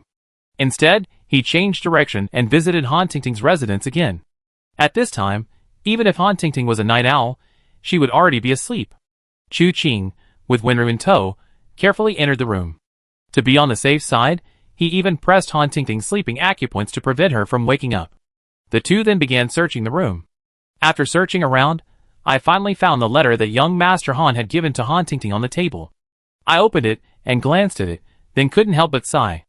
The letter read, to my dear brother Ben Shan. 3 years have passed since we last met. How are you, brother? I am deeply embroiled in a turmoil. It is my fault that I have not been able to see you for 3 years. However, this matter is of great importance. I truly do not wish for you to be implicated. Please forgive me. Now that a storm is brewing, I am powerless to protect my family. I have done everything in my power to bring my daughter Tingting to you, brother. I hope that you will remember our years of friendship and take her in. Do you remember when we were young and full of vigor? We were betrothed since childhood? Though things have changed, our words still resonate. If you do not abandon me, I am willing to keep my promise. If Tingting has any doubts, you may give her this letter. Until then, please keep this a secret for me. Do not let Tinger be put in danger. Your brother Han Yiren thanks you. This letter was short, briefly explaining that they hadn't seen each other for 3 years, because he didn't want Yuan Shan to be implicated. On the other hand, they hoped that Yuan Ben Shan would take Han Tingting in. They even went so far as to bring up the arranged marriage from their childhood, their sole purpose being to ensure that Yuan Ben Shan would take good care of Han Tingting. As for Tinger's doubts, it likely came after the events at Shaohan Valley, when Han Tingting discovered the problem and had Yuan Ben Shan deliver the letter to her. Chu Qing examined the letter for a moment, then couldn't help but sigh, the hearts of parents are all the same. However, She also felt that while Han Yiren trusted Yuan Binshan, he wasn't entirely open with him. Otherwise, he wouldn't have used the arranged marriage as leverage, hoping Yuan Binshan would agree. Stroking her chin thoughtfully, Chu Qing asked Wenru, "You always been skilled in calligraphy. Can you imitate other people's handwriting?" Wenru shook her head. "Too ugly, I can't write." Chu Qing's plan failed, but her mood inexplicably improved. Han Yiren's calligraphy was flamboyant, but in Wenru's eyes, it still couldn't escape the word ugly, the same assessment as her own. It seemed her own calligraphy was not much different from Han Yiren's. He thought for a moment, then smiled. She asked Wenru to help Han Tingting put on her clothes. Wenru hesitated for a moment, then nodded after seeing Chu Qing sitting with his back turned, and went to dress Han Tingting. Suddenly, she asked on a whim, "Third brother, you said there's a strict separation between men and women, but what exactly are you protecting against?" "Huh?" Chu Qing was stunned, never dreaming he'd be asked such a question. He scratched his head and said, "Well, how am I supposed to explain this to you? Actually, I know everything." Wenru's voice was extremely calm. "If a man and woman develop feelings for each other, they will want to sleep with each other." "Who told you that?" Chu Qing blinked, feeling that the person who said that deserved to die. "Sister Wu," Wenru answered casually. "Oh, never mind then." Chu Qing quickly shut his mouth. Thankfully Wu Qianhuan didn't know what he was thinking. But then he suddenly asked, "So what did she say to you?" "She said she didn't want to sleep with you." "Huh?" "But I can tell she's saying one thing and meaning another," Wenru added. Chu Qing was momentarily speechless, both amused and exasperated, but couldn't help asking, "No, what exactly do you want to ask?" "I wanted to say," Wenru said, while dressing Han Tingting, "since it's only when a man and woman develop feelings for each other that they want to sleep together, why is there still such a strict separation between men and women? It's like just now when you asked me to dress this girl, you turned your head away and refused to look. Does that mean that if you glanced at her body, you would develop feelings for her, and then want to sleep with her?" Ah. Even though Chu Qing considered herself somewhat capable of asking herself questions, and had the ability to see the whole picture from a single detail, she simply couldn't keep up with Wenru's train of thought. So it turned out that Wenru's question was because she had sat with her back to Han Tingting. Scratching his head, Chu Qing said, "Actually, when a man and woman have feelings for each other, it's not just because of love. It could also be lust. Do you remember, within 7 Plum Manor, someone used the 7 Charms burning passion technique to try and arouse someone's lust to defeat them? After you saw it, you felt ashamed. That's because your lust was aroused. So if you look at her body, you feel lust?" Wenru became even more curious. "But even then, I never thought about sleeping with you." "That's because you're emotionally detached. Even the 7 Charms burning passion technique can't sway you." Chu Qing smiled awkwardly. "It's not that bad, but I'm a normal person too." "Oh?" Wenru suddenly asked curiously. "Then if you look at me, do you feel lust? Do you also want to sleep with me?" This question was impossible to answer. Chu Qing coughed. "Are you dressed yet?" "Almost. Just one more dress. This one's a bit difficult to put on." Her underpants were a bit loose. They were easily pulled down. Chu Qing rubbed his forehead, suddenly asking, "When did you become curious about these things?" "Ever since Sister Wu met us." Gently, Wenru said, "Sometimes when I chat with Sister Wu, we somehow end up talking about these kinds of topics." Chu Qing really wanted to say, "If it's not appropriate, you two should talk less about these things in the future." But what came out was, "What do you usually talk about?" After saying it, he regretted it and waved his hand. "Never mind, pretend I didn't ask, and you didn't say anything." "Why?" "It's not appropriate." Chu Qing sighed. "It's not good for a grown man like me to pry into the private conversations between you women." "Is this some kind of strict separation between men and women?"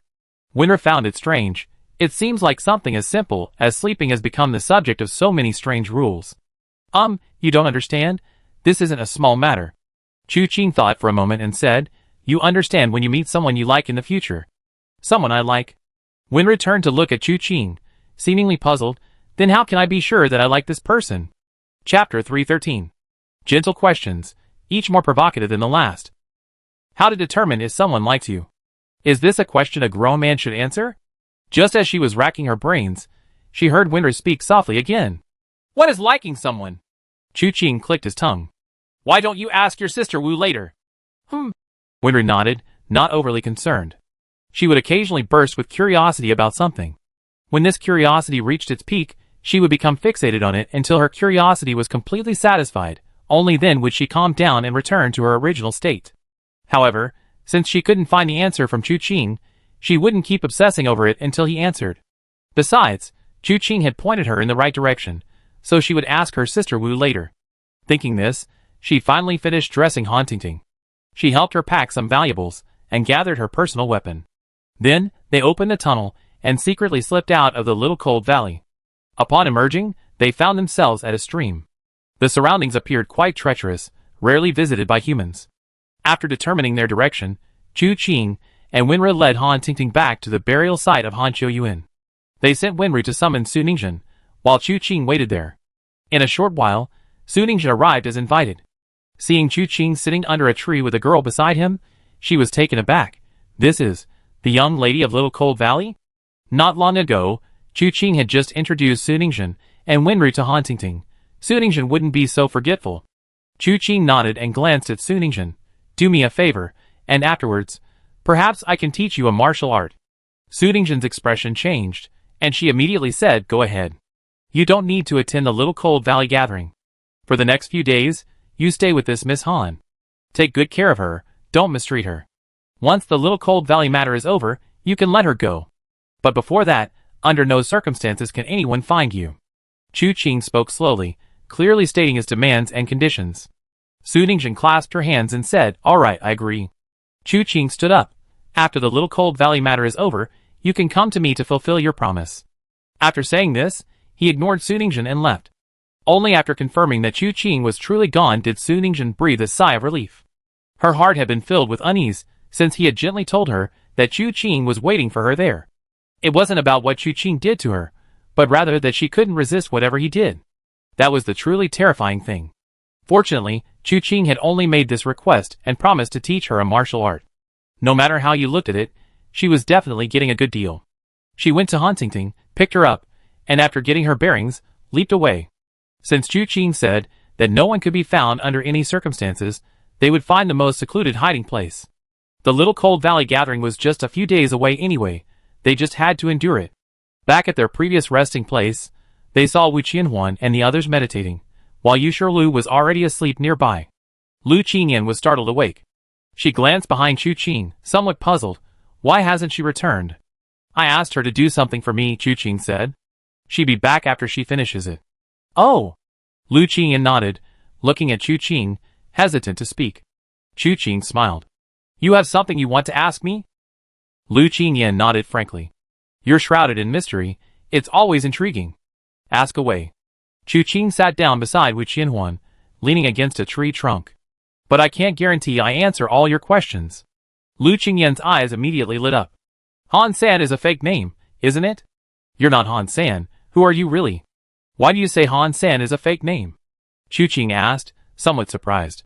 That name is too obscure. But your martial arts skills are incredibly high. With your skills, even if I couldn't claim to dominate the martial world, you must already have a reputation. But whether in Lingbei or Nanling, I never heard of a top master named Han San. So, I guess this is an alias. You guessed right. Chu Qing nodded. I'm not Han San, and they aren't Han Si or Han Wu. Then who exactly are you? Lu Qingyan looked at Chu Qing. Chu Qing shook his head. I can't tell you that, but you know my identity once we reach Tianjin Prefecture. Chu Qing had already stated beforehand that he wouldn't answer all questions, so not getting an answer didn't necessarily disappoint him. He was just a little curious. Why would they possibly know his identity once they reached Tianjin Prefecture? This man went to Tianjin Mansion to heal his beloved's wounds, but if that was all, it seemed unlikely he would expose his identity. Unless, he went to Tianjin Mansion for something else, and that would reveal his true identity. Thinking of this, Lu Qingyan's spirits lifted. You went to Tianjin Mansion for something else? Chu Qing glanced at her, a smile appearing at the corner of his eye. Yes. What is it? To deliver a letter. To whom? Your father. Who wrote the letter? I won't tell you. Lu Qingyan was momentarily frustrated, glaring at Chu Qing with some annoyance. Could it be that you and my Tianjin Mansion have some connection? Yes. Friend or foe? Friend, not foe. Only after truly hearing Chu Qing say friend, not foe, did Lu Qingyan breathe a slight sigh of relief. As long as this man wasn't going to Tianjin Mansion for revenge or anything like that, that was fine. Thinking of this, Lu Qingyan glanced at Shaohan Valley again. Then what are you doing here in Shaohan Valley? Meeting Su Ning was truly an accident. Chu Qing certainly wasn't here to help her capture Han Qiuyuan. Judging from Chu Qing's understanding of Shaohan Valley and his previous remarks, it was clear that Chu Qing had absolutely no interest in the so-called grand event there. Chu Qing glanced at her and said with a smile, "Didn't I say before? Han Aaron of Shaohan Valley is colluding with the heavenly evil sect. I'm here naturally for the sake of the martial world. To slay the wicked and destroy the madmen. How did you know about this?" Lu Qingyan followed up with a question. Chu Qing smiled. "That's what you really want to ask, isn't it? Are you trying to guess my identity based on this answer?" Lu Qingyan was speechless for a moment. This man was incredibly cunning. He wouldn't reveal even the slightest possibility. "Get some rest," Chu Qing said softly. "Hopefully, things will calm down these next couple of days." The meaning was clear. "Don't ask anymore, I won't tell you." Lu Qingyan huffed and closed her eyes. "Fine, don't tell me then, who cares?" Seeing her gradually entering a meditative state, Chu Qing then summoned the system interface. Looking at the random martial arts treasure chest, he hesitated whether to open it. He had quite a few commissions on hand. Especially the one brought by Su Ningxuan, which Chu Qing felt was a large task.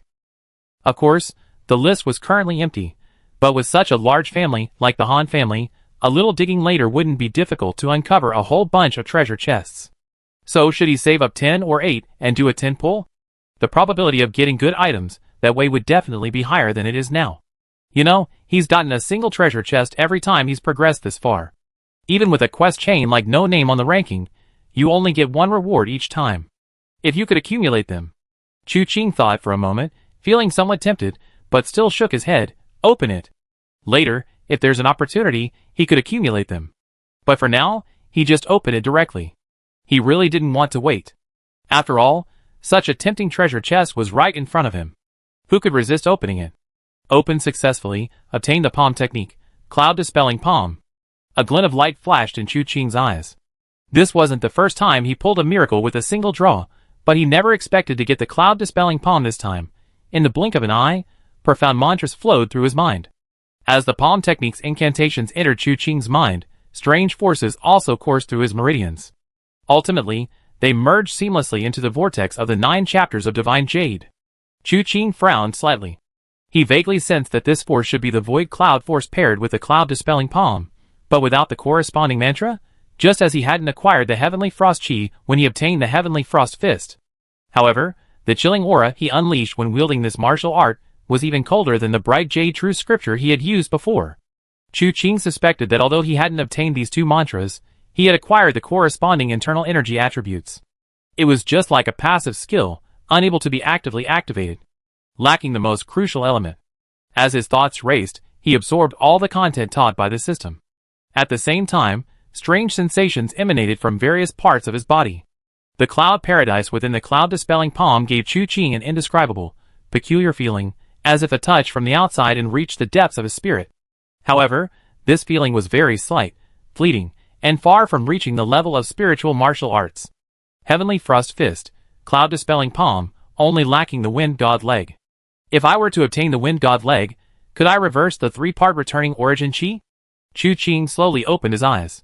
As the power of the cloud dispelling palm intensified, the cloud-like energy swirling around him vanished completely the moment he opened his eyes. This thought filled him with a sense of eagerness. Unfortunately, there were no treasure chests to open at the moment, so the thought gradually faded. He pinned his hopes on countless more chest openings to come. Closing his eyes again, Chu Qing calmly observed his own learning, which was already quite profound. The 9 chapters of Divine Jade served as his internal driving force, enabling Chu Qing to freely utilize all his skills. As for external martial arts, he had mastered all kinds of techniques: palm techniques, fist techniques, saber techniques, sword techniques, claw techniques. However, regarding weapons, he only possessed swords and sabers, which seemed somewhat superficial.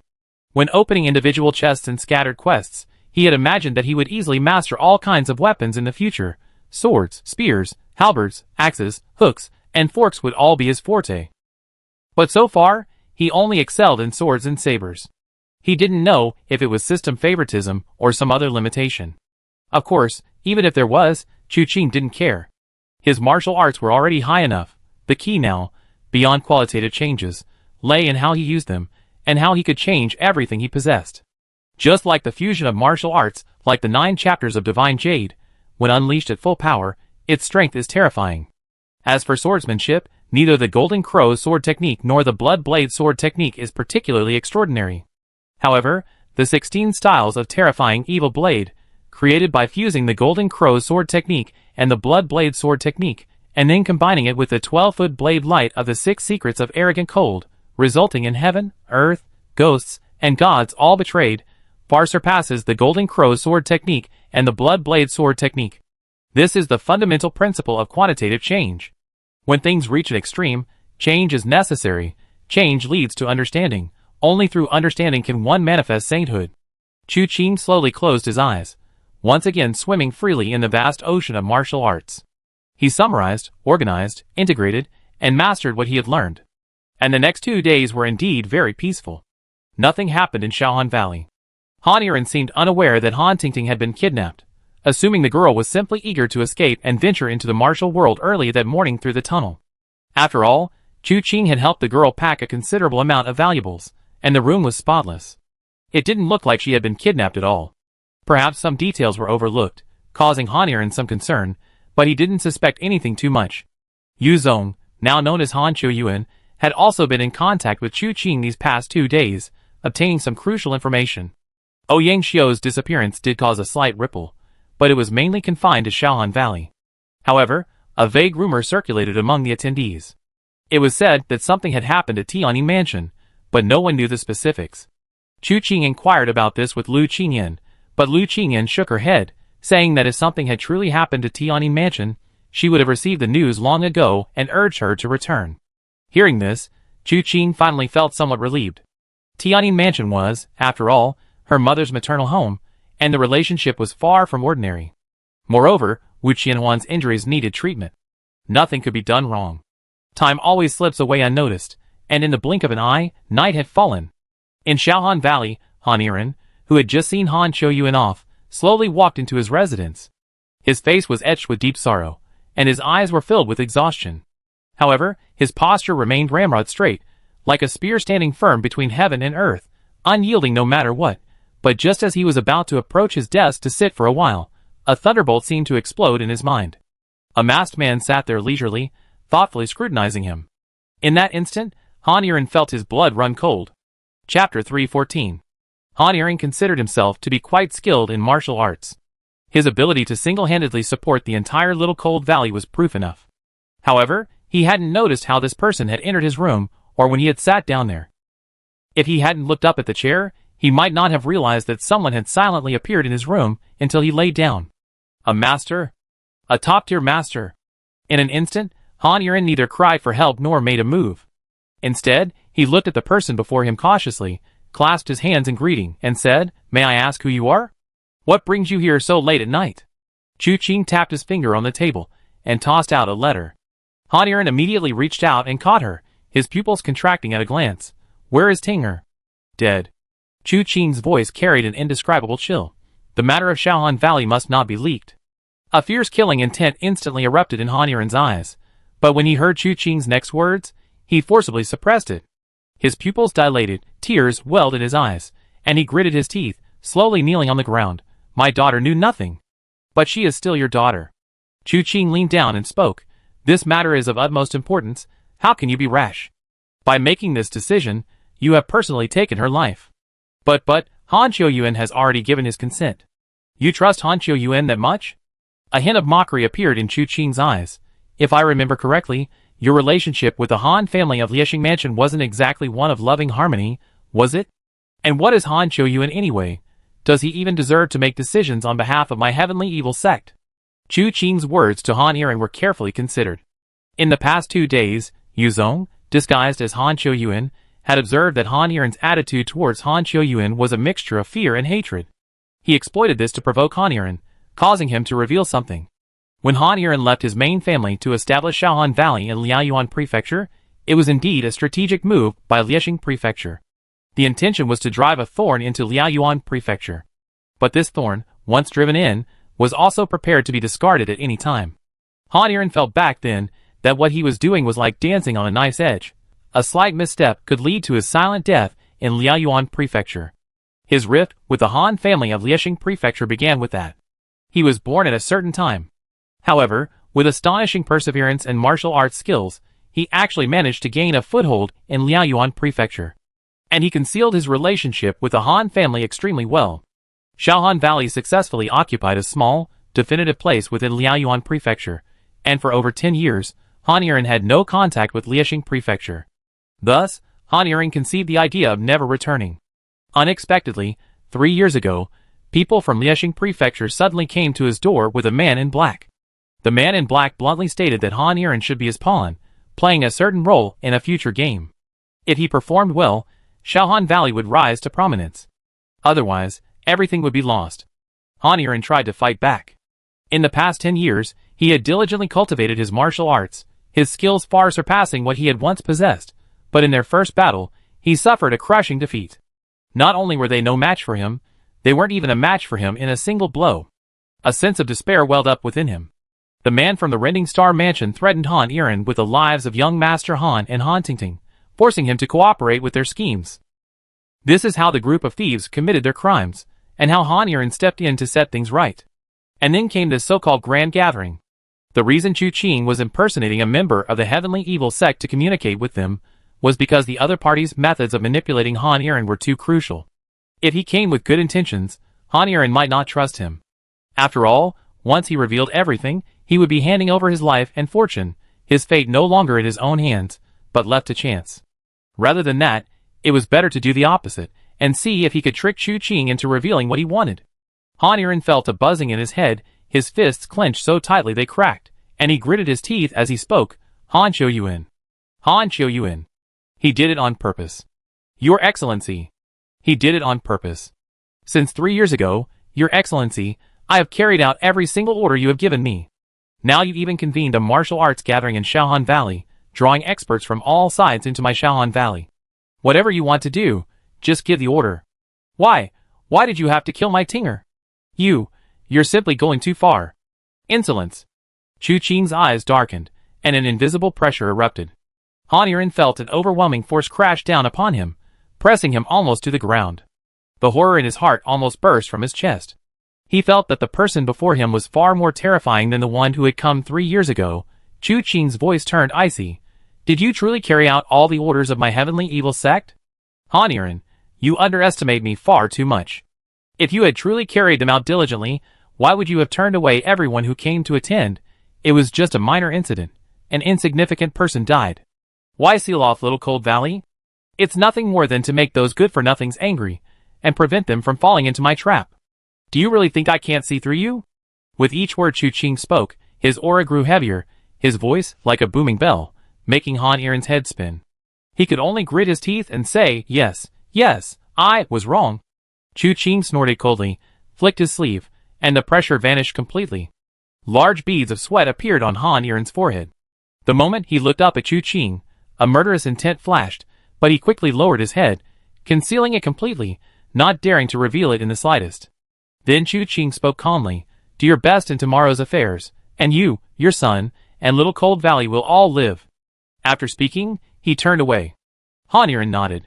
Yes, please instruct me, Your Excellency, what exactly is the purpose of gathering them all in Shaohan Valley tomorrow? Chu Qing frowned slightly, turning back to look at him in surprise. You don't know? Han Yiren felt a surge of grief and indignation, letting out a bitter laugh. Your Excellency, please don't tease me. Now, I only have one son left, and no matter what, I must protect him. Please give me clear orders, Your Excellency, so that my subordinates know exactly how to do things. Chu Qing stroked his chin, feeling that faking his identity and using words to provoke him was indeed quite effective. Otherwise, Chu Qing wouldn't believe a word he said. Sitting down in a chair, Chu Qing frowned slightly. Han Yiren looked at Chu Qing strangely. Your Excellency, you... Chu Qing waved his hand. Valley Master Han, please sit down. So, every time the Heavenly Evil sect sends you on a mission, it's always a last-minute interrogation? This question completely baffled Han Yiren. He stared wide-eyed at Chu Qing. Your Excellency, no, you this. After a moment, he almost jumped up. You're not Your Excellency? Who are you? Tinger she. Chu Qing waved his hand. Calm down. First of all, Han Tingting is alive, and well, she's not dead. What I said earlier was a lie. Han Yiren's mouth gaped open. feeling as if his emotions had been on a roller coaster in that short time, sometimes plummeting to the bottom, sometimes soaring to the top. Upon hearing the answer that Han Tingting was still alive and well, Han Yiren felt more anger than joy. You, who exactly are you? Impersonating the heavenly evil cult's envoy, toying with this old man, what is your intention? Chu Qing smiled slightly. To save you. Save me? Han Yiren's emotions were suddenly calmed by these two words. Chu Qing said, the heavenly evil cult is an evil dragon, and the Han family of Liexing Mansion is a fierce tiger. How can your little Shaohan Valley protect itself against this evil dragon and fierce tiger? Going with the flow now seems to bring temporary peace, but is it truly foolproof? Han Tingting was taken away by me 2 nights ago, but if she really left Shaohan Valley, she might not actually survive to find Yuan Bin Shan. Besides, you and Yuan Bin Shan haven't seen each other for 3 years. Who knows what might have happened in the meantime? Are you really comfortable sending your daughter over there? You, who exactly are you? Han Yiren felt that from the moment he met this masked man today, everything had been controlled by him. He had absolutely no say in anything. Now he desperately wanted to know Chu Qing's identity, ultimately wanting to gain some confidence. At least he needed to know who the person sitting opposite him was. Chu Qing smiled. You don't need to know who I am. You only need to know that I can help you. And I have the ability to help you. Han Yiren's heart skipped a beat. He recalled the martial arts Chu Qing had just displayed. It was indeed beyond his ability to contend with. Even the heavenly evil sect expert, who came 3 years ago, was probably no match for this man. He frowned, lost in thought. Chu Qing didn't disturb him, letting him consider it himself. He casually picked up a book from the table, and began to read by candlelight. After a long pause, Han Yiren finally spoke slowly. First, I need to see Tinger. I can't see her. Chu Qing said calmly, Valley Master Han, you don't trust me, and frankly, I don't trust you much either. So, I need to have some hostages to prevent you from betraying me. Then how can I believe Tinger is in your hands? Han Yiren gritted his teeth. That letter from earlier, you instructed that it be delivered personally to Yuan Bin Shan. Chu Qing smiled. How could Han Tingting possibly entrust such an important thing to me? You? Han Yiren felt incredibly suffocated. Seeing him like this, Chu Qing comforted him. Don't be angry. Getting angry won't help, and besides, anger will only make you sick. Never mind, I said too much. Han Yiren rubbed his forehead and sat down in the chair opposite Chu Qing. Secondly, how do you plan to save me? Simple. Chu Qing smiled. Just kill those who threaten you. Whether it's the heavenly evil sect or the Rending Star Palace, anyone who dares to threaten or persecute you will be killed without mercy. These words were incredibly arrogant, but Han Yiren couldn't refute them. This person had the right to say such things. But this only made him more worried. However, you can't stay in Little Cold Valley forever. You can kill one of their experts, but you can't withstand the heavenly evil sect's numerous experts. The day you leave Little Cold Valley, we will inevitably face the wrath of the heavenly evil sect, and the result will still be certain death. Unless... He hesitated, glancing at Chu Qing. Chu Qing ignored the meaning of his unless, and instead sneered, then we kill them until the heavenly evil sect dares not raise their heads, until they have no time to spare. Han Yiren suddenly looked up at Chu Qing, seeing that even after uttering such bold words, his face remained indifferent. It was as if he had never seen or even noticed the so-called heavenly evil sect. But for some reason, looking at Chu Qing before him, Han Yiren suddenly felt a strange surge of courage. He took a deep breath, wondering if he had lost his mind. For a fleeting moment, he even considered joining this man's ranks, fighting the heavenly evil sect to the death with him. Isn't this just utter nonsense? Then Chu Qing said, however, this matter is still not quite what I expected. It seems the heavenly evil sect had you organize this so-called Jianghu gathering for a reason.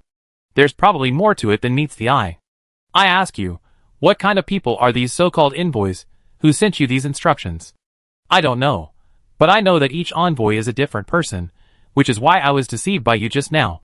The one who came 3 years ago was incredibly skilled. Perhaps, in your eyes, he's nothing special, but to me, he was like a mountain, making it hard to breathe. But this person has only appeared once in the past 3 years. After them came other people, men and women, some wearing masks, some with their faces covered, their true appearances obscured. It seems this path is also blocked. Chu Qing smiled. Since that's the case, why not play along? Their orders will come sooner or later. Why don't we just wait here? Let's see what trouble they want to cause tomorrow. Han Yiren was about to nod when he suddenly realized, I don't think I agreed to your request yet. Chu Qing smiled. Don't be silly. Agreeing to me is not only your only way out, but it also concerns your daughter's life. Listen to me, only then can your little cold valley last forever. How is what you're doing any different from that evil cult that day? Different purposes. Chu Qing said. They act ruthlessly, for their own benefit. I act ruthlessly, for the sake of the martial world. Han Yiren was shocked once again. He just felt this person was utterly shameless to the extreme. But he had to admit, Chu Qing's words made sense. Going with the flow was not a viable option. Once they'd lost their usefulness, they would inevitably be discarded like trash. At that time, no one in Little Cold Valley would survive. But Chu Qing's martial arts were superb. Perhaps this was Little Cold Valley's only way out. Thinking of this, he suddenly stood up. I promise you. Chapter 315. Han Yiren wanted to fight for his own survival, and for Shaohan Valley's survival in this desperate situation. Grabbing Chu Qing's helping hand was his only chance. The heavenly evil sect was untrustworthy, and the Han family of Liexing Mansion was even more treacherous and vicious. Although he still didn't know who Chu Qing was, or where he came from, his martial arts skills and abilities forced Han Yiren to accept them. Therefore, agreeing to Chu Qing's request was a matter of course. The next step was to wait. Waiting for the heavenly evil sect's next order. But before that, Chu Qing asked Han Yiren another question. Did the heavenly evil sect send a lot of things to Shaohan Valley before? Han Yiren was somewhat surprised. This person's origins were mysterious, but he seemed to know a great deal about the heavenly evil sect. He nodded. That's true, but that was a long time ago. Chu Qing frowned. Is that thing still in Little Cold Valley? No. Han Yiren shook his head. Those things were sent away in batches long ago. Some were sent to the Han family, and some were sent elsewhere. He paused, then asked Chu Qing to wait a moment. He went to the table and searched the bookshelf. After a while, he took out a small, well-hidden booklet. This is a record I made in secret. After those things arrived, I counted them one by one, and I also recorded their destinations when they were sent away. Chu Qing's eyes lit up immediately, and he took the booklet. A moment later, he found a page. Among a pile of strange and unusual items, the unchanging heavenly book and the earth scroll instantly caught Chu Qing's eye. Looking again, he frowned. Tianfu Temple? Han Yiren leaned closer for a look, then nodded. Yes, that's Tianfu Temple. Chu Qing now had some understanding of the forces in Lingbei, but among the 3 prefectures, 3 sects, and 3 clans, there was no mention of Tianfu Temple. He asked, what is this place? Unexpectedly, this question stumped Han Yiren as well. He shook his head. It's a secret realm. Legends occasionally circulate in the martial world, but most are fantastical and bizarre. Some say it's a Buddhist kingdom on earth, with a Mount Sumeru suspended in midair, and Tianfu Temple sits atop that mountain. Under the protection of the Buddhist kingdom, there is eternal peace and prosperity. Those who live within it enjoy eternal life and bliss. However, these are all rumors, not to be believed. Anyway, as far as I know, no one has ever actually set foot in Tianfu Temple. How was that thing delivered? Chu Qing asked, seizing the opportunity. Han Yiren said in a deep voice, I personally delivered the items, but they didn't reach Tianfu Temple. They were picked up halfway by people from the Tianxia sect. I overheard them talking about delivering them to Tianfu Temple, which is why I wrote it down. But I'm not sure if that's true or not. Chu Qing nodded, feeling truly troubled. How was he supposed to find Tianfu Temple, whose exact location he didn't know? However, from Han Yiren's words, he suddenly thought of Xingji. Wu Dao had once told Xingji about the Buddhist kingdom, and there were rumors of a Buddhist kingdom at Tianfu Temple. Could it be that the two were in the same place? That would make sense. After all, the Buddhist kingdom that Xingji spoke of was connected to the 12 holy kings, forcing Xingji to obey the Blood King's orders. It was only natural that some of the items the heavenly evil sect had placed in Little Cold Valley were diverted to the heavenly Buddha temple. Chu Qing didn't inquire further about this matter, only nodding. He didn't leave either, letting Han Yiren do what he needed to do, while he hid to the side, preparing to wait with him for the next day. On one hand, he was worried that Han Yiren might waver and become a fence-sitter. On the other hand, he also wanted to stake out the heavenly evil sect's envoy. But from either perspective, the plan Yu Zong had originally agreed upon with him, to capture one of the 12 holy kings, was likely to be difficult to achieve. Time passed in silence, but the heavenly evil sect's envoy never appeared. Until dawn the next day, Han Yiren had no choice but to get up, open the sealed gates of Little Cold Valley, and invite the various experts in. Chu Qing spent some time changing his appearance, and became one of Han Yiren's bodyguards. This was somewhat abrupt, but with Han Yiren's presence, it didn't cause much of a stir. However, the young Master Han scrutinized Chu Qing for a few moments, a hint of wariness hidden deep in his eyes. Judging from his demeanor, he most likely suspected that Chu Qing was from the Heavenly Evil Sect. The first part of the matter proceeded smoothly. No new orders came from the Heavenly Evil Sect, so Han Yiren could only proceed methodically, leading the group into the lesser Cold Valley. From the high platform that had been set up beforehand, he watched the gradually gathering, bustling crowd. A light sheen of sweat appeared on his forehead. His gaze occasionally swept over Chu Qing, who stood not far away with his arms crossed, and only then did he feel a slight surge of courage. The pent-up frustration that had been building up in the crowd for days finally erupted. Valley Master Han, the hospitality of Little Cold Valley is truly excellent. We attended many grand gatherings in the martial world before, but this is the first time we've been forced to endure the elements in this forest, waiting for it to begin. What is it you have to say, that you gathered us all here? Han Yiren felt helpless. He was forced into this position, to host this so-called grand event. From the bottom of his heart, he didn't want things to continue like this. Although he didn't know the specific purpose of the Heavenly Evil Sect, he was certain they had no good intentions. So, after Chu Tian assassinated one of his Little Cold Valley's experts, he used this as an excuse to seal off Little Cold Valley. Just as Chu Qing had said last night, the reason he did this was to make these people leave in anger after being turned away. Unexpectedly, even so, these people stubbornly refused to leave, instead waiting patiently in the forest until now. Faced with the crowd's accusations, Han Yiren could only force a smile and clasp his hands in a gesture of respect, saying, "I am truly sorry, everyone. The main problem is that assassins came to the valley a few days ago and killed my Shaohan Valley disciples, causing widespread panic within the valley. To prevent the assassins from escaping, we closed the mountain gates overnight. I am truly sorry for this, and I, Han Yiren, apologize to everyone."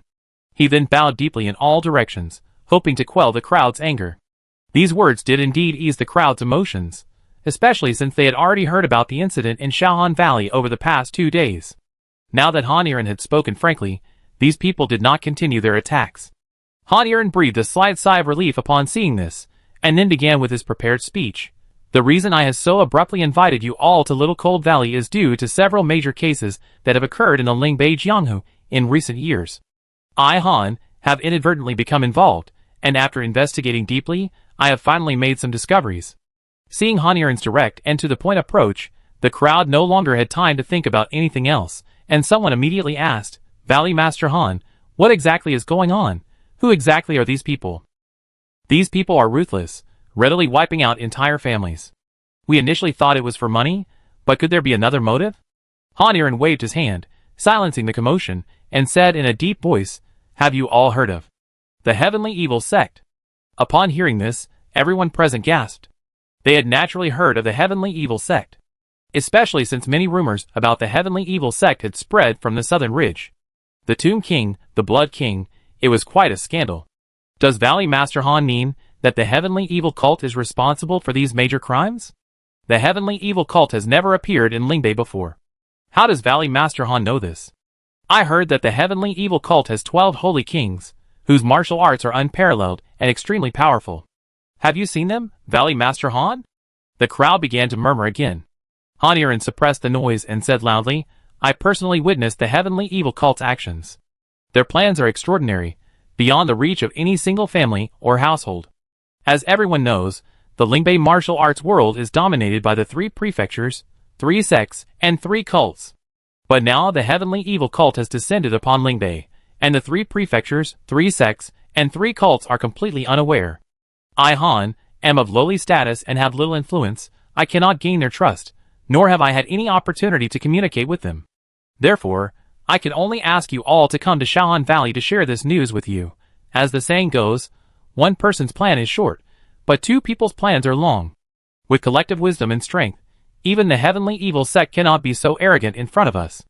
These words carried a certain sincerity, which resonated with many. Someone said, "When the nest is overturned, no egg remains unbroken." The Heavenly Evil Sect's actions are all targeting wandering martial artists. Could it be that they are trying to expose the whole sect through a few isolated incidents? Those who submit to me prosper, those who oppose me perish. Why do I feel that they might have wanted to recruit these wandering martial artists under their command, but were refused, hence their retaliation? If that's true, wouldn't everyone here be in danger? Unless you betray the righteous path of the martial world, Is there anyone among you who can stand against the heavenly evil sect? Valley Master Han. You're right. This is no longer just a matter for one family or one person. It involves not only everyone present, but also the 3 prefectures, 3 sects, 3 clans, and even the entire Lingbei Jianghu. So what should we do now? Naturally, we should unite, pool all our strength, and fight the heavenly evil sect to the death. At this point, the situation was no longer under Han Yiren's control. His martial arts skills were insufficient to make these people obey him. A heated discussion erupted in the room. Some questioned how they could fight to the death when they didn't even know where the heavenly evil sect was.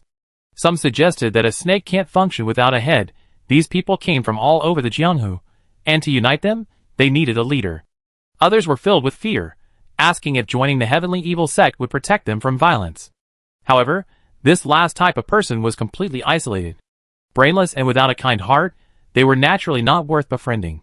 If he had any sense at all, even if he truly wanted to join the heavenly evil cult, he wouldn't have said it in public. Chu Qing watched this scene with his arms crossed, glancing at Han Qiuyuan in the crowd. Their eyes met, and both could see the helplessness in the other's eyes. Yu Zong had told Chu Qing something similar back at Luochen Manor. A group of martial artists gathered together is like a pile of loose sand. The more you try to hold on, the faster they slip away. Now, before the heavenly evil cult even arrived, this group had already fallen apart, proving the wisdom of this statement. But why, even now, has the heavenly evil cult not made any further moves? Han Yiren is clearly insufficient to support this grand event. He can't control the martial artists present. If this continues, the group they painstakingly gathered in Little Cold Valley will soon start fighting. Is this their goal? But isn't this absurd? Just as they were thinking this, a figure suddenly appeared, soaring through the air. Everyone looked towards the figure, and saw that this person had reached the high platform with superb lightness skills, only to collapse to the ground with a thud. When he stood up again, he was covered in blood, his face pale, clearly on the verge of death. Chu Qing's eyes narrowed slightly. This turn of events was not what Han Yiren had anticipated. But the newcomer took out a blood-written letter from his robes. Valley Master. Tianyin Mansion colluded with the heavenly evil sect, annihilating the entire Duan family. Duan Qinghe accused them of their crimes in this blood-written letter. The man is already dead. My subordinate was being hunted by the heavenly evil sect all the way. Before he could finish speaking, a black light suddenly appeared, directly entering the man's body. The man coughed up blood and collapsed dead. Only the blood-stained letter remained clutched tightly in his hand. Immediately, some people turned to look in the direction the black light had come from, but could only see a figure already far away. Some immediately flew after it, while Chu Qing looked at the corpse in front of Han Yiren, and at the bewildered look in Han Yiren's eyes. After a moment's thought, he looked at Lu Qingyan, whose face was filled with disbelief in the crowd. So that's how it is. Chu Qing finally understood. He had preconceived notions, believing that the heavenly evil sect had used Little Cold Valley to gather these scattered martial artists in order to wipe them out. This wasn't impossible. After all, most members of the heavenly evil sect practice demonic arts. If someone gathered these people together to use as training material, that would be perfectly normal. But in reality, it wasn't like that. They used Han Yiren as a scapegoat to gain the trust of a group of wandering martial artists, holding this so-called grand gathering, which was actually a stage frame-up in front of everyone. Although Chu Qing didn't know who the so-called Duan family was, after this incident, it would be harder than climbing to heaven for Tianyin Mansion to clear its name. The most terrifying slander in the martial world is to prove one's innocence with death. If it weren't true, why would they risk their lives? How could such an injustice be cleared? At this moment, after a period of chaos, someone suddenly asked, did anyone from Tianyin Mansion participate in this gathering? Lu Qingyan suddenly realized what was happening, but it was too late to leave. She was in the middle of the crowd, and looking around, she saw everyone staring at her. Chapter 316. Lu Qingyan, seeing the looks in everyone's eyes, knew the situation was dire. But she didn't want to fight them. This group outnumbered her, and even with her superior martial arts, she alone would find it difficult to escape. If casualties occurred, the outcome would be unpredictable. Therefore, she spoke in a deep voice. This matter is sudden and full of doubts. Please remain calm. My Tianyin Mansion has always upheld the righteous path of the martial world, and would never collude with the heavenly evil sect. Easier said than done. The 3 mansions, 3 sects, and 3 clans are all arrogant and conceited fools. What wouldn't you do? I advise you to surrender. We will investigate this matter thoroughly, and then clear your name. Insolence! A furious shout rang out, followed by a loud bang. The man who had just said the 3 mansions, 3 sects, and 3 clans were all arrogant and conceited fools was sent flying. Everyone stared intently, and many gasped. Han Qiuyuan. He's here too. They're all from the 3 prefectures, 3 gates, and 3 sects. Does Han Qiuyuan intend to protect Lu Qingyan? A murmur of discussion erupted in the crowd. Han Qiuyuan stood with his hands behind his back, his face cold and stern. The 3 prefectures, 3 gates, and 3 sects, are they people you can slander so casually? Senior Han, the evidence is irrefutable. The entire Duan family has been wiped out, and Duan Qinghe's blood-written letter is here. Do you still intend to protect Lu Qingyan? Someone in the crowd immediately questioned. Han Qiuyuan's gaze turned to Han Yiren. Han Yiren took the blood-written letter, remaining silent. Then Han Qiuyuan sneered. All matters in the world boiled down to reason. If the Tianjin prefecture truly colluded with the heavenly evil sect, then naturally they deserve to die. However, the girl from the Lu family is right. There are still many doubts about this matter, and we cannot draw conclusions so easily. You are acting rashly now. Are you acting for the sake of the righteous path of the martial world, or for something else? You know the answer in your hearts. Then what does Senior Han think? Hearing him say this, someone immediately asked, are we just going to let her go? Of course not. Han Qiuyuan took a deep breath. I am Han Qiuyuan of the Liexing Mansion. Today, I have captured this girl from the Lu family. If the Tianjin Mansion truly has a problem, I will hand her over. Otherwise, with me here, you won't be able to harm a single hair on her head. He spoke these words with his inner strength, ensuring that everyone present heard them clearly. Someone said, all right, since the Liexing Mansion is vouching for us, we naturally cannot disbelieve them. We have no objection to handing this vixen over to Senior Han. As everyone spoke, Han Qiuyuan looked at Lu Qingyan. And you, what do you say? Are you willing to come with me? This junior is willing. Lu Qingyan had witnessed Chu Qing kill Han Qiuyuan with her own eyes. The one before her was clearly an impostor. His act of standing up for her at this moment was undoubtedly related to Chu Qing. Naturally, there was no reason for her to refuse. Good. Han Qiuyuan turned around and said in a deep voice, this old man will now return to Liexing Mansion to investigate the details of the Tianjin Mansion incident. You all make way. The many martial artists present quickly made way, allowing him to take Lu Qingyan away. Once Han Qiuyuan left, everyone couldn't help but look at each other, finally turning to Han Yiren. Valley Master Han, what should we do now? Han Yiren glanced at the crowd before slowly saying, the matter of the heavenly evil sect is no small matter. This blood-written letter is now in my hands. I invite you all to accompany me to Tianjin Prefecture to inquire with Prefect Lu about the true nature of this affair. Are you all willing? Yes. Immediately, someone chimed in. Whether they were simply enjoying the spectacle or had ulterior motives, no one refused. Han Yiren nodded. In that case, please rest briefly in Shaohan Valley. I will handle some matters within the valley, and then we will set off. As he spoke, he waved for someone to take the corpse away. Chu Qing's gaze followed the body for a moment. Then she gave Wu Qianhuan and the others a look before returning to the study with Han Yiren. As soon as they entered, Han Yiren handed Chu Qing a letter. Chu Qing opened it. It was more of a slip of paper than a letter, containing only one simple sentence. Lead the people to hold Tianjin Mansion accountable. A spark flickered between her fingertips, and in an instant, the slip of paper turned to ashes. Chu Qing said softly, follow their instructions. I have some things to do. See you at Tianjin Mansion? Han Yiren nodded. Okay. Chu Qing gave him a deep look, then turned and left. After leaving Han Yiren's study, Chu Qing didn't linger, going directly to another location. The corpse that Han Yiren had carried away was there.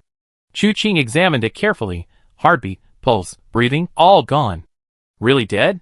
Chu Qing pondered for a moment, then wrapped the body in a white cloth and took it away. The note Han Yiren had earlier was the one this man had hidden among the blood-written letter.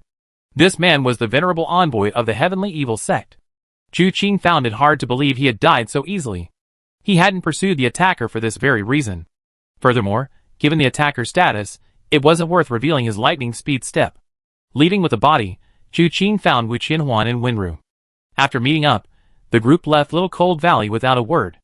Wenru pointed out the direction, and in a short while, they found Yuzong and Lu Qingyan by a stream. The two were sitting facing each other, neither speaking. Chu Qing and his 2 companions appeared carrying a corpse, which startled Lu Qingyan. What's this? A guess. Chu Qing casually tossed the body to the ground and looked at Yuzong. The identity of Han Qiuyuan is no longer usable. Today, you protected Lu Qingyan in front of everyone. The Han family will inevitably suspect that something has happened to Han Qiuyuan. Since the Han family is colluding with the heavenly evil sect, Han Qiuyuan's stance cannot be what it is now. On the contrary, being aggressive is the normal course of action. After all, this is their goal. If they can get Lu Qingyan to kill someone today, the Heavenly Sound Palace's crimes will be further compounded. It will also make everyone present even more indignant. Yu Zong nodded, then sighed.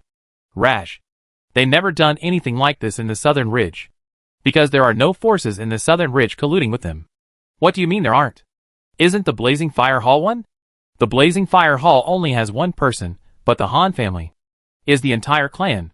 Chu Qing's voice was cold, the killing intent in his words almost uncontrollable. Yu Zong grinned.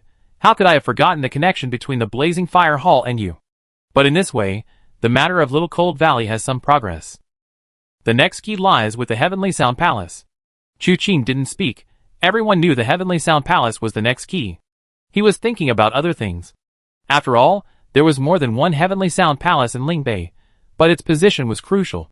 Now that this rumor had been spread, it would inevitably cause chaos throughout Lingbei. Many people believed in the Heavenly Sound Palace, but some harbored malicious intentions, not to mention those who wanted to push this matter onto the Heavenly Sound Palace. The Heavenly Evil sect sending Han Iran to the Heavenly Sound Palace to hold them accountable was probably only the first step.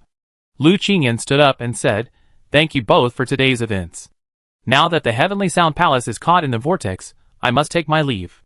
Going back to Tianyin Mansion now won't help," Chu Qing said slowly. "The key to breaking this deadlock isn't within Tianyin Mansion." Lu Qingyan was taken aback. Although she longed to return, she had to admit that Chu Qing was right. Tianyin Mansion was completely innocent. There was neither self-probing evidence nor convincing reason. But the situation within Tianyin Mansion was undoubtedly dire. She couldn't rest easy. Seeing this, Chu Qing asked softly, "How much do you know about the Duan family?" He, Wu Qianhuan, and Winter had all come from Nanling. Their knowledge of the martial arts world north of the mountains was limited. Yu Zong traveled all over the world, while Lu Qingyan was the eldest daughter of Tianyin Mansion. Naturally, they knew far more than Chu Qing. Lu Qingyan glanced at Yu Zong before saying, "The Duan family are merchants, but also people of Jianghu. They trade in forging weapons. The Duan family's divine furnace is renowned, having produced countless divine weapons. Duan Qinghe, in particular, has earned the title of divine weapon Flying Shadow, with his 2 divine swords, Breaking Light and Shadowless. But within the entire Duan family, Duan Qinghe is the most skilled in martial arts. Therefore, he poses no threat to the 3 prefectures, 3 sects, and 3 clans." This statement carried a greater degree of sincerity, not concealing the true thoughts of the 3 prefectures, 3 sects, and 3 clans. The Duan family was not a concern, so they could exist. Conversely, even the 3 prefectures, 3 sects, and 3 clans would not allow others to sleep soundly beside their bed. Regarding the Duan family, "I would be grateful if you could make a trip there, senior." Chu Qing looked at Yu Zong. Yu Zong frowned slightly. Since they dared to do such a thing, they certainly wouldn't have left any clues behind. "Do your best, and leave the rest to fate. Besides, whether they leave any clues is unimportant. What matters is what clues we can find." Yu Zong, understanding the unspoken meaning, grinned. "You really aren't a good person. Leave this to me. By the way, help me find out the location of Tianfu Temple." Yu Zong frowned slightly. "Tianfu Temple? That legendary place. Why are you looking for that? There should be a Buddha king inside Tianfu Temple." Chu Qing smiled. "If you tell me where Tianfu Temple is, I give you one of the 12 holy kings." "Okay." Yu Zong immediately nodded. "I investigate, but if I do all the work, what will you do?" "Me?" Chu Qing smiled. "I'm going to visit the Han family of Liexing Prefecture." This statement stunned everyone present. Chu Qing's so-called visit was definitely not a straightforward one, like presenting a visiting card. Yu Zong touched his face, then nodded. "That's indeed a good idea, but Han Qiujuan is no easy opponent. You should be cautious." Chu Qing sneered. "I'm not afraid of anything else. I'm just afraid Han Qiujuan isn't in Liexing Prefecture." This seemed somewhat illogical. Lu Qingyan couldn't help but glance at Chu Qing, wanting to ask where Han Qiujuan could be if not in Liexing Prefecture. Yu Zong glanced at Lu Qingyan and suddenly understood. "Speed is of the essence." "Exactly." Chu Qing nodded. "The known situation now is that the Han family of Liexing Prefecture is colluding with the Heavenly Evil sect. The Heavenly Evil sect used the incident at Shaohan Valley as a pretext to stage a grand charade of framing. But Tianyin Mansion is no ordinary force. Give it enough time, It's hard to say whether they can turn the tide. Therefore, before Tianyin Mansion can turn the tide, they must be utterly crushed. Therefore, the Han family is highly likely to launch an attack on Tianyin Mansion as soon as this news spreads throughout the martial world, perhaps even joining forces with Liaoyuan Mansion. Speed is of the essence in war. The faster this happens, the less likely Tianyin Mansion is to turn the tide. Then I take my leave first. See you at Tianyin Mansion again. Yu Zong immediately understood that time waits for no one. He spoke the first word, the person was still before him, but by the last word, only the echo remained. The person had long since vanished, and no one knew how far away they had gone. Lu Qingyan's pupils suddenly contracted. Who exactly is this senior? How can he possess such superb lightness skill? He has the entire universe at his fingertips. He is the thief saint Yu Zong. Lu Qingyan took a deep breath. So it's Senior Yu Zong? Then, who exactly are you? A good person. Chu Qing smiled. Would you dare accompany me to the Rift Star Palace? Why wouldn't I dare? Lu Qingyan gritted her teeth. If this matter is related to the Rift Star Palace, I won't let a single member of the Han family escape. All right. Chu Qing nodded and said to Wenru, let's go find Suningshan. Lu Qingyan's surging emotions suddenly seemed to be brought to a halt. Isn't speed the only measure of victory? One must take things one step at a time. Since we're going to cause trouble for the Han family, we naturally need to bring the most crucial person along.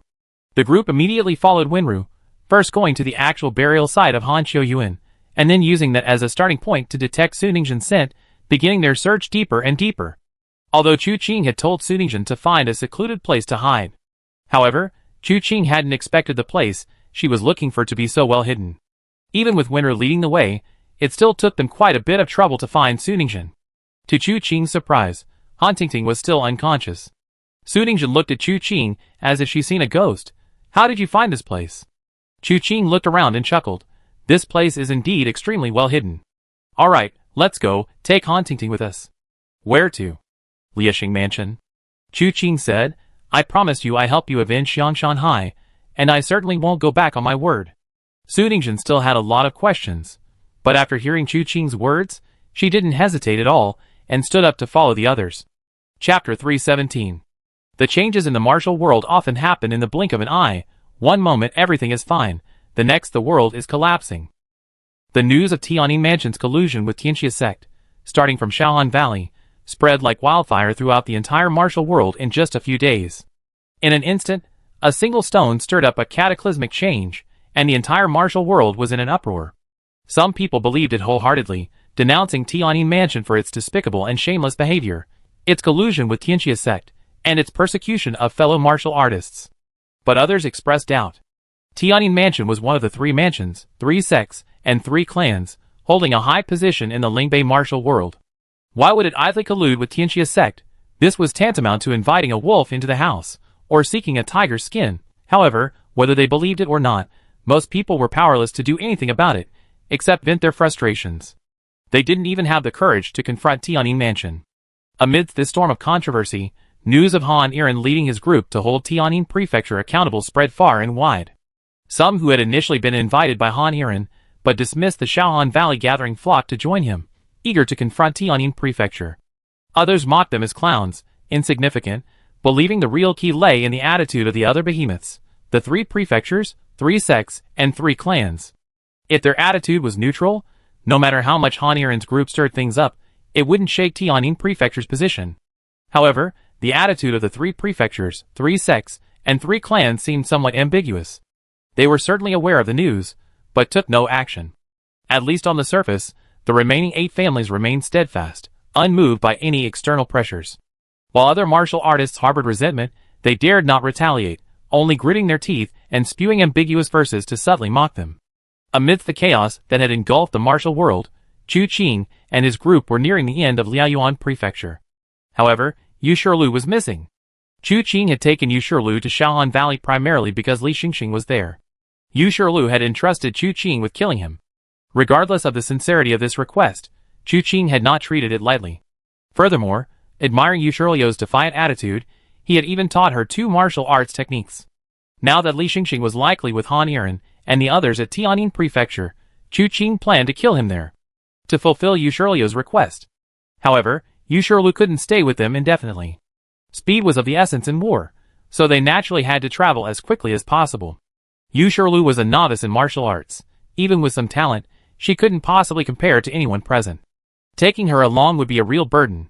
So Chu Qing found a small town, settled Yu Shirlu down, and gave her some money to ensure she had enough to eat and wear. Only then did he take Wu Qianhuan, Wenru, Lu Qingyan, and Su Ningzhen with him to Liexing Prefecture. Because this time, they were focused solely on traveling, everything else was put aside, resulting in a significant increase in speed. They raced along, and the border between Liaoyuan Prefecture and Liexing Prefecture was already in sight. At the border of the two prefectures lay a city called Liangjie City.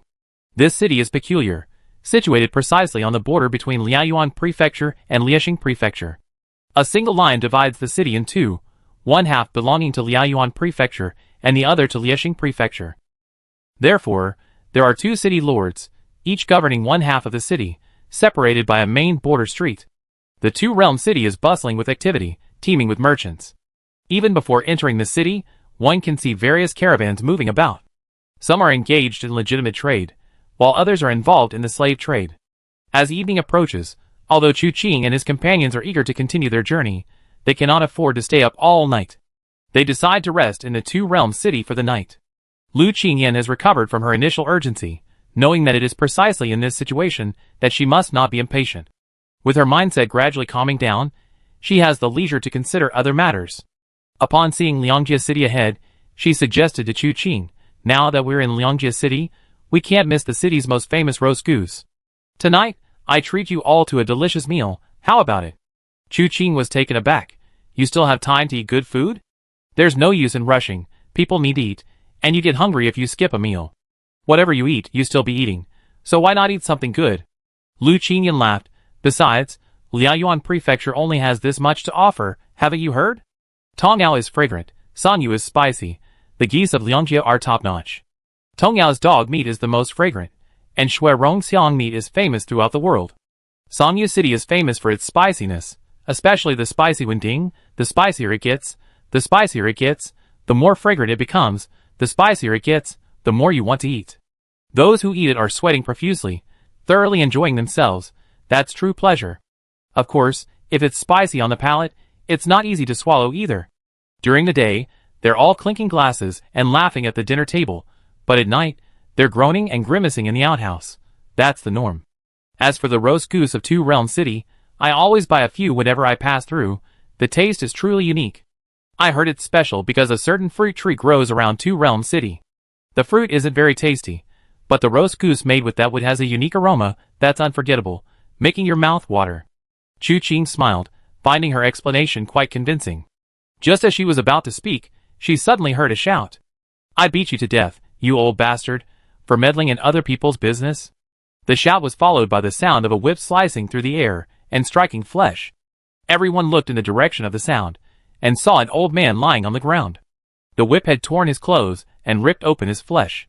He shuddered. He clearly had the strength to stand up and run away, but he remained motionless. Chu Qing glanced around and immediately noticed a child beneath the old man. The old man hadn't moved or fled because he feared the whip would fall on the child if Chu Qing left.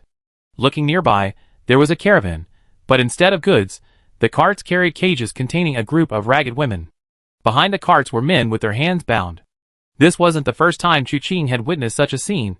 It was a common sight within Liaoyuan Prefecture. They were slave traders. The child the old man was protecting was also a slave, but very young, probably only 6 or 7 years old. The old man, however, was dressed completely differently from them, clearly not a slave. Just as the slave trader was about to strike again, a whooshing sound rang out, and a figure moved like a rainbow, soared as swift as the wind. In a split second, the whip, still poised to fall, was shattered into pieces. The last thing to fall was the handle. The slave trader froze, abruptly looking up to see a tall, somewhat refined-looking man standing before him, his face surprisingly rugged. A long sword in hand, pointed diagonally at the ground, eyes filled with rage. The slave trader's heart skipped a beat, but the next moment, he gritted his teeth and said, "I don't know which hero has come to meddle in our business. To be honest, this brat deliberately slowed down our journey, harboring malicious intentions, so I had to teach him a lesson. This old bastard, I don't know where he came from. Not only did he not have the money to buy this worthless piece of trash, but he also dared to stand in my way, preventing me from disciplining him. This is outrageous. These are my goods. I can beat them and curse them as I please. Even if I complain to the lord of the manor, it's still my right. What right does he have to interfere? If a hero sees injustice but doesn't know the details, I told you the truth. Please don't meddle. Wu Qianhuan's forehead throbbed with anger. She had always disapproved of the slave trade in Liexing Manor and Liaoyuan Manor. Born a human being, yet sold like livestock, she, as the young lady of Tianwu City, simply couldn't accept these people's ways. However, when in Rome, do as the Romans do. Even a powerful dragon can't suppress a local snake. Besides, you can only control one, not all. Out of sight, out of mind. But who would have thought that today, she would witness this man publicly whipping an old man and a child? She couldn't bear it any longer, and thus acted in anger. Even so, she still exercised restraint, otherwise, it wouldn't have been the whip that broke, but the bastard's head. Faced with this questioning, Wu Qianhuan could only remain silent. She was disguised as a man, afraid that speaking would give her away. Therefore, she merely twirled the blade of her sword, her gaze growing even sharper. Seeing that Wu Qianhuan wouldn't back down, the slave trader's eyes turned cold. I see, you intend to use your martial arts to stand up for someone else. Too bad, you meddled in the wrong things. Suddenly, a shout rang out, and several figures flew out from the caravan, surrounding Wu Qianhuan. The slave trader sneered. We dare to do this kind of business. How could we not have experts with us? Besides, I led a slave-catching team back in the day, traversing the Jianghu of Lingbei. What haven't I been to? How could I be intimidated by your sword? I advise you to get out of the way quickly, otherwise, watch your life. A cold smile crept onto Wu Qianhuan's lips. Even if Chu Qing weren't nearby, her martial arts skills wouldn't necessarily deter these people. Just as she was about to attack, the old man protecting the child suddenly stood up, spreading his arms to block Wu Qianhuan's path. Gentlemen, let's talk this out. Why resort to violence? He glanced back at Wu Qianhuan. That single glance caused him to pause, then a look of realization flashed in his eyes. He said softly, Young master, thank you for your righteous intervention, but there's no need to endanger your life for the sake of others. Thank you, but please leave quickly. Wu Qianhuan frowned slightly, sensing something strange in the old man's earlier gaze. But she shook her head and didn't leave. All right, since that's the case, then let's move. Before she could utter a single word, several loud thuds rang out, and the men surrounding Wu Qianhuan were simultaneously sent flying, lying on the ground groaning and unable to get up, unable to utter a single word. The slave trader was still wondering what had happened when a heavy weight settled on his shoulder. He whirled around to see another burly face beside him. Chu Qing grinned. Move what? You dare touch one of them, and see what happens. When? The slave trader's heart tightened, a strange sense of dread creeping in. Gritting his teeth, he said, who are you? Han San. Chu Qing said, call me Han San, brother. Let me give you a piece of advice. Why resort to violence? That child is yours, so I can't interfere, but this old man is clearly not your merchandise. Why resort to such ruthlessness? What if someone dies? Yes, the hero is right. The slave trader felt a strange fear, but dared not speak his anger. But the compensation? Oh, this child is too slow, delaying the progress. Look at this. Chu Qing's eyes narrowed slightly, a dangerous glint gradually spreading across them. Just then, a voice came from the other side. That child. How about you sell that child to me? Huh? The slave trader was stunned. It was the old man from before who spoke. He frowned, scrutinizing the old man. You? The moment he finished speaking, Chu Qing slapped him across the face. No? Yes. The slave trader nodded repeatedly without hesitation. Then how much silver should I give you? The old man asked again. The slave trader looked conflicted. I spent a fortune on this child. Chu Qing's voice pierced his ears once more. The slave trader perked up. I grabbed this child from a group of beggars. I didn't pay him anything. But the journey has been arduous. Both man and horse have had to eat and drink. How about you give me 10 taels of silver? The old man nodded repeatedly, and was about to bend down to take out his money. But Chu Qing sneered. Give me money? 10 taels of silver isn't even enough for this old man to see a doctor. In my opinion, you should give this old man 10 taels of silver, and only then will this matter be considered settled. Huh? The slave trader was dumbfounded. Paying another 10 taels would be a losing proposition. He glanced at the group of experts lying on the ground, and the hand on his shoulder, about to nod, when the old man quickly said, No need, no need. How about this? I take the child, and we call it even. The slave trader nodded tearfully. Okay, it's settled then. Then hurry up and untie the child. Chu Qing released his hand from the old man's shoulder. The slave trader looked helpless, took a key from his waist, and unlocked the child's shackles. The old man looked at the chafed areas on the child's hands and feet, his face full of pity. He looked up at Chu Qing. Thank you very much. I remember this. If I have the chance in the future, I will definitely repay your kindness. Old man, there's no need to be so polite. Chu Qing shook his head, watching him take the child's hand. Come on, from now on I'm your grandfather. You never have to suffer again if you stay with me. As they spoke, the old man and the young boy didn't head towards Two Realms City, but instead walked away in another direction. Chu Qing gazed at their retreating figures, his brows furrowing slightly. Chapter 318. The slave trader, furious but unable to speak out, left. The passers-by who had witnessed everything gave Chu Qing and his group a thumbs up, while others warned them that the slave trader had other influence in Two Realms City and advised them to be careful. Chu Qing clasped his hands in a fist salute to the crowd and continued leading his group towards Two Realms City. To them, this was merely a minor incident, not worth mentioning. The entire process didn't take much time. They quickly quickened their pace and arrived in Two Realms City before nightfall. Just like when they first set foot in Tongyao City, where the aroma of meat permeated every street and alley, Two Realms City was no exception. However, instead of the aroma of fragrant meat, they smelled roast goose. The aroma was indeed very tempting, making their mouths water. Therefore, after finding an inn, the group went to a restaurant in Two Realms City and ordered a table full of food and wine. Chu Qing and his companions thoroughly enjoyed the meal, especially the roast goose, which truly lived up to its reputation. So, before leaving, Chu Qing packed 2 more geese to take on the journey. Of course, the meal wasn't without its challenges. During the meal, someone came to cause trouble, bringing along the slave trader. After hearing the slave trader's long list of names, and learning from Lu Qingyan that the person backing him was indeed someone of considerable influence. Not only was he famous in the martial arts world, but he was also a pivotal figure within the Two Realms City. Even so, Chu Qing didn't remember the man's name. He simply grabbed him and threw him out of the restaurant. The man, however, was persistent, climbing back up with a bloodied head, determined to fight Chu Qing to the death. Chu Qing thought for a moment, then broke his arms and legs and threw him back down. This time, the man was indeed unable to climb back up, but he declared that he would ensure Chu Qing and his companions wouldn't see the sun rise the next day. The biggest impact of this boastful statement on Chu Qing was that the restaurant gave him a buy one get one free deal on the 2 roast geese he had packed, which made him very satisfied.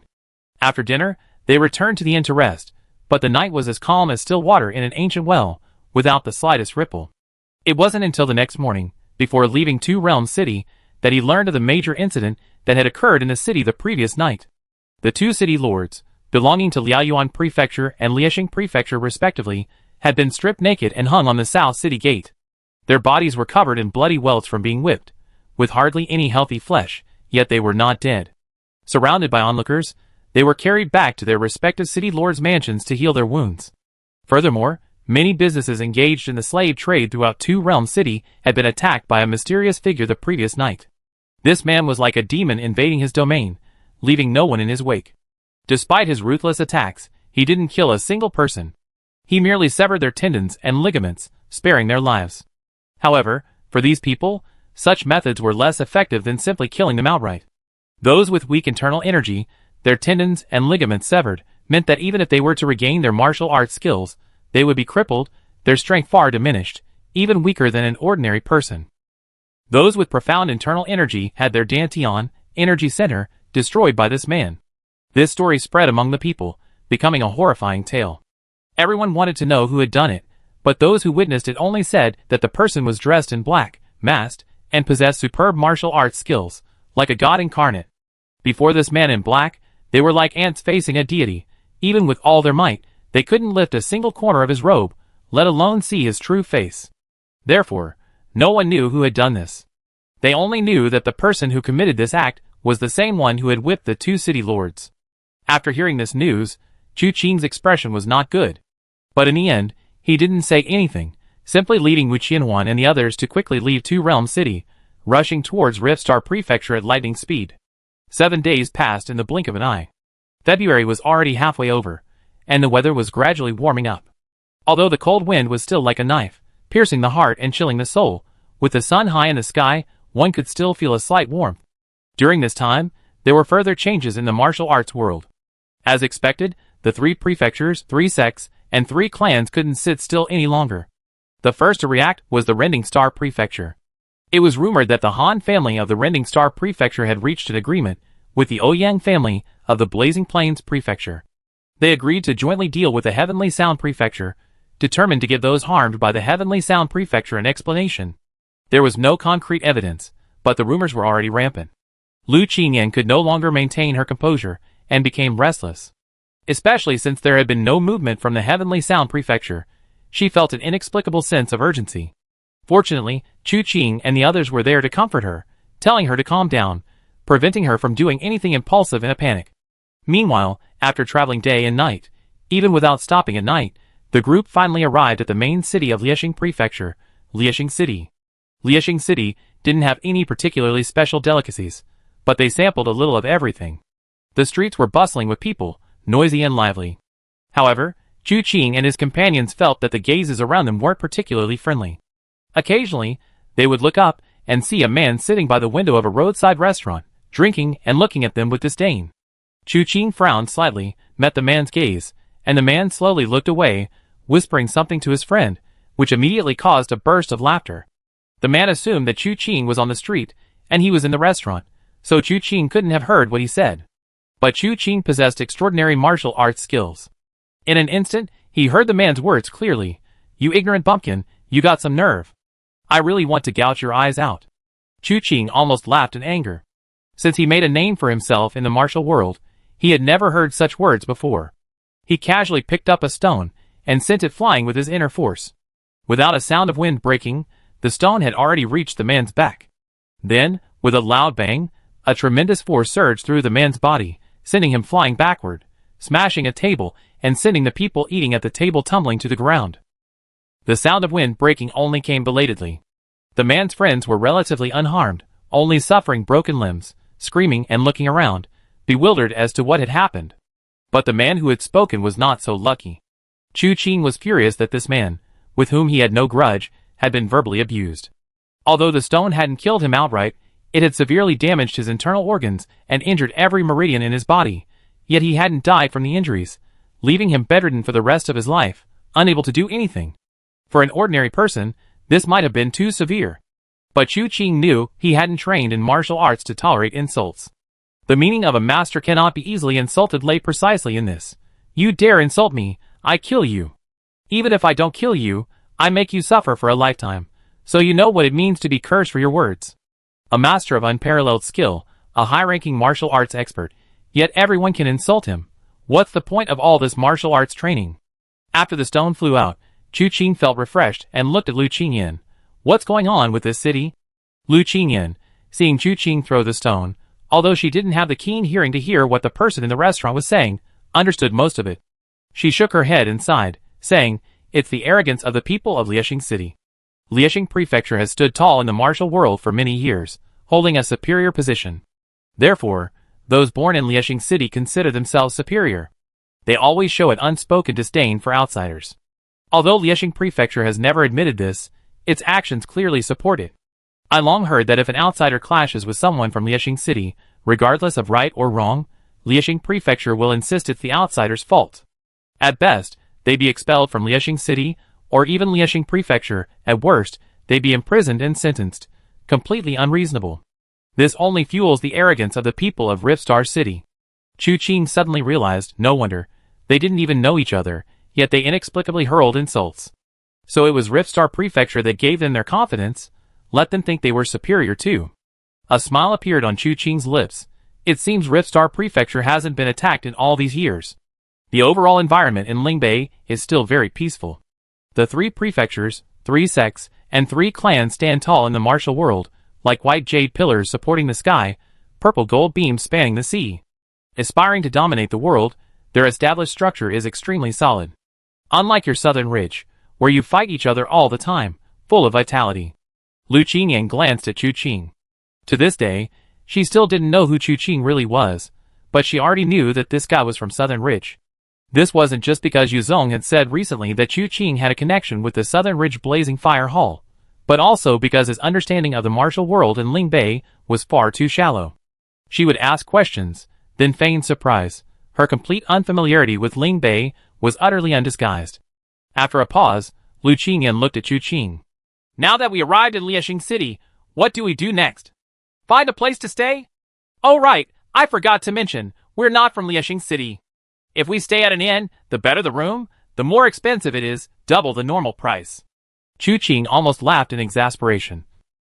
This is utterly absurd! Wu Qianhuan also found it unbelievable. Aren't inns for outsiders? Does this mean the locals don't stay at home and also stay at inns? If outsiders don't stay at this inn, where will they make their money? Or is making money no longer important? Is their lifelong pursuit simply to despise outsiders? Wu Qianhuan considered herself quite worldly, but this bizarre situation was unprecedented. Lu Qingyan shrugged. My father said this was Han Qiujuan's deliberate act, his method of governance. Actually, there's something strange too. The more arrogant Liexing City is, the more prosperous it becomes. Because everyone born in Liexing Prefecture wants to be a Liexing City resident. Chu Qing's anger gradually subsided, but she understood Han Qiujuan's intention. Beneath this arrogant city lies a ladder. A ladder that allows ordinary people to rise above others. The laws favor Liexing City, which is the capital of its arrogance. To ordinary people, they are the elite. Outsiders also want all this, so they can only strive within Liexing City. By leveraging their contributions, they could gain the same treatment as the people of Rift Star City, ultimately becoming part of that arrogant elite. Perhaps there's another ladder leading to even greater heights. However, Chu Qing and his companions, being outsiders, were unaware of all the details. Chu Qing simply smiled and said, if one day, someone wants to attack Rift Star City and destroy the Han family, then the first to become their flesh and blood swords and shields will be these people of Rift Star City. The Han family gave them the capital to be arrogant, allowing them to look down on outsiders. But if the Han family falls, they will lose their right to be arrogant. They will lose everything they now take for granted. Lu Qingyan suddenly looked at Chu Qing, who said, let's go, we won't stay at the inn today. Then where will we stay? The Han family's. The Han family's residence was easy to find, located in the very center of this Rift Star City. It was a square building with 4 corners, occupying a considerable area. It seemed like a city within a city, much like the imperial palace of the Great Qian dynasty. Upon arriving, they saw disciples of the Rift Star Palace guarding the entrance. Many guards stood watch, their cold gazes disdainful of everything around them. When they sensed Chu Qing and his group's intention to approach, someone spoke up. This is a restricted area of the Rift Star Palace. Unauthorized personnel are not allowed to approach. Chu Qing glanced at Lu Qingyan. Is your heavenly sound palace like this too? Lu Qingyan scratched her nose. Not quite, but in some ways, it's similar. Chu Qing clicked his tongue in admiration, inexplicably impressed by Chu Yunfei. A glimpse reveals the whole picture. The Rift Star Manor's appearance is entirely imperial, and the Heavenly Sound Manor is likely not much different. Back then, Chu Yunfei, a young man with mediocre martial arts skills, abducted the Heavenly Sound Manor's beloved daughter. It was as if a high-ranking princess had been tricked by a commoner. How exactly did this trick happen? He shook his head, his feet never stopping, leading his group directly into the Rift Star Manor. The guards at the gate, seeing this, flashed a murderous glint in their eyes. Those who trespass into the Rift Star Manor will be killed without mercy. With that, several guards leaped up, charging towards Chu Qing and his group. But a golden light flashed, and Chu Qing, without stopping, struck the guard's palm upon the golden light, sending him flying with screams. As soon as he landed, he looked up to see Chu Qing and his group striding forward, not stopping even at the gate. The golden aura surrounding them shattered the city gate the moment it touched it. Chu Qing led his men through the gate as if it were empty. Chapter 319. Assassins. Be on alert. Someone is forcing their way into Rift Star Mansion. With a deafening roar, the gate shattered, igniting the entire Rift Star Mansion. This massive mansion, nestled within Rift Star City, resembled a lion gradually awakening. The disciples on guard leaped out. The scene was spectacular. Figures darted across rooftops, walls, and alleyways, employing incredibly fast movements to form formations, attempting to block Chu Qing and his group. Chu Qing, however, didn't stop, charging straight through the crowd. In an instant, they collided. The disciples of Rift Star Mansion, upon touching the golden light surrounding Chu Qing, scattered in all directions. Figures screamed as they flew through the air, then crashed to the ground. Chu Qing continued on his straight path, not even glancing at the group. Whoosh! Whoosh! Whoosh! Whoosh! A whistling sound rang out as a barrage of hidden weapons rained down. Yet these were different from other hidden weapons in the martial world.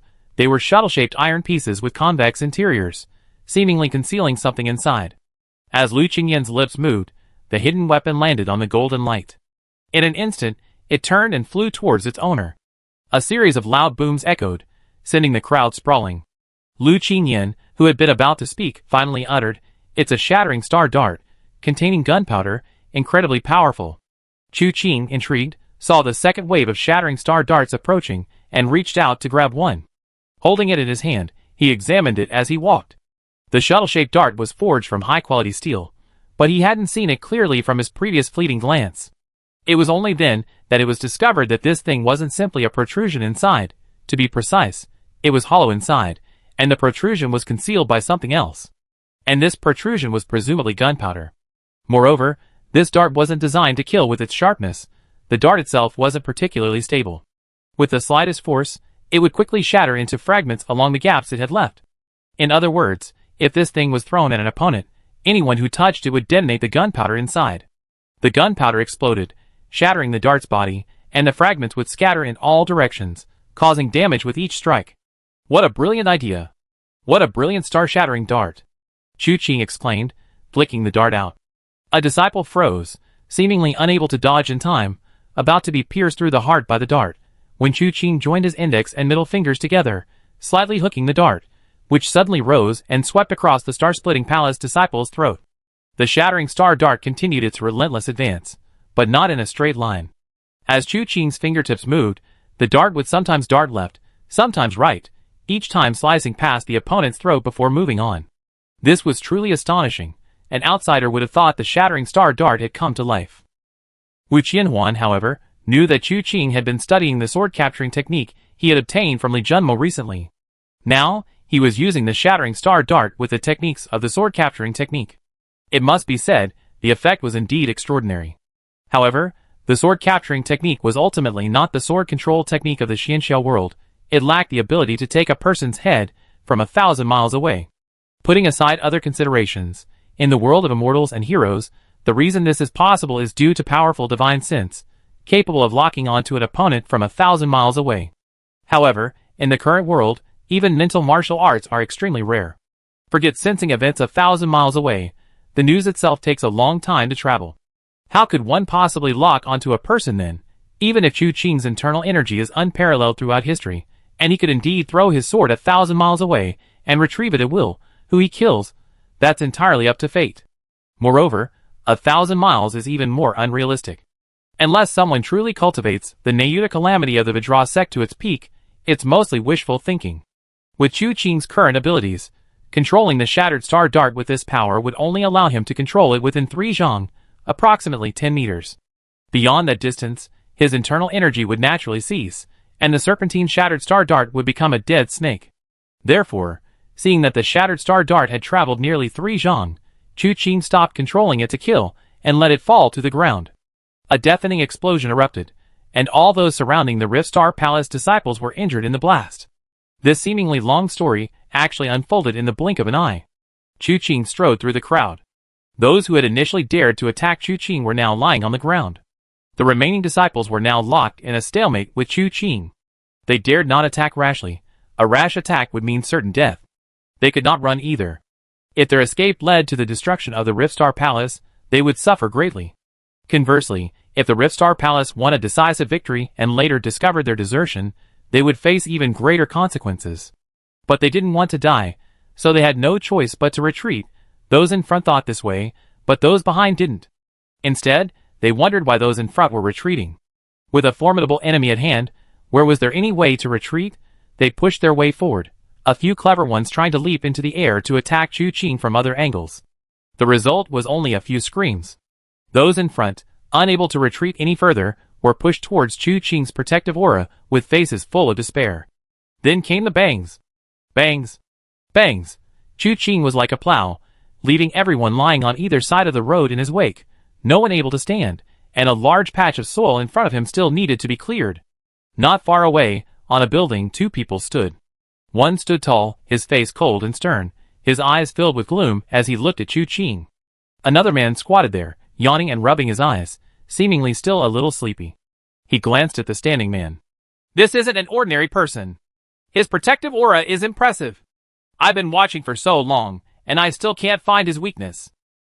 If you ask me, if all else fails, just let him in.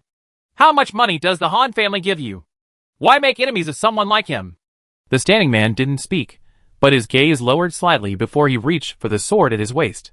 Seeing this, the seated man immediately said, Just kidding, I'm just joking, don't take it seriously.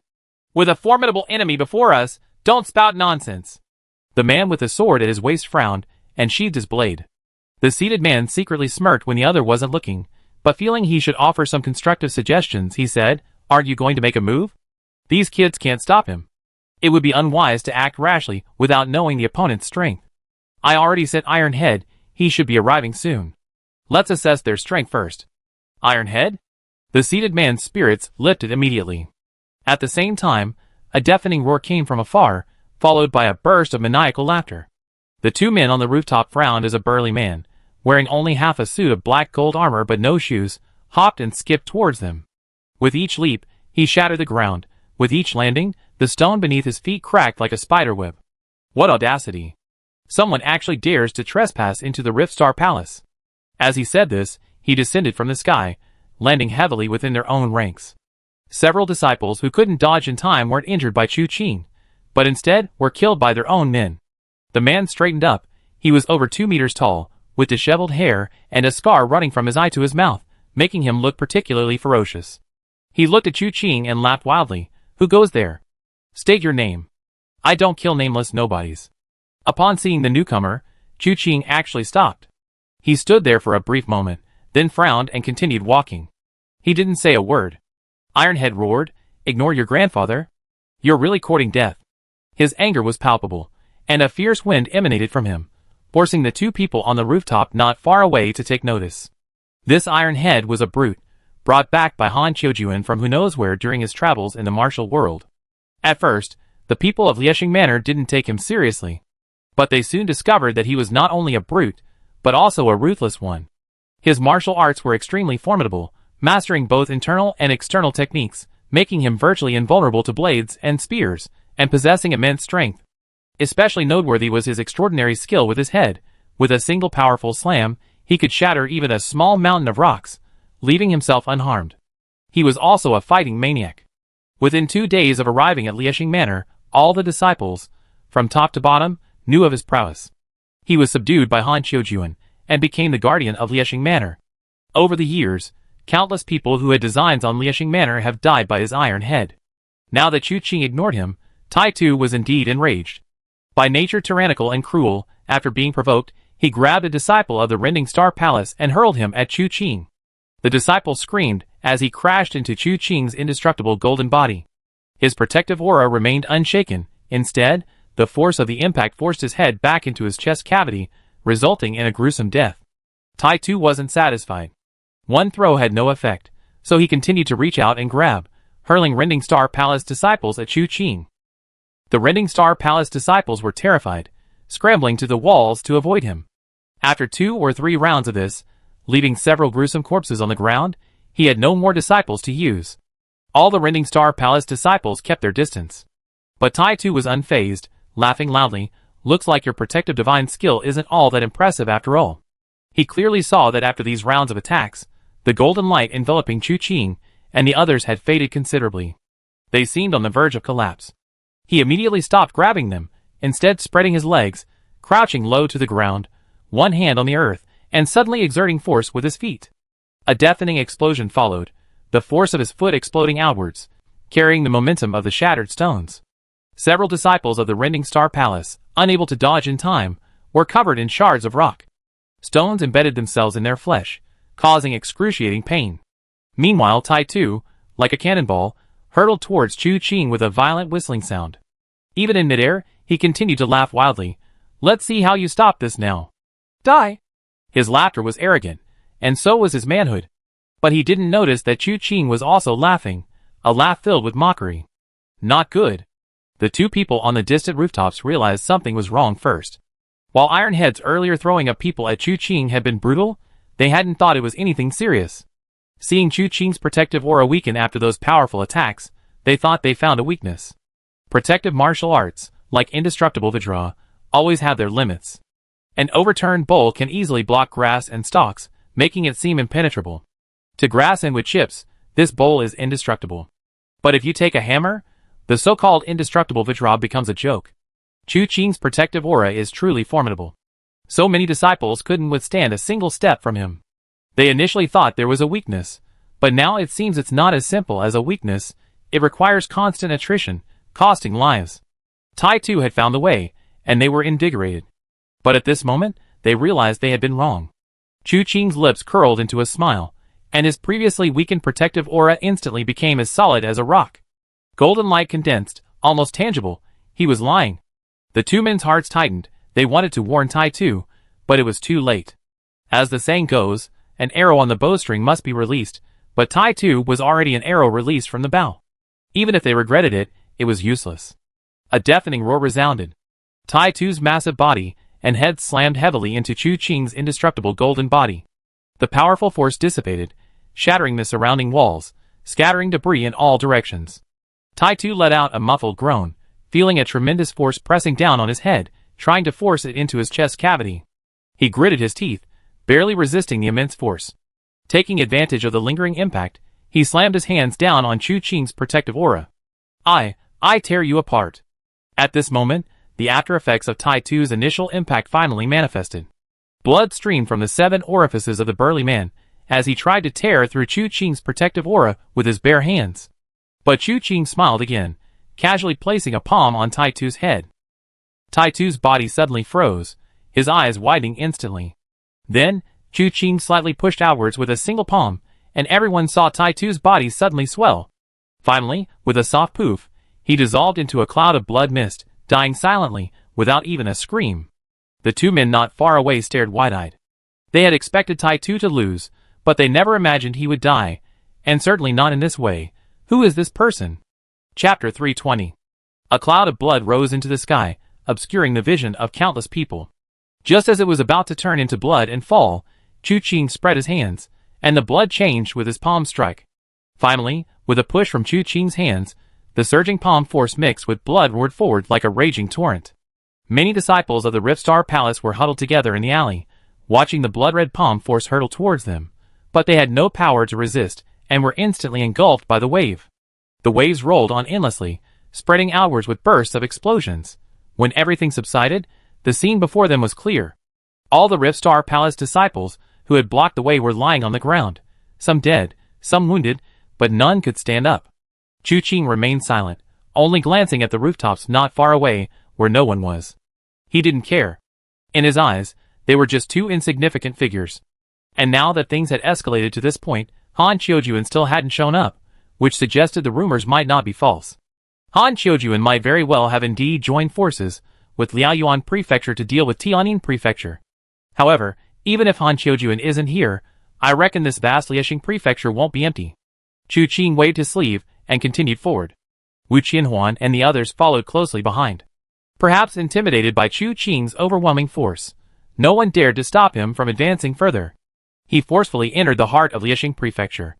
Here was a spacious plaza, leading up a series of steps to the massive building at the top, the core of Liaoxing Prefecture, the Sanqing Hall. Su Ningjun looked around, her brows furrowed. She occasionally glanced at Chu Qing, a thought swirling in her mind, but dared not speak it aloud. Lu Qingyan, however, was unconcerned. Where are they? There were so many people blocking our way earlier. Why are they all gone now?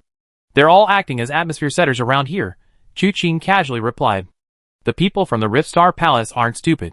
They know these people can't stop us. Sending more would just be suicide. Therefore, the situation is likely to escalate further. The words had barely left his lips when a whooshing sound rang out, and several figures simultaneously descended. Chu Qing glanced around. Besides the two on the rooftop, 5 more people had appeared. One was a large, obese man. Another had a fleshy growth on his forehead, suggesting a formidable presence. Another, like a wandering ghost, stood silently behind the group, his eyes filled with sinister intent. A woman, her long sleeves flowing, wore brightly colored, eye-catching clothing. The last person had their eyes closed, their posture respectful. These people were dressed. Their attire was varied. yet seemingly deliberately coordinated to match certain characteristics. The leader of the 7 people present was the one with the sword among the 2 on the rooftop. They all looked at Chu Qing, their eyes filled with solemnity. The leading swordsman stepped forward and coldly asked, "Who exactly are you? What brings you to my Liexing mansion? Is Han Qiujuan dead? I already arrived here, and he hasn't appeared. Could he still be hiding in the backyard, a coward?" Chu Qing's voice carried an air of arrogance and unreasonableness. The words immediately enraged the men before him. The burly fat man roared, "How dare you speak disrespectfully to the lord of the manor? You deserve to die." But instead of attacking Chu Qing directly, he pulled a pork knuckle from his robes, opened his mouth wide, and swallowed it whole. Crunch, crunch, he chewed with gusto, his mouth dripping with oil. Even the hard bones seemed to crackle and pop, incredibly delicious. Chu Qing raised an eyebrow, glanced at the man again, and then tentatively asked, "Are you Wei Su Qiongwu?" The fat man, too busy chewing to answer Chu Qing's question, nodded, his gaze towards Chu Qing growing even colder. It was as if he were saying, "Wait until I finish eating, you see." Chu Qing, however, chuckled. He counted the heads again, 7 people in total. "You are the 7 constellations of the 28 mansions of the Rending Star Palace, belonging to the Western White Tiger, Kuei, Lu, Wei Mao, Bai Shen, and Zi? Kuei constellation Zhang Yi, Lu constellation Ji Quan, Wei constellation Qiong Wu, On constellation Fang Han, Bai constellation Zi Yin, Shen constellation Hong Zheng, Zi constellation Shen Qi." As each person was mentioned, one looked up at Chu Qing. Chu Qing laughed, "I thought we wouldn't be able to gather everyone, but I didn't expect you to all be here. But since it's the 28 mansions, where are the remaining Azure Dragon of the East, Vermilion Bird of the South, and Black Tortoise of the North? Your Excellency, who exactly are you?" Kuei constellation Zhang Ye's gaze grew even colder. Chu Qing didn't seem to care much when he didn't answer. With a thought, the system interface appeared before him. His journey couldn't have been just a simple journey. He had talked a lot with Su Ningzhen along the way, finally triggering the entire grand mission of the Han family. Because there are too many and too varied people to kill, the system has given this time a completely different commission format than before. Commission, Blood Sea Record. Deep-seated hatred is not enough to avenge, justice must be served. Mastermind, Han Qiujuan. Accomplice, Han Qiujuan, already killed. Accomplice, Han Qiuyu. Accomplice, Han Qiushuan. Accomplice, Han Qiuze. Accomplice, Eastern Azure Dragon 7 Mansions. Accomplice, Western White Tiger 7 Mansions. Accomplice, Southern Vermilion Bird 7 Mansions. Accomplice, Northern Black Tortoise 7 Mansions. For each Blood Sea Record accomplice killed, you will receive a random martial arts treasure chest. If a certain accomplice has multiple members, you will receive an equal number of selectable martial arts treasure chests, from which you can choose to open. Kill the mastermind to obtain a random ultimate skill. 1 treasure chest. The moment this quest was triggered, Chu Qing realized it was a rip-off, at least, that Dan's system was a rip-off. Azure Dragon, White Tiger, Vermilion Bird, Black Tortoise, that's a total of 28 constellations. If you counted them individually by number of people, that would be 28 people. In other words, 28 random martial arts treasure chests, but instead of distributing them by number of people, it distributed them by the Azure Dragon, White Tiger, Vermilion Bird, and Black Tortoise. This resulted in the original 28 random martial arts treasure chests becoming only 4. Although each one was a choice of 7 categories, the difference in quantity was still too great. Even including the 4 accomplices, it only added up to 8 treasure chests. However, the fact that killing the mastermind would grant a random ultimate skill treasure chest was still very tempting for Chu Qing. After some thought, he realized this task was actually quite good. Compared to execution orders, it was far superior. Even with an execution order, killing countless people only resulted in 1 choice.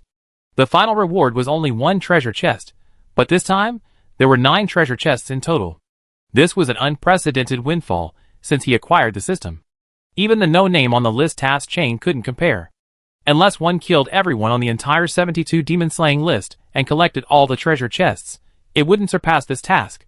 Furthermore, the 28 constellations in the task list weren't just described as Eastern Azure Dragon 7 constellations. Opening the list revealed a detailed list of names. This allowed him to easily recite their names. When the Iron Head appeared earlier, Chu Qing had already checked and found that the Blood Sea record didn't contain his name, which was why he'd lost interest in him. He only needed to play along a little to kill him with a single palm strike. Now that the 7 mansions of the Western White Tiger have appeared, the main course can finally be served. After glancing at the system, he looked at Kui Mansion Zhang Yi and clasped his hands in a fist salute. Han San. Han San. Upon hearing this, the 7 members of the 7 mansions of the Western White Tiger exchanged bewildered glances. None of them had ever heard of Han San. They had no idea where this powerful expert had come from, managing to storm into the Rift Star Palace as if it were empty. Kui Mansion Zhang Yi took a deep breath. Although he didn't know who Chu Qing was, he didn't want to cause trouble at this moment. The Rending Star Palace is currently in a rather unusual state. Han Qiujuan is not present, nor are Qinglong, Zhu Ke, and Xuanwu. The other experts within the palace have also left with the palace master. It can be said that the Rending Star Palace is currently at its most vulnerable in hundreds of years. This sudden appearance of a powerful expert would not have been a concern for Zhang under normal circumstances. Even if he himself was incapable, there were others, and if all else failed, setting up the 28 constellations formation would likely have prevented the man from escaping. But now it's different. He truly has no confidence in capturing this person. Therefore, he calmed his expression and said, "What is your purpose in trespassing into my Liexing mansion? If you leave now, we might spare your life, and the previous matter can be wiped clean. Otherwise, this day next year will likely be your death anniversary." Chu Qing smiled upon hearing this and said calmly, "I had no choice in what I did today. Your Liexing mansion has obtained something, and I have come to ask you to hand it over. As long as you hand it over, I will turn around and leave without hesitation." Upon hearing this, Zhang Yi and the others were even more confused. They didn't recognize this Han San, so how could they take his things? Or was this person here to beg for money? Begging for money was common, but this was the first time they had seen it done so openly. Zhang, barely suppressing his anger, asked, "Please tell me, what do you desire?" Chu Qing's lips moved slightly, uttering 4 words. "A golden goblet." The moment his words left his mouth, the 7 members of the Western White Tiger's 7 mansions almost simultaneously changed color. Zhang Ye's pupil suddenly contracted. "You? What's your relationship with Xiang Shanhai?" "I have no relationship with Xiang Shanhai," Chu Qing said with a smile. "However, I happened to meet a disciple of Xiang Shanhai and heard a story about him. I simply couldn't stand seeing your high and mighty Liexing mansion resorting to such underhanded tactics. So I thought to use my martial arts skills to seek justice for her. If you can hand over the golden goblet today, you might still have a complete corpse. Otherwise, I will raise this filthy Liexing mansion to the ground."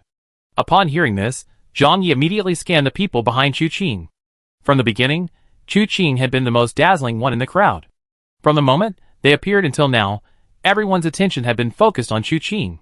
Only now did they notice the others behind Chu Qing. Upon looking, before even seeing Su Ningzhen, they already saw Lu Qingyan. The crowd's expressions changed again, and upon seeing Su Ningzhen, Zhang Yi finally sighed, knowing that today's events could not possibly end well. Even if the Rift Star Palace didn't pursue Chu Qing's trespassing and murder, Chu Qing would still demand an explanation from them. His gaze darkened slightly, and thoughts began to race through his mind. Even now, he hadn't completely given up. He had to find a way to survive. But just then, a creaking sound was heard, and the doors of the stargazing hall ahead were pushed open. A middle-aged man walked out, hands behind his back, and stood at the entrance of the stargazing hall, looking down at the crowd, his brows slightly furrowed. "Zhang Yi, why haven't you killed him yet?" Before Zhang Yi could speak, Chu Qing looked up at him. "Who are you?" "Outrageous. You trespass into my Rift Star Palace, kill my disciples, and don't you know who I am? I am Han Qiujuan." He stood with his hands behind his back, his posture extremely arrogant. But then Chu Qing laughed loudly. "Good, good, good. Although it's a pity we didn't find Han Qiujuan, at least we found one more person." Hearing Chu Qing's words, Zhang Yi immediately realized something was wrong and whispered, "Form the formation." He wasn't confident he could stop Chu Qing alone. After all, this man's martial arts skills, which had led him here, were truly terrifying. Therefore, he hadn't appeared when Chu Qing killed Tai Tu, and hadn't even arranged for anyone to stop him afterwards. Instead, he directly asked his other brothers to join him in stopping him. The 7 of them could form the White Tiger killing formation. Although it couldn't compare to the 28 constellations formation, its killing power. His aura was extraordinary. Just as the 7 shifted their positions, attempting to form a defensive formation, Zhang Yi looked up and discovered that Chu Qing had vanished. His heart sank, and he whirled around. He saw that Chu Qing, who had been standing opposite him moments before, had somehow appeared before the Sanqing Palace. Completely ignoring the White Tiger killing formation, and utterly disregarding the 7 constellations of the White Tiger, Zhang Yi was instantly enraged, only to see Chu Qing spread his 5 fingers, already subtly enveloping Han Qiuzhe. Han Qiuzhe hadn't expected this person's movement technique to be so fast, but he was no ordinary person either, otherwise, Han Qiuzhe wouldn't have left him to guard the palace. He immediately let out a cold laugh, and then, bang bang bang, several explosions rang out from within Han Qiuzhe's body. In an instant, Han Qiuzhe's figure seemed to grow incredibly large, and he suddenly pointed a finger straight at Chu Qing's brow. "You dare to be so insolent before me." Chapter 321. The Han family of the Riftstar Mansion possesses a unique martial art called 9 Transformations of Riftstar. The Han family's ancestor created this technique, a truly remarkable feat. He observed the celestial phenomena and, inspired by the alignment of 9 stars, diligently pursued its development, corresponding it to 9 acupoints within his body, ultimately creating this divine skill that has allowed the Han family to stand strong for centuries. The 9 acupoints corresponding to this skill are Qihai, Shinkei, Juk, Tanzhong, Xuanji, Mingmin, Lingtai, Baihui, and Shiting. These 9 acupoints are located around the Ren and Du meridians. Therefore, to cultivate this skill, one must first open the Ren and Du meridians. Only when the Ren and Du meridians are opened, connecting the rainbow bridge between heaven and earth, can one further cultivate this divine skill. The danger of this skill lies in the rending star phase, which, simply put, involves using internal force to blast open the acupoints, thereby unleashing even greater potential.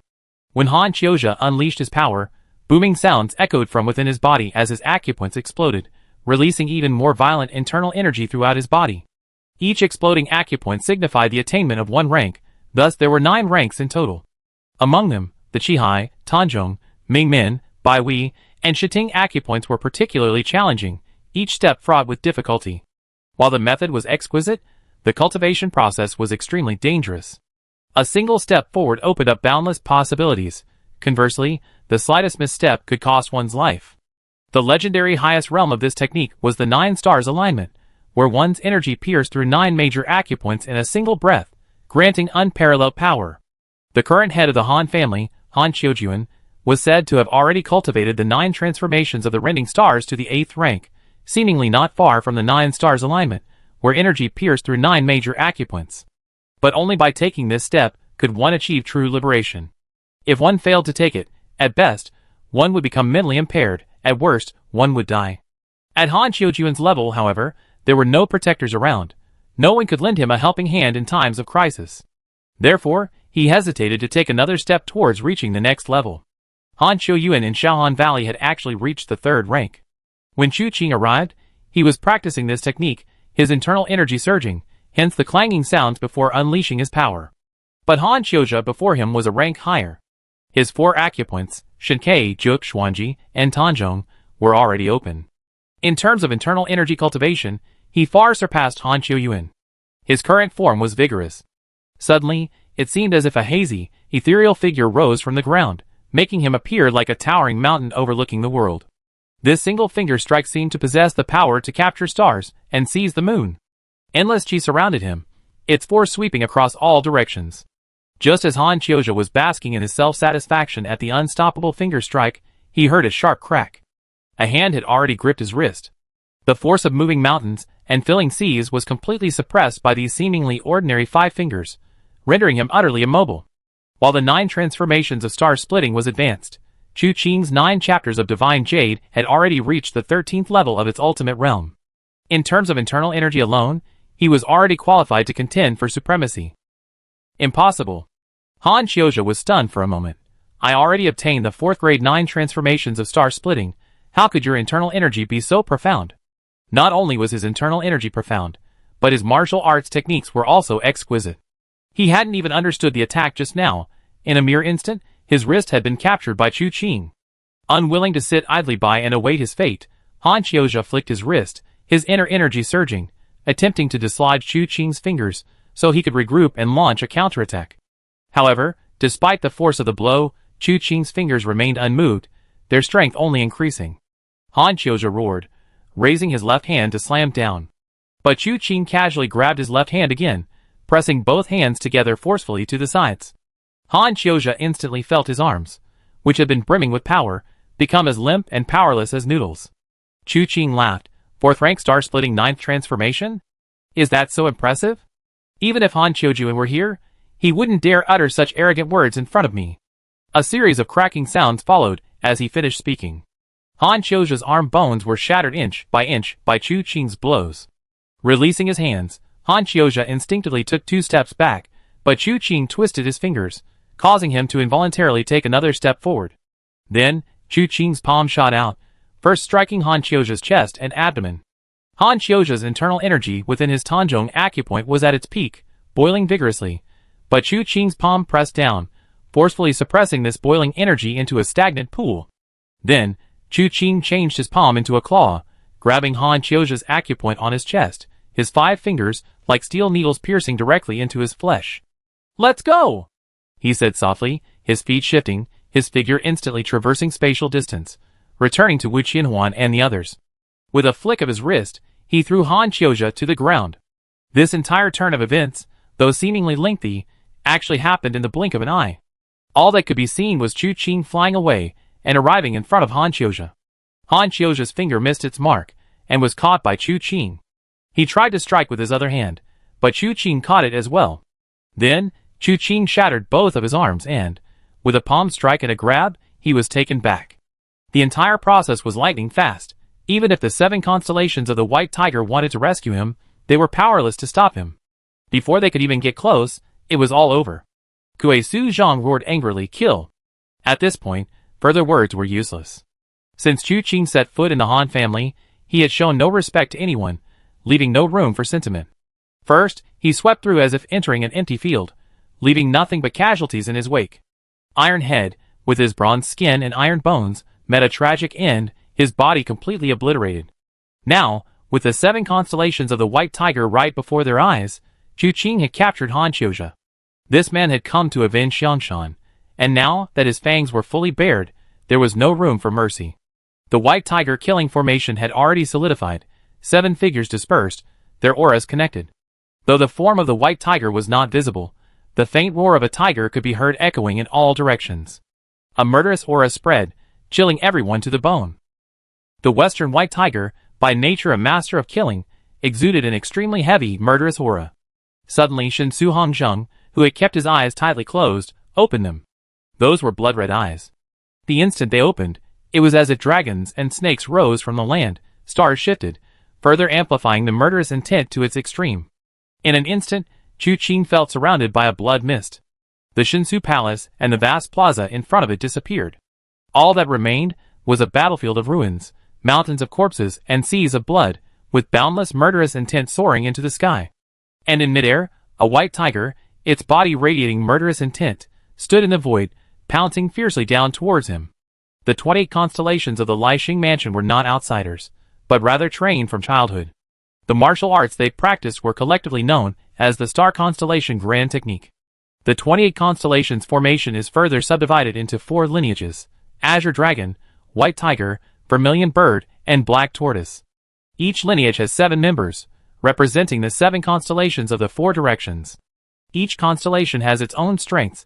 Kui excels in swordsmanship, Wei is renowned for its internal energy cultivation, Shin has eyes brimming with murderous intent, capable of shifting stars and changing the course of time when opened, and Z is sharp and unstoppable. When the 7 members of the same lineage unleash their power, their internal energy merges due to the formation. Choosing one person to utilize their full potential allows them to unleash the ultimate skill of that individual. At this point, the power unleashed is no longer solely their own, but a condensation of the combined power of the 7, resulting in astonishing and extraordinary power. However, the 28 constellations formation is a unified effort by the 7 constellations of the 4 directions. Once trapped within the formation, there is no escape, no matter how high one's martial arts skills. However, Han Qiujuan, aiming to deal with Tianyin Mansion, has joined forces with the Ouyang family of Liaoyuan Mansion to cause trouble there. She has taken away 7 constellations from the east, south, and north of the 28 mansions, leaving the most powerful and murderous White Tiger constellation alone to guard its territory. Otherwise, Chu Qing would not only be facing the White Tiger's forces, but a combined force from all 4 directions. Now, the White Tiger in the sky suddenly pounces down. But this is not a real White Tiger, it is an illusion created by the murderous eyes of Shinsu Hongzheng. As the power of the 7 constellations shifts, the white tiger transforms into Bai Su Ziyin. Her colorful attire, coupled with flowing sleeves, is a display of the flowing cloud sleeves technique. With a sweep of her arms, her sleeves traced the character X in the air. Her sleeves never touched the ground, yet the force had already reached the earth, causing the ground to crack and shatter with the force. The powerful force pushed forward, instantly turning the world upside down, with sand and stones flying everywhere. Chu Qing's eyes flashed, and he casually drew his long sword from Wu Qianhuan's hand. The sword's edge slowly and deliberately drew a circle in midair. Silent and utterly desolate, Bai Su Ziyin's pupils contracted sharply, but she dared not take another step forward. Chu Qing's long sword flipped, and suddenly another circle was sent forth. At first glance, it seemed still far away, but upon closer inspection, it was already inches away. This sword lacked sharpness, yet it seemed to possess the most profound and simple trajectory in the world, conforming to the mysteries of heaven and earth, with boundless meaning hidden within. It was as if the entire world was under the sword's control. Everything around her, the sky above, the earth beneath, was within the circle of the sword. Bai Su Ziyin didn't know how to break such swordsmanship, and could only close her eyes and await death. Just then, an invisible force pulled her back, and an endless sharpness suddenly rose. It was Zi Su Qinqi. Replacing Bai Su Ziyin with the aura of the white tiger killing formation, he moved like a shuttle, holding a dagger no more than a foot long in his hand, as if all the sharpness of his life had been incorporated into this dagger. He wanted to use his sharpness to break Chu Qing's Tai Chi. The brilliance that erupted in that instant overshadowed the bloodlust in Shinsu Hongjiang's eyes. Everyone present only heard a clang, and when they came to their senses, they saw a head flying into the sky. It was none other than Zi Su Qinqi, who died with his eyes wide open. No! The remaining members of the White Tiger's 7 constellations cried out in unison. The so-called formation is to gather the power of many people to achieve an effect greater than the sum of its parts. This is similar to the idea of having a large number of people, but also completely different. With a large number of people, once they engage in combat, only the few in front can actually fight. Most of the others are just watching the show or causing trouble. Just as Chu Qing's journey into the Rift Star Palace was seemingly blocked by a large number of people, the real force was concentrated on those who reached him. Those behind, unaware of what was happening ahead, pushed and shoved, causing immense suffering to those in front. They were simply adding to the chaos. But formations are different. Formations with varying numbers of members can unleash the power of each individual, and some can even amplify their strength infinitely. Some are primarily for attack, while others can be deployed for defense. With multiple members providing support and following a predetermined trajectory, safety and power are greatly enhanced. Yet, even with such support, Zi Su Qinqi still couldn't withstand a single sword strike from Chu Qing. This was despair, but the true despair was, when Zi Su Qinqi was alive, they were at their strongest, yet even then, they were no match for Chu Qing. Now that Zi Su Qinqi is dead, they have lost a portion of their power. With the abilities of just 6 people, they are likely doomed. Kuei-Su Zhangye's face was ashen. He knew the best option at this moment was to escape immediately. Since Chu Qing had captured Han Qiuzhe, he might not continue to make things difficult for them. If they turned around, they might have a chance to escape. But he was wrong. Now that they were in the Blood Sea record, Chu Qing naturally wouldn't let them live. Moreover, although Zhang Yi was considered the leader of the 7 White Tiger constellations, not all of them were necessarily willing to listen to him. Bai Su Ziyin, seeing Zi Su Qinqi die, was enraged. Taking advantage of the fact that the formation hadn't yet dissipated, she moved with incredible speed, her sleeves flowing like green snakes across the sky. Her flowing cloud sleeves technique was executed with unparalleled fluidity. Both exquisitely beautiful and fiercely murderous. But those 2 sleeves, in the blink of an eye, were already caught in Chu Qing's sword circle. Asterisk swoosh. Swoosh. Swoosh. Asterisk almost without pause, the sleeves, once inside the sword circle, were sliced to shreds. Chu Qing didn't stop, his figure appearing before the rashly advancing Bai Su Ziyin in the blink of an eye. As their eyes met, before Bai Su Ziyin could even discern Chu Qing's attack, she felt a chill on her wrists, and her 2 slender hands fell to the ground. She subconsciously glanced down, then looked up, about to cry out in alarm. The sword had already slicing across her throat. With a flick of the hidden sword, blood splattered on the ground. Chu Qing looked up at Kuei-Su Zhangyi, a smile playing on his lips. Come on then. Another one dead, Kuei-Su Zhangyi gritted his teeth and said, we retreat.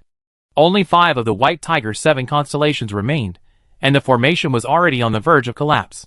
Having lost 2 men, they are now in dire straits. Come again? How? It's nothing but suicide. Upon hearing this, the four men beside him froze, and Lu Sujiquan asked incredulously, "What did you say?" I said. Before he could finish, Lu Sujiquan suddenly flashed forward, flying towards Chu Qing. No! Zhang also spoke, trying to stop him, but when his gaze fell, he saw Chu Qing gripping Ji Chuan's neck tightly, twisting it forcefully with a crack. You dare to slack off in front of me? How long do you plan to talk? Chapter 322. Zhang Yi, the leader of the 7 constellations of the White Tiger, lived his life according to a predetermined plan. He had never experienced despair. He had killed people, many people. The White Tiger governs killing, and the White Tiger killing formation is especially intense in its killing intent. To describe it as leaving rivers of blood in its wake would not be an exaggeration. Zhang Yi naturally could easily see a similar emotion of despair on the faces of those he killed. But he could not empathize. Even when he annihilated Xiangshan Si, listening to countless screams echoing around him, he could remain unmoved. He had never experienced such despair. He simply brought that despair to others as usual. But when he saw Chu Qing behead Chen Qi of the Z constellation, sever the hands of Zi Yan of the Bai constellation, and twist the neck of Ji Quan of the Lu constellation, and when he saw Chu Qing, sword in hand, walking step by step towards them, Zhang Yi truly felt an emotion he had never experienced before welling up deep within him. Like being trapped in quagmire, unable to struggle free, he could only watch himself sink step by step into bottomless darkness. This feeling made him fully understand what despair truly meant. Fine beads of sweat appeared on his forehead. He was somewhat lost and helpless, unsure how to save himself from this hopeless situation. At this moment, Xiongwu's roar rang out. I fight you to the death.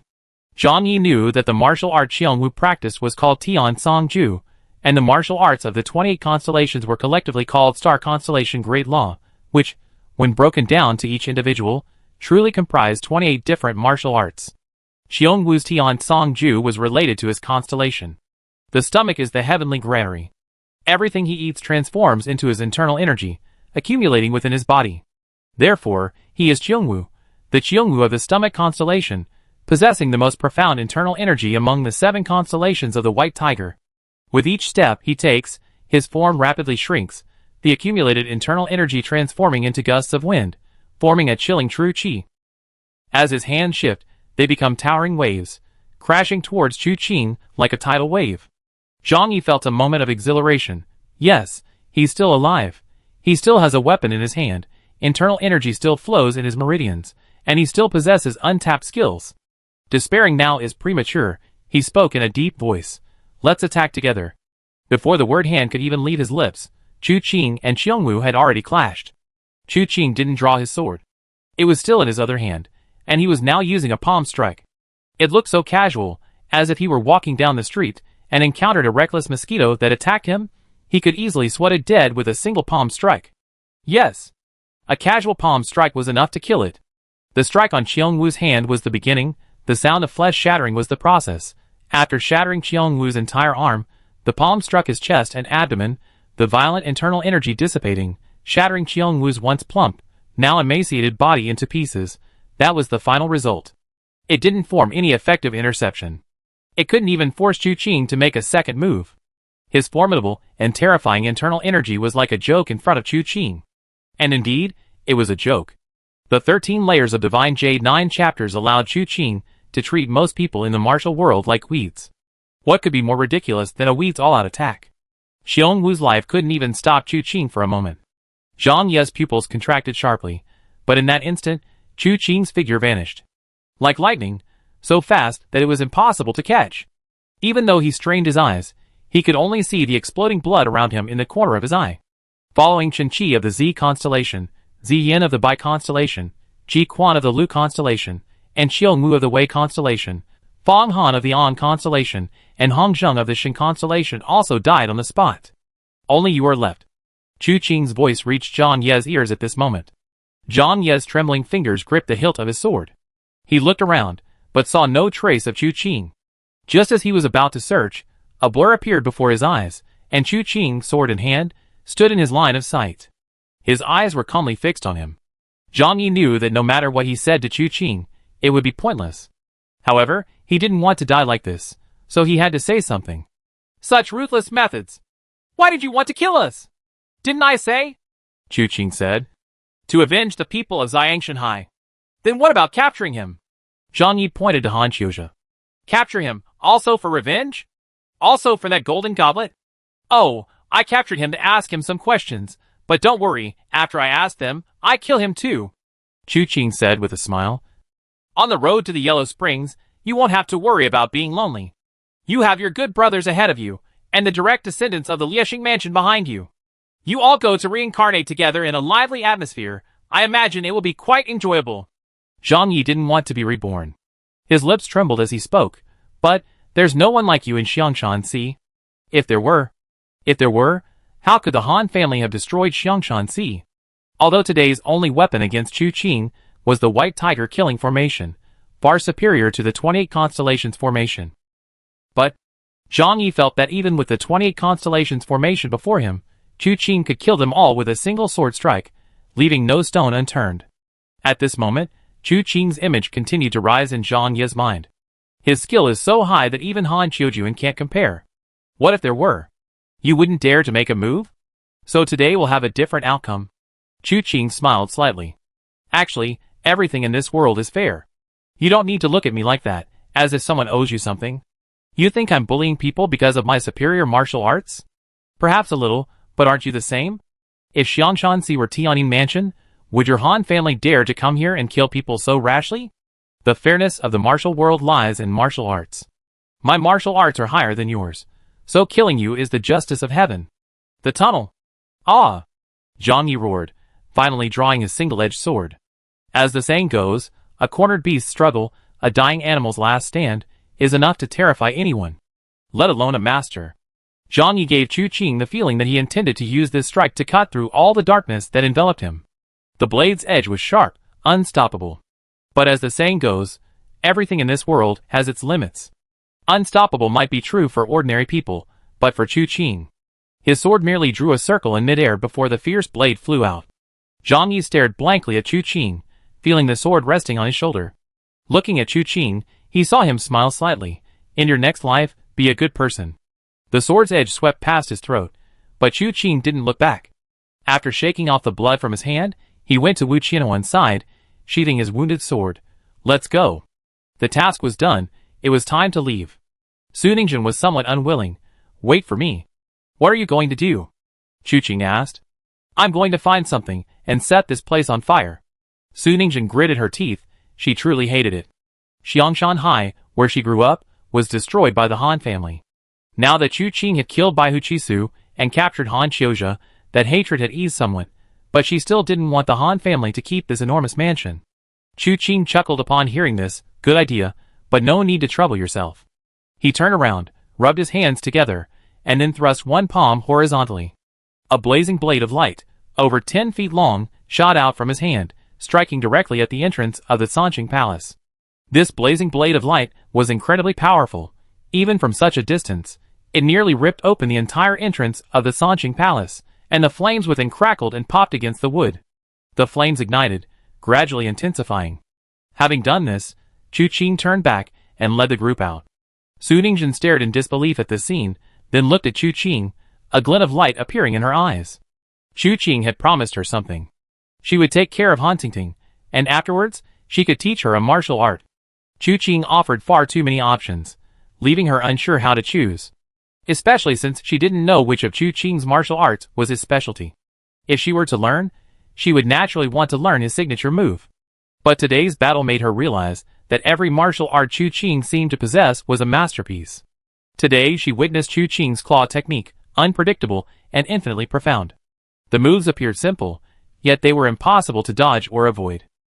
Combined with Chu Qing's internal energy, every claw strike was unerring, and once caught, it was a matter of life and death. Since she met Chu Qing, he hadn't carried a sword. Yet his swordsmanship was also exceptionally skillful. His slow, deliberate swordplay encompassed the principles of heaven and earth, elucidating the mysteries of the universe. Once this sword technique was unleashed, no one could withstand its power. The palm technique he had previously displayed in the alley was also earth-shattering. A single strike was unmatched by 10,000 men. Now, there was this blazing slash. Without the preceding build-up, Su Ningzhen would undoubtedly have been amazed. But now, her heart was already calm. She felt that whatever martial arts Chu Qing used, Whatever the outcome, it was all perfectly natural. Her heart was numb. But any of these martial arts, if she mastered them, could become her signature skill. The choice seemed even more difficult, but she tightened her grip on her long sword, a flicker of hope forming in her mind. However, she didn't know if she could actually learn them. Besides, she found it incredible that Chu Qing could possess so many extraordinary skills. He was so young. During this time, Su Ningxian slowly rediscovered her friendship with Lu Qingyan. Although it hadn't returned to its initial state, it was much better than before. Ultimately, it was Su Ningxian's own shamelessness that caused this situation.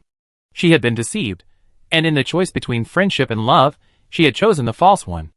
Having abandoned a friend of many years, how could she possibly have the face to reconcile with her again? Lu Qingyan's magnanimity only made her feel unworthy. But time often heals many wounds, and Su Ningxian gradually let go of her stubbornness. She also learned from Lu Qingyan that Chu Qing hadn't even turned 20 yet. She was very young, even younger than herself. This made Su Ningxian realize that geniuses truly exist in this world. How could someone without genius achieve such a level? Moreover, this wasn't just any genius, this was a prodigy, a contemporary prodigy. Of course, if Chu Qing knew her thoughts, he would definitely tell her that genius or not wasn't important. What mattered was having a cheat code. A single ding, and she could be invincible. Just as Su Ningxian was lost in thought, Chu Qing suddenly spoke again. As long as this fire doesn't affect the surrounding residences, anyone who dares to put out the fire will be killed without mercy. This voice enveloped the entire Rift Star Prefecture. It silenced the restless atmosphere mongers in the shadows. They hadn't shown themselves from beginning to end. Their presence here wasn't just for show. Zhang had initially arranged this, thinking it would block Chu Qing's retreat after their defeat at the White Tiger killing formation. But unexpectedly, Chu Qing didn't need a retreat at all. His path was always decided by himself. Just like when he came, no matter how many people stood in his way, they could not stop him from taking a single step. And now, it's as if he wants to leave, and not a single disciple of the Rending Star Palace dares to stop him. No one dares. The 7 constellations of the White Tiger were all brutally murdered before the Stargazing Hall, and Han Qiuzhe didn't even have the strength to resist before being grabbed. To stop him? Did they have a death wish? In the end, Chu Qing and his group left the Rending Star Palace at their own leisurely pace. Wu Qianhuan suddenly asked Chu Qing, "Didn't we say we stay at the Rending Star Palace tonight?" Chu Qing was taken aback, scratching his head. "I forgot about that." "Then what should we do?" Lu Qingyan also spoke up. "Find an inn?" "Forget it, too expensive." Chu Qing shook his head. "Time waits for no one. Let's grab our things and head to the Heavenly Sound Palace." No one objected. Lu Qingyan glanced back and asked, "Do you think there might be letters between the Han family and the Heavenly Evil sect left in this Rift Star Mansion?" "That's possible, but unlikely," Chu Qing said. "After all, it's a matter of great importance. Han Qiuzhe wouldn't be so reckless. Letters exchanged would most likely be destroyed. Even if there's a necessary reason not to destroy them. I reckon they keep them on their person, not leave them here.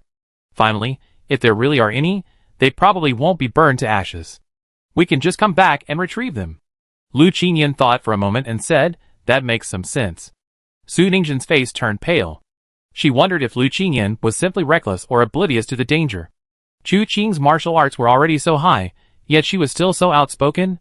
Wasn't she afraid of being killed by Chu Qing's palm strike? What Su Ningxian found unbelievable was that Chu Qing didn't show the slightest displeasure, completely indulging her. Chapter 323. That night, the crescent moon, like a hook, hid behind the clouds, only its tip peeking out. The flames flickered among the shadows of the trees. Beside the flames lay 2 people side by side. Han Qiuzhe and a dead man. Han Qiuzhe was naturally still alive, but he felt he would probably die soon. Otherwise, why would the people who captured him put him with a dead man? He had considered many ways to save himself along the way, trying to break through the acupoints that Chu Qing had sealed with his internal energy, and also trying to persuade Chu Qing to back down. But clearly, none of these methods worked. Chu Qing was unmoved, ignoring his words. It wasn't until nightfall that they finally stopped. Then they began to busy themselves gathering firewood, starting a fire and cooking. He lay there with the corpse, as if they were about to be placed on a chopping board and cooked. He didn't know how long the corpse had been dead, but he guessed it couldn't have been long. Otherwise, it would have already started to rot, but at this moment, there was no smell of decay. The weight was agonizing, but Han Qiuzhe had been immobilized by pressure points, so even if he wanted to say something, he couldn't utter a sound. He could only watch helplessly as things unfolded around him. unable to do anything. Finally, after finishing the last bite of his food, Chu Qing came to him. He held a rope in his hand, and Han Qiuzhe watched as he tied the rope to his hair, looped it around a tree branch, and then, with a sharp, painful ripping, pulled him up from the ground. Finally, he secured the rope and came to stand before him. "Shall we talk?" Chu Qing spoke, his voice gentle, as if it were merely a reunion of old friends, a brief reminiscing. After saying this, Chu Qing reached out and released Han Qiuzhe's pressure points. Now that his life and death were in Chu Qing's hands, Han Qiuzhe knew he couldn't provoke him, so he forced a smile. "What do you want to talk about?" "How about we talk about what you're really thinking?" Chu Qing said with a smile. "The Riftstar Palace, as one of the 3 palaces, 3 gates, and 3 sects, is inherently superior, the most prestigious existence in the entire Lingbei. What is the reason that you insist on colluding with the Heavenly Evil Sect? And why, at the cost of wiping out the entire Xiangshan Hai family, are you determined to obtain the Golden Goblet? What is the use of that thing?" Han Qiuzhe's pupils contracted for a moment, but he didn't know which of the 2 questions it was because of. He looked at Chu Qing and said in a deep voice, "The Riftstar Palace has never colluded with the Heavenly Evil Sect. It is the Heavenly Sound Palace that colluded with the Heavenly Evil Sect and harmed fellow martial artists." "Nonsense!" Lu Qingyan was furious upon hearing this and stood up, about to shout angrily. Chu Qing waved her hand, telling her to calm down, then looked at Han Qiuzhe and said softly, "Why bother with the pretense now? Han Qiuyuan already told me about your collusion with the Heavenly Evil Sect. You think I believe you just because you deny it now? That won't save your life, it will only cause you more suffering." Upon hearing the name Han Qiuyuan, Han Qiuzhe's expression changed drastically. What did you do to him?" "Just kill them." Chu Qing spoke softly. "After all, you still have the blood debt of Xiang Shanhai on your hands, and I promise to help Xiang Shanhai avenge this blood feud." A flicker of pain crossed Han Qiuzhe's eyes, followed by a bitter laugh. "Kill me or torture me, it's up to you. But to accuse my Han family of colluding with the Heavenly Evil Sect is wishful thinking. What a man of unwavering integrity." Chu Qing nodded. The next moment, his palm shifted, and yin and yang energies appeared on his brow, forehead, and temples. He then struck Han Qiuzhe's biwi acupoint. Han Qiuzhe's body trembled. He had assumed Chu Qing was enraged and intended to kill him with a single blow. However, the blow, while not devastating, brought indescribable, intense pain that instantly spread throughout his body. A piercing scream echoed in all directions. Su Ningxuan instinctively shivered, while Wu Qianhuan and Wenru were already used to such sights. Lu Qingyan glanced at Chu Qing, then looked. Looking at Han Qiuzhe, bound and tortured, it was hard to tell which one was the real villain. Throughout this journey, it was clearly the Liexing Mansion that colluded with the Heavenly Evil Sect to frame the Tianyi Mansion. But the moment they encountered Chu Qing, the Liexing Mansion, which should have been a menacing villain, became lambs to the slaughter. Not only did they show no villainous demeanor, but their pitiful screams were plentiful. Their tragic ends were numerous. This agonizing scream lasted for the time it takes to brew a cup of tea. Han Qiuzhe was now bleeding from all 7 orifices, his mind hazy, tortured beyond recognition. Chu Qing finally released his grip, his gentle voice once again reaching Han Qiuzhe's ears. "My Xian Tian Wu Jin Palm is the most agonizing. Just now, it was only the time it takes to brew a cup of tea. If I had controlled my strength, you would have screamed all night before finally dying. I secretly assessed my own internal energy. It wasn't difficult for me to endure a sleepless night. How about we see who can withstand it more?" "No." Han Qiuzhe hurriedly said, "I talk. I tell you everything, just please, give me a quick death." "Then tell me." Chu Qing said, "Why exactly did you collude with the Heavenly Evil Sect?" Because one day, the Heavenly Evil Sect will rule the world." Han Qiuzhe looked up at Chu Qing, blood seeping from his eyes, staining them and giving them a bloodshot glint. "At that time, my Liexing Mansion will no longer be just one of the 9 great sects of Lingbei. Looking across the world, you hold a high position of power. I wouldn't dare say you're second only to the Emperor, but you can certainly soar to the heavens, your future. Limitless." Chu Qing frowned slightly. "You really believe in the Heavenly Evil Sect that much?" "Ha ha ha." Han Qiuzhe seemed to have gone mad. "Of course I believe. The Heavenly Evil Sect is unfathomable, far beyond the comprehension of ordinary martial arts figures. Even the 3 sovereigns and 5 emperors would find it difficult to contend with them. Unifying the world is only a matter of time. Don't think that just because you're skilled in martial arts, you can compete with the Heavenly Evil Sect. One day, you too will grovel before the divine might of the Heavenly Evil Sect and meet a miserable end." Fine, I wait for that day to come. Chu Qing smiled, choosing not to engage in pointless arguments, and continued, the destruction of the Duan clan, is it related to you? The Duan clan was jointly wiped out 2 months ago by my Rift Star Palace, and the Heavenly Evil Sect. 2 months ago?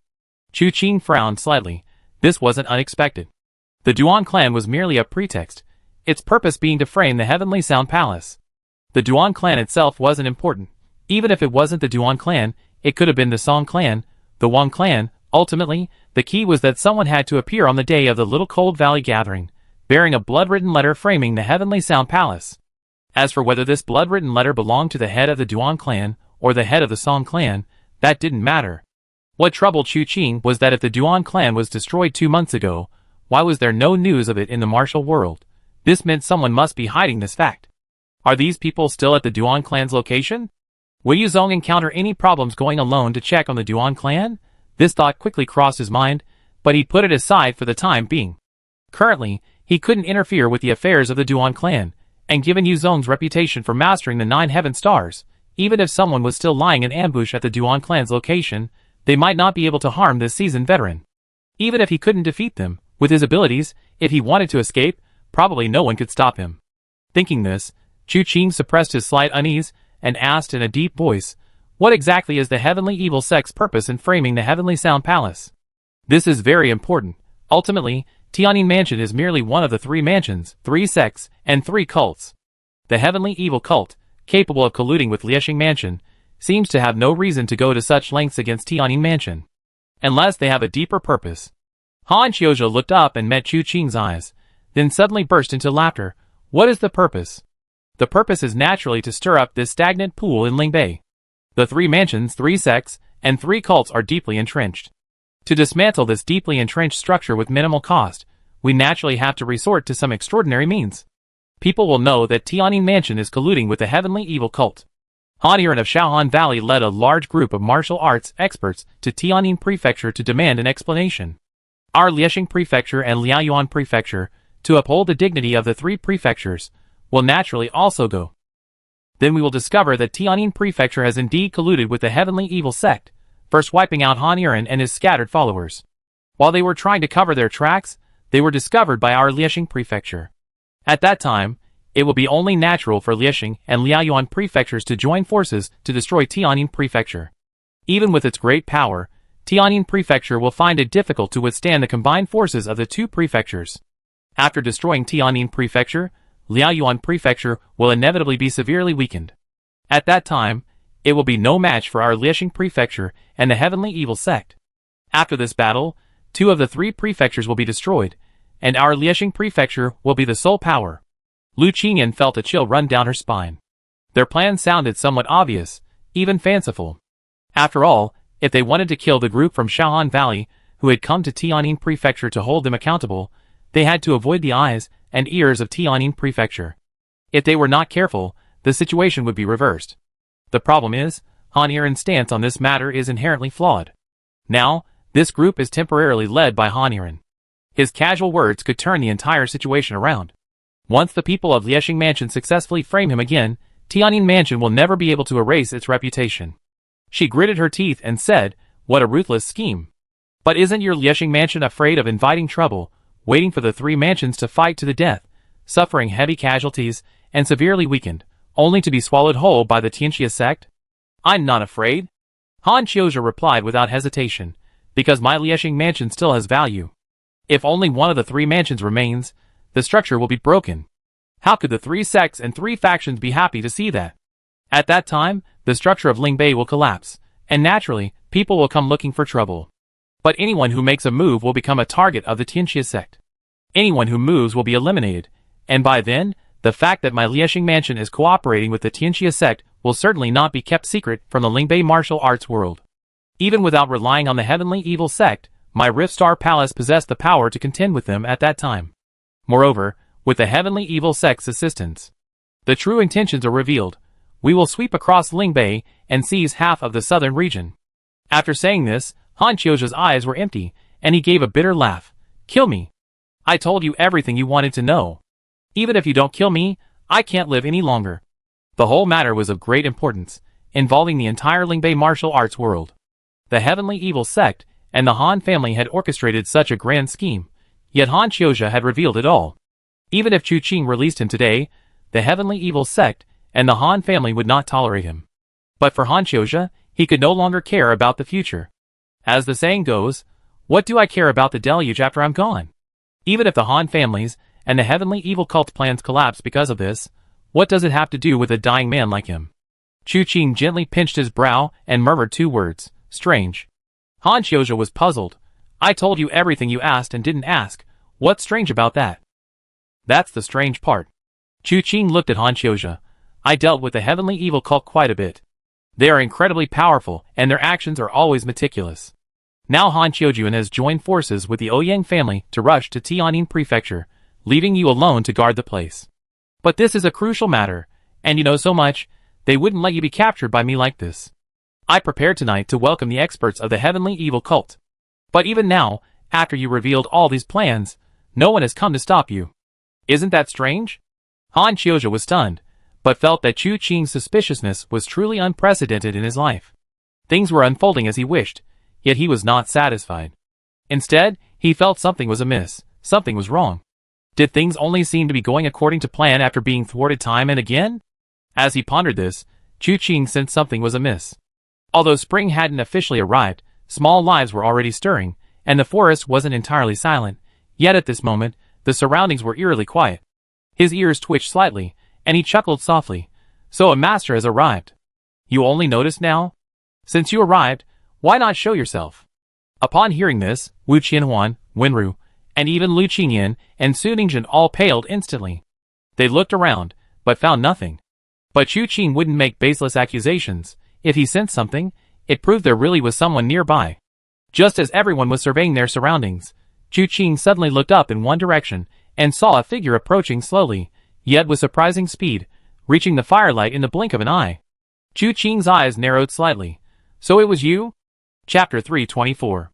The newcomer was dressed in gray, thin and hunched, with sparse, graying hair. He was an unremarkable old man. But now, in his hand, he carried a human head. The man died with his eyes wide open, filled with resentment, yet powerless to change his fate. Everyone present, except Han Qiuzhe, recognized this old man. He was the old man who had risked his life to protect the little slave in front of the Two-Realm City, and had been whipped several times.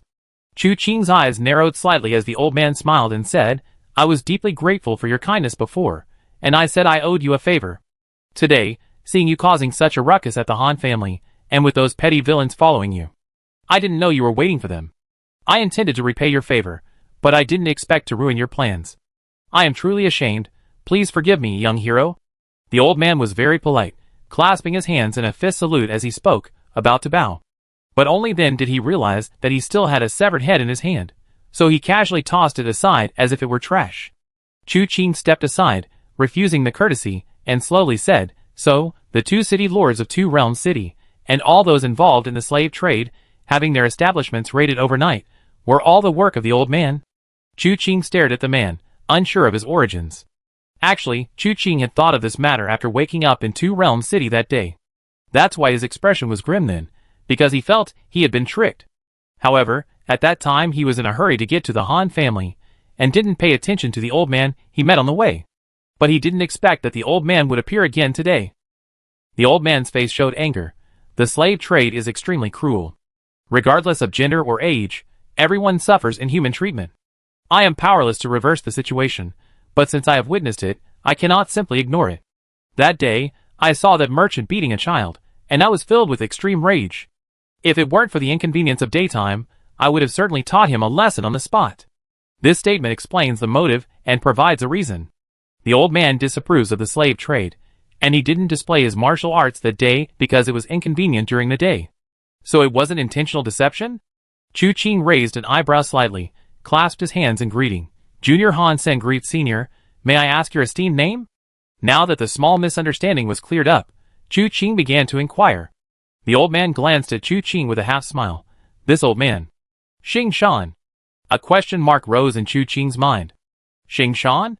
He really wanted to ask, what is your relationship with Xing Ji? But this was just an internal monologue. He didn't actually ask aloud. From Lu Qingyan and Su Ningzhen's faces, Chu Qing couldn't find any clues about this person. The two girls seemed even more bewildered than him. Young hero, there's no need to worry. This old man is an unknown figure, wandering the world for no other reason than a single act of kindness. Xing Shan spoke softly, but his words were extremely strange. The crisis in the Lingbei martial world is imminent. A slight misstep could lead to a cataclysmic event that sweeps across the land. I imagine you have important matters to attend to. I taken the liberty of coming tonight and ruined your plans. I remember this debt. I repay these two favors one day. How is the child? Chu Qing suddenly asked. The old man smiled slightly and nodded, saying, I found the child a childless farming family to adopt him. The couple dotes on him immensely. He's living a very good life. Seeing the serious expression on his face, which wasn't feigned, Chu Qing secretly breathed a sigh of relief. Ever since he realized this man possessed martial arts skills, his biggest worry wasn't that he'd been tricked, but rather the child the man had taken away. His concealment of his martial arts and his actions always made Chu Qing suspect he had ulterior motives. However, it seemed he had been judging a gentleman by his own petty standards. All right, I only showed myself to see you. I take up your business now. The old man waved his hand, farewell. With that, he took a step back, his figure disappearing 10 feet away, then turned and vanished into the darkness almost instantly. Only then did Chu Qing look at Wenru. Wenru frowned slightly. Something strange. Chu Qing approached her. What's wrong? Wenru whispered to Chu Qing. I don't know how to describe it. When I first saw him, he just smelled like an ordinary person. Before he appeared tonight, I didn't detect any scent. After he appeared, the scent I smelled was exactly the same as the one I smelled that day, unchanged by his display of martial arts. But just now, the moment he left, the moment I could no longer see him, the scent vanished completely. It was as if he had never been there at all. This was the first time Wenru had ever experienced such a situation. Even if it were the blood prince, the only reason he could fool Wenru's nose was because of an internal change, not because the scent completely disappeared. Chu Qing frowned slightly, looking at the old man with even greater respect. But the name Xing Shan was indeed unfamiliar. He wondered if it was a fabricated name he made up carelessly. Regardless, at least for now, the old man didn't seem like a bad person. Chu Qing put aside his thoughts for the moment and approached Han Qiuzhe. He reached out and removed a piece of Han Qiuzhe's clothing, then pricked his fingertip. Write down everything you just said, word for word. Han Qiuzhe didn't hesitate. There was no point in refusing now.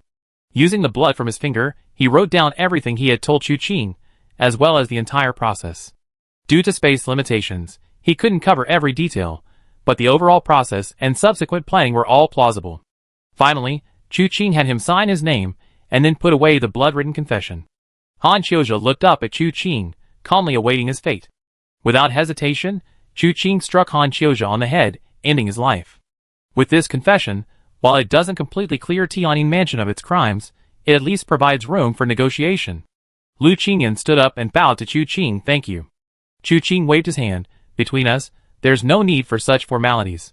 Lu Qingyan was taken aback, glancing at Chu Qing and then at Wu Qianhuan, who was dressed as a man, her expression somewhat strange. Your words. Aren't they inappropriate to say in front of your fiancé? It's all right, Wu Qianhuan said with a smile.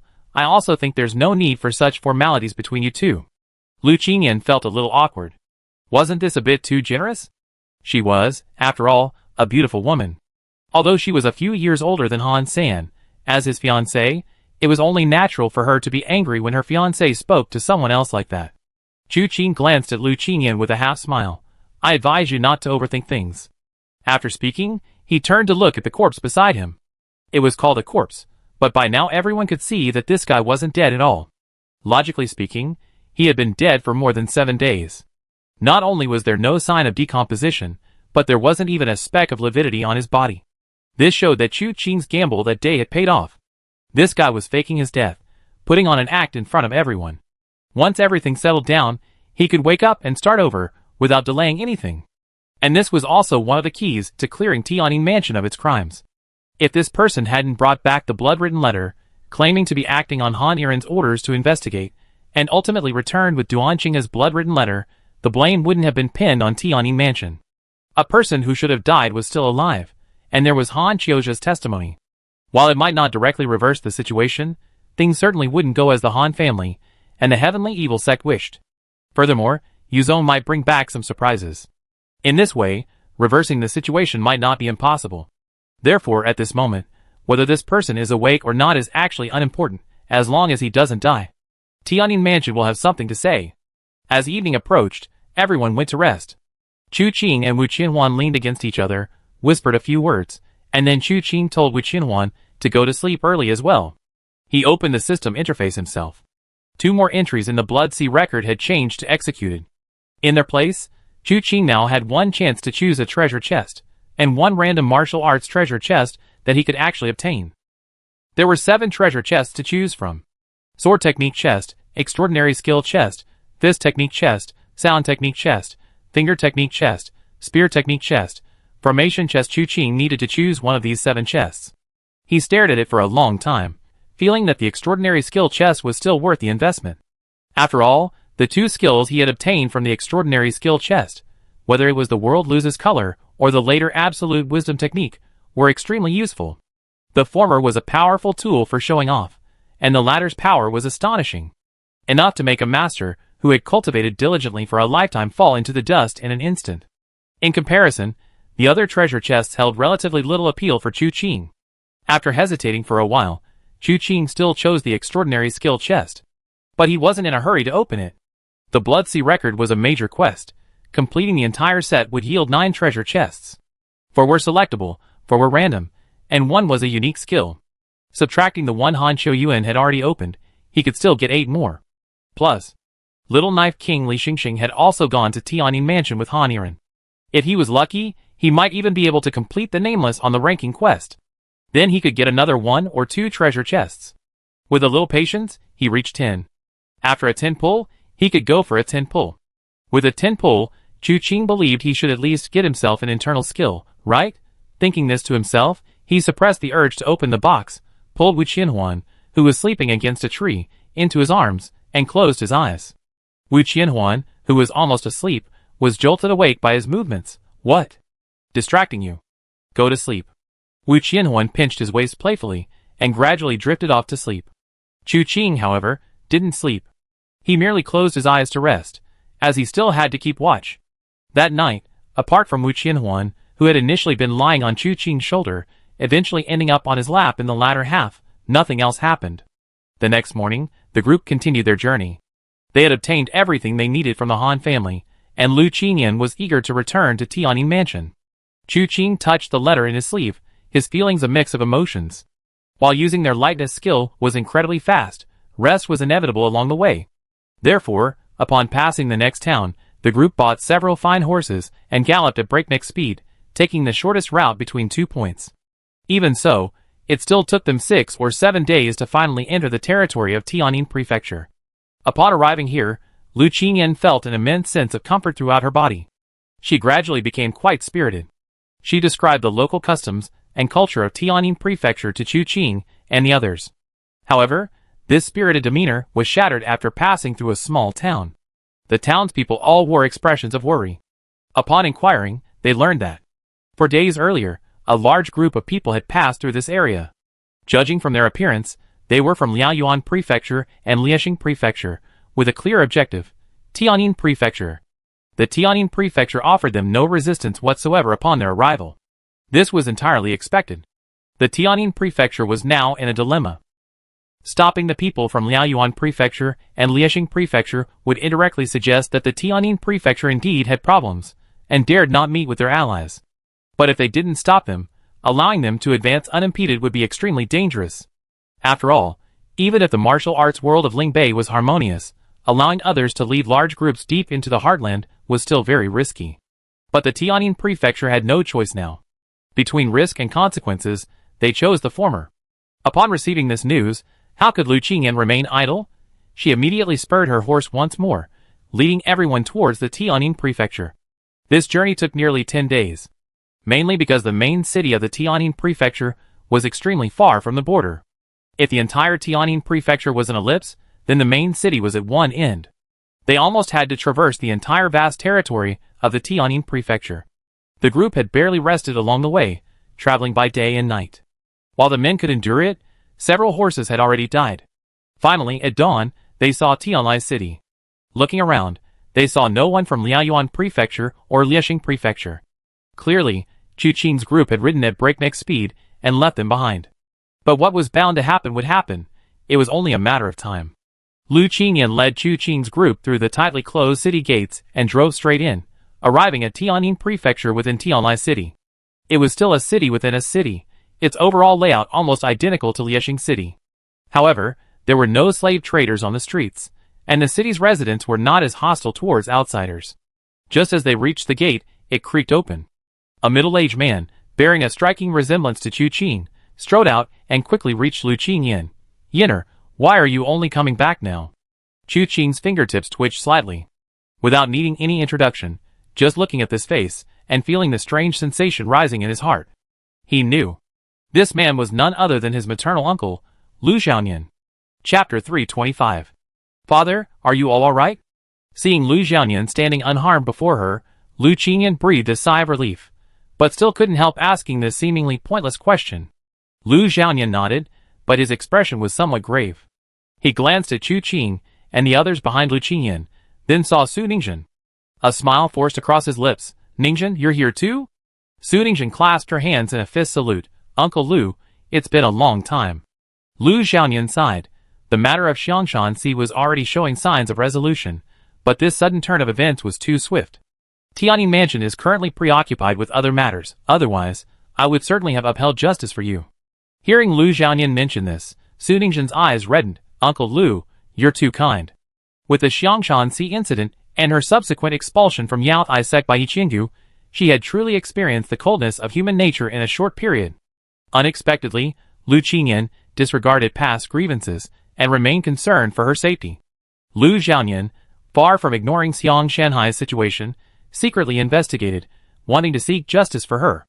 Thinking of how she had distanced herself from Lu Qingyan because of someone like Yiqinggu, she felt an overwhelming sense of guilt. At this moment, Lu Xiaoyan looked at Chu Qing and the others, his expression somewhat puzzled. "Yinner, who are these people?" Lu Qingyan glanced at Chu Qing and said to Lu Xiaoyan, "I don't know their true identities, but they are highly skilled in martial arts and very righteous. At the Little Cold Valley gathering, if it weren't for them, I'm afraid I wouldn't have been able to escape. I owe them a lot of favors. I promised to let Grandma use Heavenly Heart 10,000-piece melody to heal their injuries. Furthermore, they seem to have quite a history with us." This third young Master Han said he wanted to deliver a letter to Father. Chu Qing's identity had always been kept secret from her, so when Lu Xiaoyan asked, Lu Qingyan recounted everything in detail. She wanted Chu Qing to reveal his identity as soon as possible. Lu Xiaoyan was indeed taken aback. "Is that so? But I wonder who wrote the letter to me." Then Lu Qingyan noticed a rare hint of unease on Chu Qing's face. "This isn't the place to talk. Would you mind moving to another room?" Lu Xiaoyan quickly replied, "It's my fault. Yinner has been away from home for a long time, and Tianjin Prefecture is in the eye of the storm. I was worried about her safety, and thus neglected my hospitality. Please follow me, everyone." Having said that, she led everyone into the Heavenly Sound Palace. Upon entering, the sound of bells filled the air, wind chimes hanging in the corridors, on the lintels, and under the eaves. A gust of wind carried the tinkling of 5 notes and 7 tones, creating a melodious sound. Chu Qing glanced up and heard Lu Qingyan say, "This is the 9 revolutions Heavenly Sound array of my Heavenly Sound Palace. The placement of each wind chime is not random, but deliberate. If an enemy attacks, disciples can be dispersed to preside over this array, using sound as symbols to unleash its power. This will trap attackers in the boundless Heavenly Sound, leaving them in a life-or-death predicament." While Chu Qing nodded in admiration at the wonder of the Heavenly Sound Palace's 9 revolutions Heavenly Sound array, Lu Xiaoyan was somewhat surprised. Lu Qingyan's description of Chu Qing and the others was somewhat vague, tinged with a hint of resentment. Although others couldn't discern the meaning, Lu Xiaoyan understood it perfectly. She assumed the relationship wasn't particularly close, but unexpectedly, the moment she entered, her daughter had revealed the main structure of the Tianjin Manor. Was this relationship good or bad? Occasionally glancing back at Chu Qing, she felt a strange, inexplicable familiarity with him. But where did this familiarity come from? She couldn't quite put her finger on it. It was like an old friend had returned, yet somehow elusive.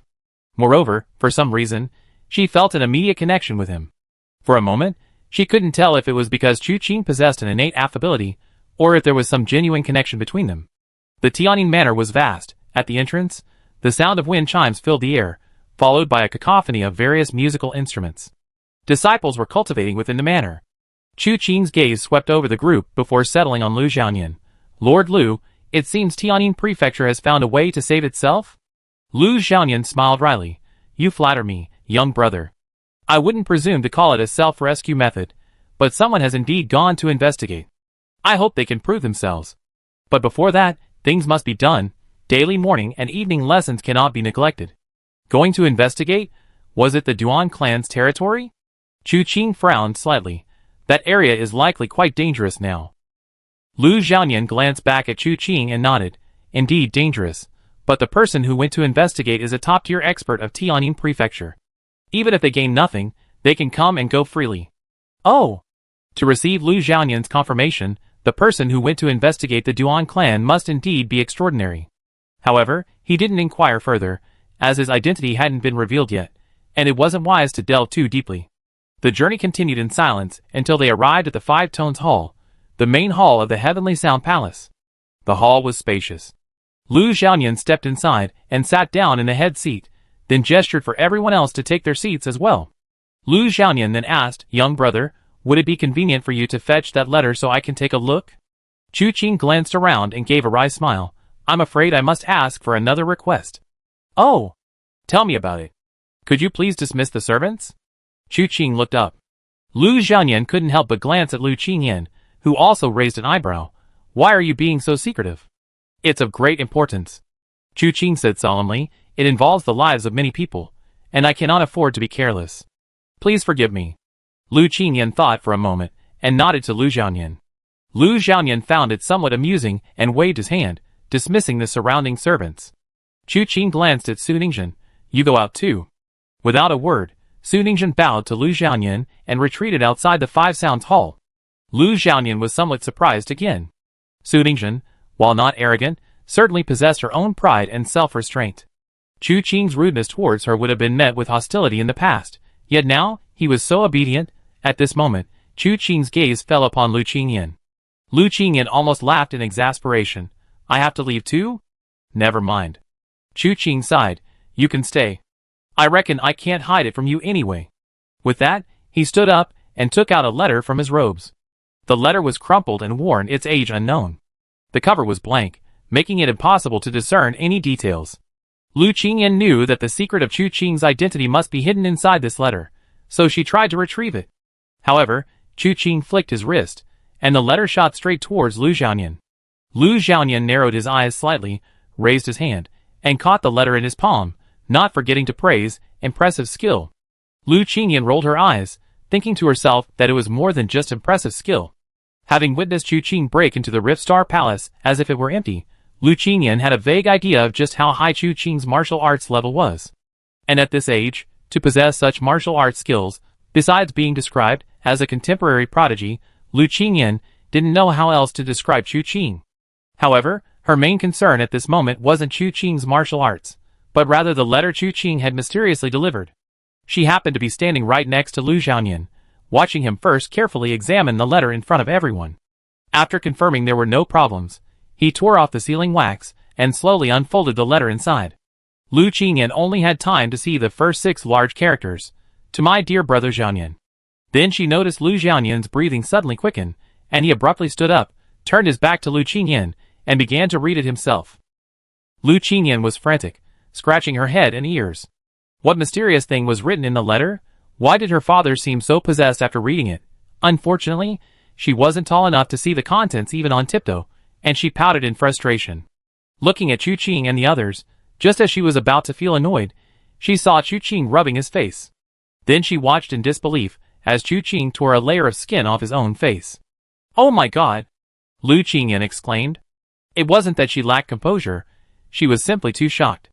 She had always known that Wu Qianhuan and Wenru wore disguises. After all, those 2 girls gave themselves away the moment they opened their mouths. But she never expected that not only Wu Qianhuan and Wenru had disguises, but Chu Qing's face had too. All this time together, she hadn't noticed a single clue. This was simply outrageous, and seeing Chu Qing's face beneath the disguise, she was utterly speechless.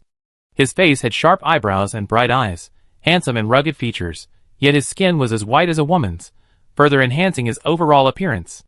You're so handsome. Lu Qingyan's eyes widened. Can I pinch your cheek? No. Wu Qianhuan quickly refused for Chu Qing. I never pinched one before. Lu Qingyan was speechless for a moment, feeling quite disappointed. Turning back, she saw Lu Xiaoyan staring intently at Chu Qing, his face filled with mixed emotions. The previous aloofness had vanished, replaced by warmth and excitement. He looked at Chu Qing, especially scrutinizing his face, and after a long while sighed, "You've grown up. I remember when you were born, you were just a tiny, pinkish bundle. Now you're handsome and tall. You have seen me before?" Chu Qing was somewhat surprised. He had assumed the Lu family had never been to Tianwu City. But Lu Xiaoyan's words clearly implied that he had seen him at birth. Yes. Lu Xiaoyan slowly descended from the high seat and walked step by step to Chu Qing. It's been almost 20 years. Back then, your grandfather was critically ill and on the verge of death. His only wish before he died was to see your mother one last time. However, the Nailing Mountains and the north were separated by thousands of mountains and rivers. Before the letter could reach him, he was already gone. I had no choice but to personally travel to the Nailing Mountains, heading towards Tianwu City. But unexpectedly, your mother had just given birth to you. At that time, I didn't want to force her. After all, she had just gone through the pain of childbirth. How could she possibly travel such a long distance?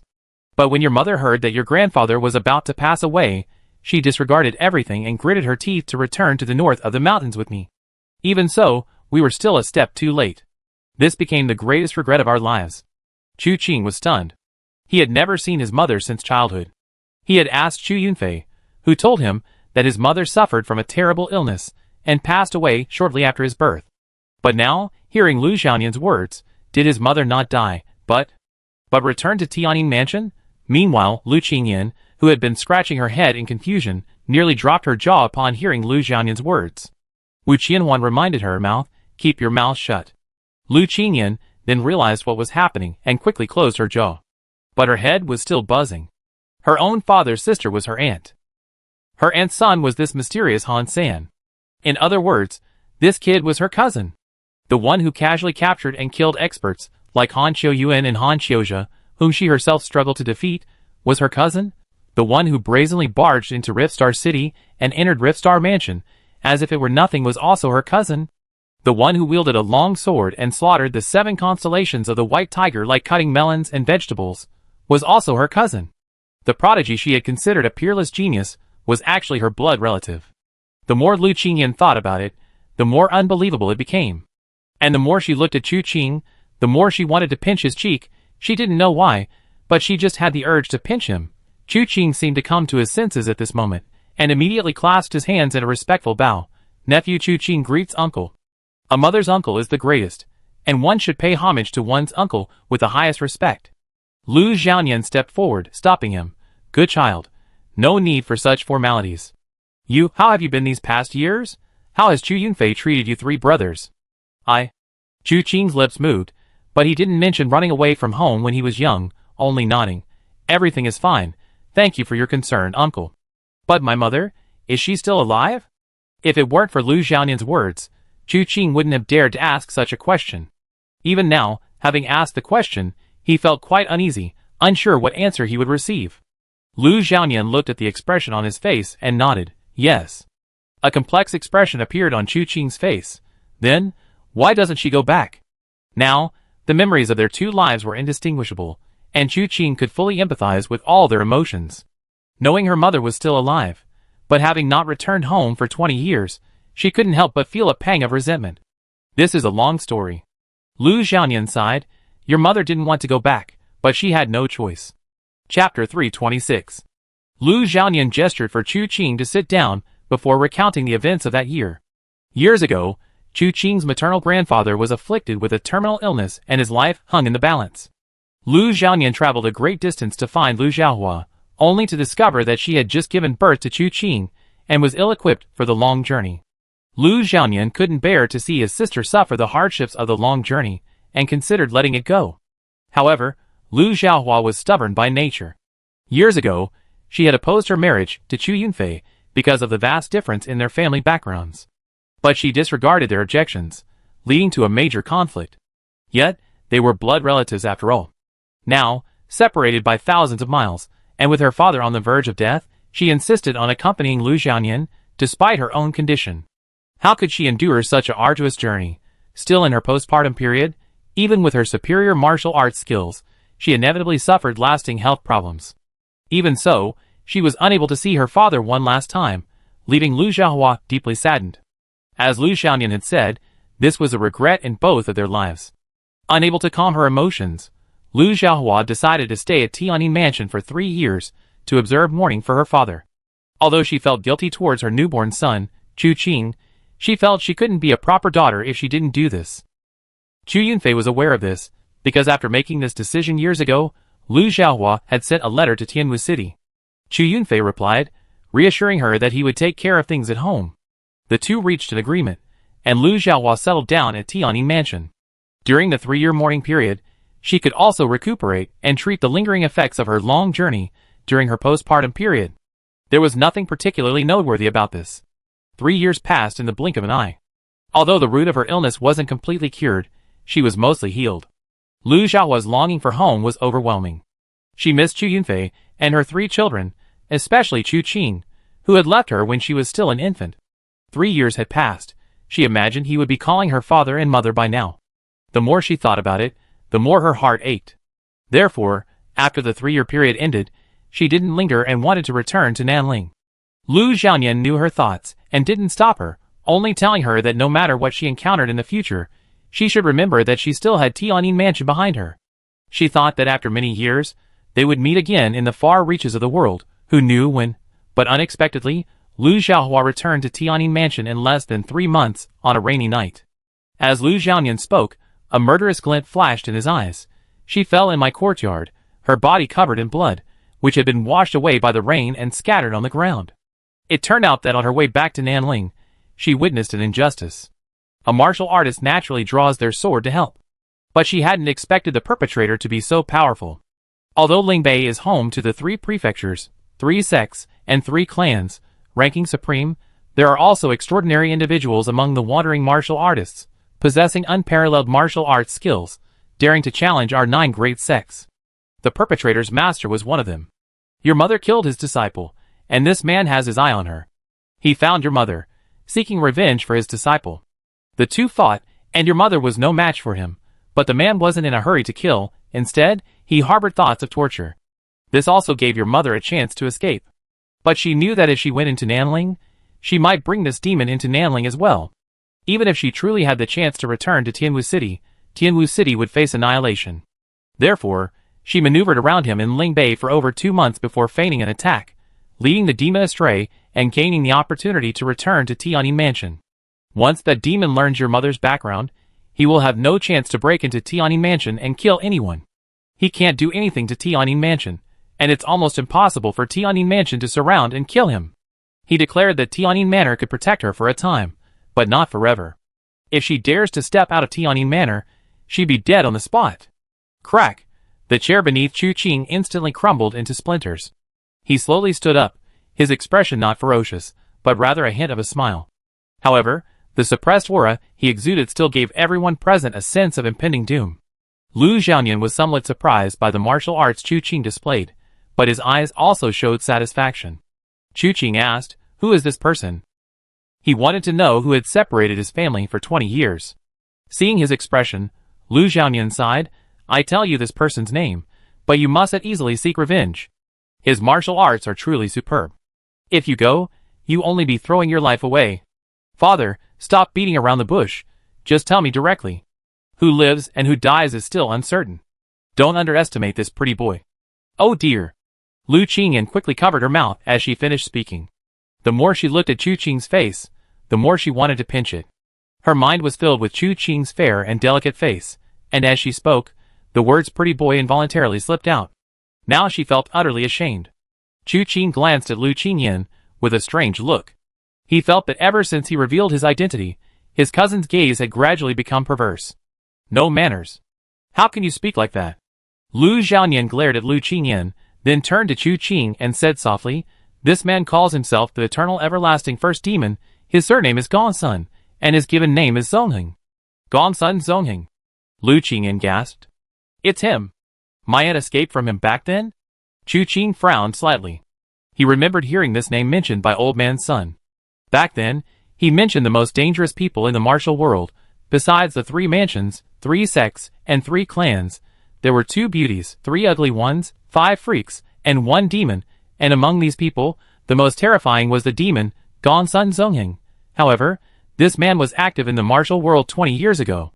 He was ruthless and unrestrained, living up to his name. Since he began wandering the martial world, he had sought neither good nor evil, only pleasure. Anyone who displeased him would be denied even the right to be. Many members of the 3 prefectures, 3 gates, and 3 sects had perished at his hands, and he had also been besieged by them, yet he remained a free spirit, untouchable by anyone. Even more audacious, he once stormed into the Supreme Sword sect, one of the 3 prefectures, attempting to seize their supreme heavenly sword scripture. Although he was intercepted by the Supreme Sword sect using the Zhou Tian star formation and failed, he also failed to kill this fiend. After causing a ruckus, he escaped unscathed.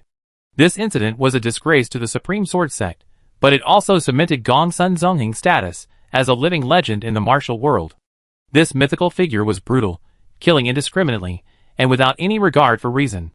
However, in the last 10 years or so, this person gradually disappeared from the sight of those in the martial arts world. Even so, when Old Man's son mentioned this person, he still carried an indescribable fear, as if Gongsun Zongheng were lurking nearby, ready to jump out and kill him with a single blow if he heard Old Man's son speaking ill of him. Chu Qing had listened with great interest at the time, never imagining that this person was actually her sworn enemy. Lu Xiaoyan said, although your mother escaped a great calamity back then, she was seriously injured and spent 2 full years recuperating in Tianning Mansion. But as soon as she recovered, she wanted to leave Tianning Mansion and return to Ling'an. She didn't take Gongsun Zongheng's words to heart at all. I couldn't stop her, so I could only let her leave. But I was still worried, so I secretly followed behind her. Unexpectedly, Gongsun Zongheng actually waited outside Tianning Mansion. He was elusive, suddenly appearing to kill your mother. At that time, your mother was recovering from a serious illness, and the accumulated injuries left her very weak. If I hadn't intervened in time, she might have really died. I fought Gongsun Zongheng with your mother all the way, and the 2 of us together managed to force him back. I originally planned to take your mother back to Nanling, but your mother refused. She said Gongsun Zongheng was vengeful. We siblings weren't afraid even if we joined forces, but if we returned to Nanling like this, the consequences would be unimaginable. After all, if Gongsun Zongheng followed us back to Nanling, Tianwu City would be doomed.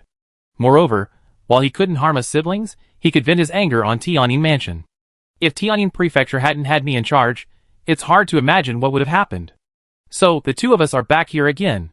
Chu Qing sighed silently, realizing the problem they faced back then was indeed very difficult. Lu Xiaohua couldn't betray her family, nor could she bring this trouble to Nanling. She lacked the strength to kill him, and even if she were alone, her life would be in danger. Lu Xiaoyan continued, saying that since then, Lu Xiaohua had been depressed. She wanted to tell Chu Yunfei what had happened, but she worried that Chu Yunfei would come to Lingbei, and she would lose her life in vain. After much thought, she wrote Chu Yunfei a farewell letter. Lu Xiaoyan didn't know what was written in the letter, but judging from Lu Xiaohua's appearance, the contents were probably not good. After sending that letter, Lu Xiaohua remained melancholy. In the end, it was the old lady of the Lu family, Lu Xiaoyan, and Lu Xiaohua. Her mother, unable to bear seeing her daughter's state, imparted to her the Heavenly Sound Palace's ultimate technique, Supreme Heavenly Sound. She was instructed to patiently hone her skills. If she could master Supreme Heavenly Sound, she would eventually return home. However, an unexpected incident occurred during this process. Chu Yunfei came knocking. After all, to Chu Yunfei, his wife was perfectly fine at home. She had only gone to her parents' house once, so why was she suddenly leaving him? He felt there must be a misunderstanding, which was why he rushed over. But at that time, Lu Xiaoyan dared not tell the truth. The couple had a very deep affection for each other. If Chu Yunfei knew the whole story, he would probably fight Gongsun Zongheng to the death. He wanted Lu Xiaohua to personally work with Chu Yunfei to find a solution, but unfortunately, Lu Xiaohua was already in seclusion practicing her martial arts. The final result was that Chu Yunfei arrived in a rage, without understanding anything, only knowing that his wife was avoiding him, and then stormed off again. They assumed this woman had abandoned her husband and children, and didn't want them anymore. It was precisely because of this that when Chu Qing, now a little older, asked Chu Yunfei about his mother, Chu Yunfei angrily declared she was dead. Even so, Chu Yunfei never remarried, showing the deep affection between husband and wife remained. Even convinced that Lu Xiaohua no longer wanted him, Chu Yunfei never indulged himself.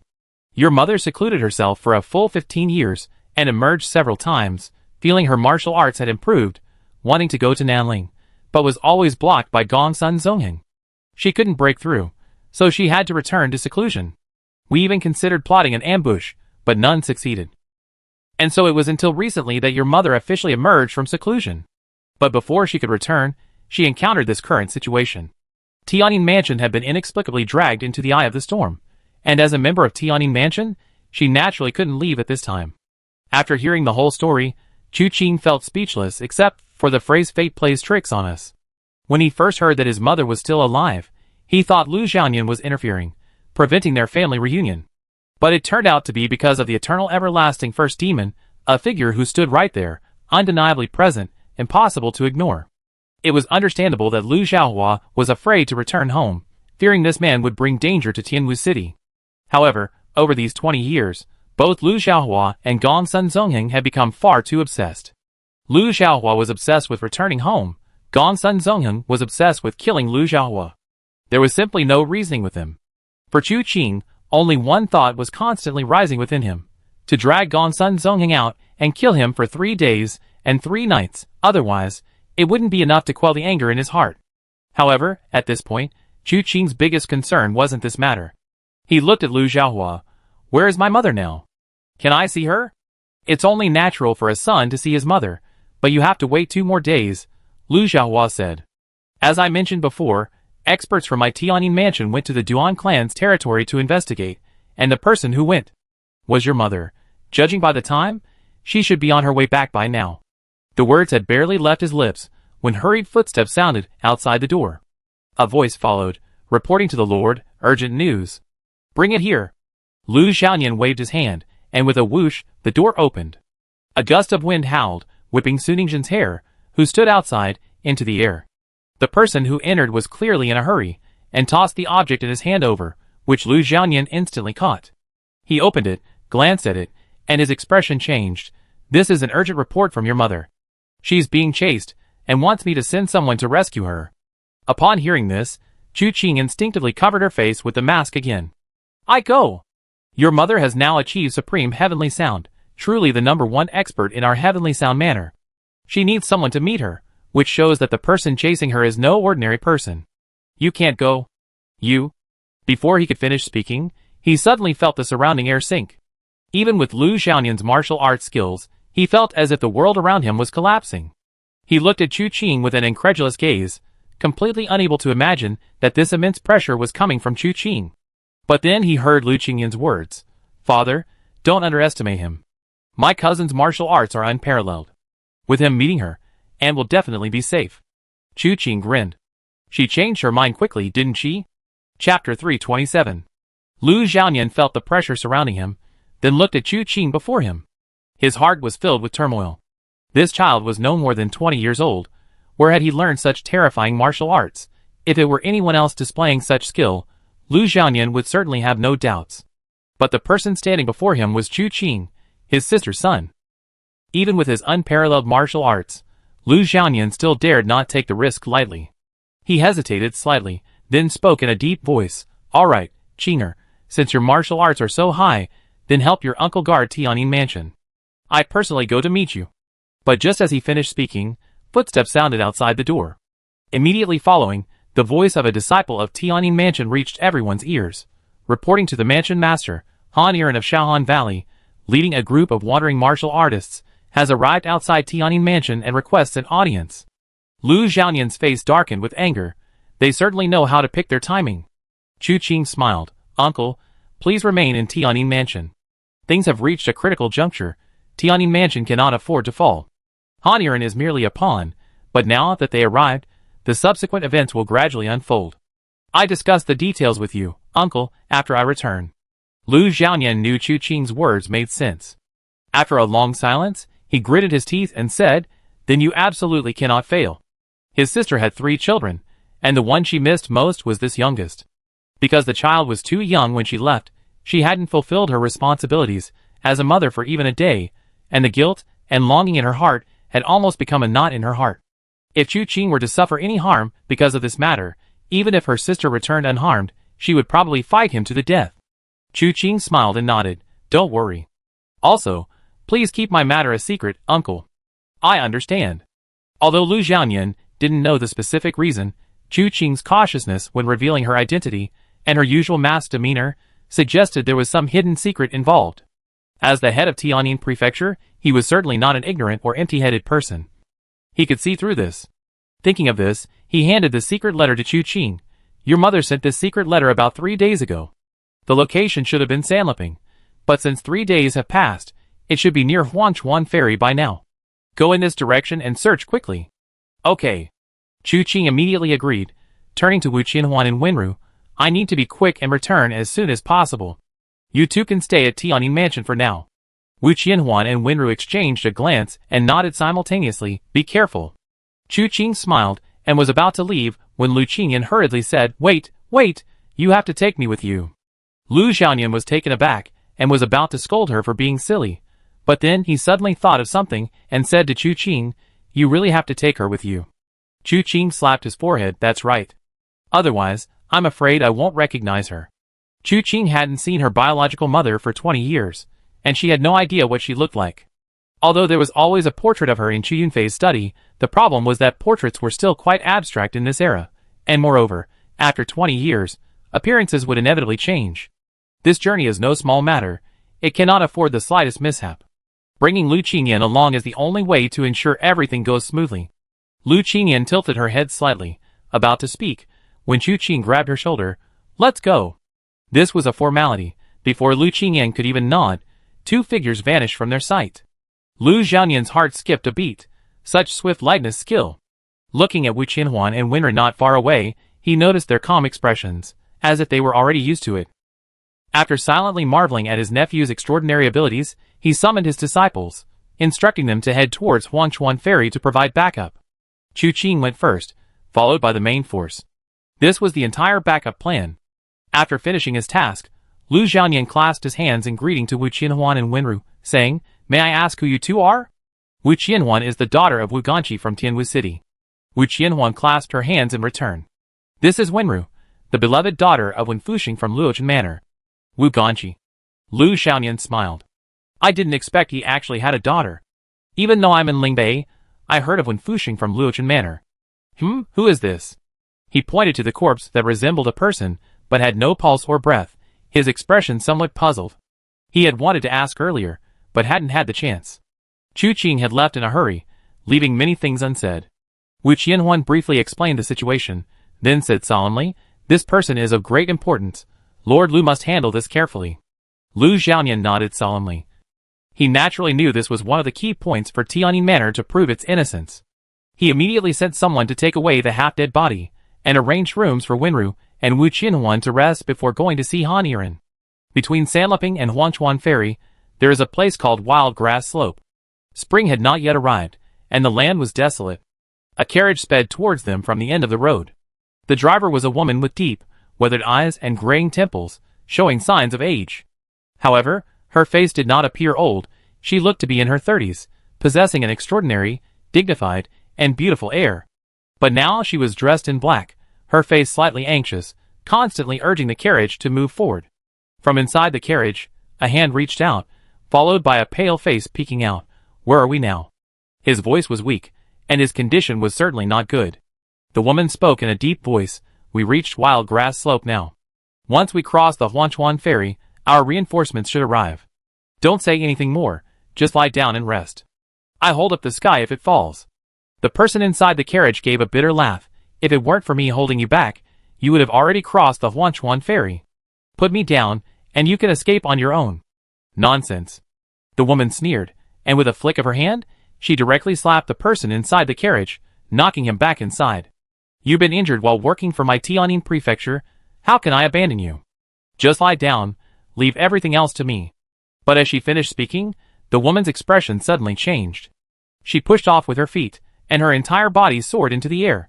A cracking sound was heard, and a figure appeared from the ground, forcefully smashing the carriage shaft and separating the carriage and horses. The woman, suspended in midair, watched as the horses scattered and fled, the carriage spinning and flying away due to inertia. Only then did she realize, oh no! She turned to seize the carriage, but at that moment, several dark figures appeared around her. They attacked with palms, fists, knives, and swords. In an instant, she was surrounded by enemies. Clearly, they had come prepared. This woman was no ordinary person. With a flick of her arms, a sound like a phoenix's cry echoed through the heavens, her voice sweeping in all directions. The force of the attack momentarily halted the movements of the surrounding men in black, allowing the woman to break free and chase after the carriage. The carriage was moving too fast, tumbling repeatedly on the ground, scattering wood chips and fragments everywhere. Although the woman's lightness skill was considerable, catching up was difficult. And by the time she caught up, the carriage had already stopped. A figure stumbled and crawled out of the wreckage of the carriage, his face and head covered in blood. Opening his eyes, he saw a woman who seemed to have descended from the heavens, her face full of remorse as she said, "I'm sorry, I forgot about you." The man stared at her face for a long time before finally letting out a helpless sigh. "It's all right. You go first, I hold them off." "Your leg is crippled. How can you hold them off?" the woman retorted. The man felt as if a knife had been plunged into his heart, and he glared fiercely at the woman. The woman, however, no longer looked at him, but instead faced the group of men in black. Her steps were steady, and with each step, it seemed as if a towering wave surged behind her, a strange rhythm rising from her body. The waves arrived before she moved. The men in black did not hesitate for a moment, charging towards the wave. But in the next instant, they were all swept away by the wave. The seawater, sharp as knives, swept through the waves, and in a single moment, the group of men in black were reduced to a cloud of blood mist. They vanished into thin air with the rise of the wave. The woman let out a muffled groan, blood trickling from the corner of her mouth. The man behind her, his head covered in blood, sighed and said, "Why did you do this? With your supreme heavenly sound cultivation, even severely injured, you shouldn't be able to stop these people. As long as that person doesn't come after you, you can leave me behind and go peacefully." The woman turned to look at him, wiping the blood from her mouth. "Isn't there anyone you want to see?" "What?" The man was taken aback. The woman asked again, "Isn't there anyone you must see, even if it means death?" The man paused, then shook his head. "It seems not. It's true that men have always been fickle." The woman pursed her lips. The man's face darkened. "What are you saying?" "You don't." "But I do, and I don't believe you don't. A wild goose leaves its cry, a person leaves their name. Since there's a trace of existence, there must be ties. Otherwise, why would you struggle and risk your life?" The woman continued, "And I have someone I absolutely must see, so I won't die here. You've been injured while working for my Tianyin manor. I can't abandon you here otherwise. Wouldn't the people of the martial world say that my Tianyin manor is heartless and ungrateful? At our age, we must set an example for the younger generation. I can't be that heartless and ungrateful person." The man, however, became interested upon hearing this. "Who do you wish to see? Husband, son?" The woman raised her eyes, her gaze drifting south, but she only glanced at him before lowering her gaze again. She approached the man, grabbed his shoulders, and lifted him up. The man grunted, but his mouth didn't stop, although there are rumors in the martial world that the eldest daughter of the Tianyin manor is already married. No one knows who her husband's family is. And for the past 20 years, you stayed in Tianyin Prefecture, thinking your husband's family was extinct. But judging from your behavior now, are they all still alive?" "Nonsense." The woman glared at the man. "They all live to be 100. "Then why don't you let me go?" The man said, "If we move here, I'm afraid you never see them again, and you die with me. Can you accept that?" "No." The woman said without hesitation, "So I won't die, and as long as I don't die, you won't die either. Why bother?" The man smiled bitterly. "There are things I will do, and things I won't do." The woman paused slightly, her brow furrowing. She looked up and heard a series of synchronized footsteps approaching. At first, they seemed far away, but in the blink of an eye, they were close. A group of armored figures were approaching. A rough count indicated at least 300 people. The group moved in perfect unison. Despite their large numbers, there wasn't a sound of disarray. As they drew closer, their overwhelming killing intent surged forth. Suddenly, they stopped, their long spears and single-edged swords gleaming with sharpness. At the same time, a figure resembling a young general rode up on horseback. His gaze fell upon the man and woman. "Having been struck by the Lord of War's heavenly slaughter palm, you still had the strength to escape here, and even managed to kill so many experts from my heavenly evil sect. The supreme heavenly sound is indeed extraordinary.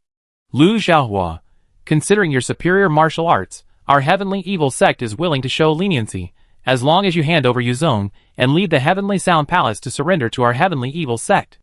Not only will you be spared death today, but you will also serve under the sect leader and have a bright future. Bullshit! Lu Xiaohua snorted, tossing the blood-soaked Yuzong aside. As a member of the heavenly sound palace, if I were to collude with you heretics, even my own son wouldn't acknowledge me. Enough nonsense. You think you can outnumber me? Those who aren't afraid of death, come at me. Let's see if my supreme heavenly sound can vanquish demons and protect the righteous path. Vanishing demons and protecting the righteous path? A voice suddenly came from the other end. Lu Xiaohua. You deserve to die for those 4 words, vanquishing demons and protecting the righteous path. Lu Xiaohua's expression changed, and she turned around abruptly. An elderly man in black robes stood atop a large rock not far away, his gaze sharp as he stared at her. Gongsun Zongheng. Lu Xiaohua uttered these 4 words through gritted teeth, as if she wanted to draw blood. You truly are a persistent ghost, and the older you get, the more shameless you become, actually colluding with the heavenly evil sect? What eternal everlasting first demon, haven't you become a dog of the heavenly evil sect too? Even on the verge of death, you're still so sharp-tongued. Gongsun Zongheng raised his eyes. However, today, you are doomed. I refuse to believe. In such a desperate situation, anyone will show themselves to save you. Chapter 328. Lu Qingyan wanted to come with Chu Qing, not just to help him recognize people. More importantly, she wanted to get to know her cousin, who had suddenly appeared out of nowhere, and possessed unparalleled martial arts skills, and to strengthen their bond. She wanted to know so many things. How exactly did Chu Qing master such superb martial arts? What did he look like as a child? What kind of person was her uncle, whom she had never met? She even wanted to see if she could pinch Chu Qing's cheek. Although his face was now covered again, her desire to pinch it never wavered. But when she was actually taken away by Chu Qing, she realized she had been overthinking things. She didn't even have a chance to speak. The biting wind, like knives, swept over her, and the surrounding scenery seemed to change, becoming a sky full of bizarre and grotesque lines. And soon, she couldn't open her eyes. The wind was too strong. Even with Chu Qing protecting her, the wind still made her eyes extremely uncomfortable. Finally, he simply closed his eyes, the only sound the wind in his ears, unaware of the time or where he was. This was no ordinary lightness skill. No wonder this person could befriend the legendary thief Yuzong, who had mastered the 9 heaven stars. His lightness skill alone was probably no less than Yuzong's. Lu Qingyan's thought was correct. With Chu Qing's current lightness skill, he was indeed likely no less than Yuzong. In fact, achieving his current speed with just the lightning speed step would be quite difficult. However, Chu Qing was never one to stick to the rules. After obtaining the lightning speed step, he naturally sought ways to combine it with his other lightness skills. It incorporates the aerial traversal of the Golden Goose skill, the leaping techniques of the Flying Willow and Green Smoke skill, and the explosive power of the Chasing Stars and Catching the Moon step. With this framework, the lightning speed step is inserted, its sudden burst of power being as swift as lightning, allowing for aerial traversal. Furthermore, the leaping techniques of the Flying Willow and Green Smoke skill eliminate any step limit during aerial traversal. This achieves the level of traversing the void. Once executed, even those with exceptional eyesight will only see a person traversing the void, their feet stepping on lightning, like green smoke and thunder, crossing the void as if riding the clouds. Ordinary people, if lucky, might see a flash of lightning, but if unlucky, they might see nothing at all. Unless Chu Qing leaps extremely high, and they look up, they might be able to see even a glimpse of it. Such lightness skill had long surpassed its original limitations, becoming a unique achievement. Unbeknownst to Lu Qingyan, 100 miles had vanished beneath her feet, and she had traveled nearly 200 miles further in a short time.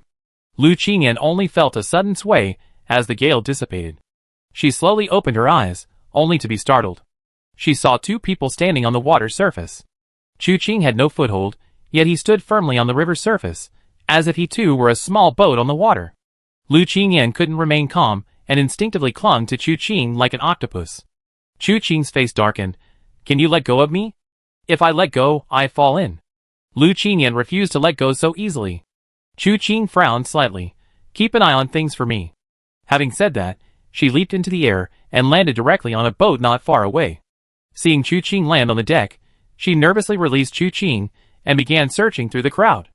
The boat had both workers and passengers, and none of them dared to make a move against this unexpected guest, allowing Chu Qing and Lu Qingyan to search freely. Even the boatman, when he came over, asked Chu Qing who she was looking for and whether she needed help. But Chu Qing shook her head. After Lu Qingyan searched around without finding anything, she led her away. On the Huanchuan ferry, there couldn't be boats all the time. After leading Lu Qingyan around without finding anything, Lu Qingyan said, "That's not right. Judging by Ant's speed, Father's guess wouldn't be wrong. We must have already reached Huanchuan ferry. Why is there no one here? Perhaps we haven't arrived yet." Chu Qing had a vague premonition. Before Lu Qingyan could speak, she had already leaped into the air again with her. The people on the boat, seeing the two men suddenly disappear, felt no relief. On the contrary, they felt as if they had seen a ghost in broad daylight. Otherwise, how could these two men have vanished so suddenly? After a long period of fear and anxiety, they finally calmed down. Wild grass slope. Blood, corpses, severed limbs, broken arms. A scene of utter devastation. The square formation of 300 men was almost completely routed. Even as defeated soldiers, their killing intent remained undiminished. Moreover, the young man on horseback had not yet made a move. And behind him, the eternally immortal first demon, Gongsun Zongheng, was still calmly waiting there. Lu Xiaohua wiped the blood from the corner of her mouth, sensing that she was likely doomed today.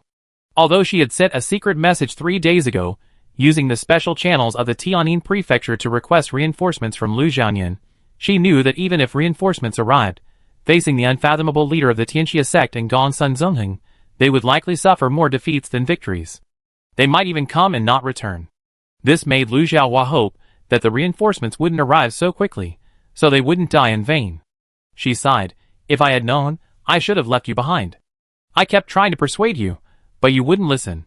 Yu Zong's voice was weak. He was truly in a terrible state. His kneecaps were shattered, and his Achilles tendons were severed. This ordeal involved both unforeseen circumstances and Yu Zong's recklessness, and the enemy's hidden cunning. But regardless, his fate was sealed. The world's #1 thief, now a cripple, it's uncertain whether he can be saved in the future. To be honest, if Lu Xiaohua hadn't rescued him from that place, he would have preferred to die already. This time, he's completely finished. After all, who could have imagined that the small Duan clan territory would harbor such a peerless master? The Lord of War. The most ruthless leader outside the 12 holy kings of the heavenly evil sect. His martial arts rival those of the 3 sovereigns and 5 emperors. Such a person, instead of plotting grand schemes and directly confronting the 3 sovereigns and 5 emperors, has instead run off to the Duan clan to engage in conspiracies and intrigues. Who would have thought? The only saving grace now is that the Lord of War hasn't caught up yet. Otherwise, neither he nor Lu Xiaohua would have enough lives to survive. Of course, the current situation isn't much better. When Lu Xiaohua rescued him, she was struck by the Lord of War. Although she managed to escape with Yu Zong, she was nearly exhausted by the time they reached this point. Otherwise, she wouldn't be in this predicament. And in that battle just now, Lu Xiaohua's supreme heavenly sound still displayed its power. But how many more times could such power be unleashed? Just as she was thinking this, she heard Lu Xiaohua say with a smile, "There's no other way." A mother always wants to set a good example for her child. Besides, you and my heavenly sound palace have no past relationship, yet you ended up like this. For both reason and duty, I can't just abandon you. She spoke as she slowly moved forward. The sound of music emanated from her body. It wasn't a sound produced by a musical instrument. It was a technique in martial arts cultivation called tiger and leopard thunder sound. It was naturally born during the process of cleansing the marrow and purifying the meridians. However, this also allowed the Lu family patriarch to discover that his own bones, muscles, and blood could also produce sound. Since he could produce sound, he could obtain musical notes. By integrating internal energy into his blood and qi, using himself as a bridge, he could communicate with the creation of heaven and earth through musical notes, thus achieving a divine and enlightened method. This was the so-called supreme celestial sound. High mountains, flowing water, golden spears, iron horses, ocean waves, tides, soaring clouds, all kinds of techniques were at his fingertips. Celestial sound has no origin, yet it echoes faintly. This method is difficult to defend against and block. A direct confrontation means certain death. Lu Xiaohua was actually confident that she could defeat Gongsun Zongheng when they faced each other again. But their reunion was unexpectedly different. Lu Xiaohua, you should die. Gongsun Zongheng slowly took a step forward. In the blink of an eye, he appeared before Lu Xiaohua from dozens of feet away, as if shrinking the distance between them. This is your fate. Fate. Lu Xiaohua laughed loudly. Not to mention I never believed in fate. Even if I did, I wouldn't believe this is my fate. I advise you, you better not fight me to the death. You can't afford to. Within the supreme heavenly sound, there is still a move that can lead to mutual destruction, called Heaven and Earth Without Sorrow. Once this move is unleashed, heavenly music resounds, covering all directions.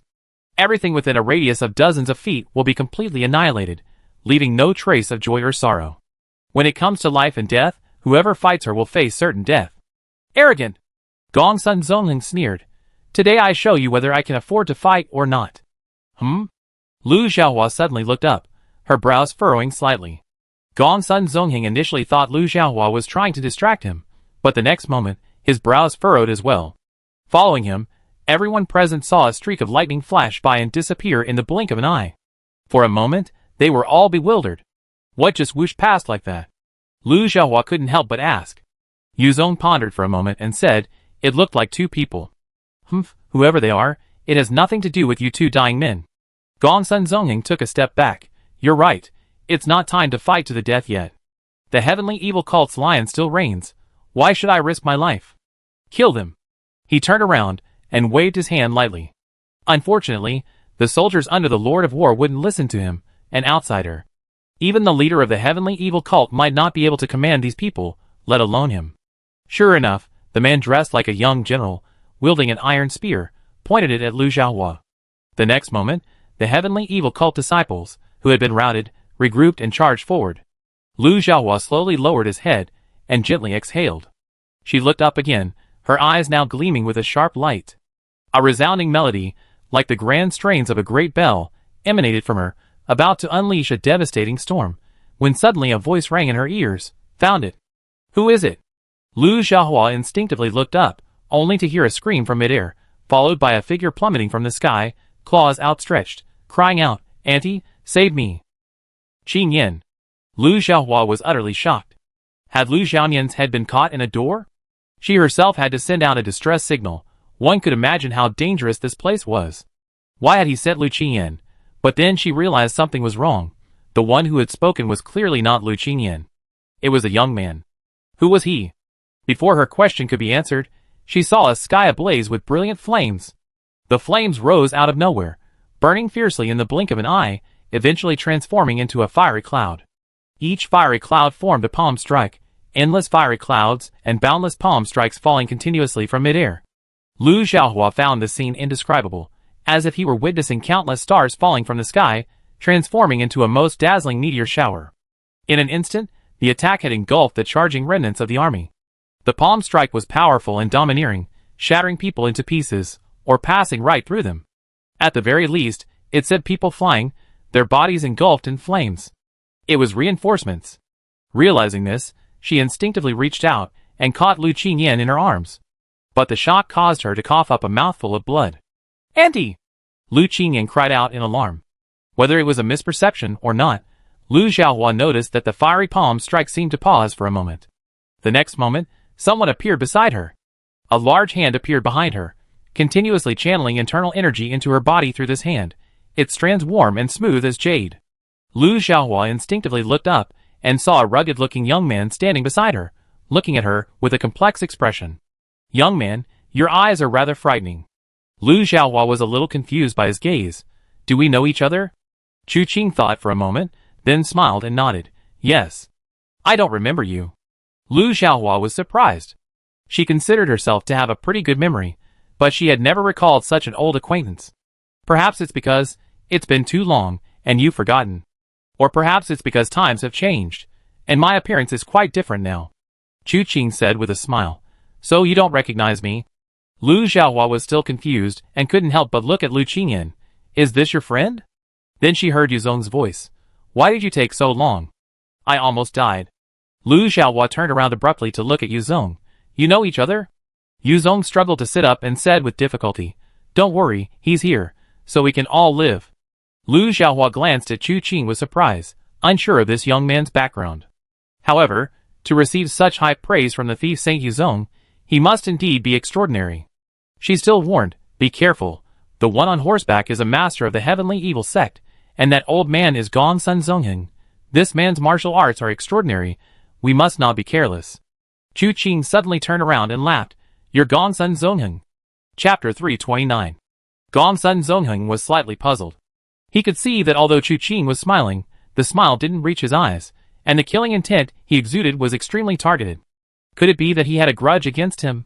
But Gong Sun Zongheng had roamed the martial world for many years, and the title of Eternal Everlasting First Demon was not undeserved.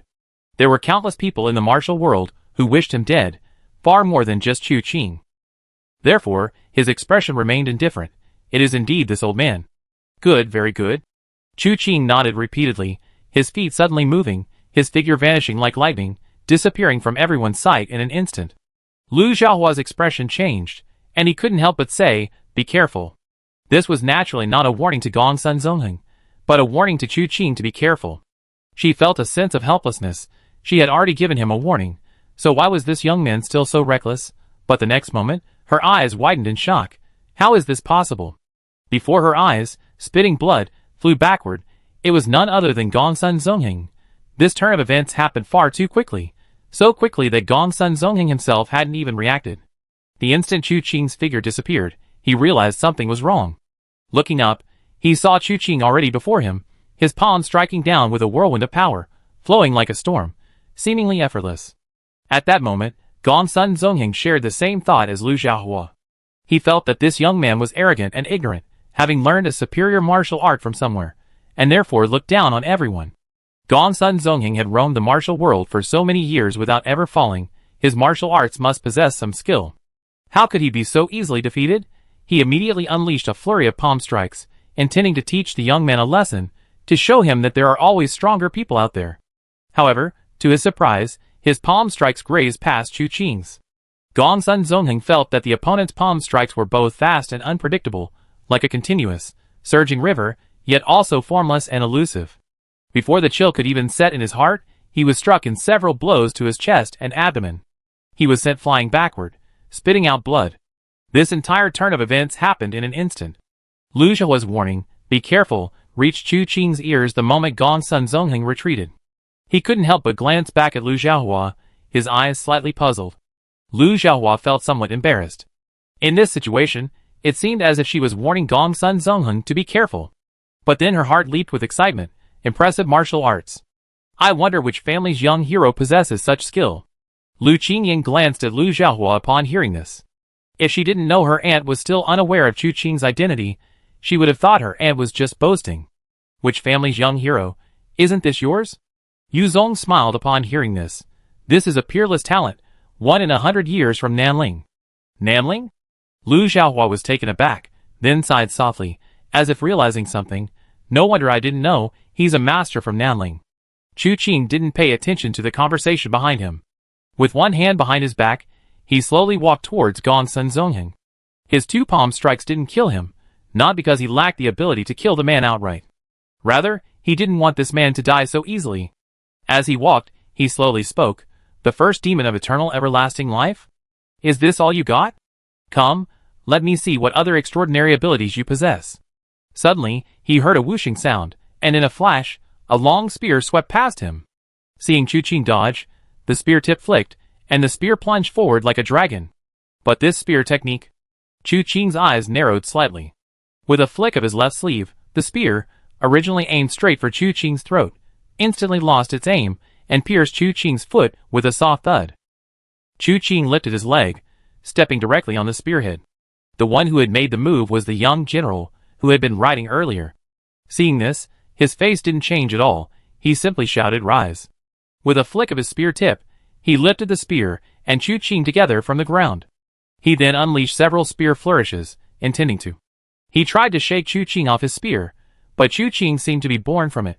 No matter how he swung it, no matter how fast the spear tip trembled, Chu Qing wouldn't fall. In a fit of rage, he suddenly thrust the spear tip to the ground.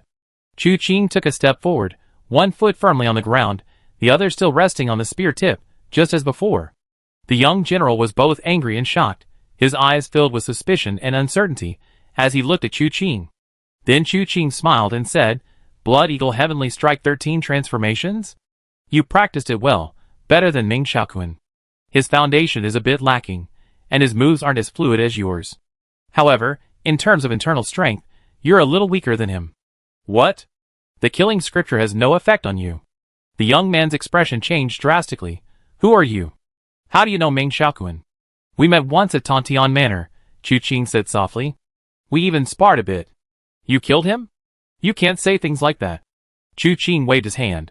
He died at the hands of the Ghost Emperor's midnight death. All I did was exchange a few pleasantries with him. His words caused a huge uproar. The Ghost Emperor. Whether in the 2 gangs, 3 halls, 5 gates, and 1 manor in the southern ridge, or in the 3 prefectures, 3 gates, and 3 sects in the northern ridge, the name Ghost Emperor was always high above, looking down on all living beings. And yet, it appeared so easily in Chu Qing's words. Judging from this, it seemed the two had once joined forces. As for Yu Zong, he couldn't help but look at Chu Qing. Their plan to capture the 12 holy kings alive was to find out the Ghost Emperor's whereabouts. But had Chu Qing already seen the Ghost Emperor when passing through Tontian Ridge, then what was the point of all their efforts? If it weren't for this matter, which ultimately led to their involvement with the Tianyin mansion, how could his legs have been crippled by that warlord? But then the young general shook his head resolutely. That's absolutely impossible. The Ghost Emperor couldn't have returned to Tontian Ridge. He should be currently. He stopped abruptly, realizing something, and abruptly shut his mouth. Chu Qing narrowed his eyes. Should be what? Speak. His shout was like a god descending to earth, not loud, but seemingly reaching the very core of one's being. The young general's forehead veins bulged instantly. He suppressed the urge to speak, grabbed the spear shaft with his other hand, and yanked it out hard. Give it to me. Chu Qing sneered, let go. With a flick of his 9 chapters of divine jade, the young general felt as if a massive mountain was pressing down on him. An incredibly heavy force descended, and his 10 fingers, struggling against it, were almost bleeding. His bones cracked and popped. Seeing that his 10 fingers would be broken if he didn't let go, he was about to release his grip when an extremely cold aura silently descended. Chu Qing abruptly turned around, extending a palm. A gust of wind, like an arrow released from a bow, carrying heavy black energy and an unstoppable sharpness, arrived before him in the blink of an eye. Chu Qing channeled his energy through the 9 chapters of divine jade, as if an extra layer of qi had been added between his fingers, making it difficult for the arrow-like energy to break through the wind's resistance. However, the force it carried surprised Chu Qing, forcing him to take a slight step back to adjust his pace. Just then, the young general suddenly tightened his grip, raised his spear, and thrust it forward, disregarding any concern for vital points. Chu Qing met the menacing black arrow-like energy with one hand, while casually flicking his other. A subtle maneuver. Without a trace, the spear, which had emerged like a dragon, returned to its nest like a wearied bird, aiming for the young general's forehead. Chu Qing, who had been holding on to the young general for so long, decisively released his grip, letting the spear bounce away. Only after the force dissipated did he catch the spear. This was because Chu Qing was currently preoccupied with the arrow's energy, and couldn't attend to him at the moment. If the two were actually fighting, he would never have dared to act this way. That would be suicide. Although the young general's internal energy cultivation was slightly inferior to Ming Xiaoquan's at Tontian Manor, his ability to seize opportunities was extraordinary. Therefore, the moment he received the spear he turned, intending to strike again while Chu Qing was distracted. But as soon as he touched the spear tip, he was met with a sinister arrow-like aura. What? The young general was stunned, not understanding how Chu Qing had used the arrow-like aura in the brief moment he had turned to attack again. Was Gongsun Zongheng betraying him, or was this man's martial art simply unfathomable? The questions lingered in his mind, but he had no time to consider the answers. He touched the spear tip, meeting the arrow-like aura head-on. A loud bang resounded. The two forces exploded together, the arrow-like aura shattered, and the young general was sent flying backward. But before he could land, Gongsun Zongheng caught him. The two men exchanged a glance, and without hesitation, exclaimed in unison, "Run!" They couldn't win, they simply couldn't. At this moment, even a seasoned demon like Gongsun Zongheng recognized the difference in skill. Although he hadn't dealt with Chu Qing's palm strike with his full strength, judging from Chu Qing's displayed martial arts, even a full-force attack wouldn't guarantee defeat. Rather than being toyed with like a cat by Chu Qing and dying in the end, it was better to run. Whether they could escape or not, they had to try. Yu Zong hurriedly spoke up. That kid knows the Ghost Emperor's whereabouts. We can't let him get away. Chu Qing glanced back at him, saying nothing, only silently watching the two men's backs. The next moment, The two men stopped simultaneously. It wasn't that they regretted running halfway. It was because their hearts told them that taking another step forward would mean certain death. The two men slowly turned back to look at Chu Qing, their faces grim. Chu Qing's expression was indifferent. Gentlemen, you only have one chance. If you dare turn your backs on me again, I will take your lives. As he spoke, he lightly flicked his finger, and the throwing knife that had been in his hand was put back. The killing intent of the literally flying dagger enveloped the two men. Even if they were two experts, or even a nobody in the martial world, they could feel that their lives were in Chu Qing's hands. Gongsun Zongheng's deep laughter suddenly rang out. Very well. I haven't traveled the martial world for many years, only to fulfill this long-cherished wish. But I never expected that times would change, and that a character like you would appear in the martial world. The young general silently took out a firework from his pocket and, without hesitation, pulled the pin to the sky. With a whoosh, the firework shot into the sky, exploding with an extremely brilliant light even in broad daylight. Lu Xiaohua frowned slightly. Not good, he's calling for reinforcements. Why not? Chu Qing laughed. Isn't this great? A bunch of rats hiding in the gutter, I was just worried about not being able to find them. And now, thanks to these fireworks, they come to me on their own.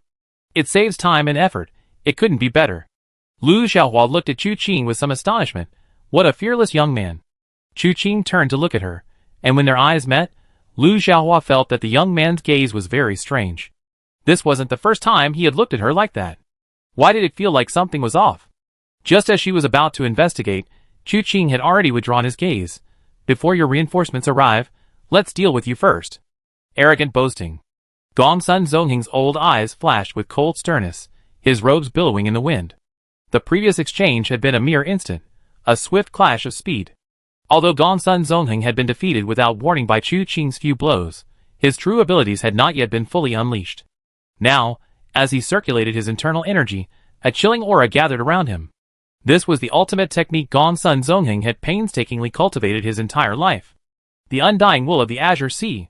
The first demon of eternal green was his self-proclaimed title, not a name given to him by others in the martial world. The phrase eternal green originated from the undying will of the Azure Sea. The Azure Sea is immortal, eternally green. As his internal energy circulated, his gray hair gradually turned jet black, and the wrinkles on his aged face were smoothed out.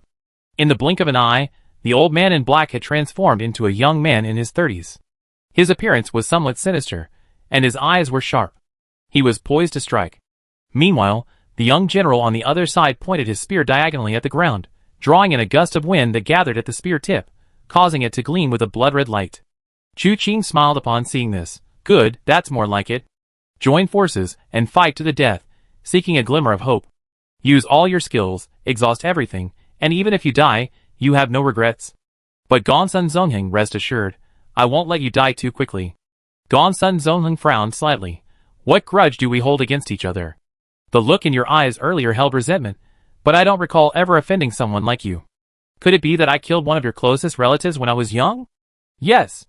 Chu Qing glanced back at Lu Xiaohua, then smiled. However, you don't have that kind of ability, you can't kill her. Lu Xiaohua felt her breath catch in her throat, as if her heart was being gripped by an invisible hand. Suddenly, an unbelievable delusion arose within her. Chapter 330.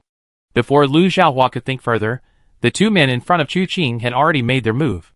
The young general wielded his spear like a dragon, unleashing the immense power of the killing scripture, his spear technique soaring like an eagle's cry, blood surging, and killing intent surging to the heavens.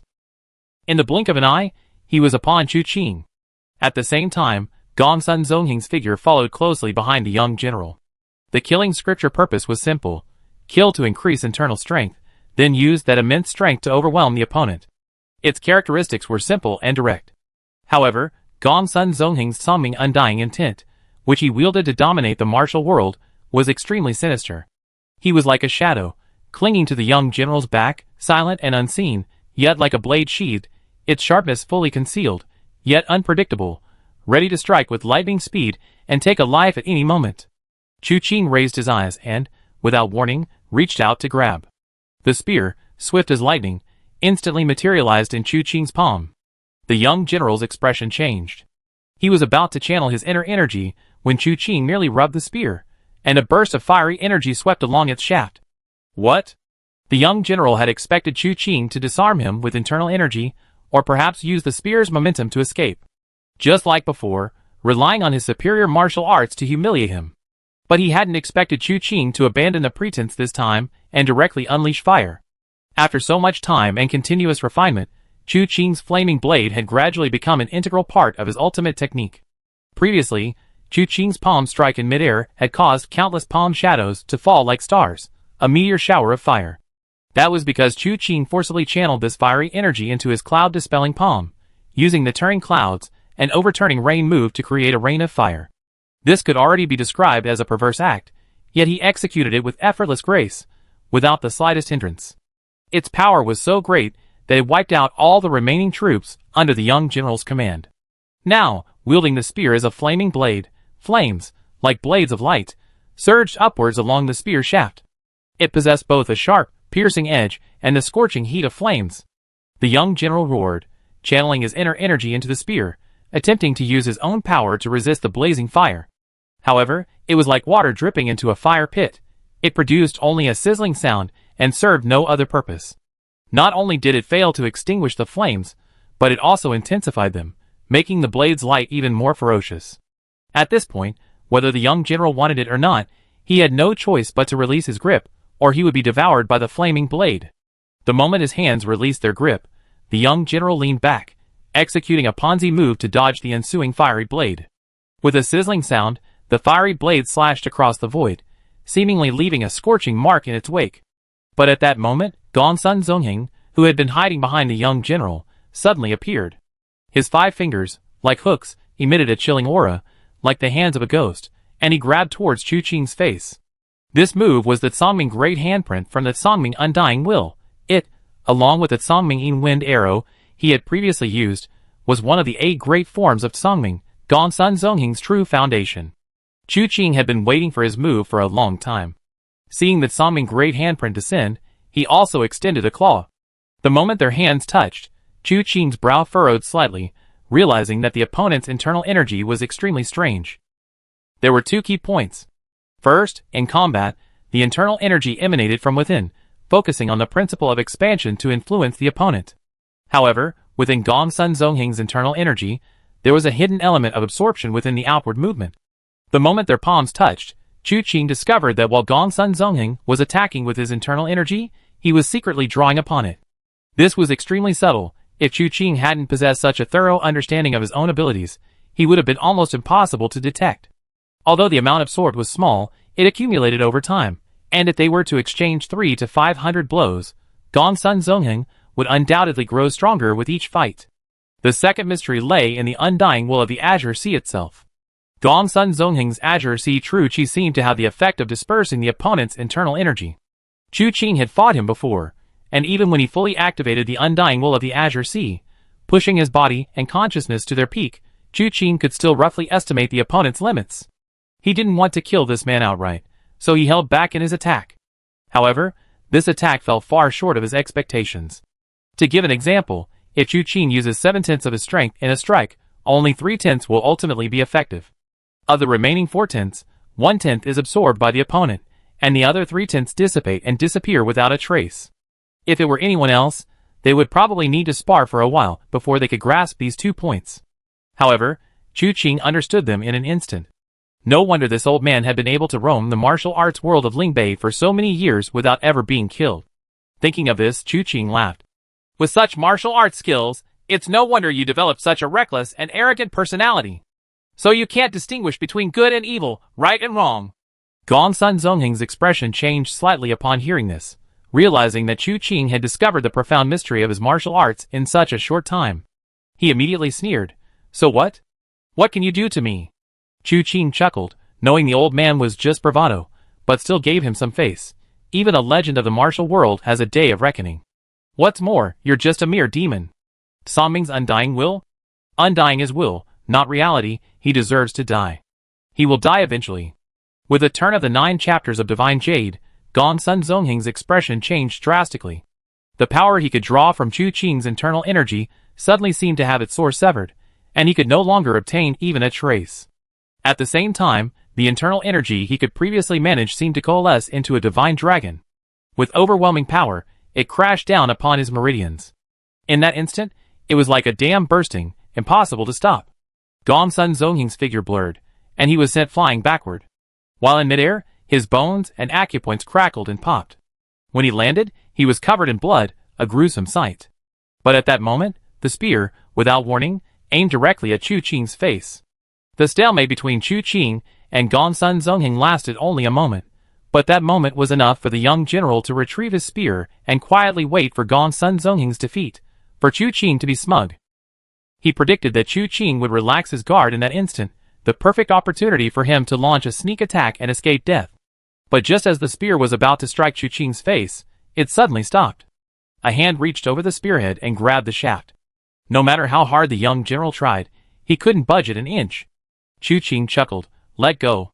The young man remained stubborn, but this time Chu Qing wouldn't tolerate it. He took the initiative, using a single arm to lift the young man up and swing him around, slamming him hard to the other side. The young man had a fairly good plan, having learned from his previous encounter with Chu Qing, and wanted to imitate Chu Qing's seemingly rooted to the gun technique, smashing the boomerang hard against Chu Qing.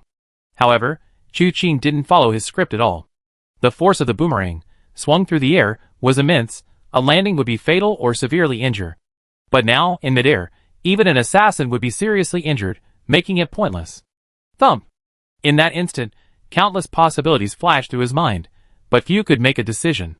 Before the young man could decide how to react, he was slammed to the ground by Chu Qing. He instinctively loosened his grip on the gun, but then heard a whooshing sound as Chu Qing swung the iron spear in a wide arc and brought it down again. Bang! The first sound sent a jolt of light through the young general's vision, a flurry of stars and blurs. Bang! Bang! Two more sounds followed, and the young general was completely disoriented. He felt surrounded by clubs, not his own iron spear. Chu Qing, controlling his strength, struck his head 7 or 8 times before the young general, bruised and swollen, finally passed out. From the start of the fight until now, it had been at most 2 moves. Lu Xiaohua and the others were all prepared for a major battle, but before they could even adjust their stances, the battle was over. What battle? Whether it was the experts of the Heavenly Evil Sect or the Eternal Green Demon, who had roamed Lingbei for decades and wreaked havoc on the martial world, they were like 3-year-old children before Chu Qing. 2 heavy blows landed, leaving him completely disoriented. They looked at each other, speechless. Chu Qing, gun in hand, slowly walked towards Gongsun Zongheng, who had been sent flying and was now lying on the ground. Looking down at him, Gongsun Zongheng's eyes were bloodshot, and he was completely immobilized. He stared at Chu Qing, gritting his teeth, and said, "Give me a quick death." "That's impossible." Chu Qing shook his head. "If you're satisfied, I won't be. Don't worry, I won't kill you. At least for the next 20 years, I won't take your life. Moreover, I let you live. If you're nearing the end of your life, I need someone to take care of you." As he spoke, he turned and walked towards Lu Xiaohua and the others. A slow smile crept onto his lips. Looking up again, he saw Lu Xiaohua and the others' expressions change drastically, while Chu Qing seemed to have been waiting for this moment. Thud, blood splattered as a hand pierced the spearhead. The hand belonged to Gongsun Zongheng, and the spearhead was the one Chu Qing had presented. Gongsun Zongheng had risen to launch a sneak attack, without warning. Chu Qing, with his back to him, presented the spearhead with the speed and grace of a gazelle leaping from its perch. And what Lu Xiaohua and the others saw was... Yes, Gongsun Zongheng suddenly rose and launched a sneak attack, striking the spearhead with a palm strike. Not only did he miss Chu Qing, but he also crippled his own hand.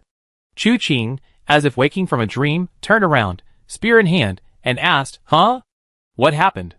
The spearhead pierced Gongsun Zongheng's palm, tearing at his flesh and bone, causing him excruciating pain that nearly brought tears to his eyes. He hurriedly tiptoed after the spearhead, glancing back and chuckling, "Where's the old man?" He turned around again as he spoke, and Gongsun Zongheng, seeing the flesh and blood deformed by the iron spear, the bones no longer recognizable as before, was filled with uncontrollable rage.